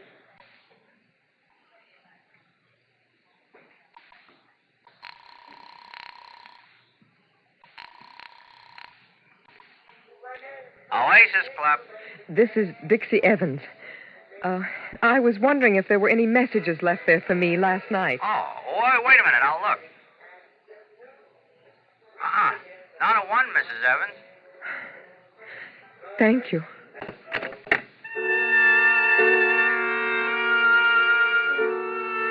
And just like that, I find out that my husband, Charlie, is the person who's been trying to kill me. My own sweet, loving husband. He didn't win a pile at the club cartwheel. And he didn't leave a message for me at the Oasis Club. I guess I must have surprised him when I walked into the hotel room last night. He'd left me for dead. So he'd had to try again. Sleep, Dixie. Get some rest. So he could turn on the gas jet in the room and try again. What does a woman do when she finds out that her husband is trying to murder her? What does she do? What would any other woman do? She'd go to the police. So I came to talk to you. Is that all of it, Mrs. Evans? Yes. Isn't it enough? Oh, Mrs. Evans, tell me something. A man who tried to choke you back at the club, did you see his face? Well, I didn't see his face, but you didn't see his face? Well, no, Well, but... then how do you know it was your husband, Mrs. Evans? Because I told you he tried it again. Only a little while ago up in our hotel room. I found the gas jet in the room turned on. You don't believe me, do you? Does your husband own a gun? Yes. Has he ever threatened you with it? Well, no. Has he ever threatened you at all? No. No, but don't you understand? Why are you so certain that the man who tried to choke you in back of the Oasis Club was your husband? Huh? You didn't see his face. I know, but... Well, then you can't be sure. But up in the hotel room... You'd be quite surprised at the number of people who die every year by accidentally bumping against a gas jet and turning it on and never knew they did it. I tell you, my husband is trying to kill me. Why? Why? Can you tell me why your husband wants to kill you? Well, I don't know why. I don't know. I haven't the slightest idea. There, you see, you can't tell me why. Now, look, Mrs. Evans, why don't you go back to your hotel now and get some rest? We'll look into it for you. Look into it? But, well, aren't you going to arrest him or something? Well, I don't see how we can. You haven't given us any kind of substantial evidence that'd prove your husband is trying to kill you. In fact, you can't even tell me why he wants to kill you. I can't tell you why. I don't know myself. Well, you'd better get back to your hotel, Mrs. Evans. Get some rest. We'll get on this right away. Yes. Maybe you're right. I'll go back to my hotel. Sure. Thank you, Lieutenant. Not at all. You get taken care of, lady? Huh? Oh, yes. Yes, thank you.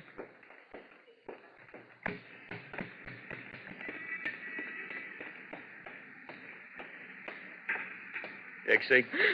Charlie. Hello, Dixie. Come on, get in the car, my dancing wife. I've come to take you home.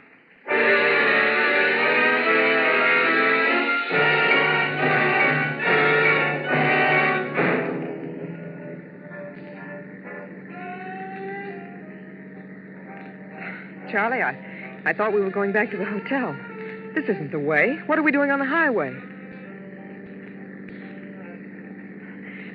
Charlie, what's the matter? What's wrong? Oh, don't turn the radio louder, Charlie. I want to talk to you. Charlie, you're mad at me, aren't you? What have I done that's made you mad? Oh, Charlie, take me back to our hotel. Let's get home. I want to go home. I don't want to go for a ride. I'm tired now. I'm awfully tired, Charlie. Please don't turn it louder. It makes my head hurt. Please, Charlie. Charlie, don't I mean anything to you anymore? What is it? What are you mad at me about? Is it the divorce, Charlie? I don't want to hear you talk. That's it, isn't it? That's what you're mad at me about, the divorce. But I can't give it to you, Charlie. I can't. Look, it doesn't matter anymore. She's married now. She wouldn't wait any longer. So yesterday she got married. Oh, Charlie, I didn't know it meant so much to you. I only tried to do what I thought was best for the both of us.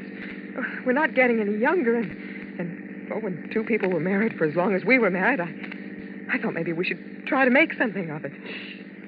You thought that. What about me? You? What about what I thought? Oh, you're right, Charlie. But you can't kill me now. Why can't I? I told the police. You told them what?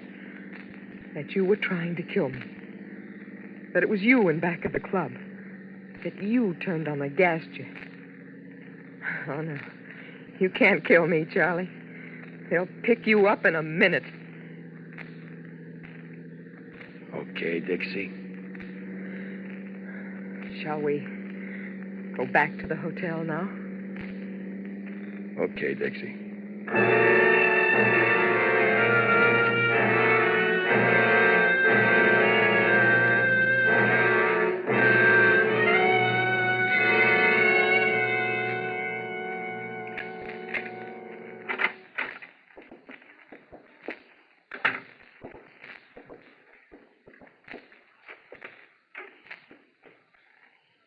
Well, what do we do now?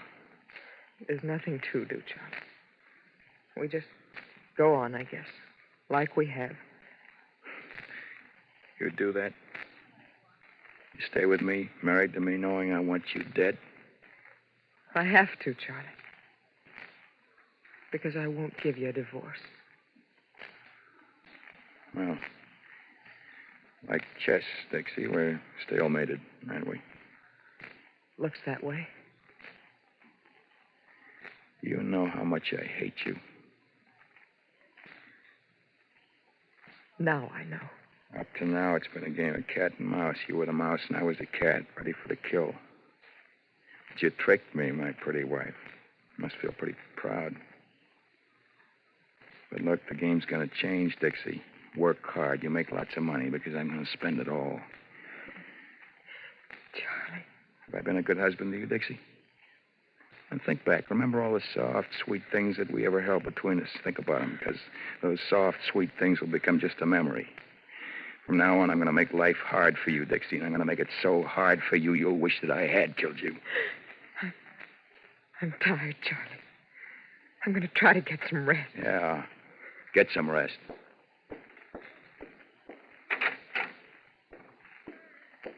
Get a lot of rest, Dixie. You're going to need it. tell the police why I wanted to kill you, Dixie? Did you tell them how I asked you in a civilized manner for a divorce? You tell them that? Charlie. Dixie?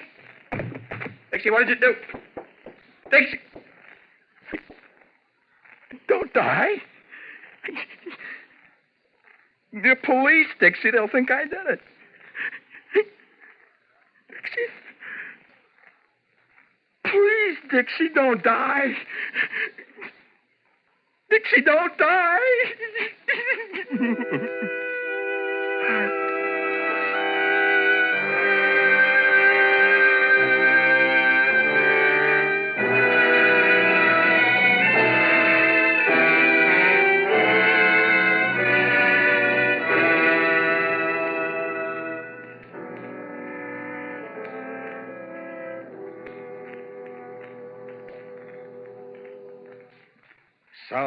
Suspense.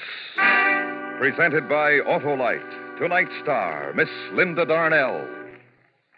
This is Harlow Wilcox speaking for Autolite, world's largest independent manufacturer of automotive electrical equipment. Autolite is proud to serve the greatest names in the industry. And during these early months of 52, the Autolite family joins in saluting the leading car manufacturers who install Autolite products as original equipment. Our Autolite family is made up of the nearly 30,000 men and women in 28 great Autolite plants from coast to coast and in still other Autolite plants in many foreign countries.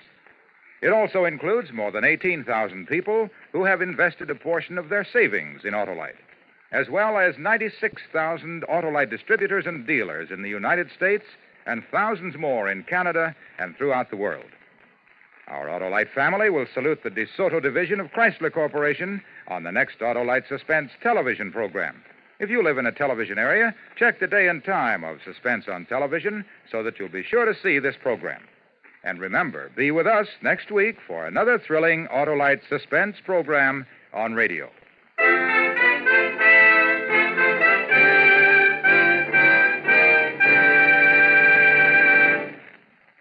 Next week on Suspense, our star will be Mr. Herbert Marshall in a radio dramatization of the true story of the 39 Steps. In weeks to come, we shall also present Ray Milland and Frank Lovejoy, all on Suspense.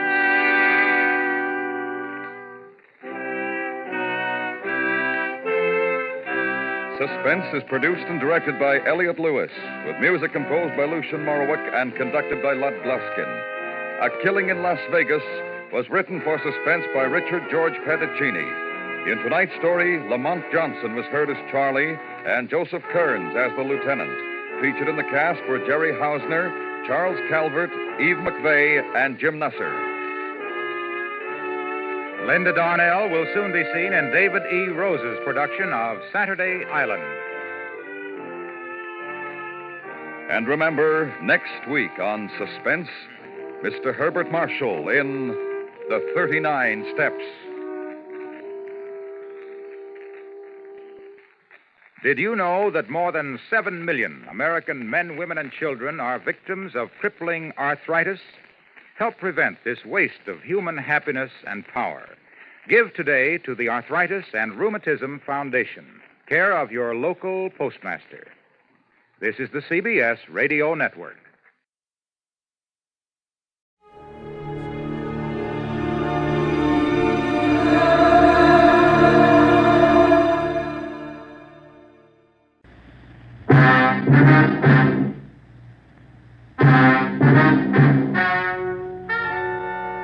Ladies and gentlemen, the story you are about to hear is true. Only the names have been changed to protect the innocent. NBC brings you Dragnet.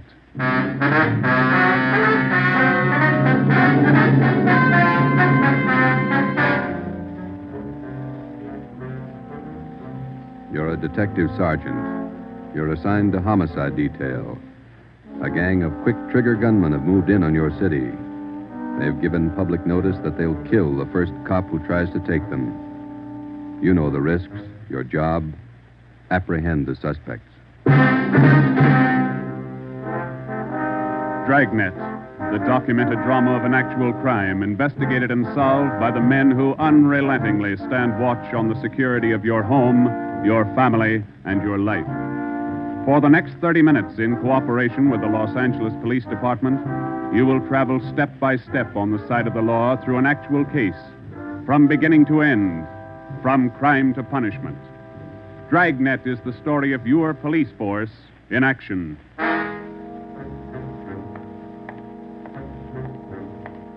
It was Wednesday, April 17th. It was warm in Los Angeles.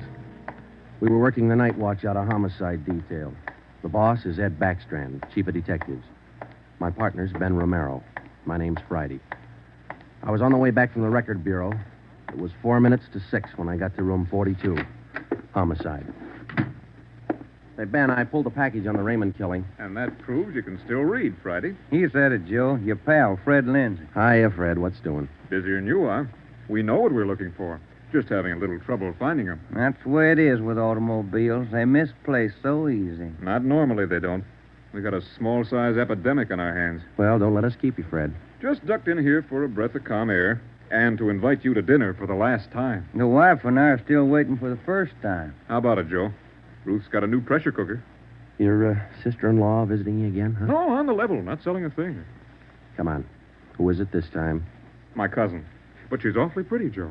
Oh, why do you guys insist on trying to marry me off? Me and Fred went down fighting, but it kind of grows on you after a while. Now, tell me, what is it about a married man? Just can't stand to see one single man left in the world. How about it, Joe? Tomorrow night at 7, okay? Okay. Tell Ruth I'll be there. It figures that he's got to run out of kinfolks pretty soon. Fine, we'll be expecting you. Got a stakeout tonight, but tomorrow I'll be clear. Anything big? Nothing definite, Ben. Just to follow up on those stolen cars. See you, men. So long, Lindsay. Joe, you'll like my cousin. Oh, never say die. What a character. You just catnipped women, Joe. Yeah. Well, here's that Raymond package. Let's check those dates that Backstrand wanted, huh? Wednesday, April 17th was just routine. A dinner date I tried to get out of, some paperwork that the chief wanted done, and a hot, sticky day. Too hot to wear a suit of clothes. Sometimes it's like that. A day starts out being routine. By the time it comes of age, it's got a personality all its own. At 10:23 that night, Ben and I were just finishing up the paperwork, and Ed Backstrand opened his office door. Friday, Romero just got a hotshot call. What you got, Skipper? Hold up and shooting at Hooper and Esperanza, code 3. Code 3, that means red light and siren. It was 10:32 when Ben and I pulled up at the corner of Hooper and Esperanza. It was a bar in the basement of a building on the south side of the street. A radio car was there, and the two officers were holding the crowd back. A man was talking to one of the officers who turned and pointed to us. As Ben and I got out of our car, the man hurried over to us. You're the detectives? That's right, Sergeant Friday. My name's Cummings, R.L. Cummings. I own the bar. This is terrible. There was a gunfight downstairs. Uh-huh, come on.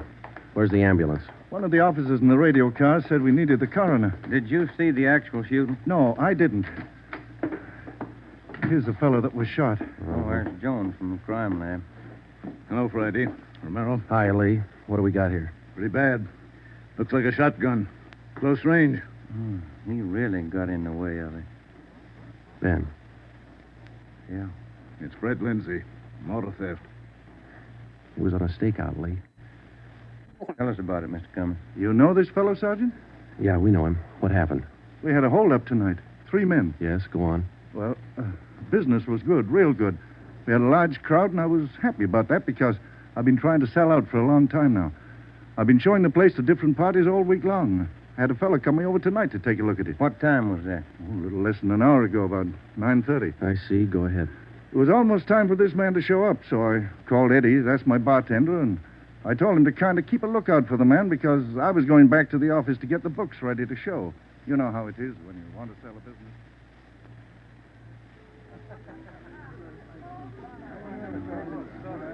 You'll watch for him, Eddie? You bet I will. If you want me, I'll be back in the office. Keep your mouth shut and stand still. Huh? You own this bar, don't you? Well, yes. What is this? You're the boy we want to see. Which one of you? All 3 of us.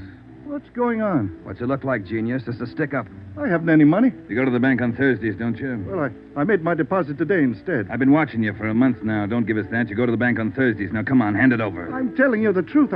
I usually go on Thursdays, but I went today instead. You're lying, Ace, and we ain't got much time. Look, you can have all the money I've got on me. I think it's about 200, but that's all I have. Here. Why you argue with him? Take what he's got and we'll shake the customers down. No, please don't do that. You got my money. Isn't that enough? No, it ain't. Come on, let's go out front. That's about all I remember, Sergeant. When I come around, I was lying on the floor of my office. You better have somebody take a look at that cut on your face. Yeah, I'm going to right away. There's my bartender. He saw the fight. What's his name, Eddie? Yeah. Eddie. Yes, sir? These men are detectives, Eddie. Will you tell them what you saw? Oh, it was pretty rough. And tell us what happened when they started the shooting. That fellow the coroner just took out of here sure was long on nerve. Took on all three of them single-handed. Uh-huh. Tell us what you saw. You ought to get that fellow's name. Sure had a lot of nerve. Took over just like he was a cop. He was a cop. Now, what did you see? I pegged him for a cop. Well, he was sitting up at the bar. Been nursing a bottle of beer for about an hour. I was keeping an eye on the front door, watching for this fellow the boss wanted to see, so I didn't see the three hold-up men come through from the back, but I heard them. All right, let's knock it off. You can all see this shotgun. Anybody make a move and I'll blow your head off. Demas, cover the front door. Got it. Sickle, shake him down. Okay, gents. You guys in the band, keep that music going. The rest of you people turn around and face the bar. Put your hands on top of the bar and leave them there till we tell you to move. Come on, hurry up. Knock it off. Okay, Sickle. We'll take your money, your watches, anything else you got. Now, don't try to be cute and hold out. All right, you, take off the watch. I'll get your billfold. You, lady, let's have the ring. This man they called Sickle went right down the line, took everything he could lay his hands on. This cop, your friend, was facing me at the far end of the bar. He was standing there just like the others. He kind of leaned toward me a little. Can you see the guy with the shotgun? Yeah, Where is he? center of the room. The other guy still at the door? Yeah, Got his gun out? holding it in his right hand. How far down the line is the other guy? About 10 people away. Hey, you two down at the end there. Knock it off. Hurry up, Sickle. Doing the best I can. Come on, let's have the purse, lady. You, next to the lady here, get the watch off. I'll take this wallet over. How far away now? He's getting closer. But we better set up like he says. I'm going to take the one with the shotgun first. He'll blow you to pieces. I got a gun. How far away is that guy now? I thought Jans told you two to shut up. All right, Sickle, try to move and I'll break your back. Let me go. Go ahead and shoot, Jans. Stay away from him, Sickle. All you people at the bar, down on the floor. Okay, you with that shotgun, drop it. Demas, can you get a shot at him? Not without hitting Sickle. Come on, you, I'm waiting. You got us all wrong, boy. We like Sickle, but not that much. The cop was holding Sickle as a shield. When the big guy let go of the shotgun, both the cop and Sickle ducked. The cop didn't get hit. But this man, Sickle, fell over on his face, grabbed at his arm. The man with the shotgun went down on one knee, holding his stomach. The man at the door took a shot at the cop, but he missed. Then the cop fired 3 shots at the man by the door. Looked like the first 2 missed, but the last one caught the man in the leg and he went down. Well, by this time, the big guy with the shotgun had recovered enough to hold his weapon again. I tried to warn the cop. Look out! The guy with the shotgun! I see him. The cop pointed his gun and pulled the trigger, but he was out of shells. Boy, Sergeant, my stomach knotted up when I heard that hammer fall against those empty chambers. The cop threw his gun at the guy with the shotgun and then ran right at him. You know, it was just as if that cop was trying to run right down the barrel of that shotgun. I glanced at the cop on the floor, then I tried to follow the 3 of them as they made their way out of the bar. They jumped into a car out front and drove off. As a kid, I used to watch Bill Hart take on a whole gang in the movies, but this way, right in front of my eyes, Sergeant, he was an awful brave guy. Did you get the license number of their car? No, I didn't. I couldn't see very well. You got a pretty good look at all 3 of the men, though, didn't you? I believe I'd recognize any of them. Thanks, Eddie. What's your last name? Bowers. Eddie Bowers. Got that, Ben? Yeah. You'll be hearing from us, Eddie. We may want you to look at some pictures for us. Glad to help any way I can, Sergeant. I hope you get the men that shot this cop. You're sure going to try, aren't you? Yeah, Eddie. We're sure going to try. The next step was for Ben and I to make a complete report to Chief Ed Backstrand. They got Lindsay, huh? That Fred Lindsay in auto theft? Yeah, that's right. Good cut. You say he wounded 2 out of the 3 in that holdup? Yeah. That means they'll have to have medical attention in a hurry. We'll check all the small hospitals, cover all the drugstores to get a line on anyone who's bought medical supplies in the last hour. Uh-huh. As soon as medical detail notifies Miss Lindsay, I'd like to go over and see her. Smith from the medical detail's out there now. By the time you get back, we may have a flash in the drugstores or hospitals. We'll be back in 30 minutes. Call in when you get out there. Right, Ed. You might carry this with you. Yeah? I'm sick. I'm sick to my stomach about this thing. I want you to get those 2-bit punks. I don't want them to see another sunrise. Got that, haven't you? Yeah, Ed. Let's go, Ben. Chandler? Yes, sir. Put out an APB. Have communications broadcast the descriptions of these suspects every 30 minutes until further notice. Get them to communications right away,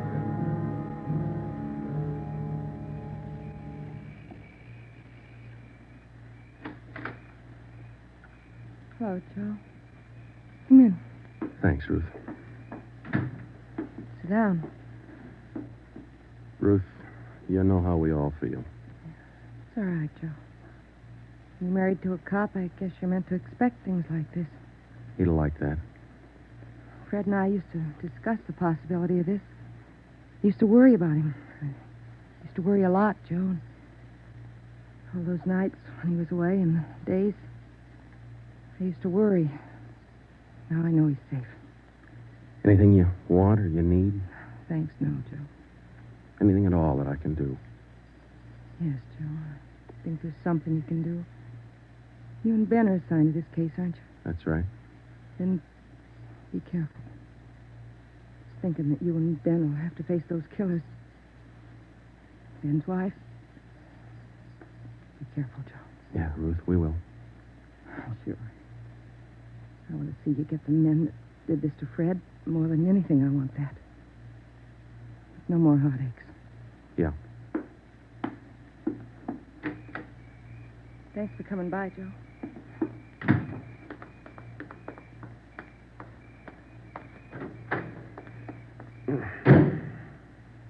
How'd you take it, Joe? Let's go.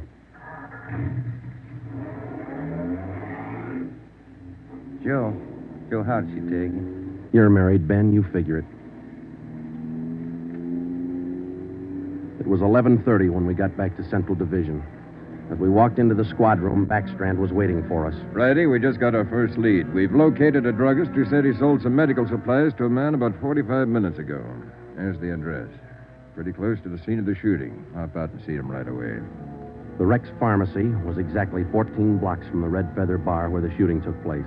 Rex Pharmacy was like your corner drugstore, complete with apothecary jars and shower curtains. The druggist was the same little man who's been prescribing sulfur and molasses since you were a kid in school. I'm just about ready to close. What can I do for you, gentlemen? We're from the police department. I've been halfway expecting you fellows. We got a report that you sold some medical supplies to a man about an hour ago. Yes, sir, that's right.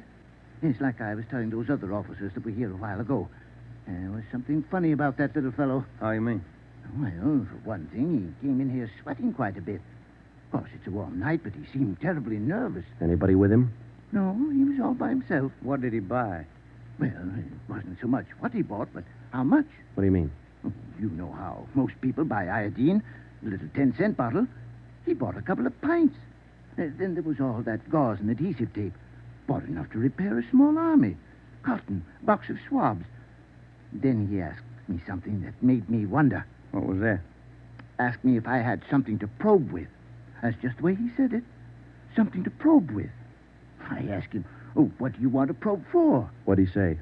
Said a splinter. I told him a sewing needle would do the trick. He said, forget it, and then he paid me and walked out. Uh-huh. Could you describe the man? He was a small man, dark.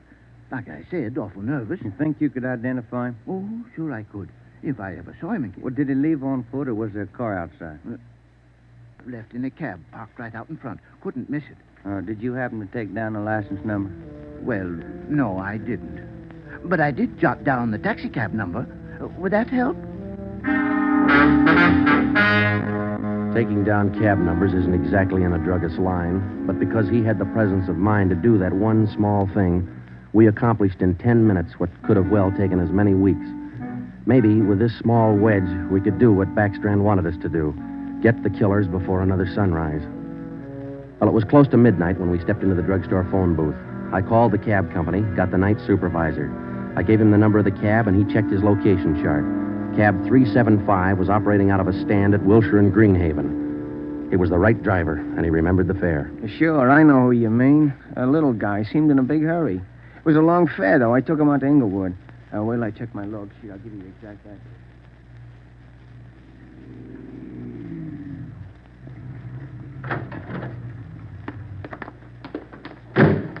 Here it is, Joe. 1523 Imperial. It's the rooming house. Yeah, come on. We'll check with the landlady. Kind of late, Joe. Yeah, let's stand away from the door, huh? Might not be the landlady who answers. Yes, what do you want? Police department. Oh, well, just a minute. Let me see your badge. There you are, ma'am. I'm Sergeant Friday. This is Romero. Homicide. All right. Now, what do you want? I run a good, clean rooming house It's here. not the house, lady. It's one of your tenants. Which one? That's what we want you to help us on. Look, do you men know what time it is? Come back here in the morning. Sorry, this can't wait till morning. Well, I'm not going to invite you in. We'll talk right here on the porch and keep your voices down. My tenants work during the day. Whatever you say, ma'am. Now, what is it you want to know? We're looking for a small, dark man. Well, I got 3 here. Could fit that description. No, he came in late tonight, about 45 minutes ago. I wouldn't know about that. I don't spy on my people. This is very important. You'll have to keep your voices down. Sorry. He's dark and he's small. Oh, I didn't just say he was dark. You must mean Mr. Tyndall. What's he done? What's his room number? He's in room 10, but I can't allow you to tramp up and down the stairs at this hour. You'll wake all my roomers. We'll be as quiet as he wants us to be. Now, what do you mean by that? Is there going to be trouble? I don't know, lady. Where do we find number 10? The end of the hall, last room on the right, and keep your voices down. If you'll just wait in your room, lady, we'll call you if we want you. Okay, here we are. Now keep the door clear, Ben. We might have trouble. Think they all in there? We'll know in a minute.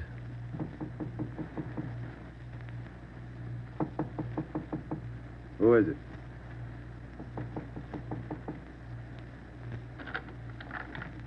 What do you want? Police department. I'll try this closet, Joe. What do you want with me? What are you looking for? Closet's empty. What'd you say your name was? Tyndall, Bob Tyndall. New name, but same face, huh, Joe? Yeah, how long you been out of jail, Tenny? My name ain't Tenny, it's Tyndall. Your name's not Tyndall, it's Sam Tenney. We sent you up on a robbery charge 4 years ago. Now, isn't that right, Tenny? No, it's not right. You got the wrong man. I never been in jail. Yes, you have, because we sent you there. Now, come on. Who'd you buy the medical supplies for? I don't know what you're talking about. Look, Tenny, it's a hot night and it's late, so let's cut out the smart talk, huh? Who'd you buy those medical supplies for? Tenny, look, you're a 2-time loser right now. Who are you shielding? You got nothing on me. I ain't done a thing. We can prove that you bought those supplies tonight, and it can go kind of hard on you. So let's open up. I haven't been out of this room all night long. We got a druggist and a cab driver who will make a liar out of you. I still don't know a thing. That cab driver hauled you home here 45 minutes ago. Where were you? I was out on a date. Is that who you bought the medicine for? Ben, call the druggist and get that cab driver. We'll take Tenny downtown. All right, all right. All I did was buy the bandages and stuff. I got nothing else to do with this. Who'd you buy the stuff for? Now, you know everything else. You figure it. Oh, now, look, punk. We know there were 3 of them. One of them killed a cop. We're going to get 2 of them, Tenny. You're not going to stand in our way. They killed somebody. They didn't tell me that. Who didn't tell you? I don't want any part of murder. I'm going to tell you who it was, but I'm clean. I got nothing to do with it. I was trying to help him out of a jam. Who were you trying to help? It was Roy Bemis, Charlie Sickle, and Red Jans. They didn't tell me nothing about murder. Well, why'd you help? They offered me a pretty good piece of change to run an errand for them. You know I got paid for. That's all I had to do with it. Where did you deliver those medical supplies? I have to tell you that. I'm afraid of Jans. He's awful free with that shotgun. We'll give you protection. Now, where are they? Can I go to jail till you get them? You'll get protection. Give us the address. It's an apartment house. You'll get protection. Give us the address. It's an apartment house. Just around the corner from here. The Blue Eagle.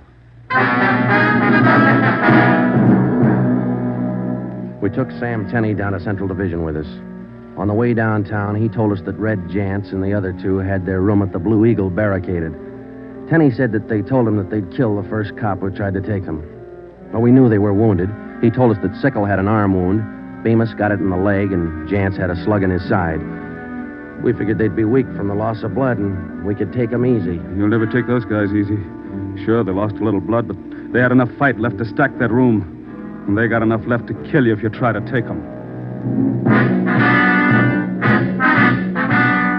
On the way to headquarters, we stopped at an all-night drive-in and called Ed Backstrand. We told him we had a radio car watching the Blue Eagle. We gave him the whole story and told him we were on our way in. By the time we checked into Homicide, Ed had the plan all mapped out.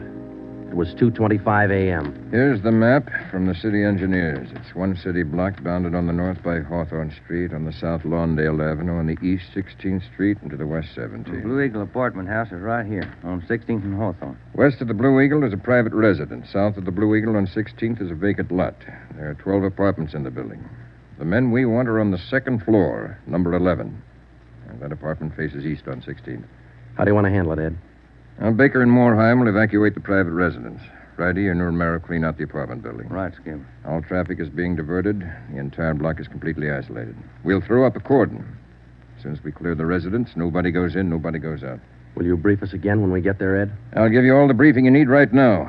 Get this. These guys have already killed a cop. I don't want to lose any more. You know they're heavily armed and they're desperate. Have the men draw shotguns, tear gas, and Tommy guns. I'll take care of that, Skipper. All right. Now, we're not going in after these punks like tin horn heroes. We're going after them, and we're coming out alive. All of us. What time is it, Friday? 2:37. Not much time till sunup, is it? It was a code 2. That means red light and move fast. Backstrand figured we needed 6 squad cars, 4 men to a car, the police public address truck, ambulance, and floodlights. Ben checked out the weapons to the men, and by 2:46, we pulled out of the Central Division garage. We slid into the area at 3:20 a.m. The 6 squad cars and the public address truck took up their positions. The floodlights were rigged and ready to turn on at Backstrand's command. The machinery was set to roll as soon as we got the neighborhood cleared. Ben and I evacuated the Blue Eagle apartment house. How many does that make, Joe? Well, we've cleared 9. 2 to go. Here's apartment 10. The killers are right next door. Joe, I'd like to kick that door in right now. Take your time, Ben. We'll get to him. Quiet now.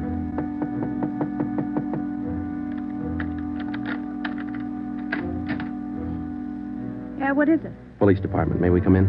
Yeah, of course. What's the trouble? No trouble. We're evacuating the building. Now, we'll have to ask you to leave by the back door. We'll notify you when to return. Please leave quietly and lock your door. What's going on? No time to explain. Thank you very much for your cooperation. Okay, now, we'll skip 11 and go to 12. Yeah.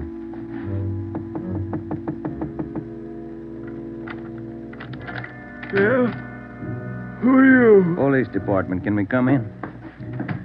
Sorry to disturb you at this hour. We're evacuating the building. Please hurry and leave quietly by the back door. You'll be notified when to return. Lock your door when you leave, thank you.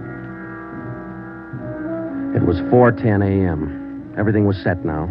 The neighborhood was completely cleared. The entire block was empty except for apartment 11 on the second floor of the Blue Eagle. I left Ben to watch the door of apartment 11. I went downstairs and across the street to join the rest of the men. It was Ed Backstrand's show from here on. That's it, Ed. All set. Baker, Moorheim, all clear? All clear, Chief. Baker, you and Moorheim take 3 men and cover the rear of the building. Right.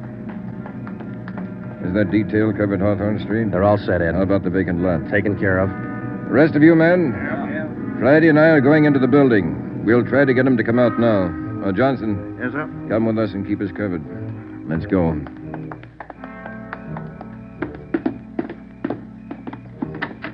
Apartment 11's up at the head of the stairs, Ed. Right.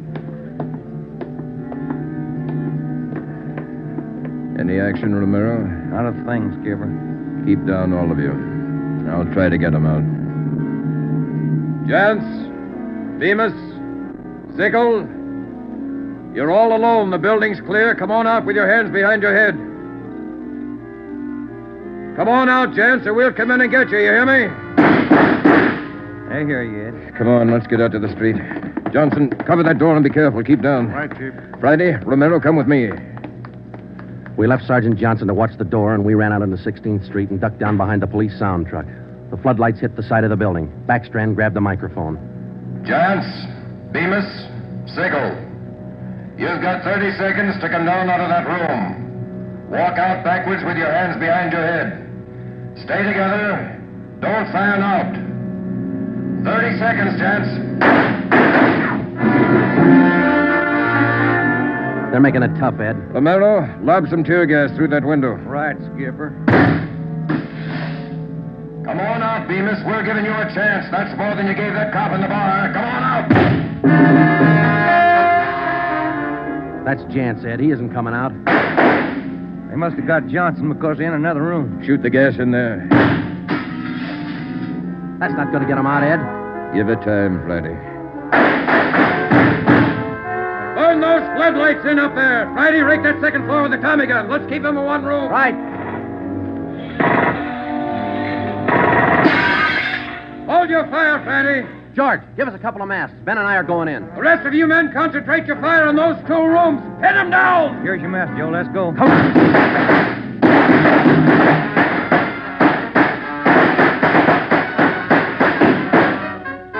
Put that mask on, Ben, and keep down. Yeah, wait a minute. Somebody coming down the inside stairs. Duck, Ben. He's got a gun. I got one, copper. Get out of my way. Stop it, you. You haven't got a chance. I'm coming through, copper. I think I stopped him, Joe. Can you see Johnson? No, it's too much gas in there. All right, you 2 up there. We got one of you. The other 2, come on out. Joe, think we got him? I don't know. Can you see Johnson? No, Joe. It's still too thick in there. I'm going in, Ben. Cover me. Come on. We know there are 2 of you up there. Just one, copper. Throw your gun down the stairs ahead of you. Hurry up. Shotgun, Joe. Jance. I see him. I'll take him at the foot of the stairs. All right, I got my hands up. I found Johnson, Ben. All right, Jance, outside. Come on. Move. Put the handcuffs on him, Ben. I'll cover you. How's Johnson? I don't know. Ed, get the ambulance crew over here. Jance, who's this other guy we got? Bemis. How about Sickle? I said just one, didn't I, copper? Never mind the smart talk, Jance. Now just answer the question, huh? Sickle wanted out of it a long time ago, so I let him out. He's upstairs. I let him out the back way. Mean you shot him? He wanted out, didn't he? All right.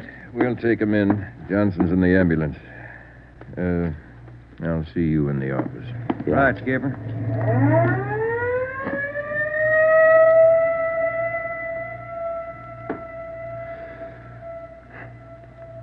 How about a smoke, huh?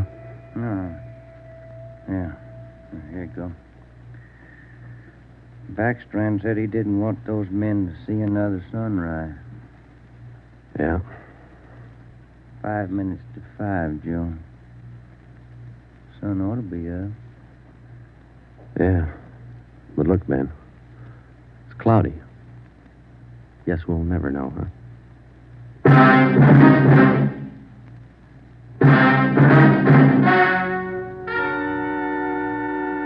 The story you have just heard was true. Only the names were changed to protect the innocent. Edgar Red Jans, the sole survivor, was tried and convicted and sentenced to be put to death in the state penitentiary in the manner prescribed by law.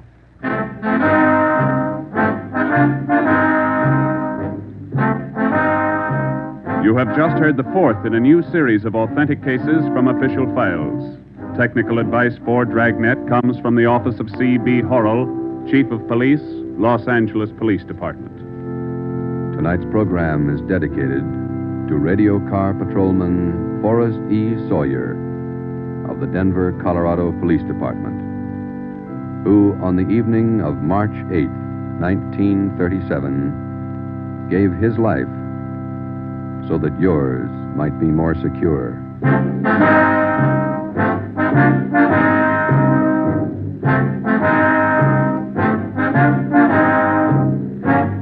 Dragnet came to you from Los Angeles.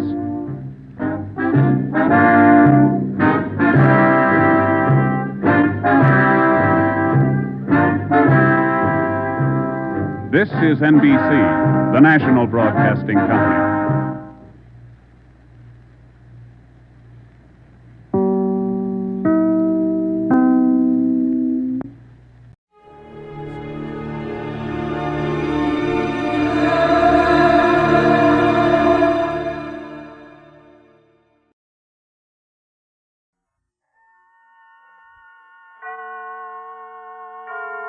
And now, tonight's presentation of radio's outstanding theater of thrills, Suspense. Tonight, the story of a pleasant young Englishman and his wife who encounter a murderer and a parson. They can't tell which is which. not for the life of them. So now, with Lawrence Dobkin as Edward and Paula Winslow as Joan, here is tonight's suspense play, A Little Matter of Memory.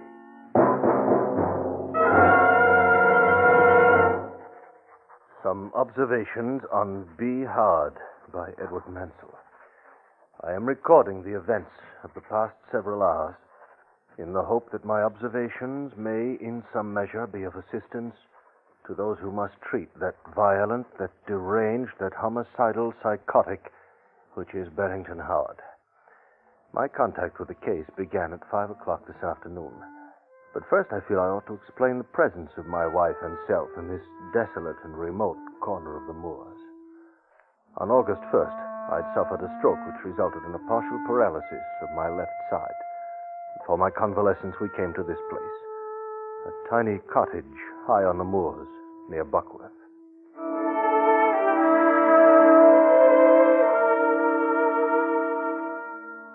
These moors have been to me a revelation and a delight. Or rather, were so, until 5 o'clock of this afternoon. We'd been off on a tramp and were just returning to the cottage.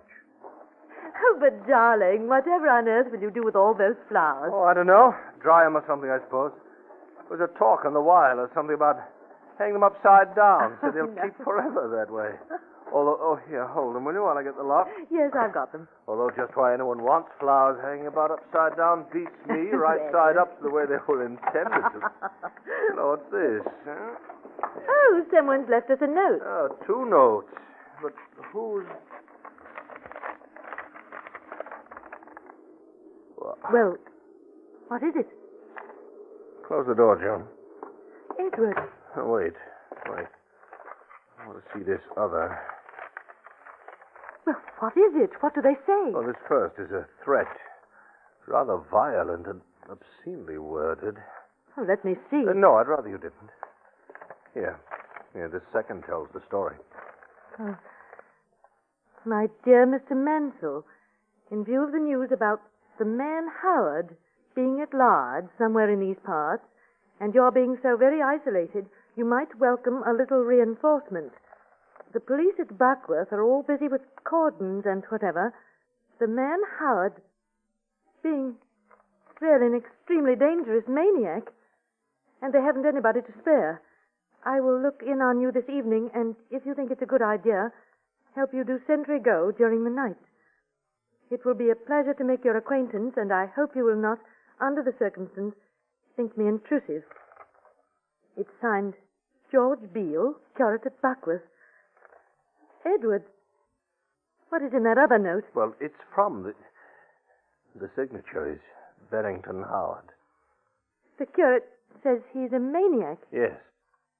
And he's threatening us. Says he's coming back tonight to kill us.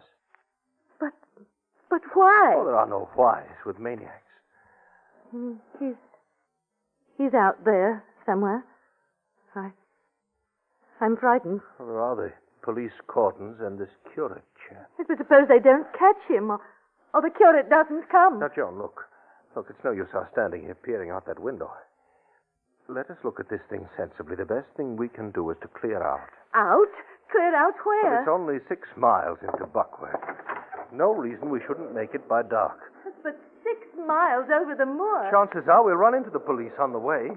But your heart and your side, you're still limping badly, you know. Nevertheless, we can make it. If you say so, dear. And first, I'll look round. Coast is clear. Let's go.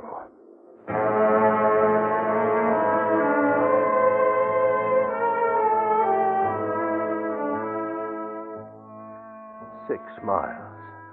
A man in good health could walk it in an hour and a half. A man in good health, which I was not. And with each succeeding step, the dusky pale horizon, violet and smoky in the soft mist of the sinking sun, seemed ever more distant, more inaccessible.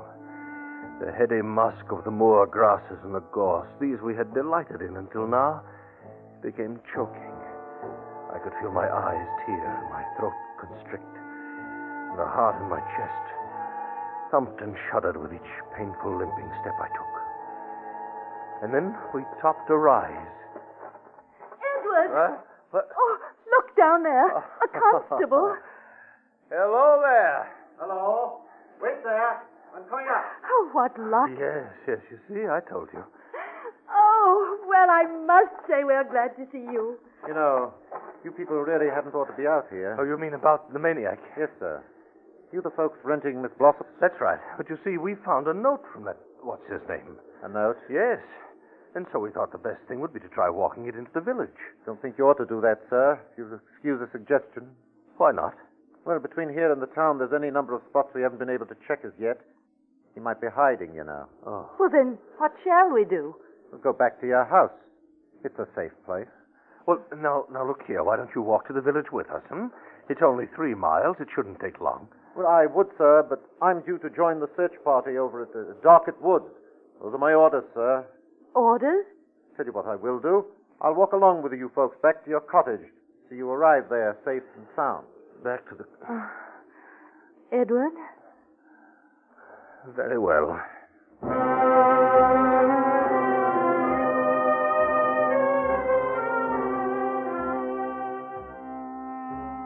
As we walked, we told the constable about the letter from the curate, and he gave us background on the man Barrington Howard.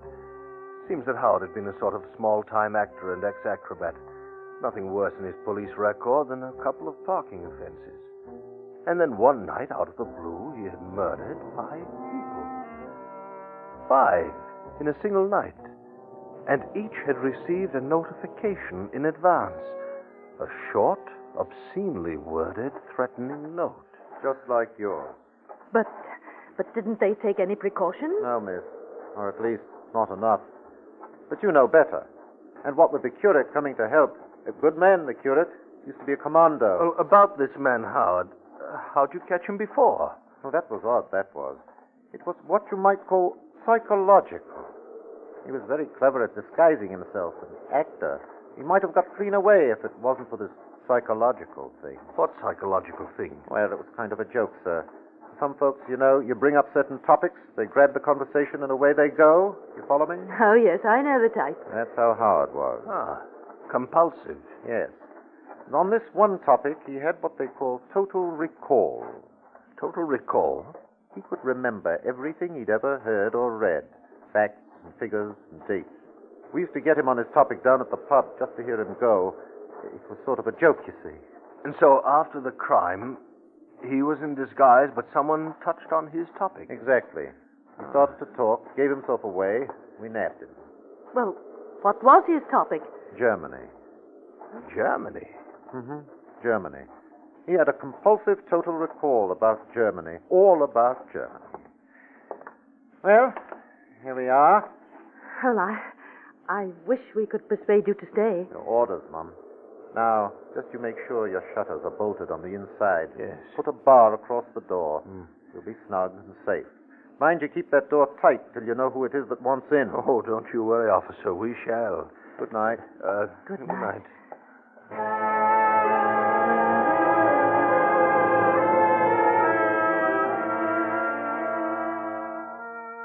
With his departure, we barricaded ourselves. This cottage is very old, and built in the days of highway robbers, ideally suited to our situation. We lit the lamp and turned it very low, so that no light would be seen from without. And then we waited. And we waited. Edward. Yes. What's the time? 8:30. Oh, it goes so slow. Yes. What? I hear something out there. What?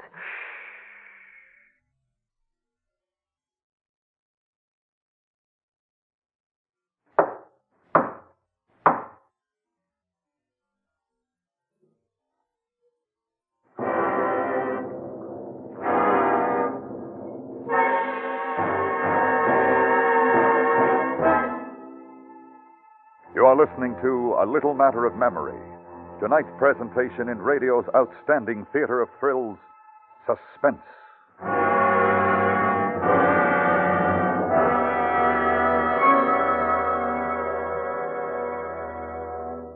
One of the most effective savings programs is Uncle Sam's own, United States Savings Bonds.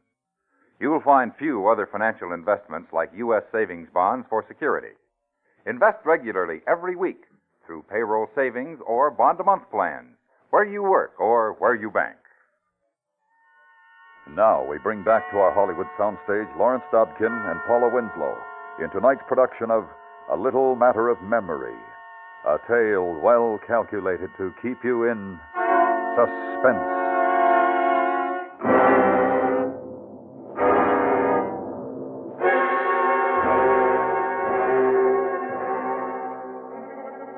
Crouching there in the dim light of the lamp, we watched the heavy oak door. Hello in there. Mansell? Who is it? George Beale, the curate. Oh. You got my note, didn't you? Oh, but how do we know it's not a trick? Yes. Got a torch? Yes. Stand back from the door and shine it on yourself. Excellent idea. Can't be too safe, you know. I'll just look out through the slit. Ah, yes. And she's got one of those collars on, you know, clerical. Oh. Yeah. Oh, come in, sir. Mr. Mansell? Yes, yes. This is Miss Mansell. Oh, I'm so glad to see you. I'd have got here sooner, but you know, every last person I saw wanted to talk. Well, we were a little worried, Dr. Beale. We thought you just might have met with some accident. Accident? Oh, let's not quibble. You mean you thought I might have run into him, don't you? Yes, I suppose so. Oh, but you're here now. That's what matters. Yes. And now let's see. Excellent place you have here. Yes, they really built them in those days. Would you like some tea, Doctor? Oh, bother tea, Joan. I have a bottle of scotch in my bag. Edward. What's wrong? Well... Oh, you mean on my account? Oh, my dear lady. Oh. My collar may be clerical, but my throat is British, and at the moment quite dry. You see, Joan, I've fetched some glasses, huh? While I find here we are. Yes. Good whiskey, a warm room, pleasant companions, and I'll turn up the lamp a bit if I may. Oh, yes, do. Dispel the gloom. Well, here are the glasses. There's little to fear about making light now, you know. I've got a gun, and I know the three of us should be a proper match for any man, crazy or not. I should say. Well, then, a toast, eh? To safety in numbers. Well, I really think we ought to keep clear heads tonight. Joan's the careful one in our family. Proper feminine trait.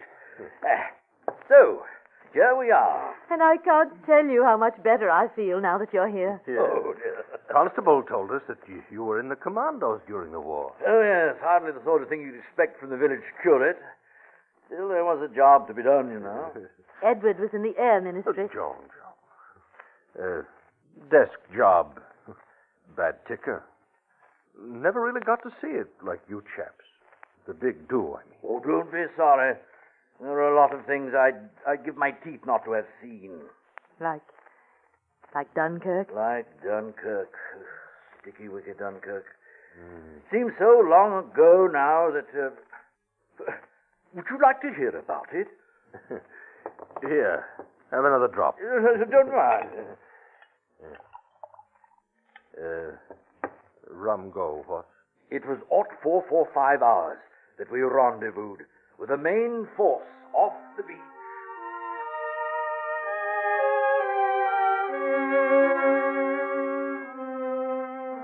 We sat there in the now snug little room and listened. He was a superb storyteller.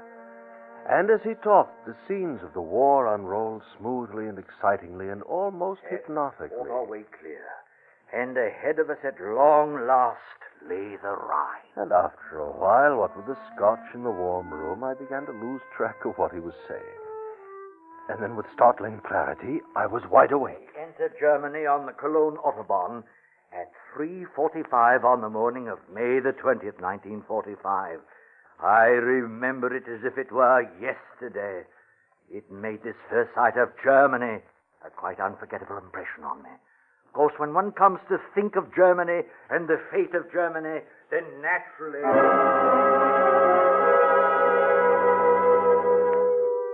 I looked at him as he chattered along. His eyes were glazed, and he spoke with a curious intensity. And I knew. Jones sat petrified. I reached for the scotch bottle. It was still about half full. And as the man bent forward to pick up his glass, I swung. Oh. I should have known. I should have seen through him. Oh, is he dead? No. He's just out so quickly. Get some rope, belts, anything. We must tie him quickly, Joan, quickly. Yes. I've never tied a man before, and Joan's knowledge of knots is limited to Christmas wrappings, but we used what was at hand.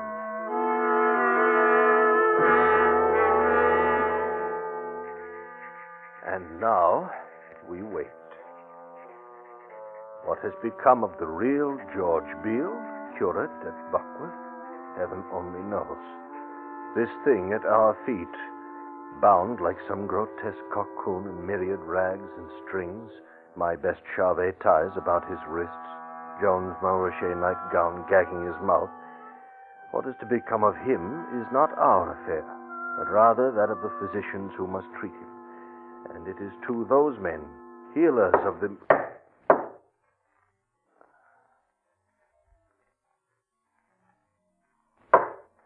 Hello in there! Menzel!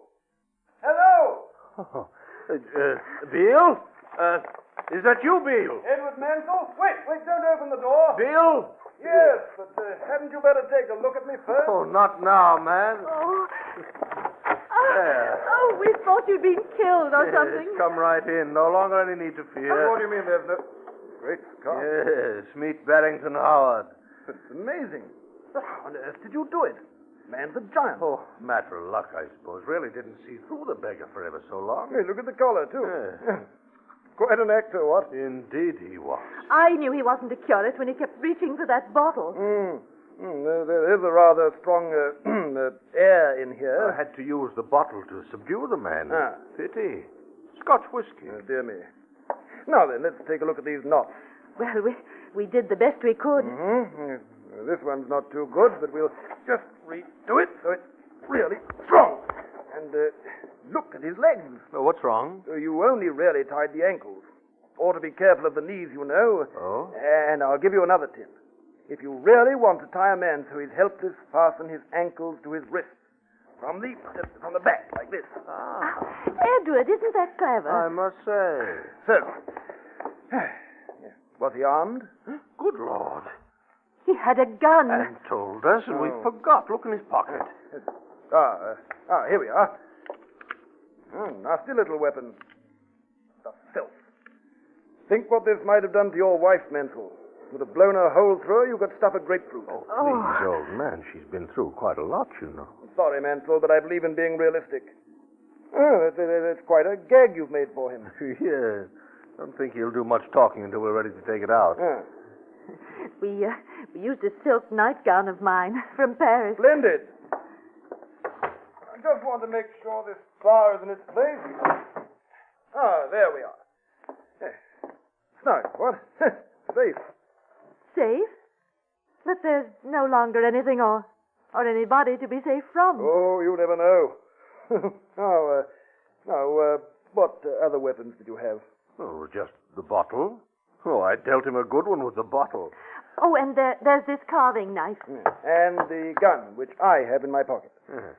Well, it's really been quite a little adventure, eh, Mansell? Oh, we should say so. Yes. You know, I kept this little record, something of the physician. Oh, may I? Oh, please. Mm-hmm. Some observations on Beehard, but I am recording the events of the past several hours in the hope that my observations may in some measure...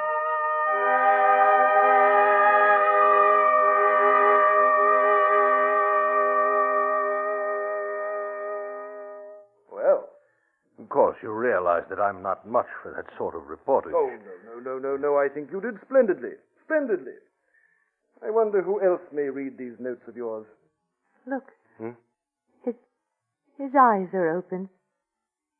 I never realized. Madmen really do roll their eyes. Ugly beggar, isn't he? Yes, I must say. But about your report, this stuff about Germany, did he really say this? I wish he'd close his eyes. He's trying to say but something. But about Germany, I mean, how could anyone say what was it? When one comes to think of Germany and the fate of Germany, etc., etc., etc. That posh, that argle-bargle about the Cologne Autobahn. Oh, yes, laid it on rather thick. Any fool can see the man is dreadfully confused and misinformed about the organization of the National Socialist Party. Oh, you mean the Because Nazis? the fact is, the organization of the party was divided into 26 Garn, or districts, which did not in themselves form the various provinces of the German Reich. East Prussia, Greater Berlin, Brandenburg, East March, Pomerania, Silesia, Magdeburg-Anhalt, Hallen-Meersburg, Thuringia, Schleswig-Holstein, Weser-Ems, Edward, he's got the knife. Get back. Neil, help us. He can't. He's tied too tight. Get back. The knife. Doesn't this interest you, No. Mrs. Menzel? No. As I was saying. No. Württemberg, Hohenzollern, Baden, Hamburg, Mecklenburg, Lubeck. Tell me, my good curate, just there on the floor, does this interest you? The division of Bavaria is even more fascinating, you know. Bavaria was divided into 9 Gauen: Swabia, Upper Palatinate, Upper Franconia, Middle Franconia, Lower Franconia, Rhine-Palatinate.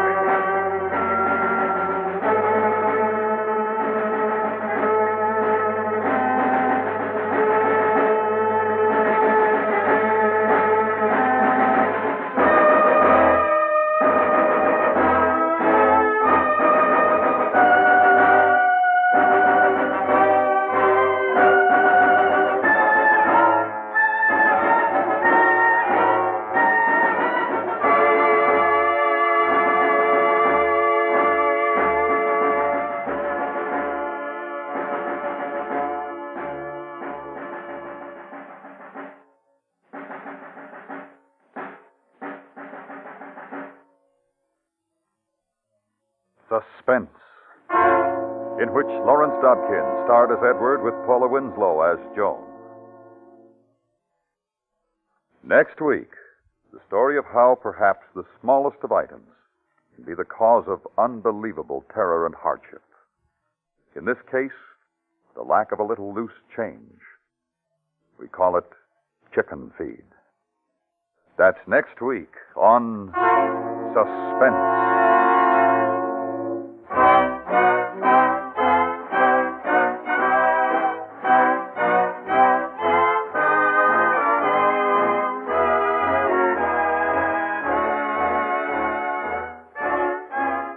Suspense is produced and directed by Norman MacDonald, with music composed by Lucian Morowick and conducted by Lud Gluskin.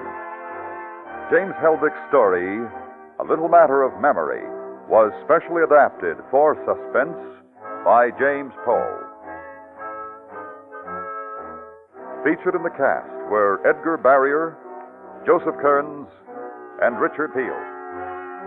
Follow the serial adventures of Mr. Keene evening times on the CBS Radio Network.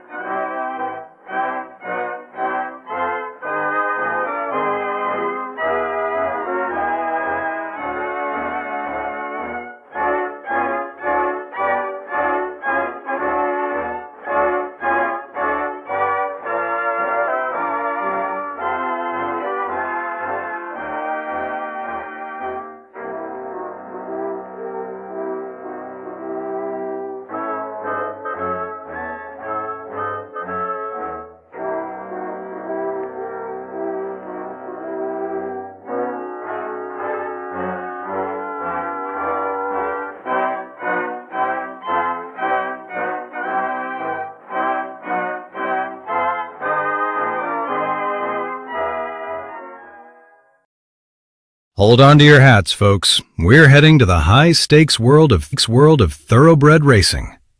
When a wealthy widow's prize horse is threatened by a mysterious shadow, Sam Spade steps into the paddock to uncover a web of stable-side secrets and homicidal handicappers. It's a fast-track race against time where the finish line might just be deadly.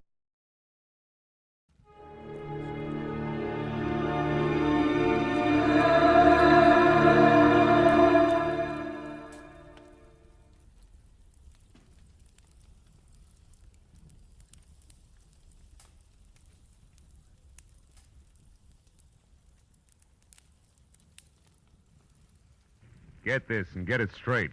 Crime is a sucker's road, and those who travel it wind up in the gut of the prison of the grave. There's no other end, but they never learn. This time it started as a routine search for a rich girl's fiancé, and the trail led to a silent house haunted by a face at the window and blood in an open cedar chest. But before it was over, it became a search for a corpse that wouldn't sit still. From the pen of Raymond Chandler, outstanding author of mystery, comes his most famous character and crime's most deadly enemy, as we present The Adventures of Philip Marlowe.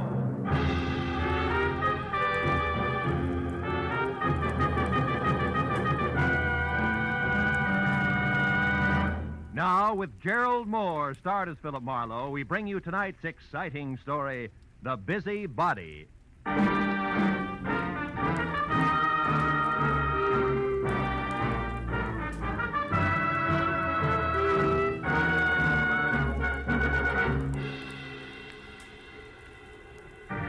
Jerked me up off my back and out of the sports page at 9:30 in the evening of an already too long day. On the other end was a warm, feminine voice, edged with the kind of self-assurance that means money, and lots of it. But the words were both hurried and panicky, so after I hung up, I reluctantly waded through the sports section with my feet instead of my eyes and headed for the coffee shop at Franklin and Bronson, where my new client, who had identified herself as Liz Stewart, said she'd be waiting. A pair of blue eyes at a table in the corner measured me from haircut to shoelaces. So I took the cue and walked over. After we introduced ourselves, I was waved into the chair opposite her. She leaned toward me and started with a rush. Mr. Marlowe, I've got to find a man named Dean Howard as soon as possible. It's not exactly a new switch. He's my fiancé. We plan to notify my Uncle Hanley of our engagement tonight. Who is Uncle Hanley? Uncle Hanley Stewart of Stewart Aluminum. Okay, go ahead. Dean Howard was to meet me at 7, but he didn't show up. Mm-hmm. And then about 7:45 he called. He started to tell me something that he referred to as a horrible mistake, but before he could get it out, we were cut off. Well, I tried to call him back. coffee? Coffee. No. Okay. I tried to call him back, but there was no answer. So I went to his house, but it was locked and dark. And yet his car was still parked outside. Well, look, Miss Stewart, why don't you save yourself $50, go home and wait for an apologetic phone call, huh? What do you mean? Well, this stacks up as being a case of cold feet or a little celebration that got out of hand. Either way, there's nothing to worry about. I've come to you for help, Marlowe, not a pat on the head. Okay. I'll assume it's my error for the moment. How long have you known this Dean Howard? Well, I met him at a party about 3 months ago. Mm-hmm. Uncle Hanley and I both liked him tremendously right from the first. I suppose you've considered the possibility of another woman? Well, of course, I'm not a child. I can see that. Well, Dean has been deeply troubled for the past week. He wouldn't tell me why, but I'm certain that this business tonight is tied in with it. Something's wrong, and I want you to find out what it is. All right, but I'm no leg man for Cupid, so if it turns out to be nothing more than a guy's heart beating in double time, I drop it. Fair enough? Fair enough.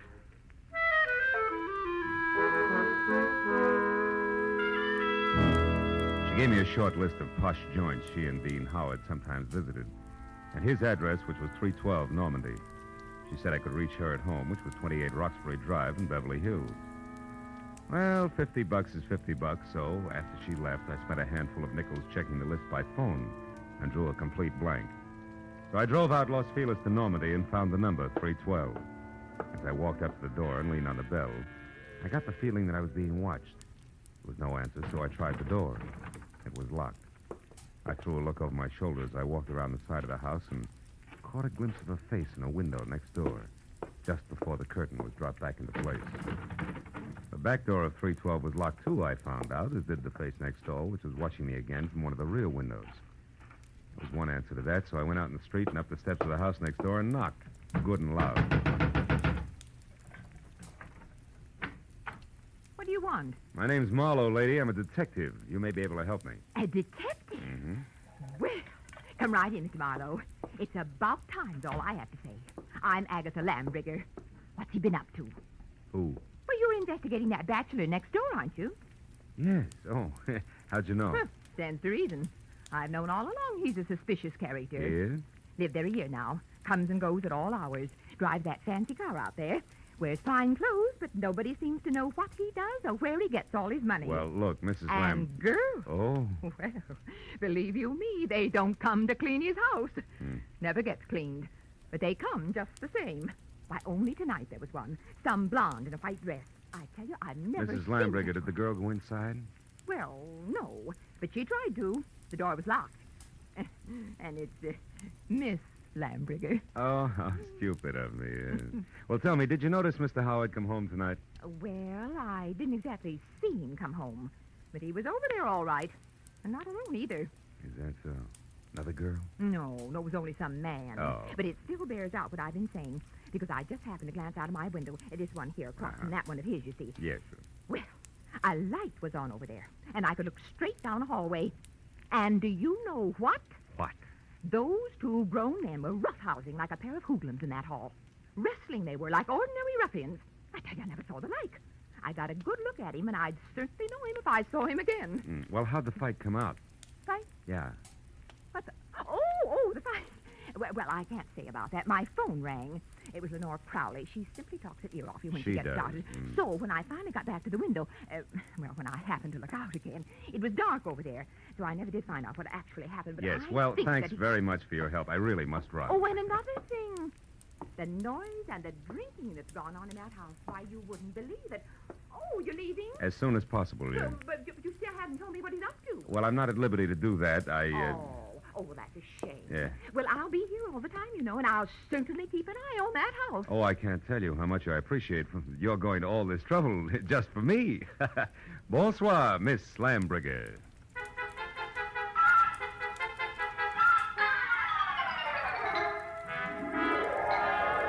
I backed out of that wind tunnel, got in my car, and drove noisily around the corner. Then I cut my lights, turned quietly into an alley behind the house, and stopped. Slipped through Howard's back gate and up the side of the house, found a window that could be persuaded, and went in. Yeah, Howard was a lousy housekeeper, and everything that didn't get brushed off in normal traffic was covered with dust. I found my way to the room opposite Agatha Lambriger's observation window and ran smack into her first lie. Where she said there was a hallway, there was a solid wall, papered with purple roses and hung with 4 dingy pictures in bronze frames, 2 on each side of a big, ugly mirror. There were 2 hallways, but no angle at which either could be seen from her window. Furthermore, there was no sign of a struggle. One hall led to the study, the other to the bedroom, and I checked both. But still, there was no indication of a fight. On my way out, I barked my shin on the nose of a lion carved on the corner of an oversized cedar chest, just as the abrupt sound of someone at the door brought me to a rigid halt. Whoever it was had the patience of an 8-year-old on circus day. So I set myself up as the type who might live in a joint like this and entered. What's the matter with the lights, Howard? Blow a fuse? Or could this be some new economy measure? I like it this way. I don't think I know you. You should, Howard, you should. I called you yesterday about a certain money matter. The name is Leo. Don't go for your gun, Howard. Well, since yours is pointed at my 3rd rib, why should I? Well, like I told you on the phone, my boss is anxious. You're way overdue, Howard. I want that $50,000 the boss loaned you 3 months ago.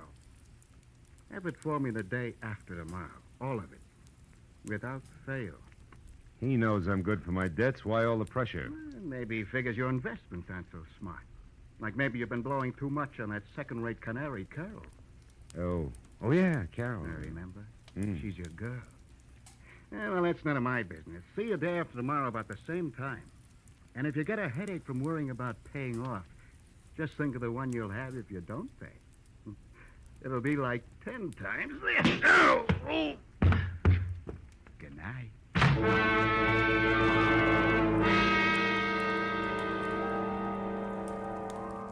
The .45 in his hand caught the side of my head, and I went out cold.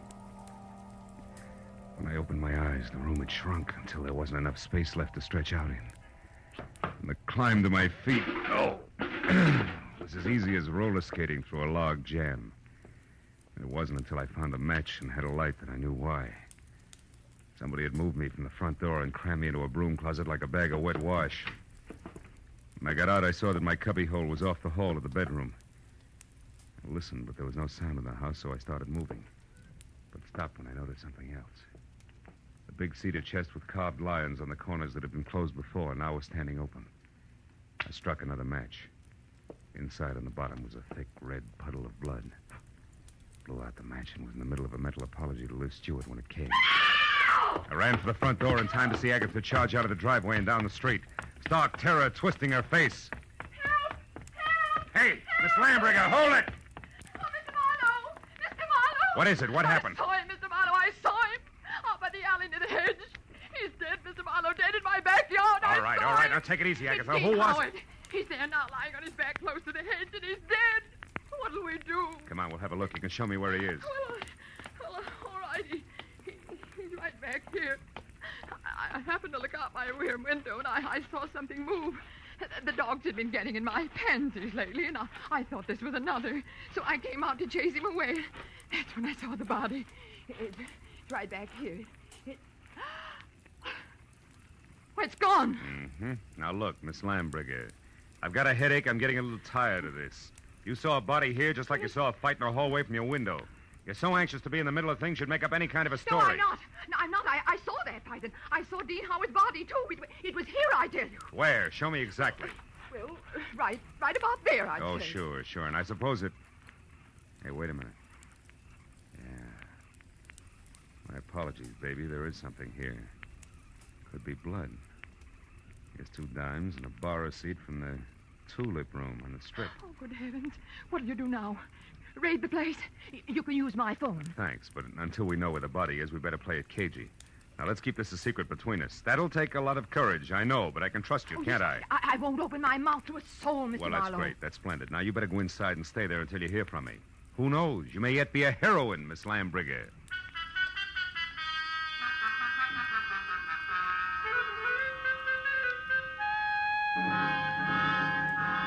The bar receipt was a long shot. When I was still 2 blocks away from the tulip room, I knew it had paid off because a fluorescent banner, 4x12, draped over the front of the squat square building, extolled the vocal virtues of one Carol Cody. I parked across the street, went in and found a dressing room door and knocked. She distinctly said, "Come in," but when I did, I thought the room was empty, until a small handful of spangled satin costume hopped up from behind a screen in the corner. I made a sight-unseen introduction. It was only a moment later that a tall brunette, filling a white silk blouse and snug, dark slacks, stepped out, tossed a few pounds of glossy black hair away from her face, and gestured me into a chair. Which paper did you say you were from, Marlowe? I didn't, honey. I'm a private detective. I can't use it. Don't give odds on it, baby. Not yet, anyway, huh? Let's talk first. For instance, what's with you and Dean Howard? Dean Howard is a low-crawling thing. That's strange. Had it you loved him? I did until tonight when I found out that he has 2 heads. That's so he can lie and keep a straight face with one while he laughs up his sleeve with the other. Nuts to him. Nuts to Liz Stewart and her money, and nuts to you. I hate Dean Howard enough to kill him, and I might just do that. I don't think you will, no, because somebody beat you to it. You mean Howard's dead? Looks that way, yeah. I'm not sure because he won't stay in one place long enough. Well, if you're trying to shock me, you're wasting your time. I'm not sorry. I think we've got company. Keep talking. I'll get him. As you say, my friend, the music business is just as lousy as any other dodge, and I can prove it. Come here. You're a good listener, Bud, so join the party. Who are you? Why are you listening out there? Come on. No. Just a minute. I wasn't listening. I was looking for you, Marlowe. I'm Ward Odom, Mr. Hanley Stewart's assistant. You're doing fine. Don't stop now. Well, ever since I learned that Miss Stewart hired you, Marlowe, I've been trying to talk to you. I followed you here from that place on Normandy because I must know what you found out so far. Why? What business is it of yours? Because, Mr. Marlowe, I doubt very much that you even know of the robbery. Robbery? What robbery? More than $40,000 worth of negotiable securities was stolen from Mr. Stewart's safe this evening. You get all your information at keyholes? And I have reason to believe that the man you're looking for took them. Of course, I don't dare accuse him without proof of his relationship with Liz, Mr. Stewart's niece. If I were wrong, it would cost me my job. Odom, did Liz know about the robbery when she hired me? Why, of course. Oh, brother. Look, see this? Her name is Carol. She's involved right up to her mascara in the whole mess. Don't let her out of your sight till I get back. Me? Why, you cheap shot. Shut up. And as for being cheap, I'll take care of you when I get back.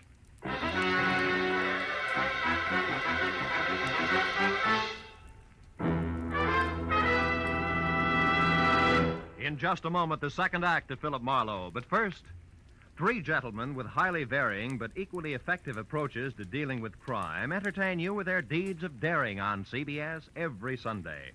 Jethro Dumont, alias the Green Llama, Police Commissioner Bill Grant of Call the Police, and Dashiell Hammett's Sam Spade. These three sterling gentlemen all make their appearances tomorrow on most of these same CBS network stations. And now with our star, Gerald Moore, we return to the second act of Philip Marlowe and tonight's story, The Busy Body.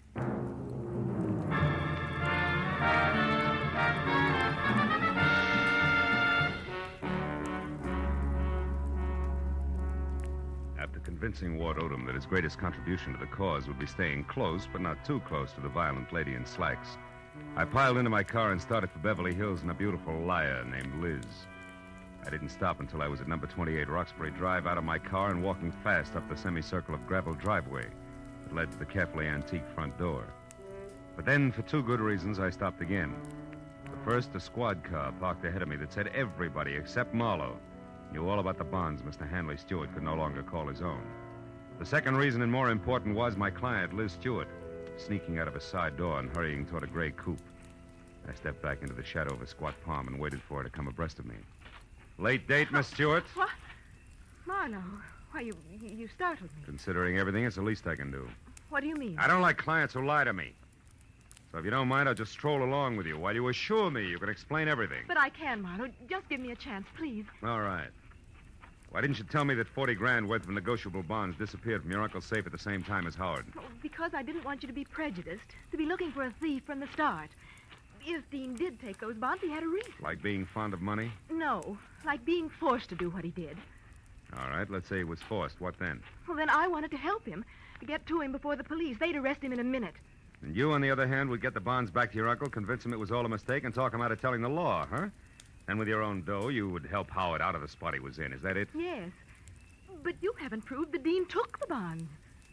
No, I haven't. Could have been anyone who knew the combination of the library safe. Which includes how many? Aside from Uncle Han and myself, just the family lawyer and Mr. Odom. Yeah, what about Odom? Could he have done it, Liz? No, I don't think so, as much as I dislike him. You see, Marlowe, for years, Odom's been very close to Uncle Han. He's had 1,000 opportunities to steal if he wanted to. Well, like this afternoon, for instance. He had $10,000 worth of the bonds with him today. What was he doing with all that dough? Paying gas bills? He was going to sell them for my uncle. But the transaction fell through, so he brought them back to the house and put them back in the safe. Anyway, Marlowe, I don't think he'd have the courage to steal. I know what you mean. I've already met Mr. Odom. When? Oh, about a half hour ago. In a nightclub called the Tulip Room. Odom thinks Dean is guilty, Liz, but he's afraid to mention it publicly till he knows a little more. What's a nightclub got to do with Dean? Carol Cody. Who? She's Dean's girlfriend. Marlowe, you're crazy. I talked to her, honey. She's a singer there. Told me that she and Howard were more than chummy, but that she gave him the air tonight when she found out about you. And you believe that? Now that I've had a little time, I believe even more. Details that she never bothered to mention. Details like Dean Howard and Carol Cody playing you for a sucker. He gains your confidence, then the combination of the safe, and then goodbye. But you see, the end was a switch, Liz. Dean didn't. Dean didn't what? What is it, Marlowe? What are you staring at? Back of my car there. There's not gas dripping on the driveway. The color's too red. Liz, stay back. No, Marlowe. I don't want to. I want to... Marlowe!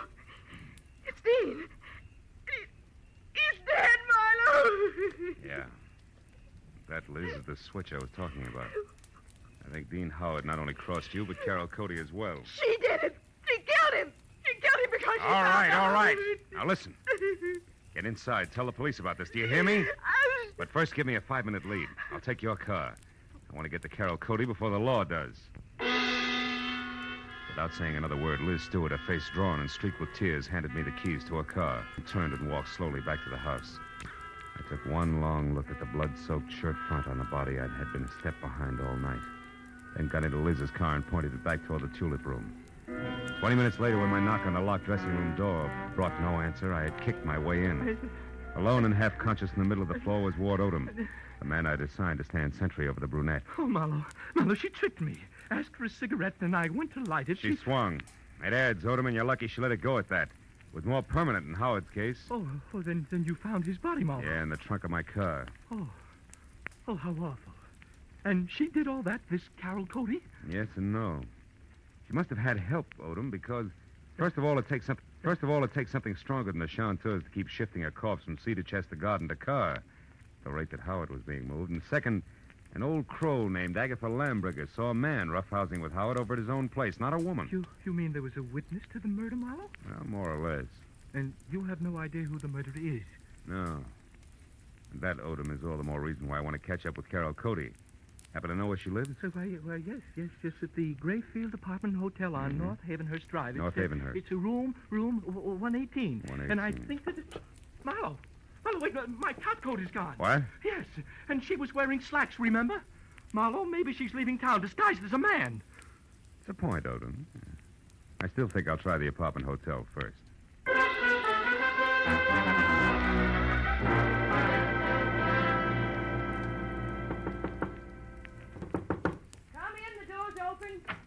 The bag's over there, boy. Did you get the Marlowe, what are you doing here? Not doubling for a bellhop, so get over there, sit down, and keep your hands in your lap, because if I have to, I'll shoot. What? I don't understand. I'll make it real plain.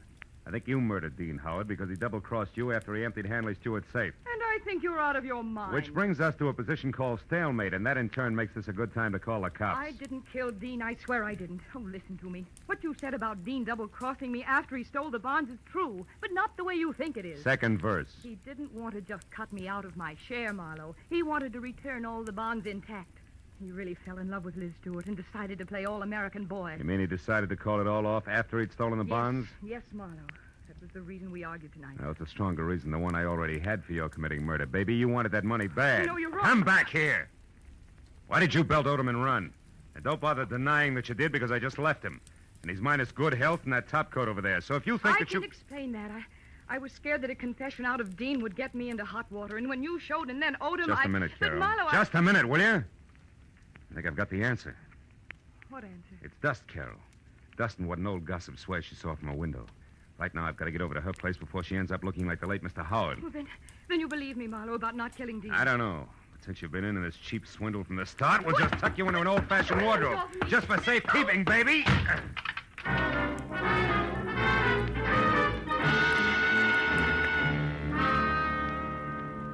Outside in Liz's car, I slammed my foot down hard against the accelerator and didn't ease up until I screeched to a stop, away from 310 North Normandy, where I knew murder was scheduled to happen again. I was next to a pair of half-open French doors through which I could see Agatha Lambriger sitting erect in a straight-back chair. I was happy that I hadn't taken any longer in getting there. I was also happy that the man standing opposite her, gun in hand, the man who had murdered Dean Howard, had his back to me. I got a firm grip on the .38 in my hand. You've been so nosy, Miss Lambriger. And it's too bad that Marlowe had to let me know you've been a witness when I killed Dean Howard. A roughhouse, I think you called it. A roughhouse is what I thought at the time. But when I saw Dean Howard's body out in the alleyway, I knew... You knew I killed him. Everything would have been simple if you hadn't had your nose out a mile. I was going to run over him, and it would have looked like an accident. But I had to move the body after you saw it. Marlowe's car looked good until I could dispose of it. But there's no point telling you all this. You won't be able to gossip about it, Miss Lambriger. I'm sorry. Sorry, but that's the way it has to be. You or me. I vote for you, Odom. Drop your gun before I close the polls for good, real noisy like. Come on, drop it. No, don't shoot. I dropped it. Okay. I'll move to the middle of the room, hands high. Marlowe, I didn't want to do it, but I had to kill him. Dean Howard was going to return the bonds he took. Marlowe, and that would have left listen you in to a me. spot, wouldn't it? Because Howard only stole 30 grand out of that safe. You were taking 10 grand to legitimately sell for your boss. I know what And when you went to I know what return them, you happened. saw there'd been a theft. And you decided to make the most of it and let somebody else take the rap for the whole 40 grand. Keep your eye on him, Mr. Marlowe. He's Don't worry, a man who shoots another man in the back has no guts. He won't try anything while I'm looking at him. No, Marlowe. I don't have any more guts than it takes to jump behind a woman's skirt. A lady I'd choke to death. If you take one more step. Now lower your gun and listen. All right, let her go, Odom. Sure, let it go. Just as long as you cooperate, Marlowe. Marlowe, don't be a Shut fool. up! Shut up! Don't shoot! You kill me anyway. Shoot! No! Shoot! No, don't shoot! Marlowe! No, don't shoot! Don't shoot!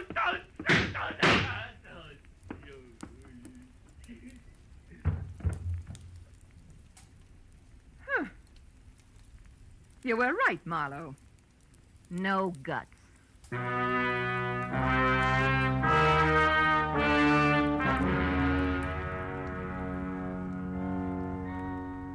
was an ambulance, a half a dozen squad cars, and a police captain included, and 3 long hours of questions and answers in triplicate later, before 310 North Normandy and environ settled back to being just another quiet house on just another quiet street.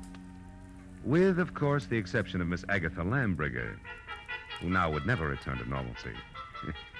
And as we sipped hot tea together and a clock someplace deep in another room struck twice, Now, Philip, though I'm sure I had this she was right. still going strong. Dean Howard owed money, so he and that worthless singer decided that he should get friendly with your wealthy client and then at the propitious moment rob her uncle, correct? Correct, yeah. But what I don't understand is how you knew it was that awful man Odom. Well, there were 2 things, honey. His anxiety to get me to Carol, together with a streak of dust the length of Odom's topcoat sleeve, all added up to a hunch. That, Philip, I don't understand. Well, you got to take them in reverse order. I saw dust on Odom's topcoat sleeve when I was in Carol Cody's apartment.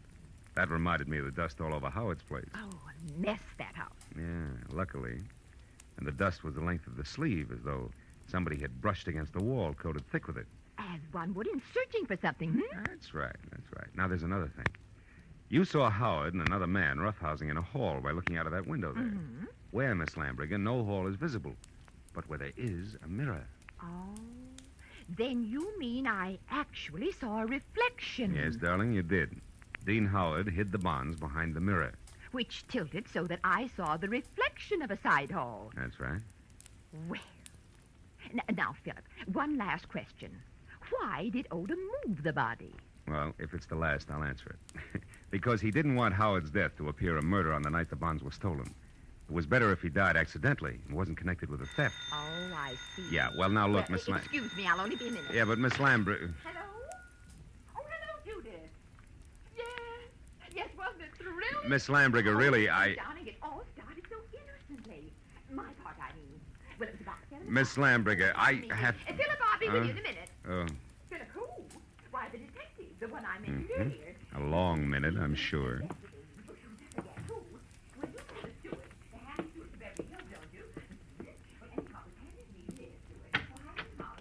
Goodbye, girl.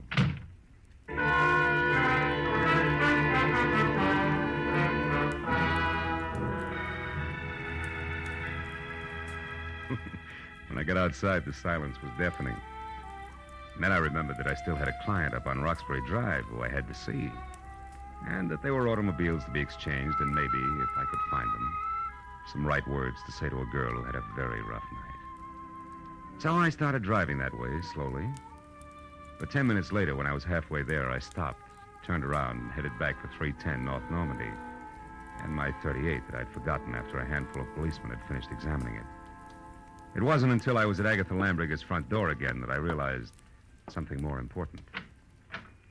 Well, then this Odom, this killer, grabbed me as a shield, Judith, and told Marlowe he had guts enough. Guts was his word, my dear. Yes, well, I could get my gun another day.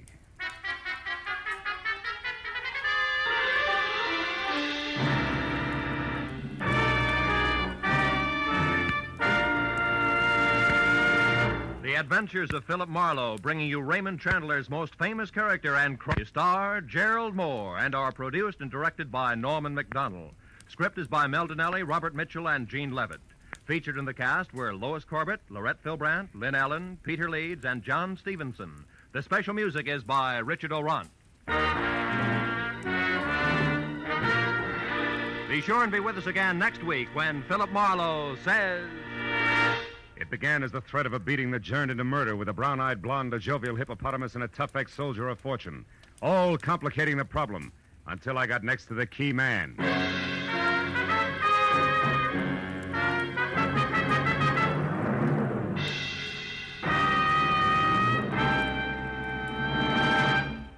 Will you be listening when $51,000 go on the block during Sing It Again tonight?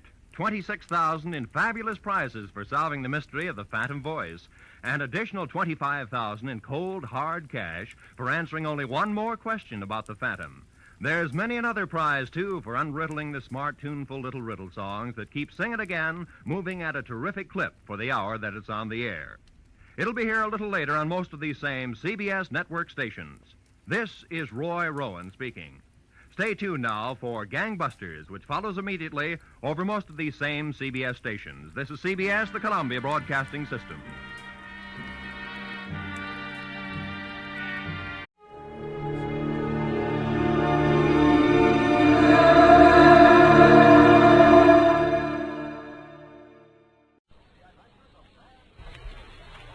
The Adventures of Sam Spade, Detective.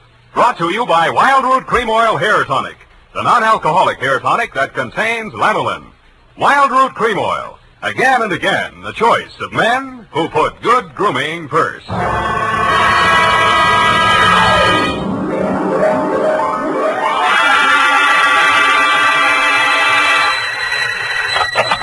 Spade Detective Agency. Sam, sweetheart.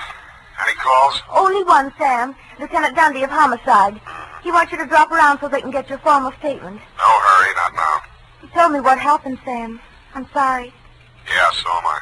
I guess he was one of your oldest friends, wasn't he? You don't make any friends in this business, Evie. You can write that in your book now, and I'll give you the rest of it when I get there. You sound tired, Sam. Wouldn't you rather just, What, baby? well, go home and, just put it off until tomorrow or Yeah, maybe I'll get it off my chest tonight. Stay there, Effie. I'll come on down and dictate my report on the Dick Foley caper.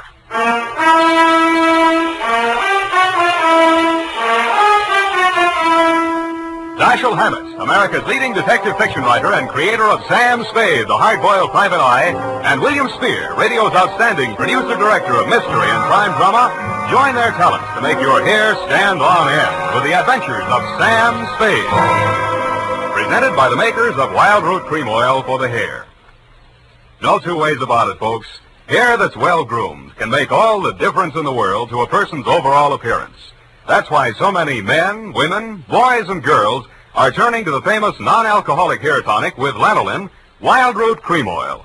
Wildroot Cream Oil grooms your hair neatly and naturally, relieves dryness, removes loose dandruff.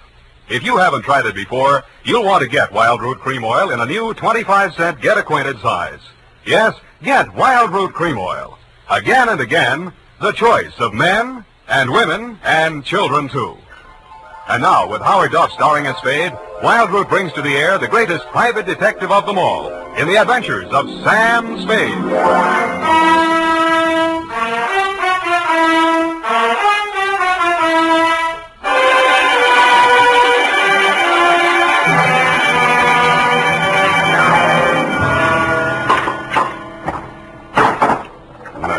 Oh, here, Sam, let me.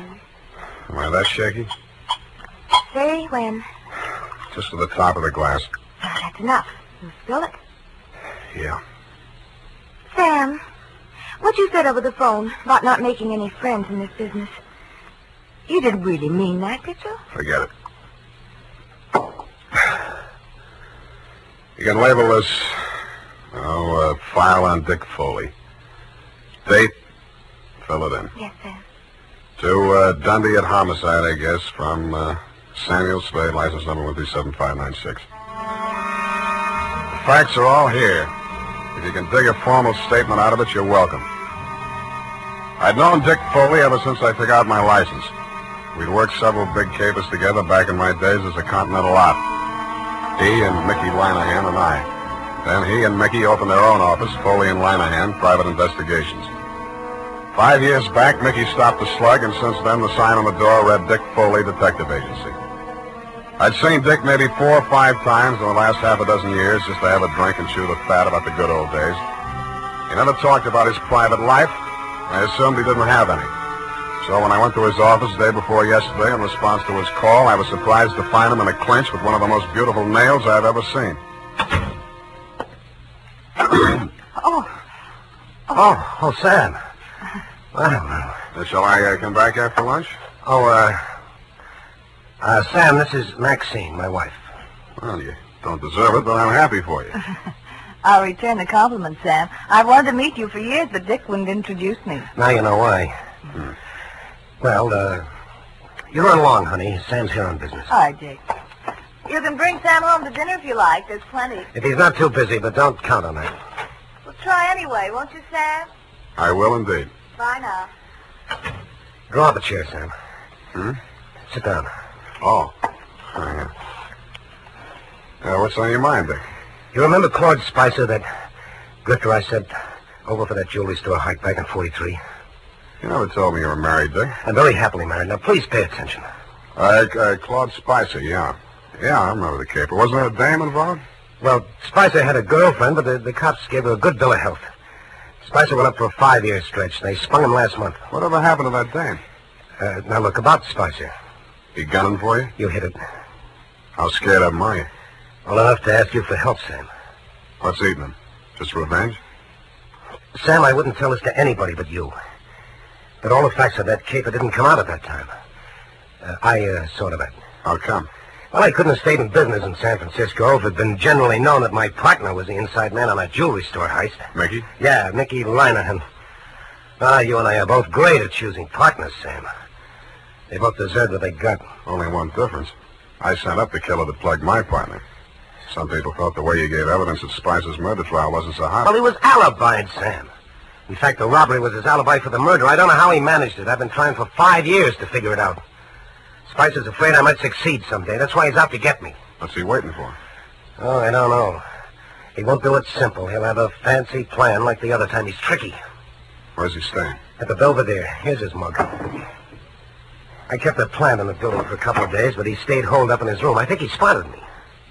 Okay, Dick, I'll give it a buzz. Now, wait a minute, Sam. Yeah? I'm not asking you to do this for love. Standard fee, 25 in whiskey money. Okay? Forget it. This one's on me.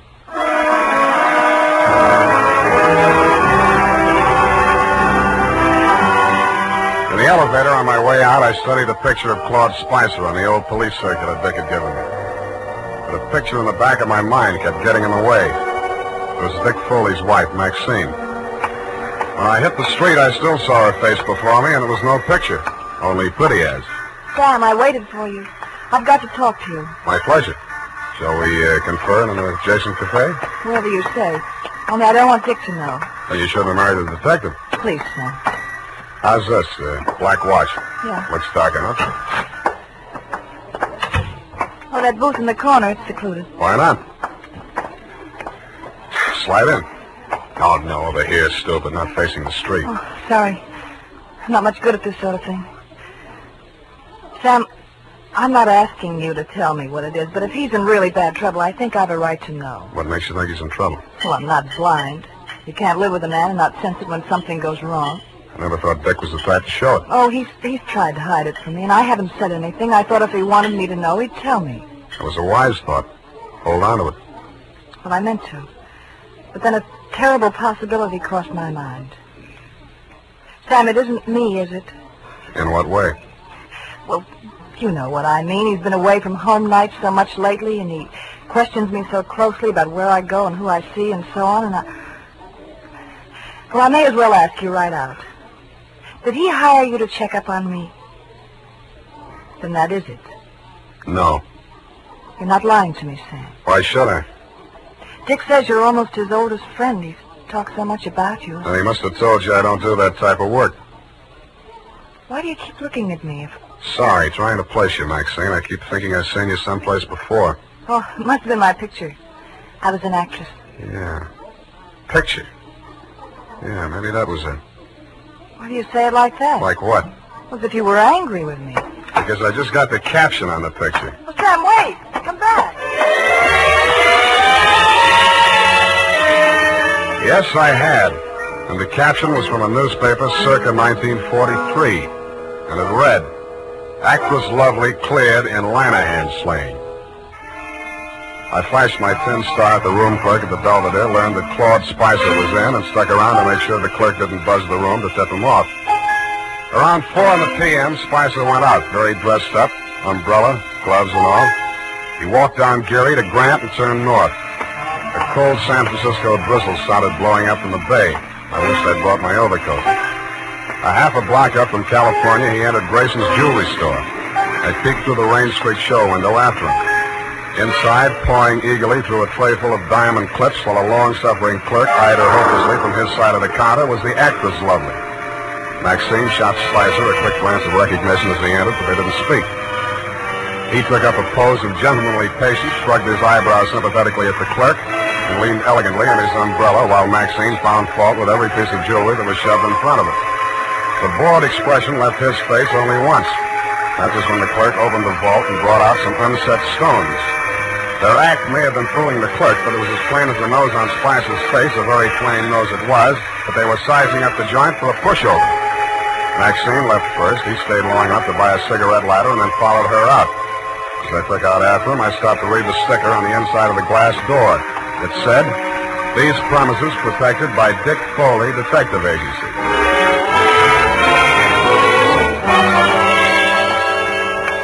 Maxine was waiting for him at the corner. I grabbed up a Chinese newspaper and used it to listen behind, but I needn't have bothered. They didn't seem to care. Well, are you happy? Ought to be about $1 million. Why are you so disagreeable? You ought to be feeling good. Feeling good? 5 years stretch, I come out to find my girl married to the joker that sent me up. You didn't think it was such a bad idea at the time. Well, I do now. Well, after tonight, we'll go east, you and me together, baby. He'll catch up with us wherever we go. Oh, you shouldn't live so long. How do you mean that? Just like it sounds, baby. Bye. Oh, don't leave. I'm gonna get some sleep. I'll need a clear head. Claude, I don't want to be alone. Oh. Not even tonight? I don't want to be alone. See you later, honey. Bye-bye. He went straight back to the Belvedere, no stops. Picked up his key at the desk, no messages, took the elevator to the 8th floor. Let himself into room 809, hung out the Do Not Disturb sign, closed and locked the door behind him. I kept a plan on it till around midnight. Then I lifted the Do Not Disturb card from the doorknob and wedged it into the crack of the door. It was a crafty move, and I had just finished doing it craftily when the door opened again in my face. Huh? Boy, what are you doing here? Nothing, sir. I'm making a survey.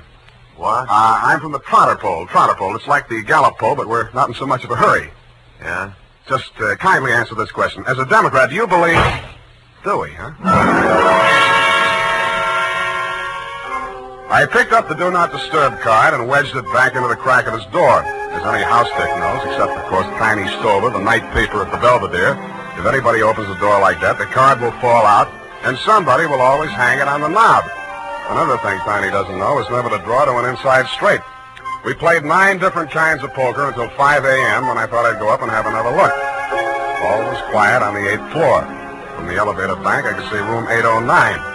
The morning paper was shoved under his door, and my Do Not Disturb sign was apparently where I had planted it. I tiptoed up to make sure. Huh? Boy, what do you want? Me? The paper boy, sir. Your morning paper. You get around. Well. Good news in the paper, sir? Interesting. Jewelry store heist up on Grant Avenue. Oh, yes, sir. Our paper only comes... What? I grabbed the paper from under 805. It was the headline I could have expected if Spicer had left his room without my knowing it. Grayson's Jewelry Store, the shop he and Maxine had cased that afternoon, had been taken for an estimated $1 million in uncut gems. But Spicer's door hadn't been opened, and there was no other exit. I sat down and thought. And what I thought of was that sticker on the front door of Grayson's said, "These premises protected by Dick Foley Detective Agency."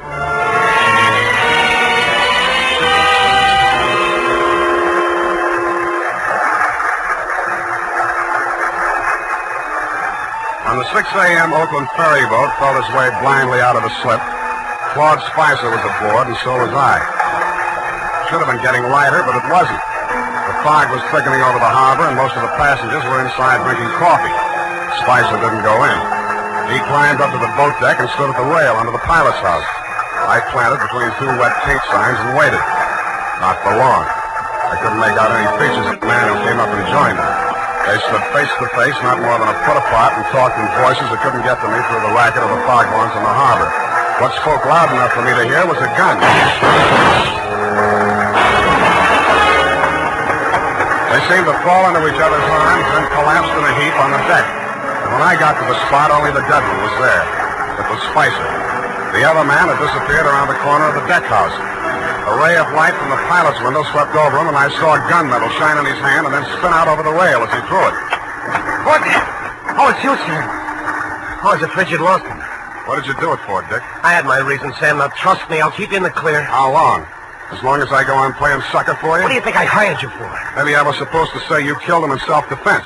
Maybe I was supposed to see him making passes at your wife if you needed that. But, Sam, you've got I've worked for killers before. I've even worked for thieves, but not for a detective that knocks over a place he's supposed to be protecting. Sam, it's not as Do simple. it for the cops, Dick.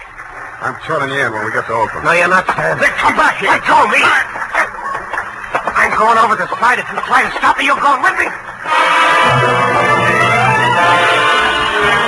He fought away from me, got 1 foot over the rail, and kicked out at me with the other. It caught me on the point of the chin. I stumbled forward and grabbed out blind. I must have caught him by the belt just as he jumped. I remember something pulling me halfway over the rail and trying to get free of it. I did, but not soon enough. I was in midair, and the black water came rushing up to meet me.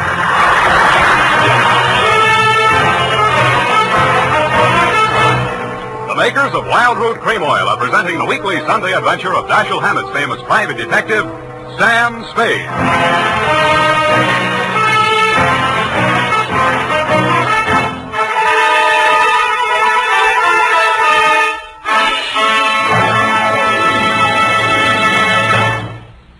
Now, here's important news on good grooming. If you want the well-groomed look that helps you get ahead socially and on the job, listen. Recently, thousands of people from coast to coast who bought Wild Root Cream Oil for the first time were asked, how does Wild Root Cream Oil compare with the hair tonic you previously used? The results were amazing. Better than tennis and removes loose, ugly dandruff. So if you want your hair to be more attractive than ever before, get the generous new 25-cent size of Wild Root Cream Oil, America's leading hair tonic, on sale at all drug and toilet goods counters. It's also available in larger economy bottles and the handy new tube. Get Wild Root Cream Oil. Again and again, the choice of men and women and children, too. By the way, smart girls use Wild Root Cream Oil, too. And mothers say it's grand for training children's hair.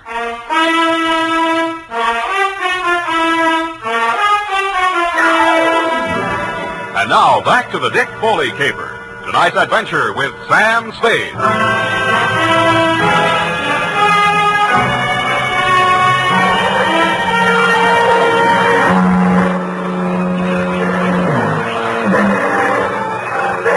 Myself mechanically keeping afloat somehow and trying to get out of my coat. I felt heavy and large, as if I'd swallowed gallons of water. The murk hung low and thick. There was nothing else to be seen anywhere.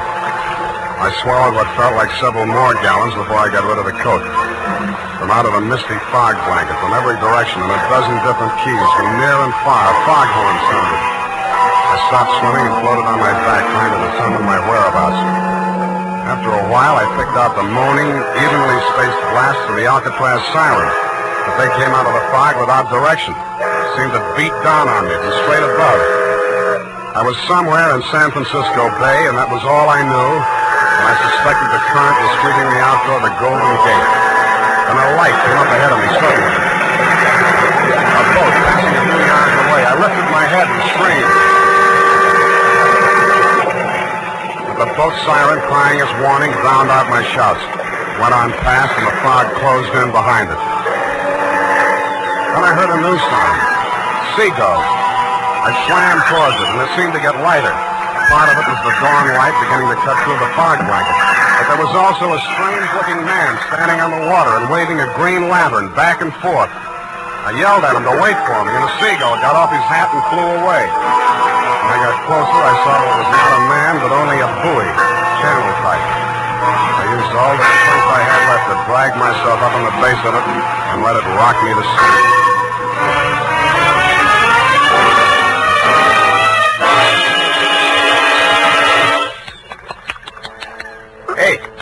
Hey, mate. What's in one of the brandy and home goods?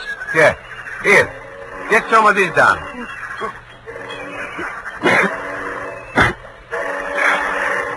Where are we? It ain't heaven. You can tell that by the smell. Oh, Fisherman's Wharf. Yeah, take it easy. We got ambulance coming. You going to the hospital? No, I'll be okay. Hey, give me a hand. Yeah, okay. Hey, you do us a favor, will you? Don't fall down till you get out of sight this time. We're tired of picking you up.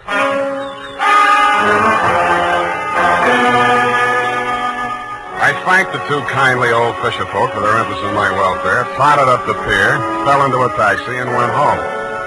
While I soaked out some of my aches and pains and chills, I did some stewing about the caper so far and stewed up enough anger to carry me through to the finish. I checked the Coast Guard for news of Dick Foley. They told me his body hadn't been recovered yet. I got dressed and went over to his office. The cops hadn't been there. I went through the file cabinet. And what I found under Foley private had me so interested that I didn't hear Maxine come in until she closed the door. What are you looking for? You, baby. I'm for you. Sam. Come here. Oh, Sam. Nice. You dirty. Now, don't be mad, Maxine. A gun makes a woman bulge in the wrong place. It's not my gun. We'll see. Sam, Shut up. Now, starting with the rap Spicer went up for, the same pattern. The way you worked this one tells me how you worked it the first time. You get something on a private detective. The first time, 5 years ago, it was Dick's partner, Mickey Lanahan. I don't know what Spicer had on him, but I do know he forced Dick to knock over Grayson's jewelry store last night. I won't listen to you. Okay, I'll talk to myself. I'm not saying you killed Mickey Lanahan, but Dick did frame an alibi for you, didn't he? Didn't he? Oh, you're hurting me. Good. Try spending a night swimming around in circles in the middle of the harbor sometime. See how you like that. All right, it's true. Dick did help me out of that old jam. I'm not ashamed of it. I'm proud our love was that important to him. No, Spicer. That same old double-cross, only this time I'm standing where Dick did 5 years ago. Dick was set up as a patsy the same way Mickey Lanahan was, but he got smart and pulled the trigger first. Stop it! Stop it! Where did that hurt? You fool! I love Dick. Yeah. I loved him. That's something you can't understand, but it happens that way, no matter what people are. You sound as if you really mean that. But you're a little late, aren't you? He's not dead, I'm sure he isn't. If he's not, he's really in trouble. What do you mean by that? I found something here in the files that Dick left, just in case Spicer got to him first. What is it? A confession to Mickey Lanahan's murder. That's impossible. Were you there? What are you going to do with it? Turn it over to the police. But if he's still alive... It still counts, unless he shows and revokes it, but I don't think he will. Why? Because I won't back up a self-defense plea on the Spicer shooting. But you were Dick's friend. You were his friend. I wouldn't ask him to do it for me. Then what can I do for him? I'll do anything at all. Well, if he stays away, he's as good as dead. If he comes back, you'll get a jury trial. And if there are more men than women in the panel, he'd probably be acquitted on your testimony alone. Do you really think he might have a chance? For the jury, there's always a chance. Well, where is he? How can I get word to him? Well, if he's not fish food by now, there's one sure way of smoking him out. Something I can do. Nobody else. Well, please, tell me anything. Sign a confession of your own. Confession? Not Mickey Lanahan's murder or anything they might nail you for. Swear that you shot Spicer. Now, you can always renege. Make both of you look good, sacrificing for each other. How about it? All right. Tell me what to write. I did. She signed it. I had Effie dispatch it to all the papers and news services, and then I brought it down to the hall. Naturally, you didn't believe a word of her confession, Dundee, but when I took you aside and explained my stratagem, you endorsed it heartily and had her booked. She pressed my hand and thanked me. The look of resignation on her face was so real it was hard to believe she was faking. When she turned her back to follow the matron down the corridor, I saw why. On the back of her coat, there was a smear of white paint. I remembered the wet paint signs on the Oakland ferry boat. Dick Foley gave himself up an hour after her confession hit the street. Screamed and yelled at everybody in Homicide, trying to convince them that Maxine was innocent and he should take the full rap. But I'm afraid I queered that when we confronted him with the autopsy surgeon's report. He tried to bluff even then when he read it. Pellet A entered right side between third and fourth ribs, penetrated left lung. Pellet B, pleural membrane, side wound punctured. Well, so what, Sam? All three on the right side, angling up, you see? No! I don't know why. You even saw me on that boat. You saw me throw the gun over Oh, it. cut it out, Dick. What I saw was in the dark. But you two men were facing each other directly. If I were going to drop a man fast at close range, face to face like that, I would not put the gun in my left hand, twist it around, straining my wrist in the process, and pull the trigger with my thumb. Unless I were left-handed, double-jointed, and a trickier shot than you are. I'd blast him straight through the middle. All right. All right, yes, it was Maxine. Yeah. Well, that's good. Maybe you can get cured now. Why don't you open up some more? Let me put it down like it was business. All right, sir. Number 1. Maxine killed your partner, Mickey Linehan, 5 years ago. Probable motive to eliminate him and send Spicer up for it. Yeah, she didn't figure on Spicer being smart enough to confess to the robbery, and that alibied him for the murder. 2. You perjured yourself to clear Maxine of the murder. Motive? To prevent the truth about your partner from coming out, and Maxine was motive enough for anything. Cut it out, will you? Sorry. 3. Spicer forced you to team up with him in the jewelry heist. How? Well, he threatened to make a full confession as accessory to Mickey's killing. That would have put the whole works on Maxine and leave him in the clear. Yeah. Can't be tried twice for the same crime. 4. You decided to rub out Spicer whether you could beat the raffinate and clear the books once and for all. So you pretended to play along with him, told Maxine to do the same, and called me in as umpire. Yeah. Sam, I'm sorry. Why couldn't you lay off Maxine? Why did you have to... Oh, I thought you were my friend.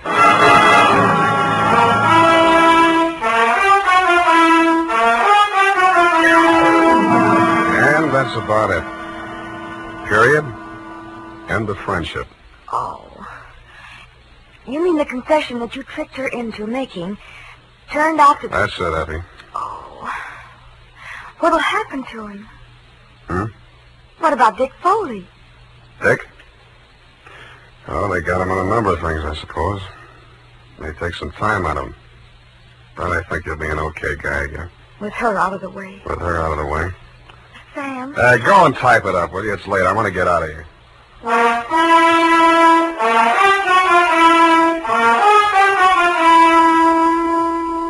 And now, listen to this. When it comes to hair tonics, the best friend of the family is Wild Root Cream Oil. Wild Root Cream Oil grooms the hair neatly and naturally, relieves dryness, removes loose dandruff. Now, you can get America's leading hair tonic in the new 25-cent Get Acquainted size. Also, ask your barber for a professional application of Wild Root Cream Oil Hair Tonic. Again and again, the choice of men and women and children, too. Well, here it is, Sam. I know how you must feel, so I won't... What's your hurry? Well, I thought, well, you know how you always feel. Look, sweetheart, Dick Foley was a private dick. So what? You mean you can bring yourself to talk about it? Sure. Go ahead, try me. Well, Sam, it seems terribly complicated. I suppose because Mr. Foley was in the profession and thinks like you do. Up to a point, Effie. What's bothering you? Well, why did he call you in? You, another private detective, and he knew how smart you are and all, and... Yeah. I don't know, maybe he thought, well, if I turned up anything, I'd look the other way. Do you think that could ever happen to you, Sam? That's a clever phrase you dictated. He called me in as umpire. That's baseball. But if he was so clever, why didn't he win, Sam? His mistake, Effie, was trying a quadruple play, which has never been heard of in the history of baseball or crime. All he wanted was to bat Maxine home safe. But it usually figures when 3 men are out, the side retires. Oh, well, I don't understand baseball, Sam. That's all right. Football will be here soon anyway. Oh, but I don't... Good night, Levy. Good night, Sam. Good night, sweetheart.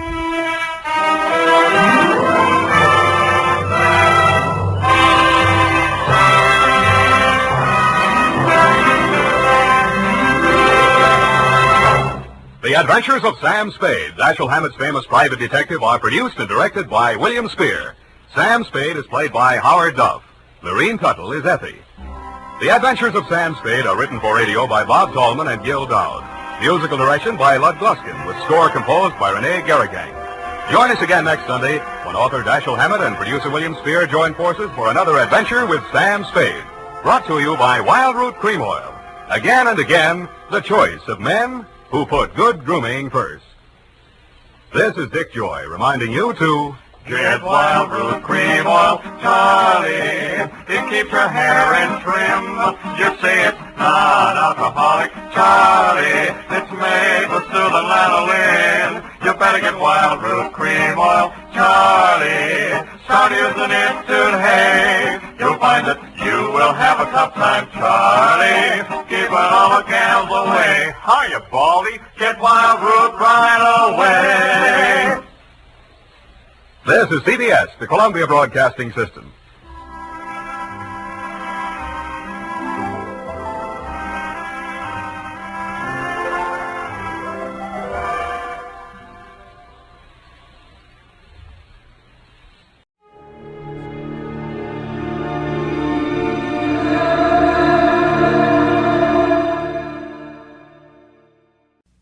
Adventures of Sam Spade, Detective.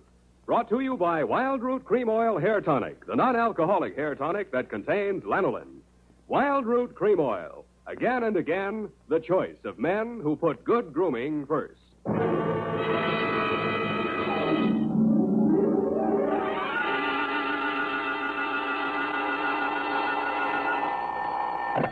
Sam Spade Detective Agency. Hello, sweetheart. It's only me. Oh, Sam.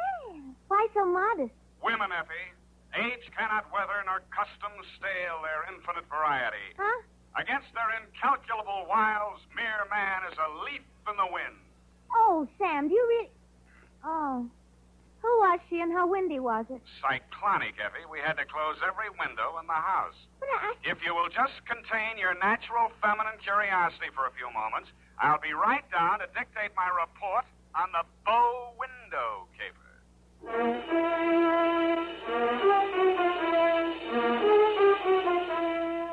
Dashiell Hammett, America's leading detective fiction writer and creator of Sam Spade, the hard-boiled private eye, and William Spear, radio's outstanding producer-director of mystery and crime drama, join their talents to make your hair stand on end with the adventures of Sam Spade. Presented by the makers of Wild Root Cream Oil for the hair. To every man who says, I don't use a hair tonic or I don't believe in a hair tonic, I say this. Decide for yourself. But don't decide until you've tried Wild Root Cream Oil, the entirely different hair tonic. There's not a drop of alcohol in Wild Root Cream Oil, and it contains soothing lanolin. What's more, it grooms your hair the right way, neatly and naturally. So get the big economy-size bottle and the handy new tube at your drug or toilet goods counter. Wild Root Cream Oil Hair Tonic. Again and again, the choice of men who put good grooming first. And now, with Howard Duff starring as Spade, Wild Root brings to the air the greatest private detective of them all in The Adventures of Sam Spade.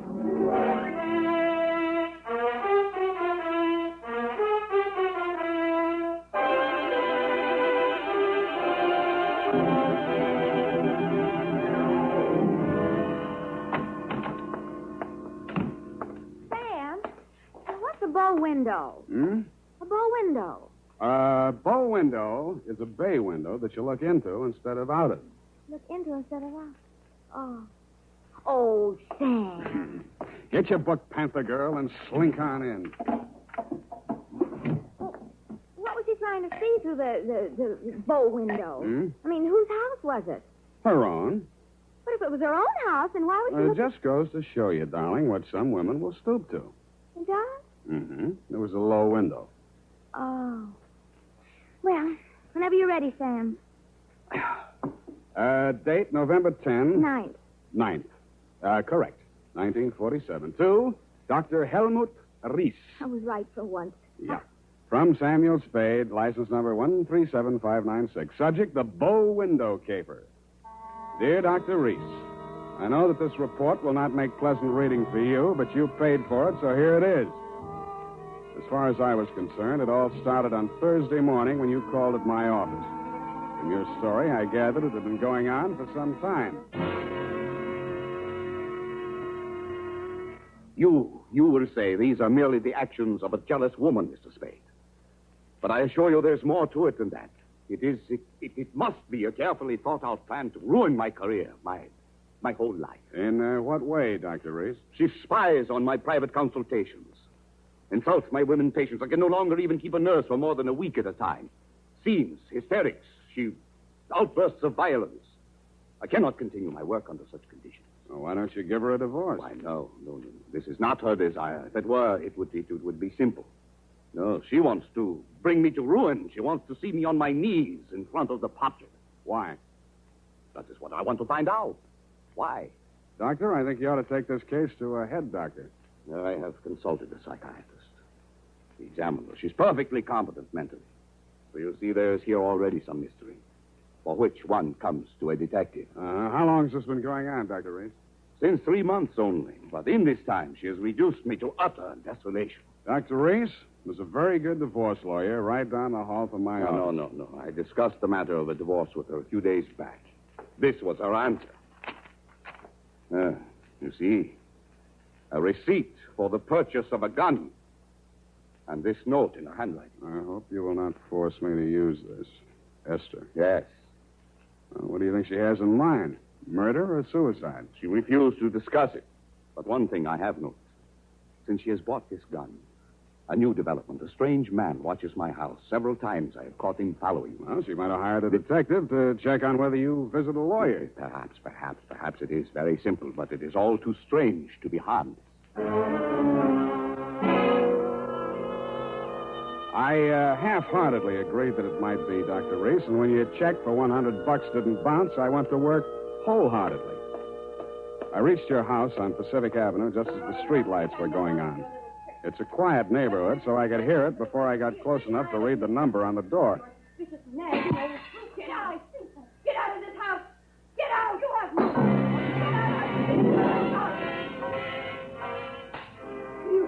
They seemed to be slugging their way toward the back of the house, so I decided to risk an entrance. I found the doorbell, and I was about to punch it when I caught sight of your mystery man. He was crouched in a clump of shrubbery that grew under the bow window at the corner of the house. He was still there with his eyes glued to the window when I walked up behind him. Hey, let go of me. Let go. Come on, you're going inside. Listen, I'm not just a snooper. I didn't say you were. I'm just inviting you inside for a better look. Now, I'm warning you, if you don't let go of me, Stop squirming, will you? Go! The kick he landed on me wasn't according to the Wrestling Association's rules, but I let him get away with it mainly because I couldn't move for 3 or 4 minutes, and by that time he disappeared down the street. When I recovered my faculties and staggered back to the door, I didn't bother ringing the bell. I just walked in.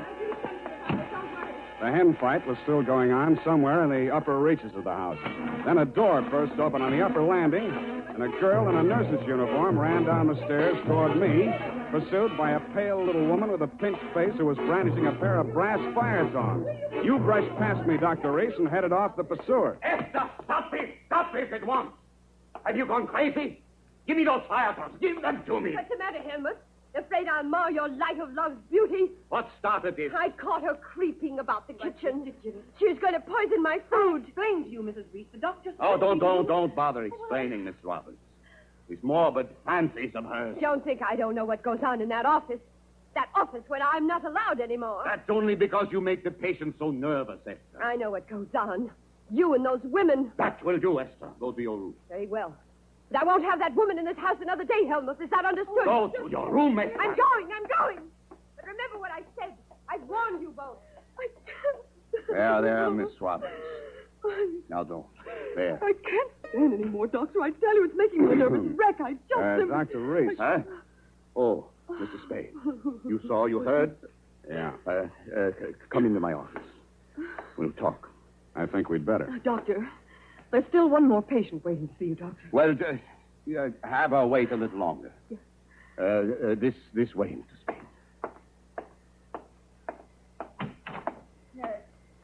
How much longer? Well, the doctor will see you just as soon as he possibly can. Have you been feeling any better, Mrs. Campbell? Sit down, Mr. Spade. Thanks, but I can say what I have to say standing. Your wife's a very tragic woman, Doctor. I wish I could help her. I wish I could help you, too, but I can't. You heard her threat against Miss Robbins. Was that a joke? There's nothing funny about jealousy. But there is this man who watches the house. And the gun she bought. I collared him outside just now. Oh, well, did you get him to talk? No, but I wouldn't worry about him if I were you. And about that gun. The Constitution says every citizen shall have the right to bear arms. Even Parnell Thomas can't do that. Mr. Spade, I've not yet told you all. If I... Oh, Doctor, I'm sorry Yes. to interrupt, but this patient, she's been waiting for more than an hour. Well, who is she? Mrs. Kavanaugh. Kavanaugh? Who? Well, has she been here before? Of course, last week. Here's her card. Oh, yes. I'd better get it over. Send her in. Yes, Doctor. And Doctor, I'm resigning. I'll finish today, of course, and then I'm through. I'm sorry. Yes, well. Very well, Miss Robbins. I can't say that I blame you. Good luck. Goodbye, Doctor. Well, I'll be going along myself now, Doctor. No. You must hear me out, Mr. Spade. I've not yet told all. If you'll just wait until I have seen this patient, please, Mr. Spade, please. Okay, I'll wait outside. Oh, I beg your pardon. I beg your... Come on in, Mrs. So, you're leaving the doctor's employ, nurse? I am. Well, Mr. Spade, how does it look from the grandstand? Messy? Mm-hmm. You don't mind if I finish cleaning out his desk? Go right ahead. Thank you. What's the matter with Esther, anyway? I could sum the whole thing up in a single 5-letter word, shall I? You have. Are you going to walk out on him? Aren't you? Yes. Yes, I am.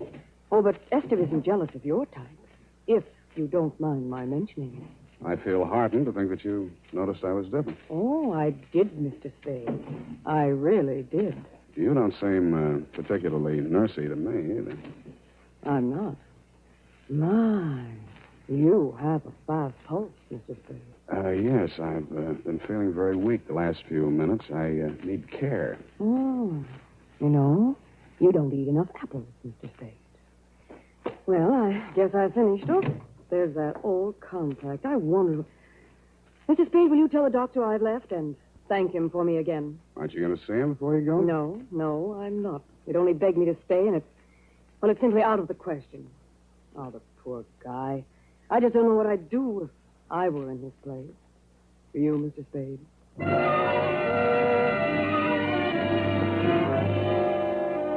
I did, and I told her. She told me I was a victim of hypertension and left me with my mouth open and no thermometer in it.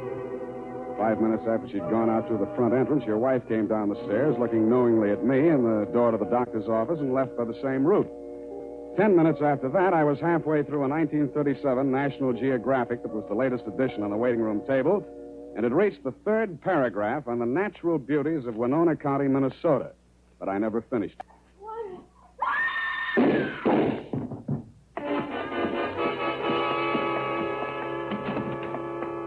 The first thing I saw when I entered the room was Mrs. Cavanaugh, your patient.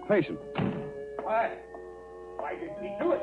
You, Doctor, were standing over her, nervously twitching off the rubber glove from your right hand. You tested her throat for pulse, then listened through a stethoscope. It was purely a formality. One of the .38 caliber slugs had entered the right temple. The other had torn through the base of the skull. How did it happen? I don't know. I had completed the examination and walked over there to put my instruments away. When I turned back, she had a gun in her hand. Before I could stop her, she pulled the trigger. Suicide, of course. Why? Well, I just told her the truth, that there was nothing I or any other doctor could do for her. But she had perhaps a month, perhaps less. She had suffered great pain, of course, for some time. Uh-huh. You saw her shoot herself, you say? Yes.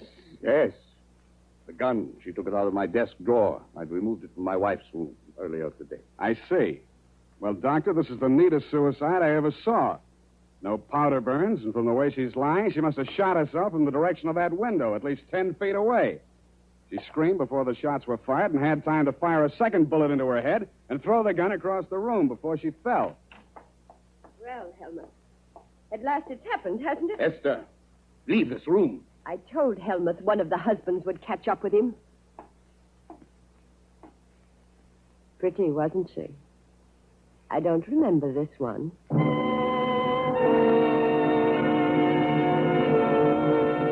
The expression on your face might have been horror or fear or both, Dr. Reese. But your wife was smiling. When my eyes left her face, I noticed a leaf clinging to the hem of her coat.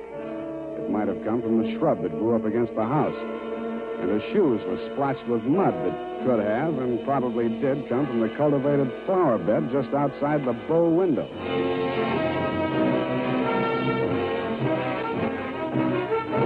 The makers of Wild Root Cream Oil are presenting the weekly Sunday adventure of Dashiell Hammett's famous private detective, Sam Spade.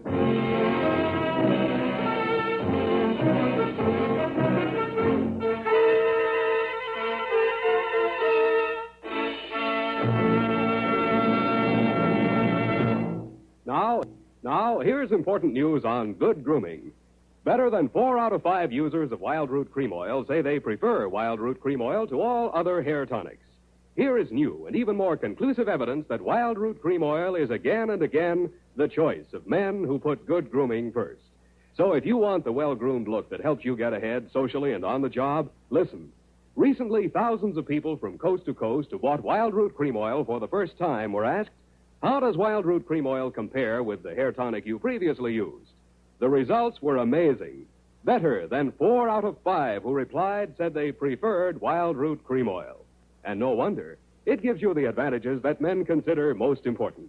Wild Root Cream Oil grooms your hair neatly and naturally, relieves annoying dryness, and removes loose dandruff.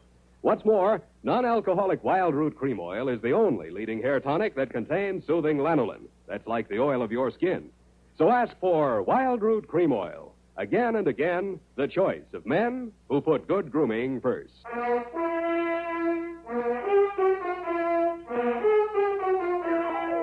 And now back to the bow window caper. Tonight's adventure with Sam Spade.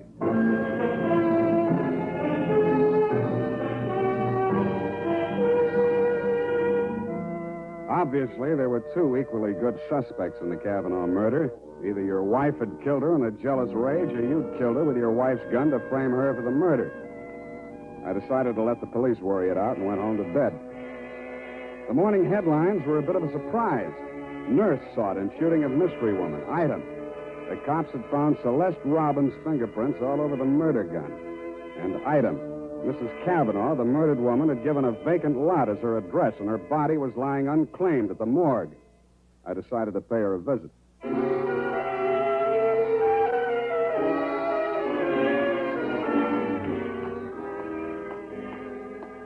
Maxie, hey, Maxie.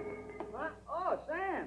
Sammy, my boy. Hey, it's good to look on you. How are you, Maxwell? Oh, fine, fine. What brings you here, Sam? The Kavanaugh woman. The Kavanaugh, huh? Let's see who's with us today. Stiftel, Milton, Schwartz, Kelly. I knew him. Nice guy. Feige. Aha. Kavanaugh. Rose. Hello, Rose. Hey, Sam, don't you want to look at Rose? No, I've seen her. Ah. Yeah, just checked her back in. Autopsy. Say, you do collect queer ones, Sam. Now, you take her. Why would anybody in the world knock her off? In her condition, all he needed to do was wait. A month. Couple of weeks. Bad as that, huh? Worse. Anybody claim her yet? Well, they... Hello. Something we can do for you? My name is Kavanaugh. I come for my wife. He was standing with his back to me, and I didn't get a good look at his face until he walked over to the desk with Master. The voice tipped me even before I saw the face. It was the man I'd caught outside your office window less than half an hour before the murder. If he recognized me, he didn't let it show. I waited while he went in with Maxie. When he came out, there were tears streaming down his face. I'd been waiting for two reasons. I had some questions to ask him, and I had wanted to pay back that jolt he'd given me the night before. I left without doing either.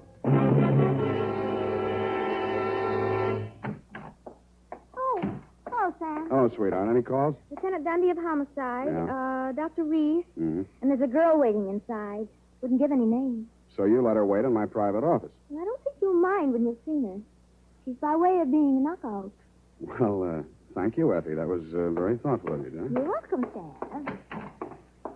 Sam, please don't be angry with me for coming here. I had to talk to somebody. What you need is a good criminal lawyer, Nurse Robin. Oh, no. Do you think I killed that woman? How did your prints get on that gun? Now, don't tell me she threatened you with it and you grabbed it out of her hand. No, I didn't. I did nothing at all. Take it easy, Nurse. Take it easy. Would you like a drink or something? No, of course. Thank you anyway. I'll be all right. Well, she came in from shopping 3 days ago. Just as nice as pie. And she came creeping around. You know how she is. And she said, I bought something today. It's lovely. And with that, she hauled this gun out of her handbag. And so, to humor her, I took it and I looked at it. That was foolish. It certainly was foolish. Well, nickel-plated, ideal surface for fingerprints. And I remember she was wearing gloves. Struck me as peculiar at the time, but I'm so stupid. I didn't think of it until just now. Everything's a little peculiar about this caper. A woman who was dying anyway gets shot. Nobody even seems to know who she was. Doesn't make sense. No, it doesn't make much sense. Does it? What should I do, Sam? Give myself up? I think you should. Yes, I thought you'd say that. All right, phone the police. You got a lot of courage. Sure you don't want a drink? No, thank you. I'll be all right. I'll be all right. Homicide, Dundee. Dundee, Sam Spade. I got the Robbins girl here in my office. She wants to check in. Oh? Well, tell her to forget it, Sam. Reese's wife just made a full confession.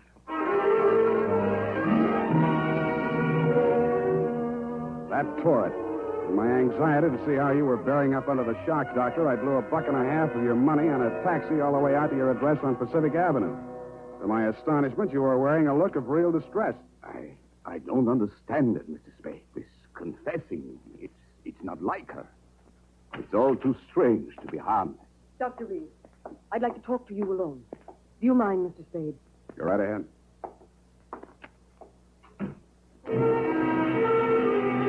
I strained my ears outside your consulting room, but all I could hear was a few vague murmurs. Then, for no good reason, I decided to have a look at your wife's bedroom upstairs. The cops had been there before me, so I didn't expect to find much, and I didn't. I was tapping the woodwork for secret panels or something when I heard a heavy tread on the stairway. I wheeled around, my hands inside my coat. A jolly-looking character in coveralls was standing in the doorway. Home Electronics. I beg your pardon? Go Hagen. Home Electronics. I come to take the equipment. What equipment? And a dictograph. She don't need it no more. Ask me, she heard too much. Mrs. Reese had a dictograph installed? Yeah, a metal-type installation. This here's a speaker. My own design. Looks like a portable radio, don't it? Yeah, where's the other end? Where's the microphone? It's in the doc's private office. You interested, eh? Yeah, turn it on, will you? Oh, sure. We'll get it tuned in a minute there. Oh, feedback. Wait a minute, I'll fix it. Let her talk. What can she tell? I don't know. But it's uncanny the way she Nice, used huh? things. Every word we spoke together. That's because of the dictograph. They rig, huh? Shut up. We cannot allow this terrible tragedy to come between us. We love each other. Nothing can change that. Oh, boy. That's as nice, ain't it? Quiet. I just know, please, don't. Now, stop it, Helmut. I don't want you. Please, don't. What is it, Celeste? What has happened to Jane? What has happened? You asked that. When I've been attacked by a mad woman and accused of murder all in a space of 12 hours. Well, it's all over now. Just so, Helmut. Yes, it's all over. Can't you turn it up a little more? Oh, sure. Turn it up. Hold it. Definitely over. And I'm very, very ashamed. I suppose it was my usual thing. I always get sorry for a poor, weak man and get involved. But this time, I'm sorry for her. Celeste, please. When I was a kid, I liked it. It used to make me feel powerful and, well, to watch them squirm. But it's no fun anymore watching another woman in the agonies of jealousy. And you, I thought you were just weak. You're a brutal, unscrupulous murderer. What are you saying, Celeste? You killed Mrs. Cavanaugh. Why, that's impossible. You stood deliberately in that window and you fired 2 shots right at Hey, what gives you? Why weren't my Rehearse the play or fingerprints on that gun? because you were wearing your rubber gloves, Doctor. Celeste, don't say any more. No.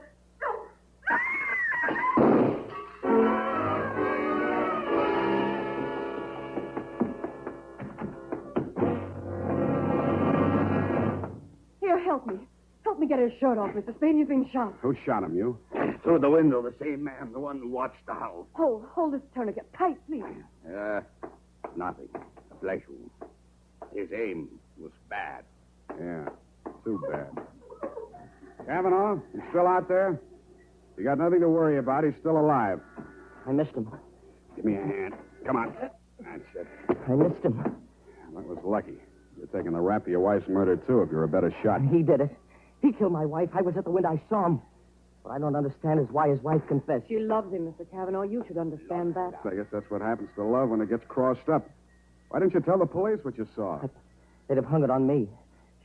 She was a stranger to everyone else. I'd been quarreling with her, suspicious, acting like a maniac. She never told me. She must have been going to one doctor after another, trying to find one that would give her one ray of hope. In pain all the time, too, and never letting on. Never. Even after that first visit she made to Reese's office, I didn't tumble. I thought she was meeting him on the sly. And I followed her both times. That last time I carried a gun. I might have killed her if what I suspected had been true. I'm very sorry, Mr. Cavanaugh. I didn't realize. You're pretty late with your regrets, Doctor. I don't quite figure either. Maybe the prison psychiatrist can. Sunday homicide. Dundee, tear up Mrs. Reese's confession. Come on over and get the doctor. Dr. Reese? Yeah. By the way, he accidentally shot himself in the arm. Isn't that right, Doctor? What? Accident. Why didn't she tell me? Why didn't she tell me? I don't know, Kavanaugh. Women. Sometimes they make too much sense, or we don't make enough, or maybe we're all crazy.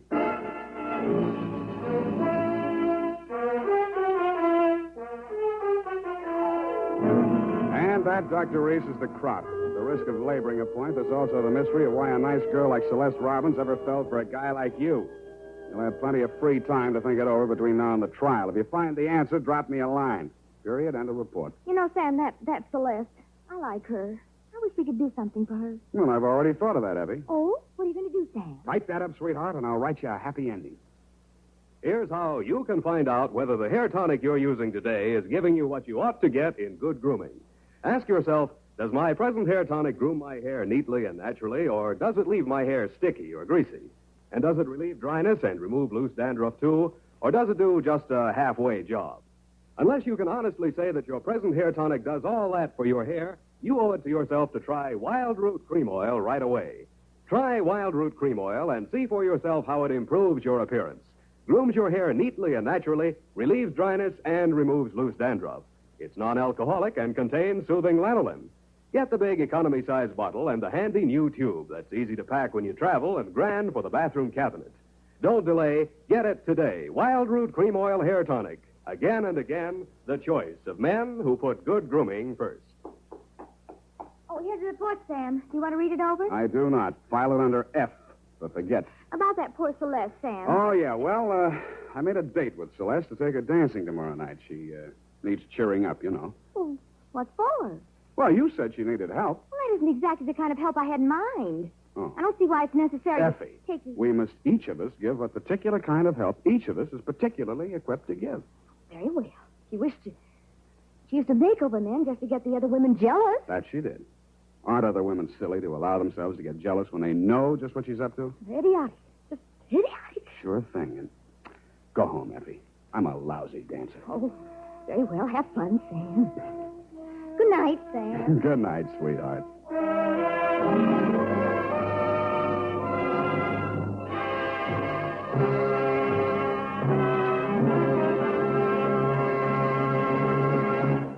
The Adventures of Sam Spade, Dashiell Hammett's famous private detective, are produced and directed by William Spear.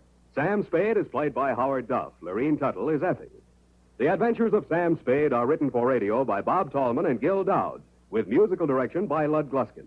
This is Dick Joy, reminding you that next Sunday, author Dashiell Hammett and producer William Spear join forces for another adventure with Sam Spade, brought to you by Wild Root Cream Oil. Again and again, the choice of men who put good grooming first.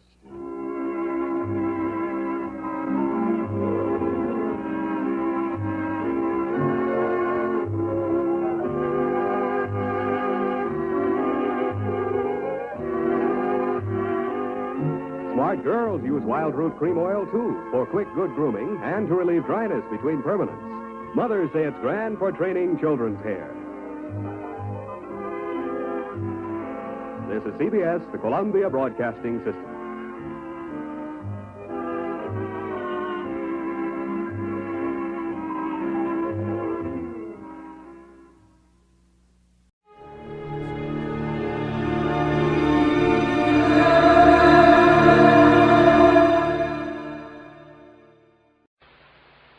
Time now for Edmund O'Brien as... Johnny Dollar. Why in the world are you down here, Dollar? Your train leaves in 45 minutes. Well, I'm taking a quick refresher course in ancient history. You're sending me out to find a missing archaeologist, aren't you? Well, I want to be able to talk his language in case I find him alive.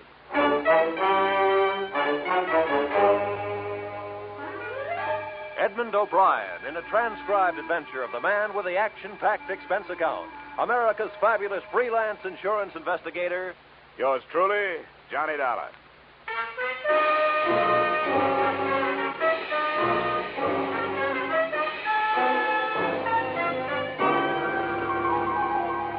Expense account submitted by Special Investigator Johnny Dollar to Great Corinthian Life and Liability Company, Hartford, Connecticut.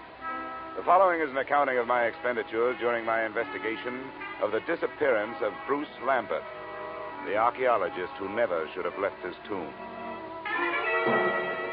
Expense account item 1, $7.50, railway and taxi fare from my Hartford apartment to room 317, Brighton Arms, New York City. A hotel whose front rooms had a depressing view of an 81st Street mortuary.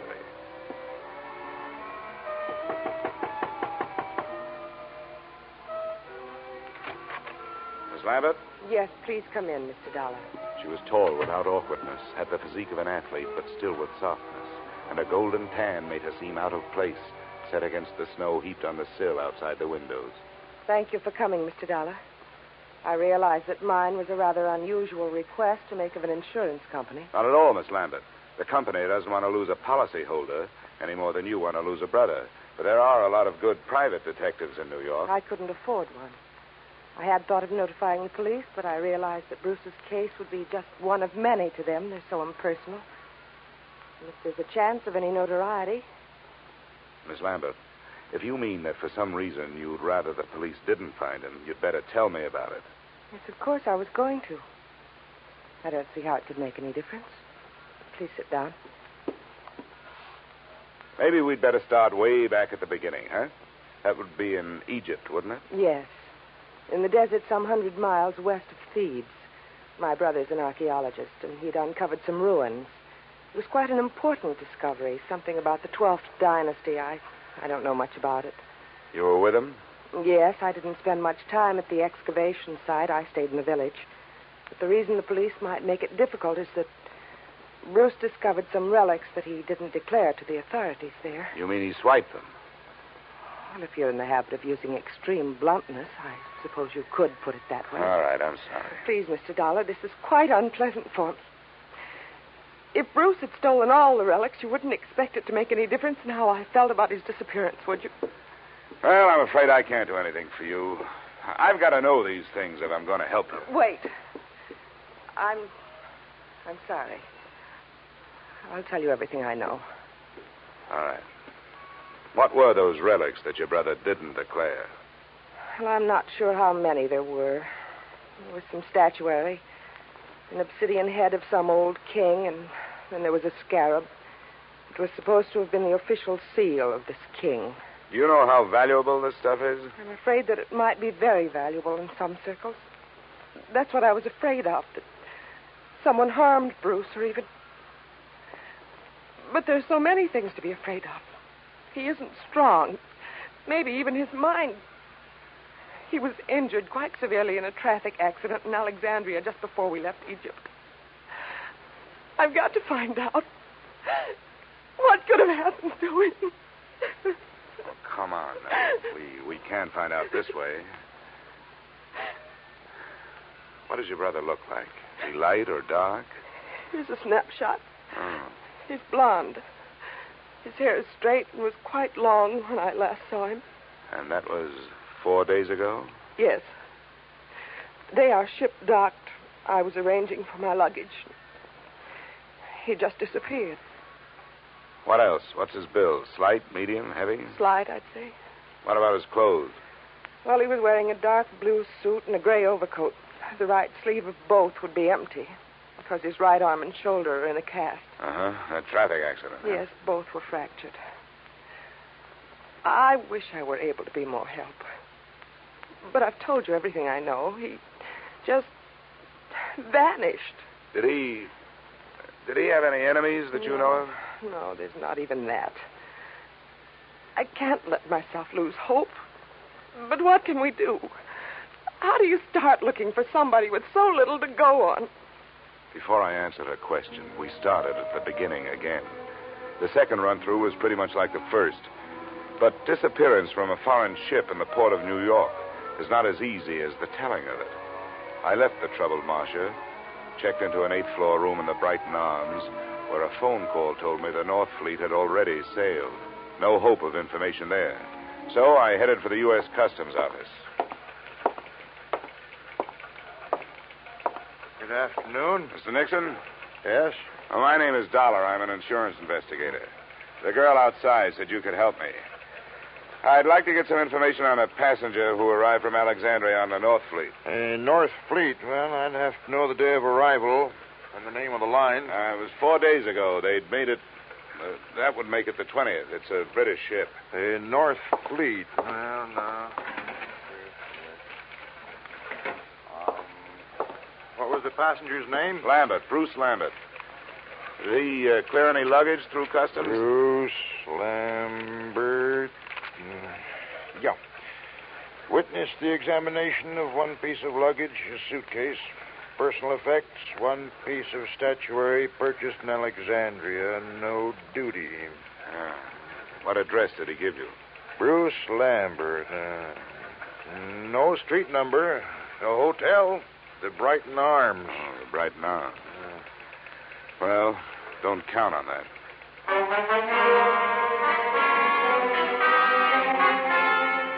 Expense account item 2, $30, which, with my ID card, helped impress the cab drivers who worked the entrance to the pier where the North Fleet had docked. Checking these cabs took the whole afternoon, and midway through it, I realized I wasn't the only one interested in that particular hack stand. I wasn't sure at what moment I'd actually noticed him. He was doing a very bad job of hiding behind a Journal American on the other side of the street. All I could see was the lower half of an overcoat, the seam of some razor-sharp trousers, and some pointed shoes. But I began to feel his eyes looking at me as I went on with my questioning. That finally paid off through the mouth of driver number 782. You know, you meet all kinds in this business. Some you forget, and some others you remember. Yeah, well, do you remember a guy with his arm and shoulder in a cast? And something you learn in this business. That's to read people's faces. You get to know a deadbeat before he gets a chance to deadbeat you. And you catch on if a guy is scared of something. Well, if he was afraid of something, it's not me. He's been reported missing by his sister. I've been hired to find him. How much does $10 buy? You know, maybe he don't want to be found. Is that what you think? Sure. He paid me more to climb up than you offered. Well, I've got more. What are you going to do with him? I want to talk to him. I want to find out if he's all right. If he wants to stay lost, that's his business, not mine. How's 25? Get in, my boy. It's not very far from here.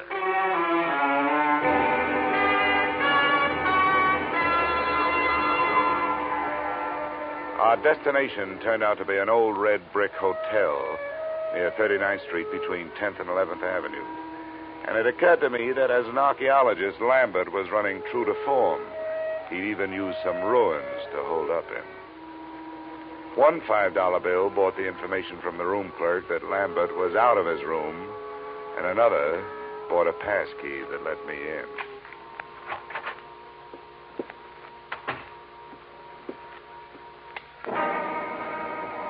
The first thing to catch my eye when I switched on the light was a black piece of statuary shining dully on a chipped bureau, a crowned head with exaggerated features sculptured in obsidian. I posed myself this riddle. If it was so valuable, why didn't Lambert take better care of it? But before I had a chance to try for the answer, a foot nudged the door open behind me.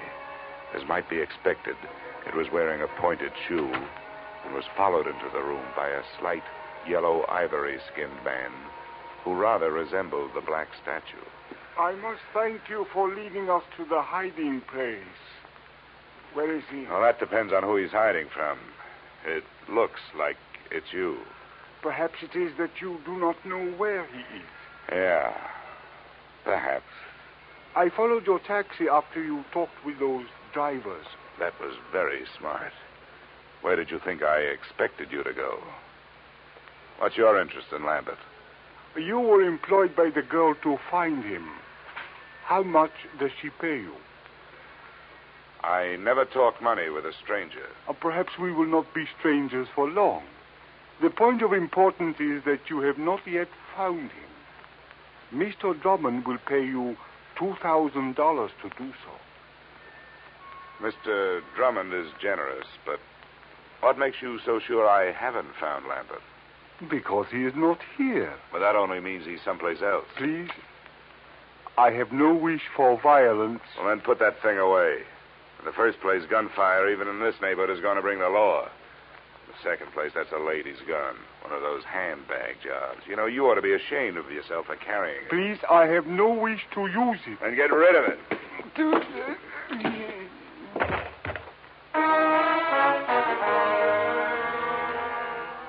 I hate little men who try to play bully. But there was more than that behind my fist. I figured I could learn to know him better if he was quietly stretched out on the floor. I was half right. An Egyptian passport told me that his name was Ammon Hyksos. Hometown, Alexandria. There was nothing else. I could turn Hyksos over to the police on an assault charge, or I could wait until he woke up and try knocking some information out of him. But I didn't do either. I left him there in the lobby.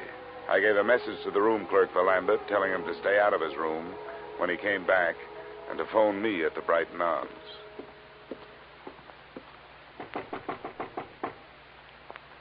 Who is it? Dolar. Oh, just a second. Is there any news? Did you learn anything, Mr. Dolar? Yeah, I made some progress. I met Ammon Hyksos. You told me your brother didn't have any enemies. That little Egyptian is out looking for him with a gun. Why'd you lie to me? I have no right to ask you to believe me now. That's so true. But I wish you would.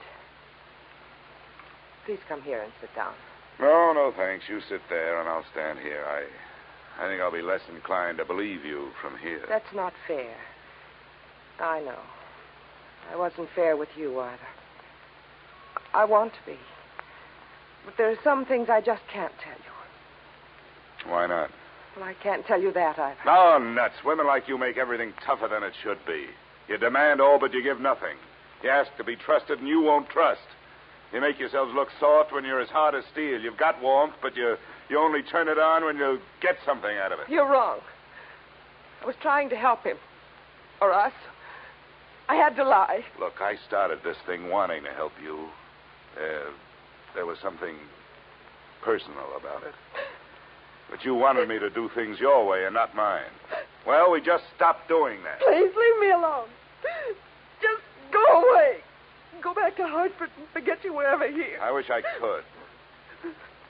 But I'm working for an insurance company looking for a missing policyholder.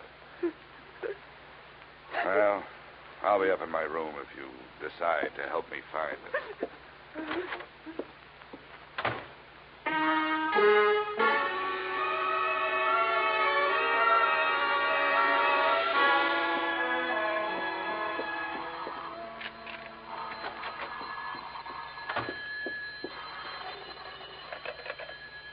Yeah? Is this Mr. Dolar? That's right. This is Bruce Lambert. I got your message to call. Where are you now? Not so fast. There were 2 attempts on my life while I was on my way here from Alexandria. I'm not anxious to tell anybody where I am. How did you get into this? Marcia called your insurance company when you took the run out. They hired me. Good for Marcia. Is she all right? Well, that depends on your point of view. I suppose she's being the helpful sister to you, but for me, she's done nothing but act mysterious. I don't get it. She won't tell the truth about you. I hope you do better. She told you she was my sister? Well, sure she did. Why shouldn't she? Well, I can't see why she'd do that. She isn't your sister? No, I don't understand it. She's my fiancée. I don't understand it at all. Where is she? I better talk to her. That's a good idea. Room 317, Brighton Arms. I'll be there with her, waiting for you.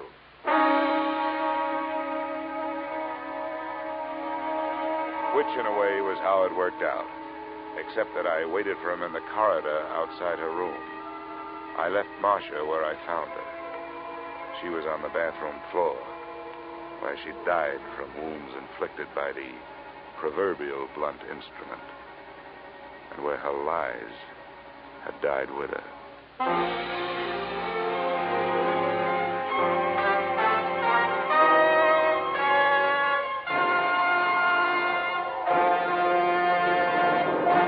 In just a moment, we will return to the second act of yours truly, Johnny Dollar. But first...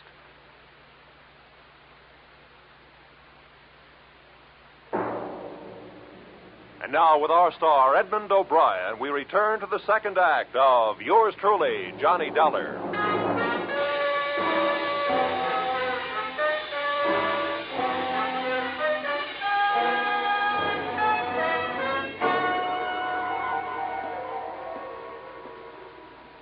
Bruce Lambert? Yes? It's all right, I'm Dolar. Didn't take you long to get here. Where'd you phone from? Just around the corner. A bar. Why do you ask? Where's Marcia? Marcia's dead. I don't believe you. I want to go in there. She isn't dead. Let me in there. Come on, use your head, will you? There's nothing. Oh, your arm. I'm sorry. Look, you don't want to go in there. Believe me, you don't. There's nothing you can do for her. She can't be dead. She can't be. Come on. Where? Why? I want you to come up to my room with me. You've got to do two things. First, give me every reason you can think of why this should have happened. And then, before the police get here, you'd better start rehearsing a story of your own.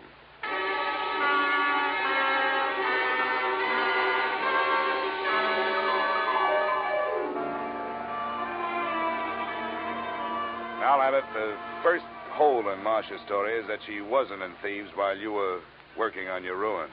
That's right. I didn't even know her then. I met her in the hospital in Alexandria after my accident. I was there for 2 months, you see. She was my nurse. But she did know about the relics. That statue and the scarab that I haven't seen. Oh, yes. Here it is. This is the scarab. Oh, yes, she knew. We talked about my little deceit. Well, how little is it really? You talk about 2 attempts on your life. Now we have actual murder. You'd better let me have that scarab. Oh, yes, of course. But surely you don't think the relics are at the bottom of this? They're rare, but not valuable enough for this. Unless someone knows more about them than I do. I doubt that. I've made a thorough study of the 12th dynasty and King Amenemhet III. It's a carving of his head. What do you know about a man named Ammon Hyksos? And another whose last name is Drummond? Hyksos? Ammon Hyksos? Do you know him? Does it ring any kind of a bell? No, I'm afraid not. Drummond means nothing. Oh, all right. Let's try the 2 attempts on your life. What about them? Well, they happened on the nights of the 17th and the 18th. Both of them could have been accidental, except that, well, the same small man stood near me both times. It would be too much for me to hope you could describe him, I suppose. Well, it was dark. Well, both times I was on the promenade deck, and something heavy was thrown or pushed from the deck above. I reported the second one, and the ship's officer apologized for the carelessness. But you thought enough of it to disappear? Oh, well, I certainly did. Instead of going to the police? Yes. Oh, I suppose it was wrong, but you must understand, I was desperate. Well, we'd better go down to the 3rd floor. I hope the police think more of your story than I do.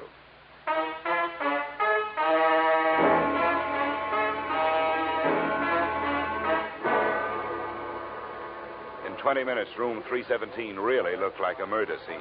The place was swarming with New York's finest, white with fingerprint powder and blinding with flash bulbs. The lieutenant to whom I made my statement looked as if he thought I was as crazy as I thought everybody else in the mess was. But then he changed his mind. Dollar? Hey, where is that insurance stick? Here I am. Him in the bathroom. Oh, there you are, Dollar. Yeah. Find a suicide note or something? What'd you say that name was? Ammon, Hyksos. Yeah. Well, I guess there aren't too many ways to spell that one, so this must be it. Pillbox. Let me see that. Prescription from Alexandria. Dr. Ammon Hyksos. We'll put a tracer on that phone number you took off him first thing in the morning. Yeah. Hey, you going to take Lambert in for questioning? I guess we'd better. Routine. He's clear as far as I can see. Well, do something for me, will you? Have your doctors run a test of that plaster cast of his. And call me in my room, huh? A test for what? Well, just look it over. It would make a handy blunt instrument, if nothing else.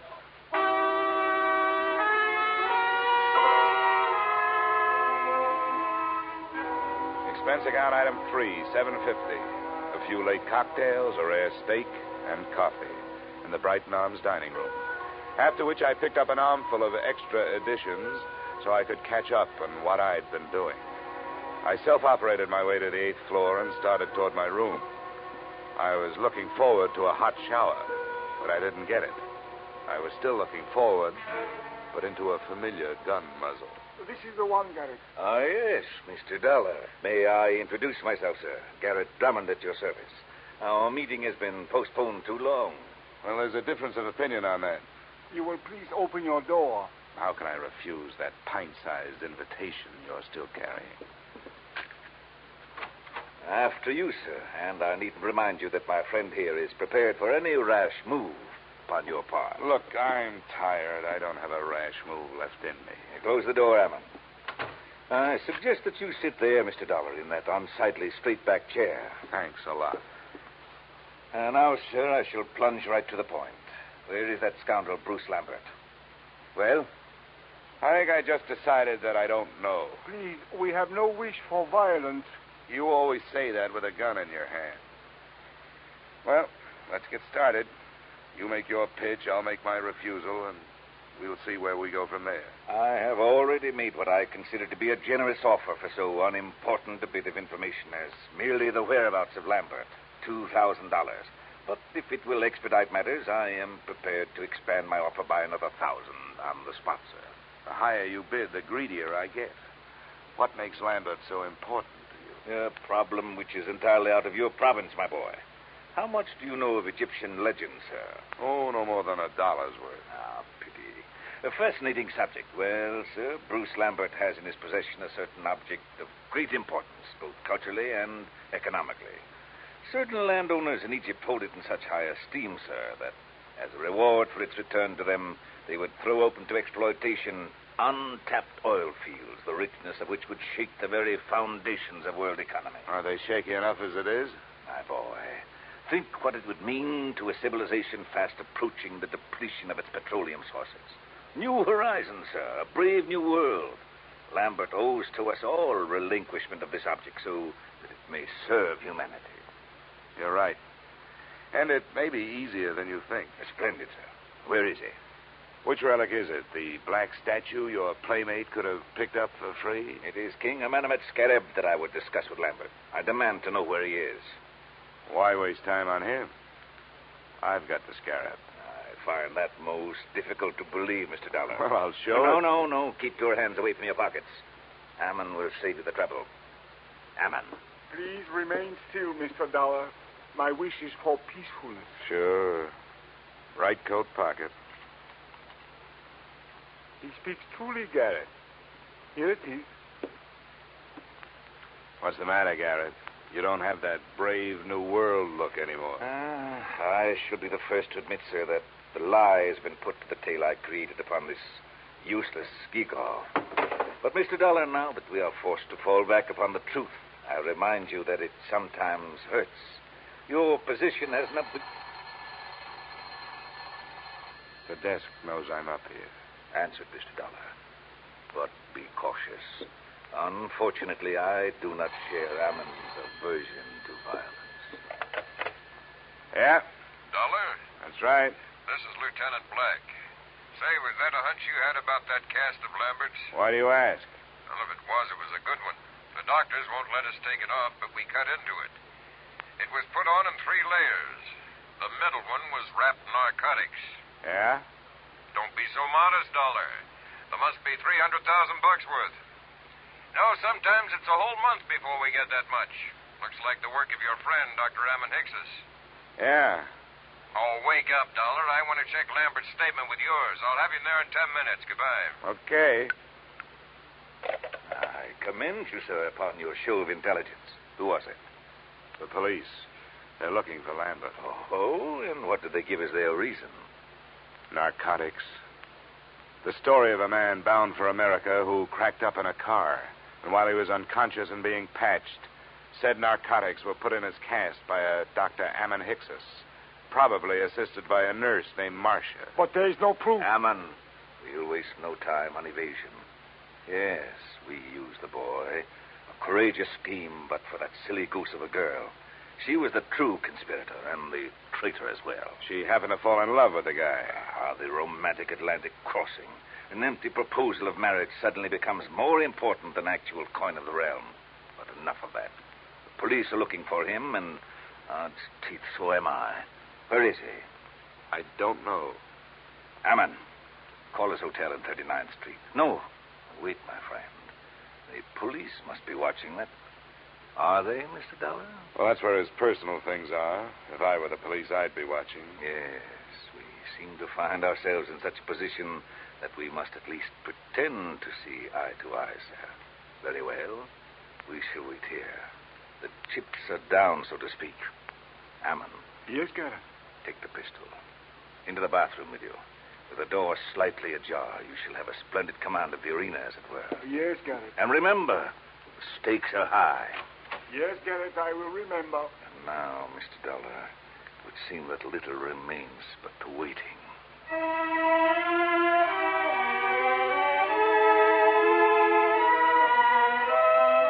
The waiting was more than enough. Drummond settled himself on the bed, facing the door, his pudgy hands folded over his bulging waist. I was still in the desk chair, facing him.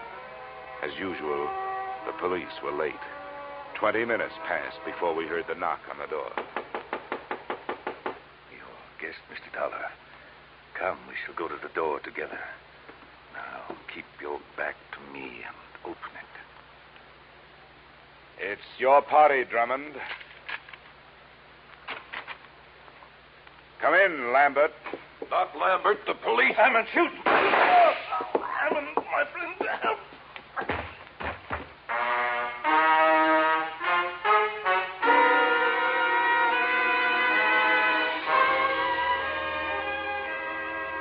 Drummond's wound wasn't half as excruciating as his call for help. The doctors report that his shoulder will be in a cast, that as soon as the state of New York can gather a jury, he will stand trial on the charge of first-degree murder. The body of Ammon Hickses was taken to the morgue. As an insurance company, you are probably less interested in that than in the fate of your policyholder, Bruce Lambert. That's explained in expense account item 4, $280 hospital bill paid in advance. In view of the possibility that there may be others interested in that $300,000 cache of narcotics he has to carry around with him until his arm is okay, I thought it would be safer to keep him under wraps. Oh, by the way, while he was lying there helpless, I sold him a policy for you covering the scarab and that carved head. Expense account total, $456.90. Yours truly, Johnny Dollar.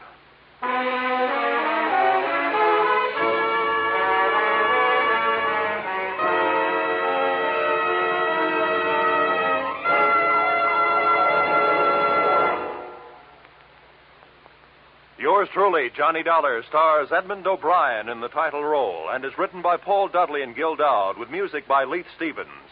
Edmund O'Brien can currently be seen starring in Harry M. Popkins' United Artists production, DOA. Featured in our cast were Virginia Gregg, Jay Novello, Ed Begley, John Daner, and Pat McGeehan. Yours truly, Johnny Dollar, is produced and directed by Jaime Del Valle.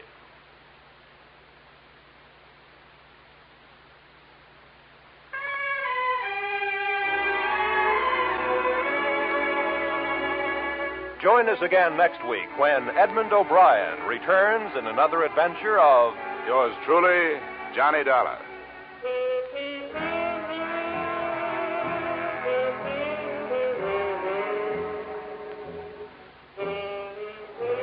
$54,000 is burning a little old hole in that little old jackpot of Sing It Again this week, just waiting for somebody to light up the right answer and drop the cash and prizes in his lap or her lap.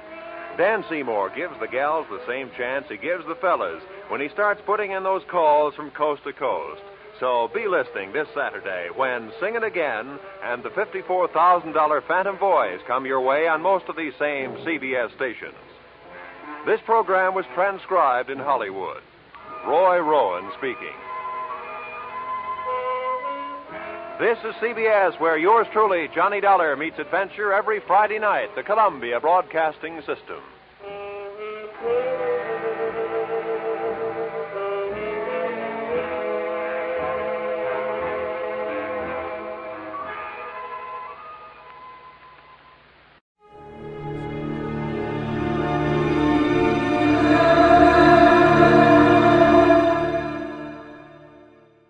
Now, Roma Wines present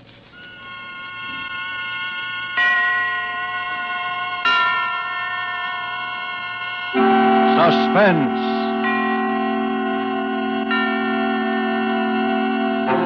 Tonight, A Thing of Beauty, starring June Dupre. Suspense is presented for your enjoyment by Roma Wines. That's Roma, Roma Wines. Those excellent California wines that can add so much pleasantness to the way you live, to your happiness in entertaining guests, to your enjoyment of everyday meals. Yes, right now a glassful would be very pleasant as Roma Wines bring you Suspense. This is the Man in Black, here for the Roma Wine Company of Fresno, California. Tonight, in the absence of Ida Lupino, who was prevented from being with us because of illness, we are fortunate in being able to bring to you as star the actress whose performance in the RKO production, None But the Lonely Heart, has recently won her an award for one of the 10 best of the year, Miss June Dupre. Miss Dupre appears tonight in a drama of crime and passion and punishment, as unfolded in a narrative of a celebrated actress of yesteryear. And so with A Thing of Beauty, and with the performance of June Dupre as Madeline Tremaine, we again hope to keep you in suspense.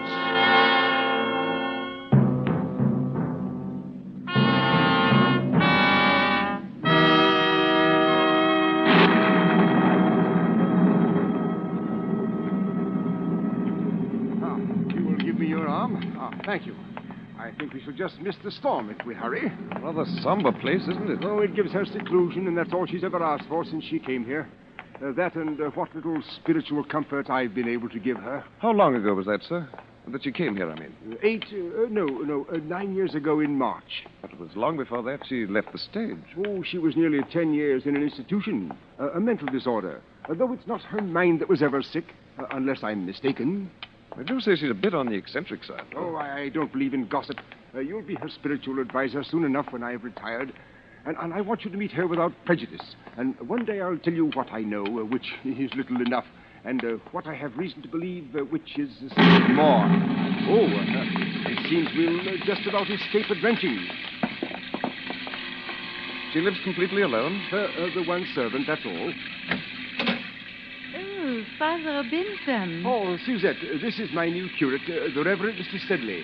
We are here to see Miss Tremaine. Well, does she know you are not alone? My good Suzette, I haven't any idea. But you might let us in out of the rain while you so inform her, if you will. But if... Very well, come in. If you will wait in the study, I will ask if Mademoiselle is able to see you. What in the world got into the woman? She knows Miss Tremaine's been seeing me every fortnight at the same time for 9 years. There's a picture here. Is it of her? Probably. My word, she was a beauty. Your father could have told you. She was a legend of 2 continents. Must have been a very tragic thing to make a woman like that shut herself away. Is it true, sir, that she sees no one but you? As far as I know, she has never set foot outside this house in all the time she's been here.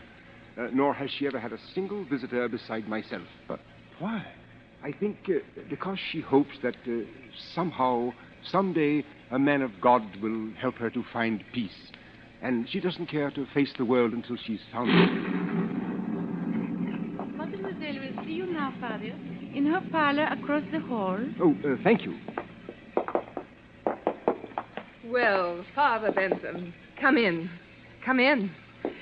I do hope you don't mind my receiving you in the dark. But I have a mortal dread of lights during a storm. Not at all. You'll find 2 quite comfortable chairs just there by the window, I think. Oh, thank you. Madeline, this is my new curate, Mr. Sedley. Oh, yes, Mr. Sedley. It's a great pleasure, Miss Tremaine, to meet such a famous beauty. Even in the dark. Ah, so you've heard of my beauty, of course, Mr. Sedley. You know, as you came in, I was looking at this little gold mirror. Engraved on the back are the words, "A thing of beauty is a joy forever." Ah, Keats. Yes. Oscar gave it to me. He said it was a magic mirror. Was that Oscar Wilde, Miss Tremaine? Yes. Dear Oscar. Dear dead days. I suppose you've already heard all the wild tales of my lurid past, Mr. Sedley. Oh, no, Miss Tremaine. I assure you I don't believe that Father Benson has ever caught me in a reminiscing mood, have you, Father? But since you will one day be vicar here, Mr. Sedley, perhaps it would be better if you heard the truth from me. Miss Tremaine, don't think I... Oh, the truth is wild enough. It all began, I suppose, when John Gaylord got me my first speaking part. That was, far too long ago to tell. John and Nell Garrett were the leads, and my part, well, it was one of those obscure little parts that no one pays any attention to until some obscure little actress comes along and makes a start of a career with it. It was then I first experienced what will always be to me in all the range of human feelings, the supreme exaltation when you hear the full, frenzied applause of an audience for you alone.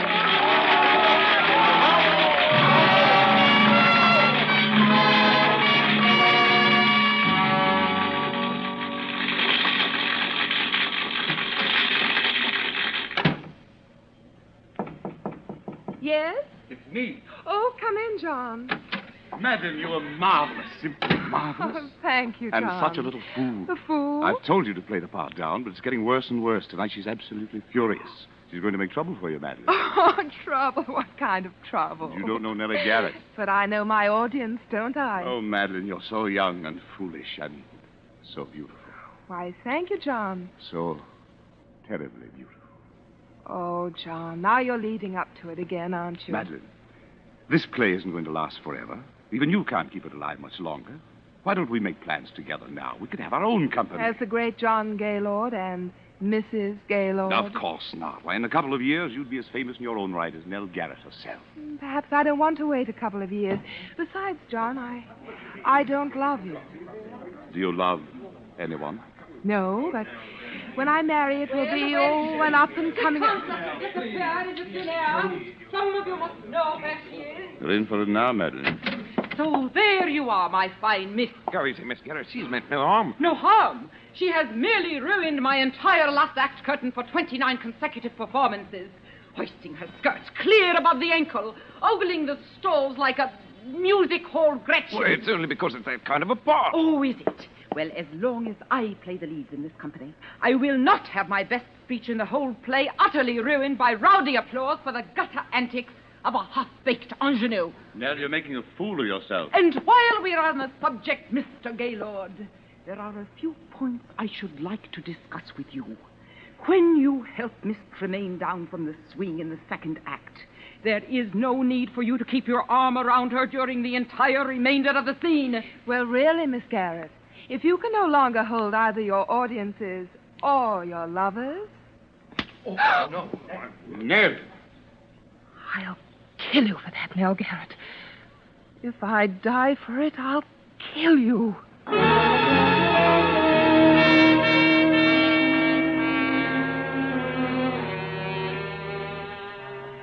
I left the theater and walked aimlessly out into the night, my eyes blinded with the tears.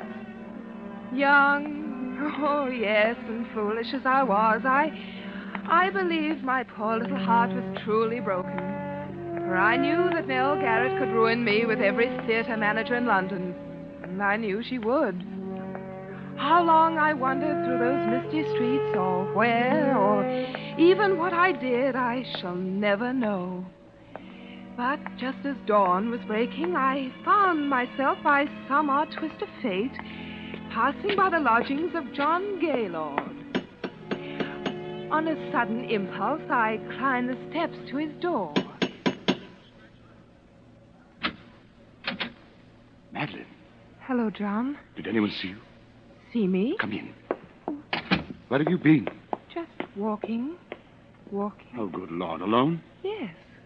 Why? Don't you know? Yes, John, I'm afraid I do. My career... Your career? Oh, my poor child. John, what's the matter? Don't you know that Nell Garrett's been found dead with a knife in her back? Dead? Murdered. John! The police have been looking all over London for you. I've been expecting you here, expecting them here any moment. For me? Of course for you. Me? Madeline, last night you threatened to kill her in front of a dozen witnesses. Why wouldn't they be looking for you? Oh, no. Madeline, listen to me. Listen to me. Where did you go? What did you do? Didn't anyone see you? Didn't you talk to anyone? No. You've got to tell them something. What can I tell them? Because if you don't, John! They'll hang you, Madeline. Please, Madeline, you've got to think. Try to remember something. I'm so alone. If I only had a friend. You have got a friend, Someone Madeline. I who know. loved me enough to at least say that they were with me. Who is it? Inspector Phillips, Scotland Yard. Madeline, in there, quick. The bedroom. John. Don't worry, I'll tell them something. Hurry. Coming. I'm sorry to rouse you at this early hour, sir. Quite all right. Come in. You are Mr. John Gaylord? Yes? Of the Queen's Players Company, Drury Lane? Yes? Can you tell me, Mr. Gaylord, anything of the whereabouts of Miss Madeline Tremaine? Madeline Tremaine? Yes. Why, Did you call me, darling? Oh, excuse me. Who is this lady, Mr. Gaylord? Well, who are you? I am from the police, madam. Police? There has been a murder. Miss Nell Garrett of the Queen's Company was found stabbed in her home last night. Nell Garrett? Yes. Do you know her? Why, of course. I'm afraid, madam, that I shall have to ask you for your name. I'm Madeline Tremaine. I'm so sorry that you find me somewhat in disarray. Miss Tremaine, I'm afraid that I shall also have to ask you to account for your whereabouts after you left the theater last night. Very well. Mr. Gaylord can account for my whereabouts. Well, Mr. Gaylord? Why, You see, Inspector, it's a rather delicate matter, because since I left the theater last night, I have been here. Is that true, Mr. Gaylord? Yes. Oh, I see. Is that satisfactory, Inspector? Well, yes. Well, I don't think I need trouble you any further for the moment. I quite understand your position, Inspector. It's a terrible, Yes. terrible thing. Yes. Well, good day to you. Good day. Madeline. Yes, John? Madeline, you shouldn't have done it. They'll have the scandal all over every newspaper in the city. A scandal is better than a hanging, isn't it? But there must have been some other way. Now they'll tear you to shreds. They wouldn't have you in anything better than a music hall for the rest of your life. John, there won't be any scandal If what? John, it wasn't just my tip with Nell Garrett that sent me wandering through the fog last night. I was thinking about something much more serious. What do you mean? I was thinking about what you had said. What I had said. John, perhaps I don't really love you yet, but there's no one else. And you're the kindest, finest man I've ever known. Madeline. And now, perhaps you've saved my life. Madeline. I love you more than anything else in the world. But I wouldn't have you marry me for gratitude. I wouldn't marry any man for gratitude. Madeline, if I were to tell you that I wasn't here last night either, that I couldn't explain my whereabouts, Oh, I see. would you still marry me? Yes, John. I will marry you.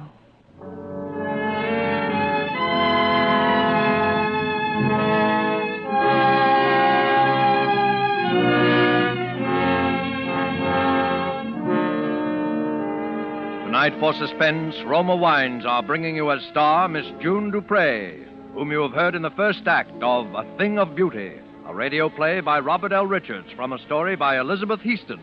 Tonight's tale of Suspense.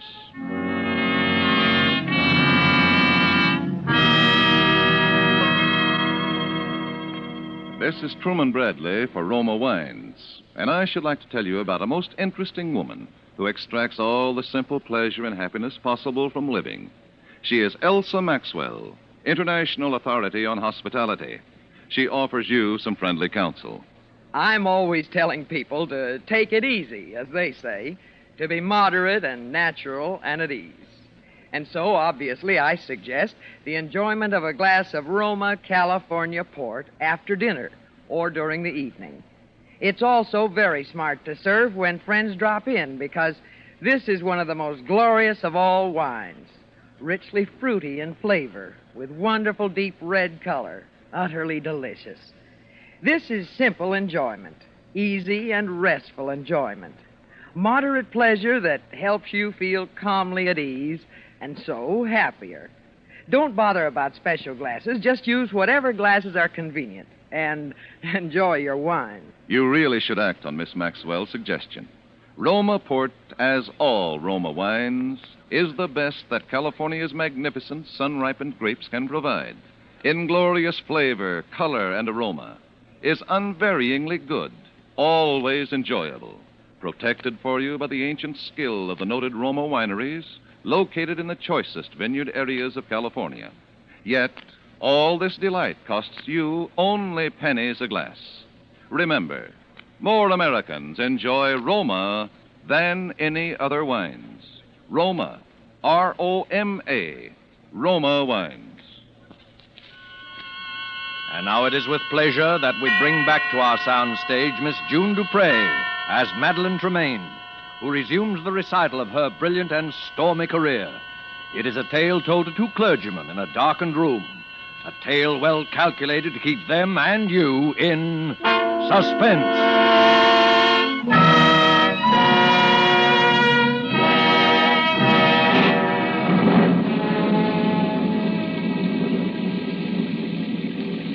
Shall I continue, gentlemen? Oh, yes, please do, Miss Tremaine. It's completely absorbing. Indeed it is. Really? I hope you don't mind the lights turned off. It's the storm. I suppose perhaps I'm a sort of elemental creature, but I always love to sit here and have it dark when it's stormy outside. Not at all. Well, then, our marriage was a very happy one. Perhaps not entirely in the high tradition of grand passion, but a thoroughly comfortable, civilized relationship until something happened which is so often a tragic feature of wedded life between two stage personalities. For the first 2 seasons, John and I always played together. And then managers began to ask for me, alone. What could I do? I was young and just reaching the peak of my career. John was past his prime in popularity.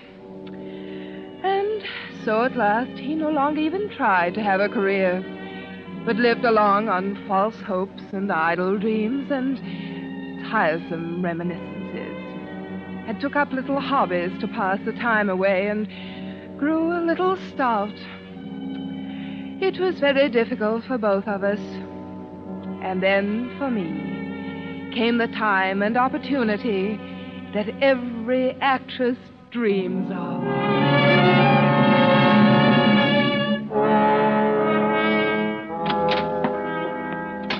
Ah, mademoiselle. Hello, Suzette. I've got the most wonderful news. The most wonderful, wonderful news. That you, Madeline? I'll tell you about it later. Oui, Yes, John? Come in here a moment. I want to show you something. Where are you? In here. Then. Oh, good heavens. Now what? I thought I'd keep it a secret until I had my first exhibit, but I couldn't wait. I've taken up etching. Etching? Yes. Look, What's that? you. What? It's only the copper plate, of course. You see, the whole principle of etching is... Madeline, look out! Oh, what's the matter? Almost knocked over that vat of nitric acid. One drop of that on your beautiful white skin, and it'll burn a hole right through you. Well, must you have that sort of thing around? Of course, that's the whole thing. You see, your sketch simply scrapes the wax off the copper plate.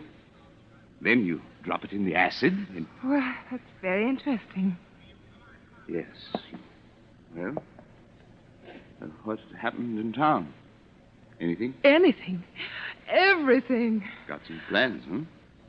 Anyone ask for me? Oh, yes, everyone asked after you, John. I told them you were well. I mean, I thought there might be a couple of decent plays for a change. I might consider something. John, how are you on Romeo? Romeo? Yes. You see, Maxwell has finally asked me to do a Shakespeare repertory, and high time, by the way. And I'm starting in Romeo and Juliet. And I Madeline, why didn't you tell me Romeo? Oh, it'll be a sensation, and it's just the thing I need. Now, John. Oh, I can do it all right. Take off a little weight, brush up on the lines. I've done it before, you know. John. Oh, Madeline, you're the dearest wife and the best friend a man ever had. You know, lately I've actually wondered sometimes if you might not think I wasn't. Oh, darling. Now, John, don't count too heavily on this. I'm not quite sure yet how things are going to work out. Work out? How else can they work out? But perfectly. Very well. I'd like to begin reading here at home, first thing tomorrow evening.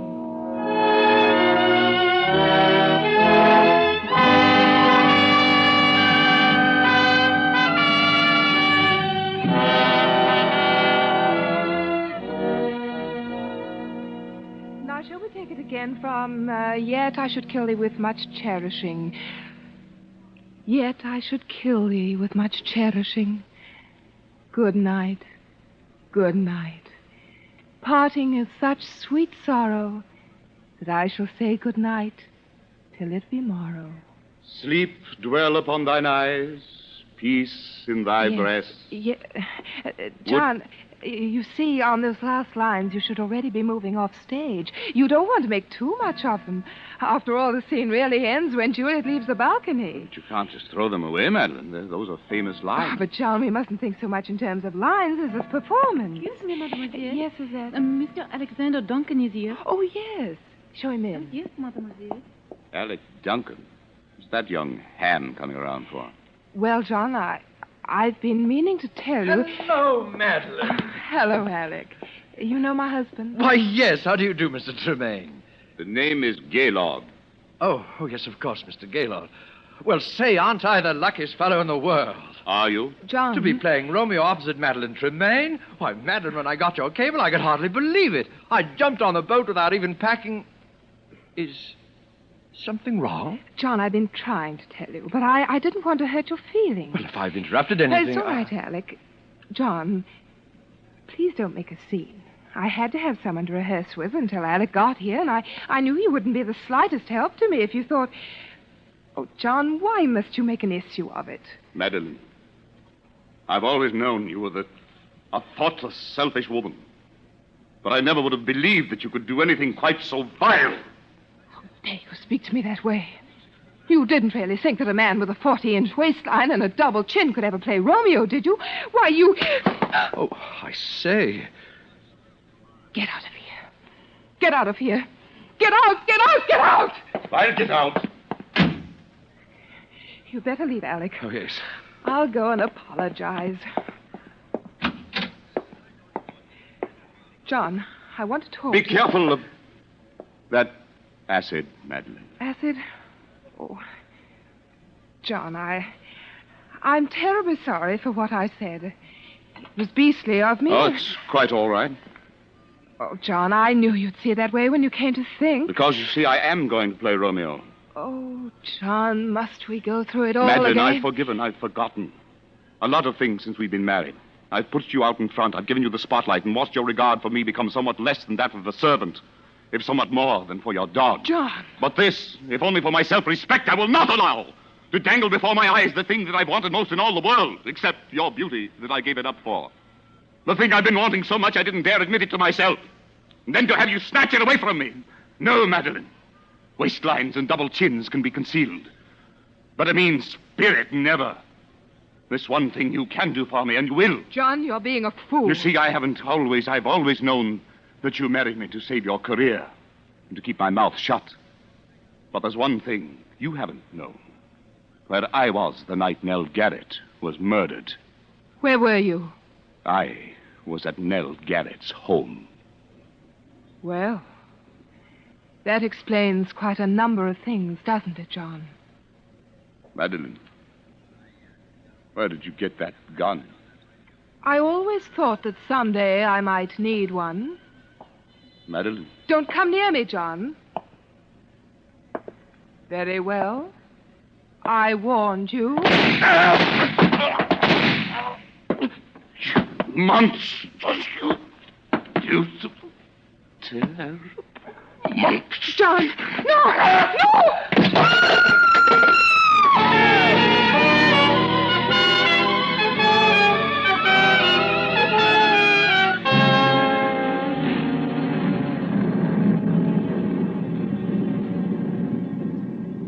You see, as he sank to the floor, he hurled a bowl of acid at my face. It was a frightful thing. Of course, it was self-defense. I was never even brought to trial. Particularly when I told that it was he who had killed poor Nell Garrett.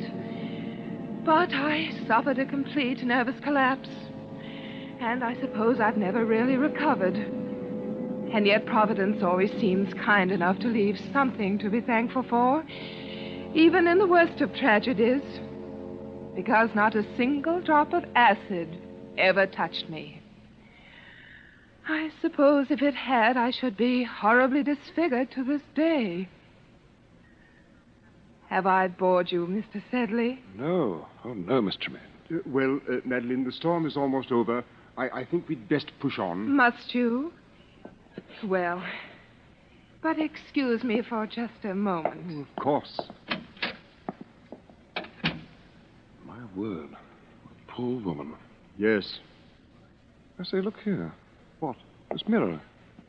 It's not a mirror at all. It has a picture pasted in it. The photograph that's in the study.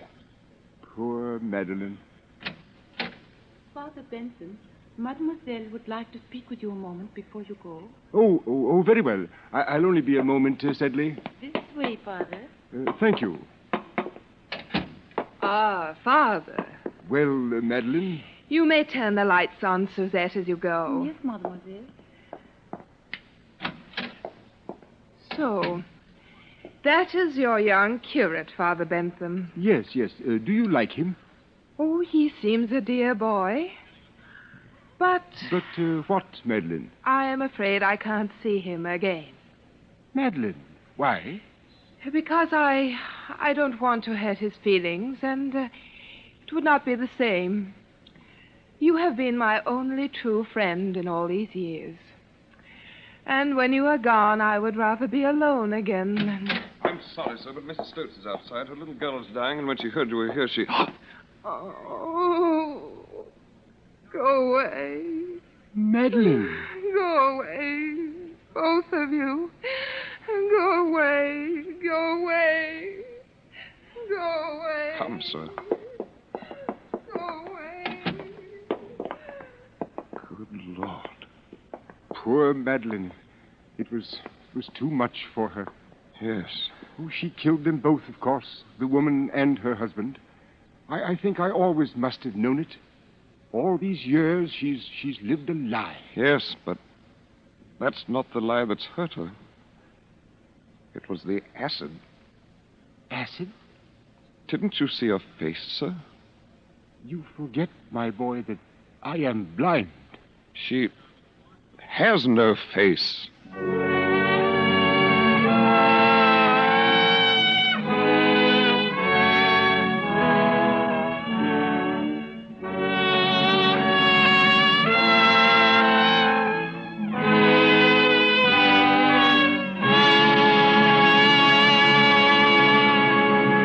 And so closes A Thing of Beauty, starring June Dupre, tonight's tale of Suspense. Suspense is produced, edited, and directed by William Spear. Probably no woman alive has been hostess to so many famous and distinguished people as Miss Elsa Maxwell. This is what she says about Roma wine. When you entertain friends, you do everything you can think of to add to their enjoyment. And that is why I say, when you serve your guests Roma wine, you not only delight them, you also smartly and genuinely flatter them. These delicious wines add so much to hospitality and to enjoyment of everyday meals. Yet it's such a simple, easy addition to the joy of living, so wholesomely moderate and so inexpensive. Miss Maxwell gives you good advice. Enjoy Roma wine regularly. It's California's finest, always good, unvaryingly fine in flavor and quality. Remember, more Americans enjoy Roma than any other wines. Roma, R-O-M-A, Roma wines. Next Thursday, same time, Mr. Keenan Wynn will be your star of Suspense. Presented by Roma Wines, R-O-M-A, made in California for enjoyment throughout the world. This is CBS, the Columbia Broadcasting System.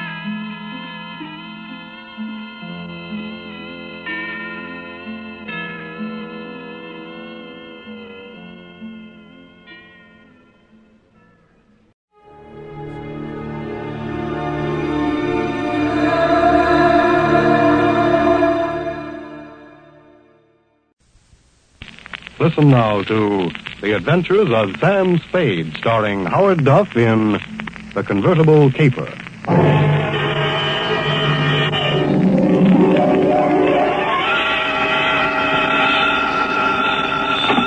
Sam Spade, Detective Agency. Me, sweetheart. Sam, I knew you'd have the courage to come back and face it. Well, I'm back, Effie. What shall I face first? You didn't do something else, did you, Sam? Besides what? Besides running away with that woman in a stolen car. You're a little mixed up, Effie. The car was stolen from her. You mean it was her own car? Well, not exactly, Effie. You see, she stole it from somebody else, and then somebody stole it from her, and then I got it back for her. Well, it must have been quite a car to be worth all that trouble. It wasn't so much the car, Effie, as... Body? Sam, I don't understand. Think it over, sweetheart. I'll be right down to dictate my report.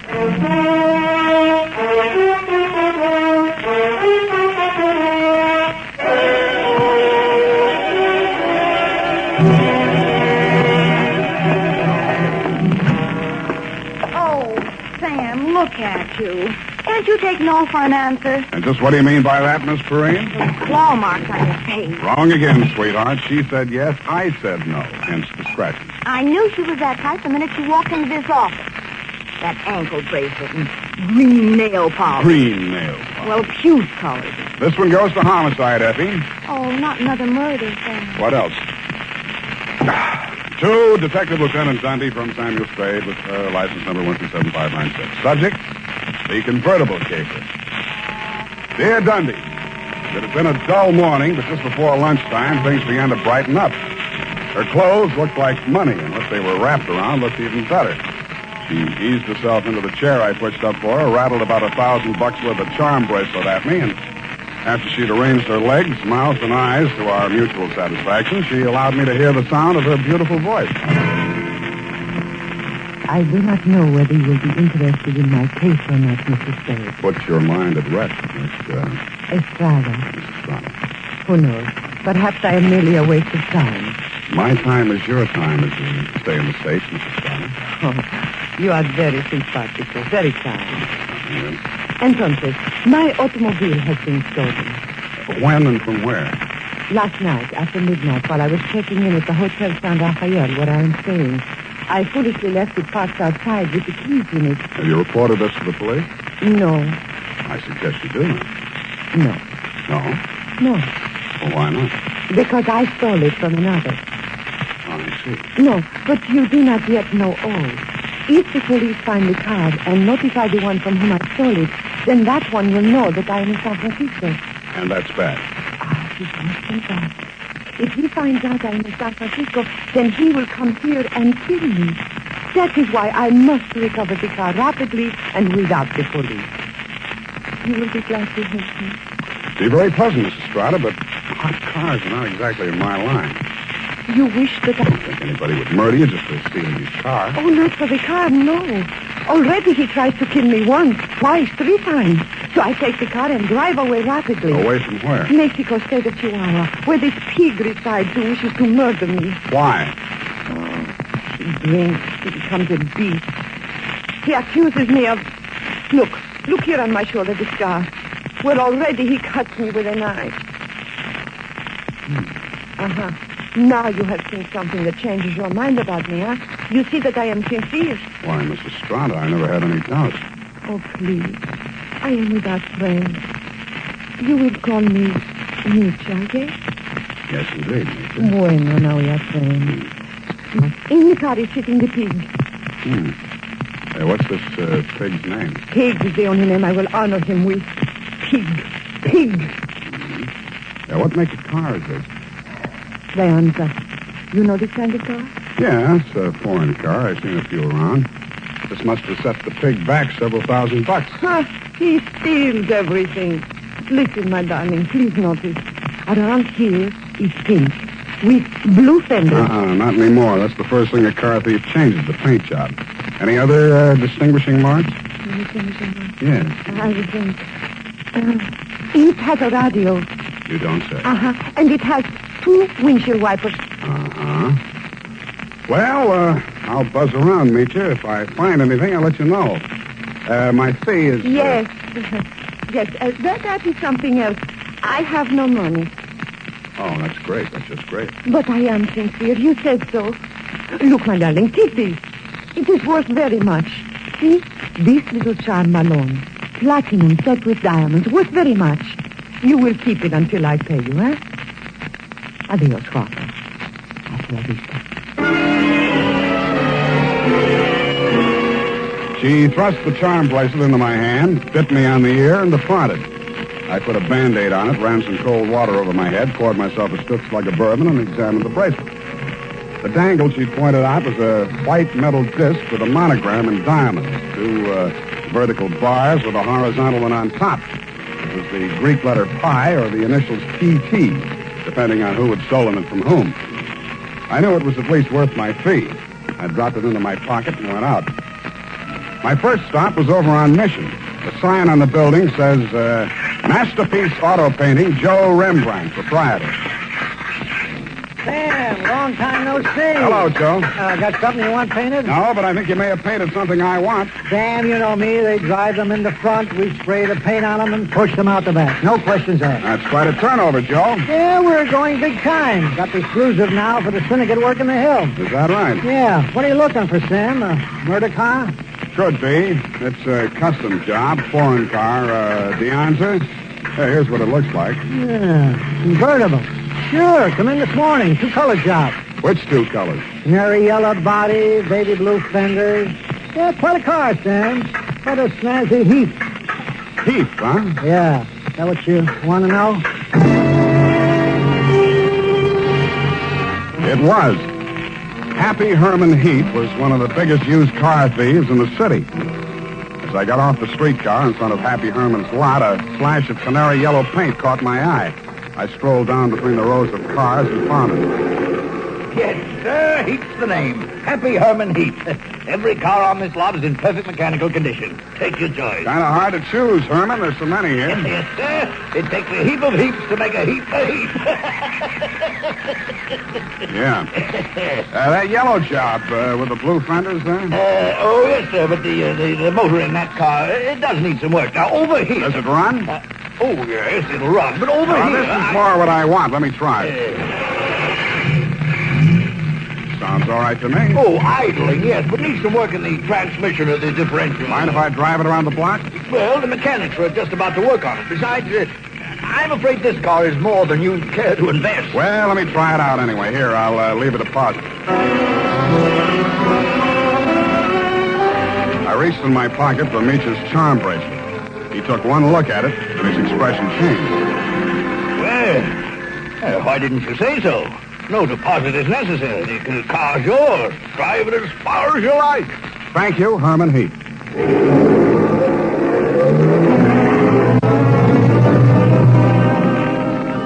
I took him at his word. I put the magic bracelet in my pocket, drove back to O'Farrell Street, parked in front of the San Rafael Hotel, slipped the doorman a buck to wash it for me, and went on into the lobby. The desk clerk said that Senorita Estrada had checked out 30 minutes before, leaving no address.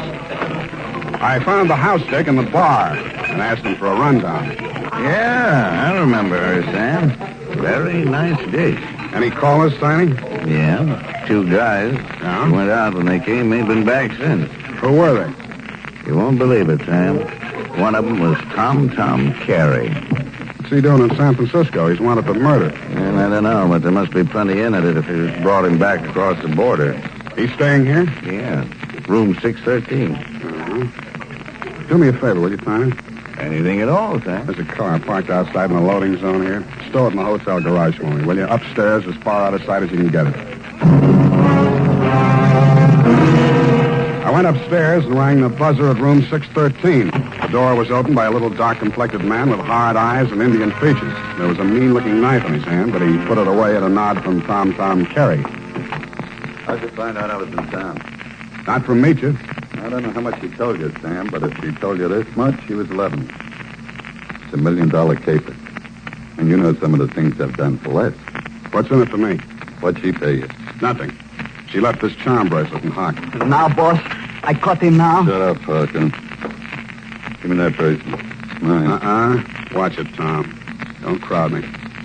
I got something bigger than this, or you wouldn't be here. All right, Sam, what do you want? I want to hear you talk. I guess you know I've been down Mexico way. I'm listening. I got a little business down here, garage business. Running hot cars across the border from the States? We'd cool them all. Little body work and his serial number, like plastic surgery. Sounds like a good business. You shouldn't be neglecting it. You met the dame. She says you want to kill her. I was off my trot. I scared her. I didn't mean anything. I thought I could scare her into sticking around. I'll let Paco nick her shoulder a little bit. Oh, just a little bit. Yeah. I figured her wrong. I know that now. If I could see her for 5 minutes just to talk to her, I know it'd be okay. I can't help you, Tom. I want to talk to her myself. Listen, she hasn't got a penny, only that car. She figures I'm peddling that. Not anymore. She already stole it? Some car thieves took it. She hired me to trace it. Listen, Sam. Maybe broke in a strange country. I'd look good to her again. Here's $1,000, Sam. Oh, this is so sudden, Tom. Nothing. When you see her again, give her that bracelet back, yeah? It was a present from me. And whatever you do, don't find that car. Okay, Tom, it's a promise. Thanks, man. Only one thing I don't understand. You said it was $1 million caper. I meant that. She's worth $1 million to me, Sam. The girl, Tom? Or the car? Oh, I wish you hadn't asked that question, Sam. I really do.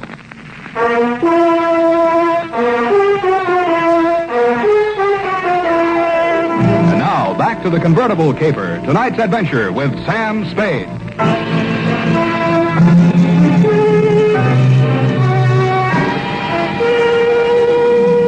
When Tom Carey said $1 million caper, he meant just that. He never risked a rap for less than $100 grand, and no dame that ever lived was worth more to him than a hot mink coat. If Nietzsche wasn't the $1 million package, the car was. I didn't know what was in it. With Tom, it might be diamonds, dope, smuggled Chinese, or just plain money. So I went back to the hotel garage. Number 1279. I climbed the long, curving ramp to the second floor and found the canary yellow Deanza convertible crowded in behind 4 ranks of cars at the rear of the building. I started to work on it. Nothing in the luggage trunk, nothing under the seats, under the upholstery, and the door panels, nothing anywhere. Then I got Tiny Stover, and the two of us went over the second time. It's a cold lead, Sam. It's not, I know it's not. Now think, Tiny, what's different about this car? Well, solider built than most. Good body work. I don't know. Hey, here's something. What? There's a hole punched out of this fender over here. About the size of a quarter. Let me see that.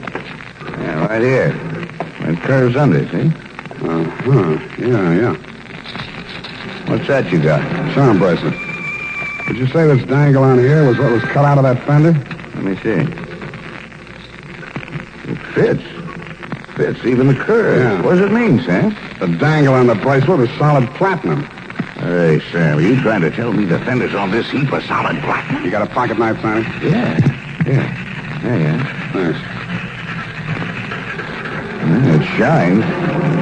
Sam, is this a hot car?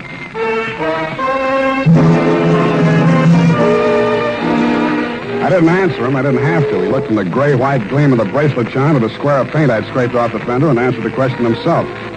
Nietzsche's convertible was convertible in more ways than one. It was about the hottest car in San Francisco as of that moment. After I'd left the garage, I tried to phone Tom, but he wasn't in. I had an uncomfortable feeling he was out looking for me. He was. As I stepped out of the phone booth, there was a rush of air past my left ear. A knife stuck in the wood less than an inch west of him. I came out in the street and trying to see him duck around the corner into an alley. I ran after him. I collared him and stood him up against the wall. Let me go. I cut you down. What do you know about that car? What do you know about that car? Come on, talk, or you get more of this. I don't know nothing. They don't tell me nothing. Where's Misha? I don't know. Misha don't know nothing either. Only Tom and... Tom and who else? I don't talk no more. They cutting you in? I don't need no cut. The boss, he pays me good. 40 pesos. Sometimes more. Work for me and I'll cut you in. I cut you to pieces. The boss treats me good. Sure, you do all the dirty work. There's any trouble, you'll take the rap. What means rap? They put you in a little room and squirt gas in you. You fall dead. Gas? Tom do this? He does indeed. Venga. Come, I take you to see the man.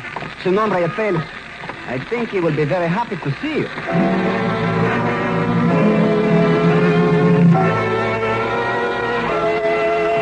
The place Paco took me to was about as high on Russian Hill as you can get. The house was old, faced in brownstone, and had a high iron fence around it. On the gate was a nameplate, H.H. Lovelace. When I opened it to go in, I noticed that Paco was no longer with me. Oh, Mr. Spade, come in. The gray-haired gentleman who greeted me was wearing a wing collar, a carnation, and a very distinguished air. I could hardly believe it, but he was definitely, beyond a shadow of a doubt, none other than the one and only Happy Herman Heap. Well, Mr. Spade, I see that you're surprised. I'm overwhelmed, Mr. Heap. Lovelace, that is the correct name. For my avocation, I selected my first and second names, the HH, you know. My full name is Herman Heap Lovelace. About that car, Mr. Spade. Yeah, about that. I must own that you outwitted me. I was rather proud of my little device, the disc on the charm bracelet, you know. When you showed it to me at my business establishment, I naturally thought you were authorized to take the car. Yeah, naturally.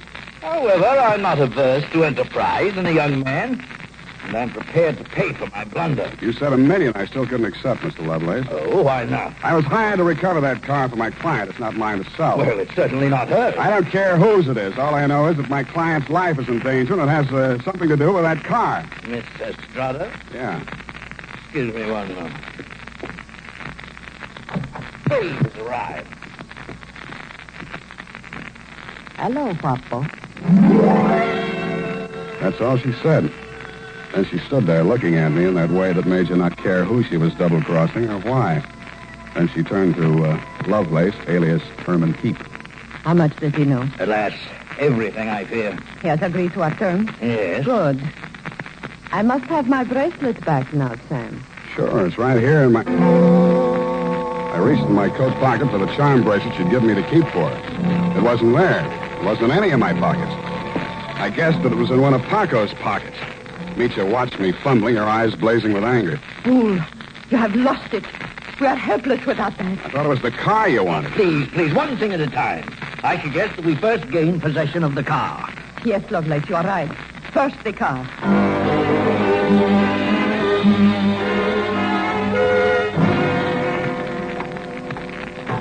Ah, yes. This is the car at last. A princess in vulgar raiment, but still a princess.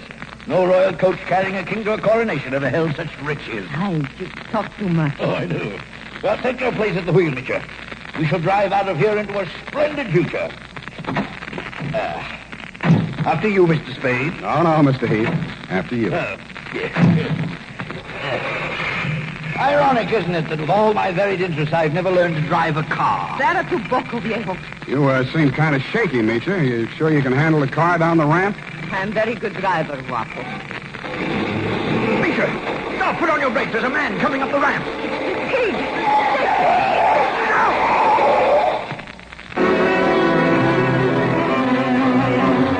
He was dead before I got to him. As I leaned over him, I saw the bracelet lying beside his hand. I picked it up and walked back to the car. Mitya and Herman Heap Lovelace were sitting in stony silence, glaring at each other. Is he dead? Yeah. Was the bracelet on him? I didn't look. Lovelace, go and frisk him. Oh, must I? It's very distasteful to me. Come, Mr. Spade. You fool. We trust this detective. Go on. Very well. Get in, Sam. Get in. We leave him here. What's the matter? Is something wrong? Oh, nothing at all. Come back here! This is an outbreak! I mean, quick! Come back here, I say!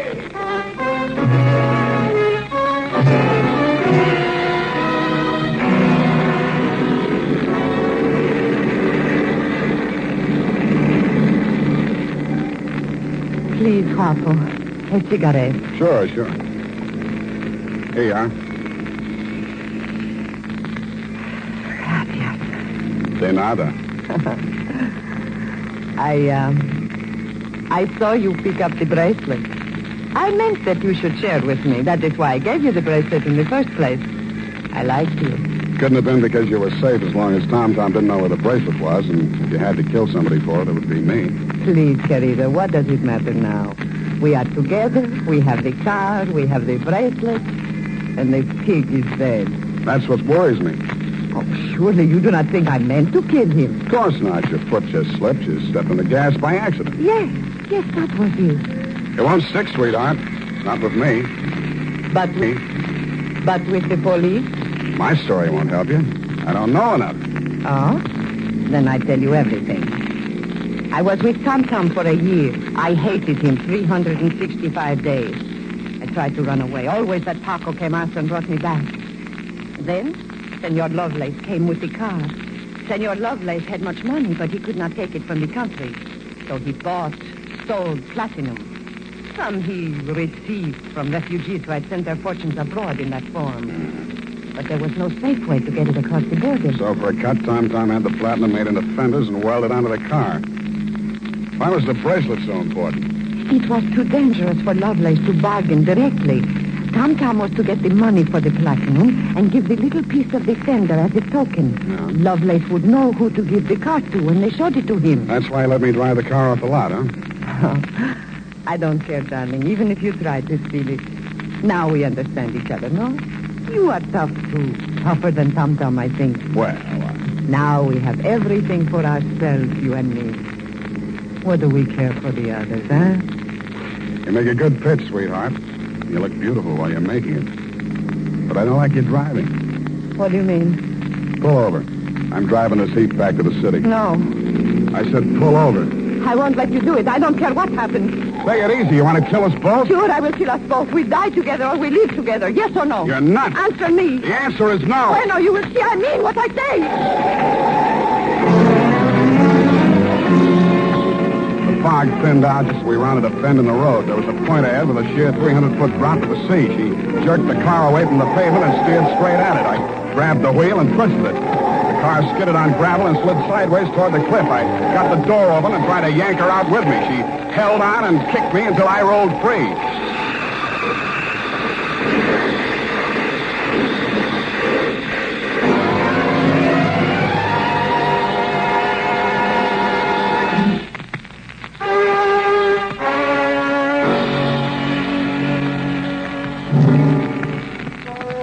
She didn't look very beautiful when I saw her for the last time.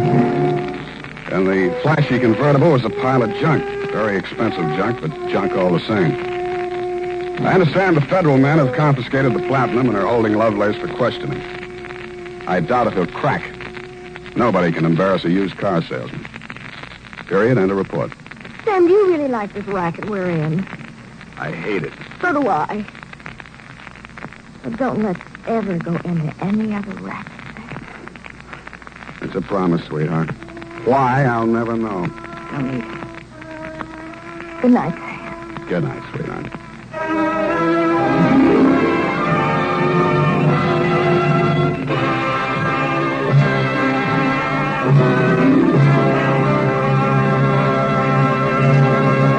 The Adventures of Sam Spade, Dashiell Hammett's famous private detective, was written for radio by Bob Tolman and Gil Dowd, with musical direction by Lud Gluskin. Sam Spade is played by Howard Duff. Maureen Tuttle is Effie. Tonight's program was directed by Elliot Lewis.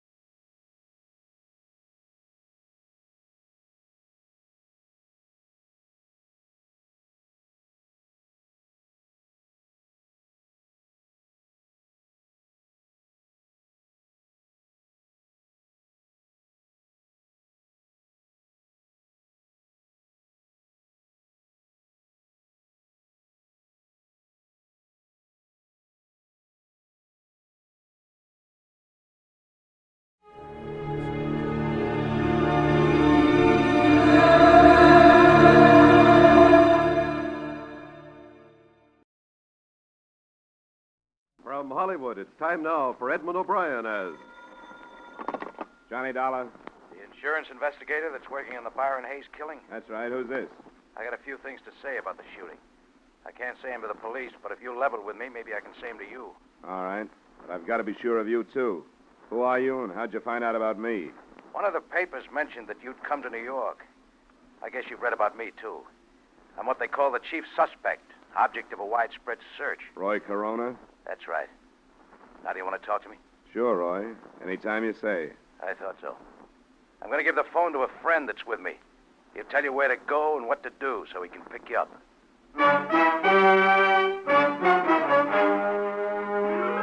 Edmund O'Brien in another adventure of the man with the action-packed expense account, America's fabulous freelance insurance investigator. Yours truly, Johnny Dollar.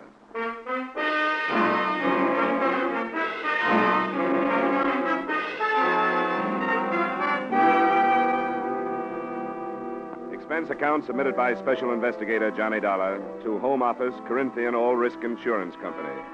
The following is an accounting of expenditures during my investigation of the Byron Hayes matter. Expense account item 1, $12, transportation from Hartford to New York. There wasn't much to be done that first day. The police had their theory on who had killed Hayes, and I hadn't had time to form mine. And then that evening, I received a phone call from a man who called himself Roy Corona, the basis of the police theory.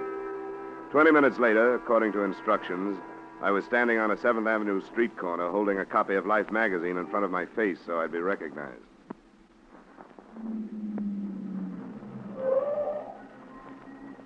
Hey, you. Yeah? What's your name? I'm your man, all right, Dollar. Come on.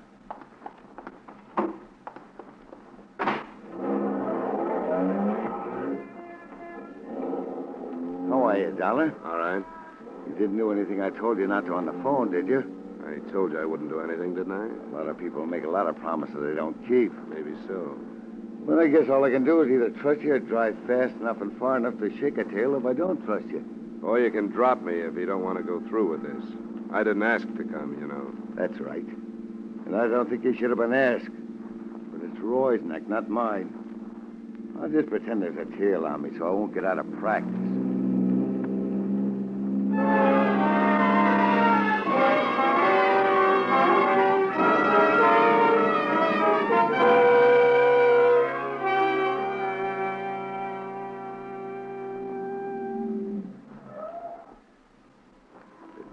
Next to the poultry store there. Thanks for the ride. It's on the ground floor, second door back.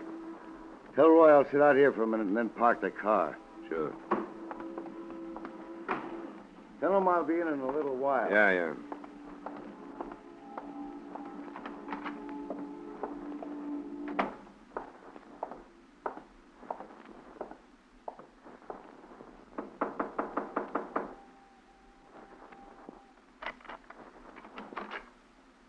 Roy? Yeah. My friend stay outside? Yeah, he said he was going to park the car. I'm not so sure I did the right thing calling you, but I guess they couldn't make things worse by doing it. I guess not, Roy. They want you real bad. Sure they do, because I'm a natural. Once you've been in prison, you're a natural for anything. There's more to it than that, isn't there? According to the papers, yeah, but not really. I didn't kill this Hayes guy. I didn't even know him. The police don't seem to think that's important. They figure that a guy who spends 2 years in a prison comes out to find his girl mixed up with a lot of men. It's going to get knocked off balance. Yeah, I guess that part of it's true. It did hit me pretty hard, but not hard enough to make me kill anybody. They think it did. Hayes was one of the men you lost your girl to, so they figure you wouldn't have to know him to kill him. That you were waiting outside her apartment when Hayes came out, you blasted him. Sure, they got it all worked out. The only thing wrong with it is that it ain't true. They don't care about that, but I do. If you can prove they're wrong, you got nothing to worry about, have you? My proof that I was someplace else is a couple of ex-convicts like myself. Statements from guys like that are broken down before they even make them. Isn't that right? I guess there could be better alibis. Why did you bring me here, Roy? Try out your alibi on me or to tell me who killed Byron Hayes? I don't know who killed him. But it would help if you believed that the proof I was someplace else would stand up. If you have something else to back it up, let's assume that I do believe it. It's something the police won't find out. Rita was blackmailing Hayes. How do you know that? I heard him. Right after I came out, when I was having a bad time over Rita. I was in the hallway one night, and I saw him go into her apartment. I listened at the door, and I heard him talking about it. That would make it pretty careless, wouldn't it? Oh, it was him that was talking so I could hear. He told her he couldn't afford to pay her anymore, but it had to stop. It wouldn't do you any good to make this up, Roy. I know that. And if she was taking him, she must be taking the others. A cop wouldn't get the truth out of anybody, but you might be able to check it if they'll trust you. All right. I'll look into it. What about the police? You gonna tell them? That I got it from you? Yeah. They'd either toss me into a cell or laugh me out of town if I did. Unless you'd like to stick around and back me up. No, I don't think I will. I gave it to you, and by the time my friend gets you back to your hotel, I'll be out of here and holed up someplace else. Sure, Roy. I thought you would.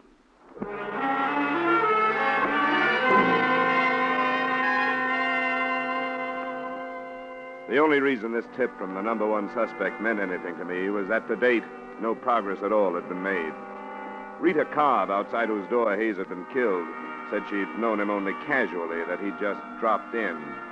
Nobody else could be found who knew about the association, and even the widow, Agnes Hayes, said she had never heard of Rita Cobb. After I was dropped at the hotel, I decided to try out the new lead on the widow first. I've told the police everything I know, Mr. Dolar. I'm afraid it wasn't very much, Mrs. Hayes, and I wondered if there might not be something you didn't tell them because you didn't want to. What do you mean? I'm not a policeman. There are no reporters around. Everything you say to me will be kept in confidence. Mrs. Hayes, didn't you really know that your husband was seeing Rita Cobb? If I'd thought he was, do you think I wouldn't have done something about it? You didn't suspect anything? No. Even now, I don't think he was seeing her, as you put it. Do you know why he would have dropped in to see her, as she said he did? No. I knew nothing about it. Oh, please, Mr. Dolar, you must understand that this has been very difficult for me. Yes, of course it has. As far as I'm concerned, my husband always was a man above question. His friends, his business associates, everybody looked up to him. I looked up to him. And now you and the others ask me to believe that he knew this woman. She said as much. No, she was lying. There must be something else she's hiding. She's saying she knew Byron to hide something else. She didn't know him. She's lying. We'll learn the truth, Mrs. Hayes. Someone told me that Rita Cobb was blackmailing your husband. That's not true. That he was heard saying he couldn't pay her anymore. That's not true. Why should he pay her anything? He didn't know her. All right, Mrs. Hayes. I only wanted to tell you what somebody said. It's not true. All right, Mrs. Hayes.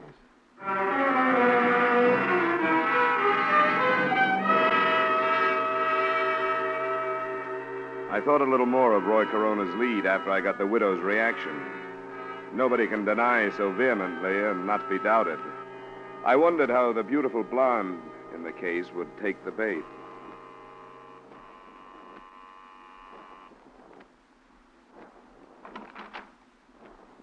Hello, Miss Cobb. Hello. I'd like to talk to you. Why? I told you and the police everything I know. That's what Mrs. Hayes told me just a little while ago. I think I'd better come in. No. You have no right to do I this. suppose not, but you have no right to hold back information from the police either. I haven't held anything back. I want to be sure of that. So far, the police and I have been working completely blind. Nobody has known anything. Hayes is shot to death right outside your apartment, and nobody has the faintest idea why. Do you think I'm enjoying it? Do you think I like seeing my face plastered all over the papers, labeled the mystery woman? Don't you think I'd like to see this cleared up? Would you like to see it come out that Hayes was more than a casual acquaintance of yours? I met him once or twice, that's all. Why did you say that? How many other casual acquaintances do you have? I don't understand. What about a man named Donald Smith? How did you find out about him? That's not the point. I refuse to have the names of my friends dragged into this. It wouldn't do any good. Wouldn't do anything but hurt them. Arnold Smith is about the same kind of man Hayes was. Married, past middle age, good-sized bank account. Don't drag him into this. Please. How about your friend Earl Fisher? Married, past middle age, good-sized bank account. What did you learn about him? I've learned about 2 or 3 more of you men. The police know? Not yet. You going to tell them? I may have to. I wish you wouldn't. I didn't mention them because I didn't think there was any reason to. None of them had anything to do with Byron. How did you know that? Why, because none of them knew about him. Because he was such a casual friend? No. I lied about that. But not to hide anything from the police. And why? I don't know. I was afraid to tell about him. I can see why. There are a lot of things that aren't being told about this. But it'll come out if everybody in town has to be dragged into it. Now think that over, Rita, in case you feel like coming clean.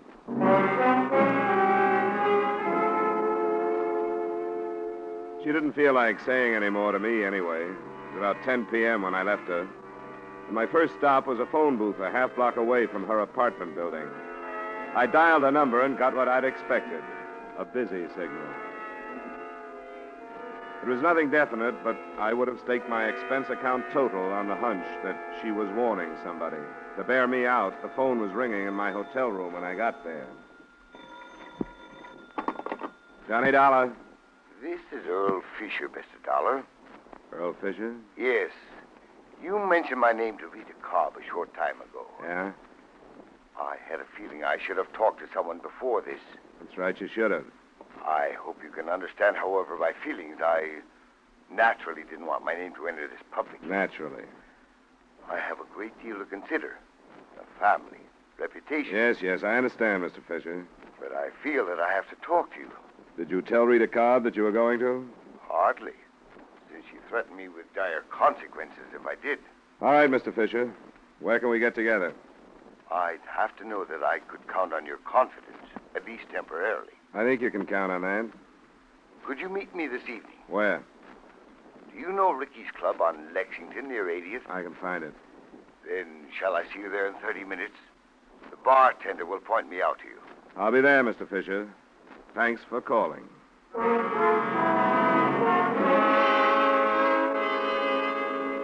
That was the first real result of the lead given to me by Roy Corona. The second was quick to follow. I would have made another bet that a warning by Rita Cobb had decided somebody else to correct the situation in another way. It happened when I left the lobby and called for a cab. Hey!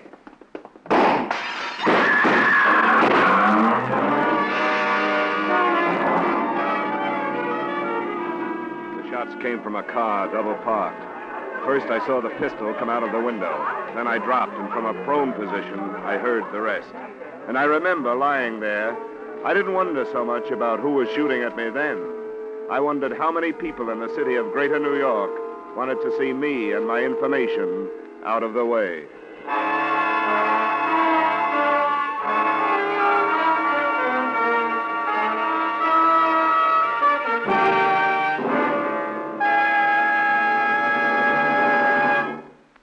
We will return you to the second act of yours truly, Johnny Dollar, in just a moment.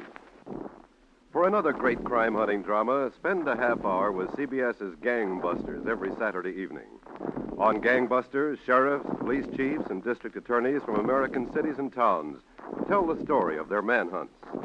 Fine cast of top actors join them to reenact these real dramas of crime-busting in action. Gangbusters is heard every Saturday evening on most of these same CBS stations. Be listening this Saturday, won't you? And now, with our star Edmund O'Brien, we return you to the second act of yours truly, Johnny Dollar.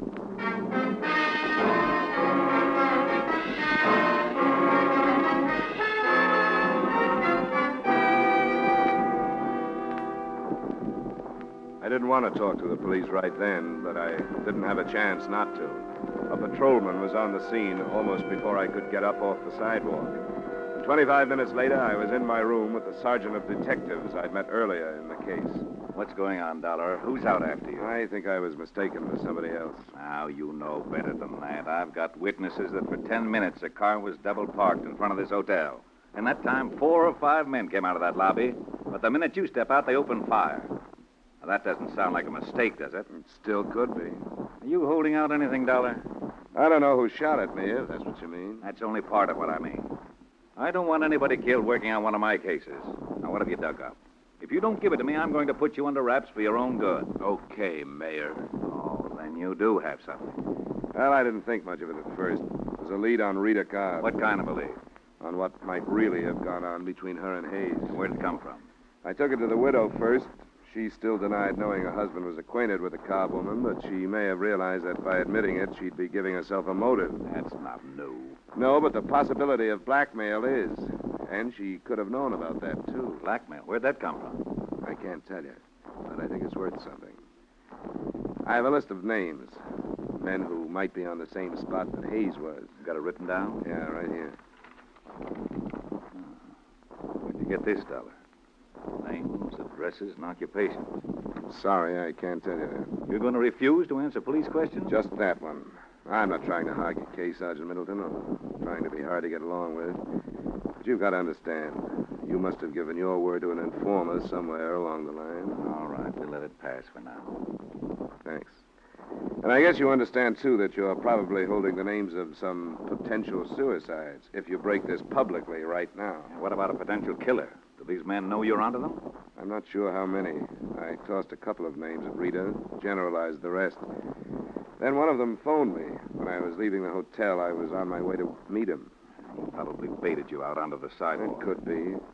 I couldn't tell where he was phoning from. Maybe right downstairs. Which one was he? This one, Earl Fisher. Married, family, fairly big gun on the stock exchange.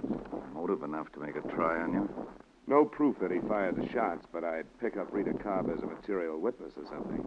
Somebody might think of putting her out of the way if they haven't already. No, not if they know you have their names. Well, I guess you're right. But I'll pick her up anyway. Let me get on the phone. Just try a check on Earl Fisher.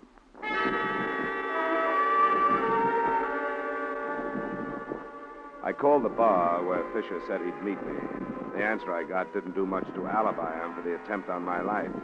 The bartender told me that Fisher not only hadn't been there that night, but that he, the bartender, had never heard of him.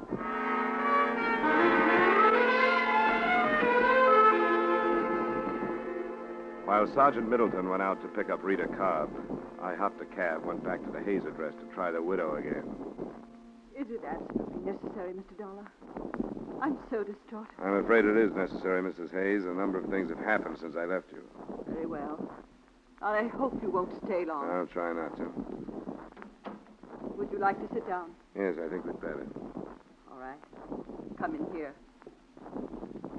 I hope you'll forgive the appearance of the apartment. I haven't had the servant in. Might have been better if you had, rather than staying here alone. I couldn't face her. I don't know how I'll be able to face anybody ever. We've been not what you'd call prominent people, but certainly quite acceptable. And then to have Byron killed in that sordid place under these circumstances. What circumstances, Mrs. Hayes? That girl. No one will ever really believe that Byron didn't know her, no matter what the truth is. I think you know what the truth is, but you've had reason to deny it. Now, what reason? What are you trying to save? Save? What is there to save now? I can't think of anything except what's left of your pride, Mrs. Hayes, if you'll excuse my saying so. You're a cruel young man. I don't like to be, but sometimes it's worse to be too kind.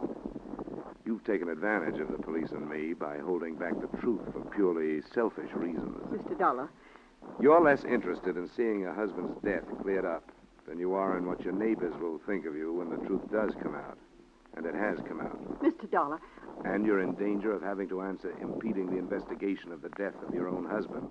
Now, what will your neighbors think of that? Mr. Dollar, what are you saying? What do you mean? Rita Cobb admitted to me that your husband was more than a casual friend. She's lying. Another acceptable husband admitted to me that she was blackmailing him. There are others. So it's only logical to assume that she was blackmailing your husband.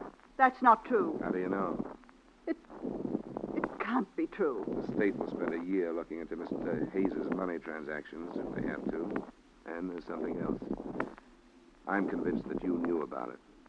I was convinced by the way you reacted when I told you earlier tonight. I'm so confused. When I told the police how you acted, their first thought was that possibly you'd killed your husband. Oh. Your motive would be that you knew about Rita Cobb, so naturally you wouldn't want to admit it. Oh, don't think that. They can't, my own husband, no matter what he did. Police minds go that way when people don't cooperate with them. I was wrong. I thought it didn't make any difference. I thought nothing did but difference. I thought nothing did but Byron's death. You knew about Miss Cobb, didn't you? Miss Cobb. Yes, I knew about her. Why didn't you tell us? don't know. And you knew about the blackmail. Yes. Oh, I know why I didn't tell you. I've been trying to spare myself, as you said, but for far worse reasons. I'm responsible for Byron's death. How, Mrs. Hayes? Because I was a righteous wife. It wasn't enough that I found out about her and her blackmail, but I wasn't big enough to forgive him or even think calmly. If I had been, it would have ended. Then there would have been no reason to consent to blackmail. You learned just recently, then? Yes. I made him go to this woman. I made him go and tell her that he was through and that he was going to report her to the police. That's why he was killed. I sent him. And I was afraid to admit my responsibility. He was killed night before last. You must have learned that day. A man came here. He said Byron knew that woman. I didn't believe him. But when I faced Byron, then I knew. This man, did he give you his name? No. What did he look like? Was he dark? Not quite as tall as I am? Yes. Oh, please go. I've told you. I've told you.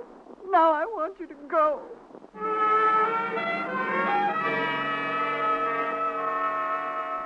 I left and took with me one more piece of the puzzle that looked like it was ready to fall into place.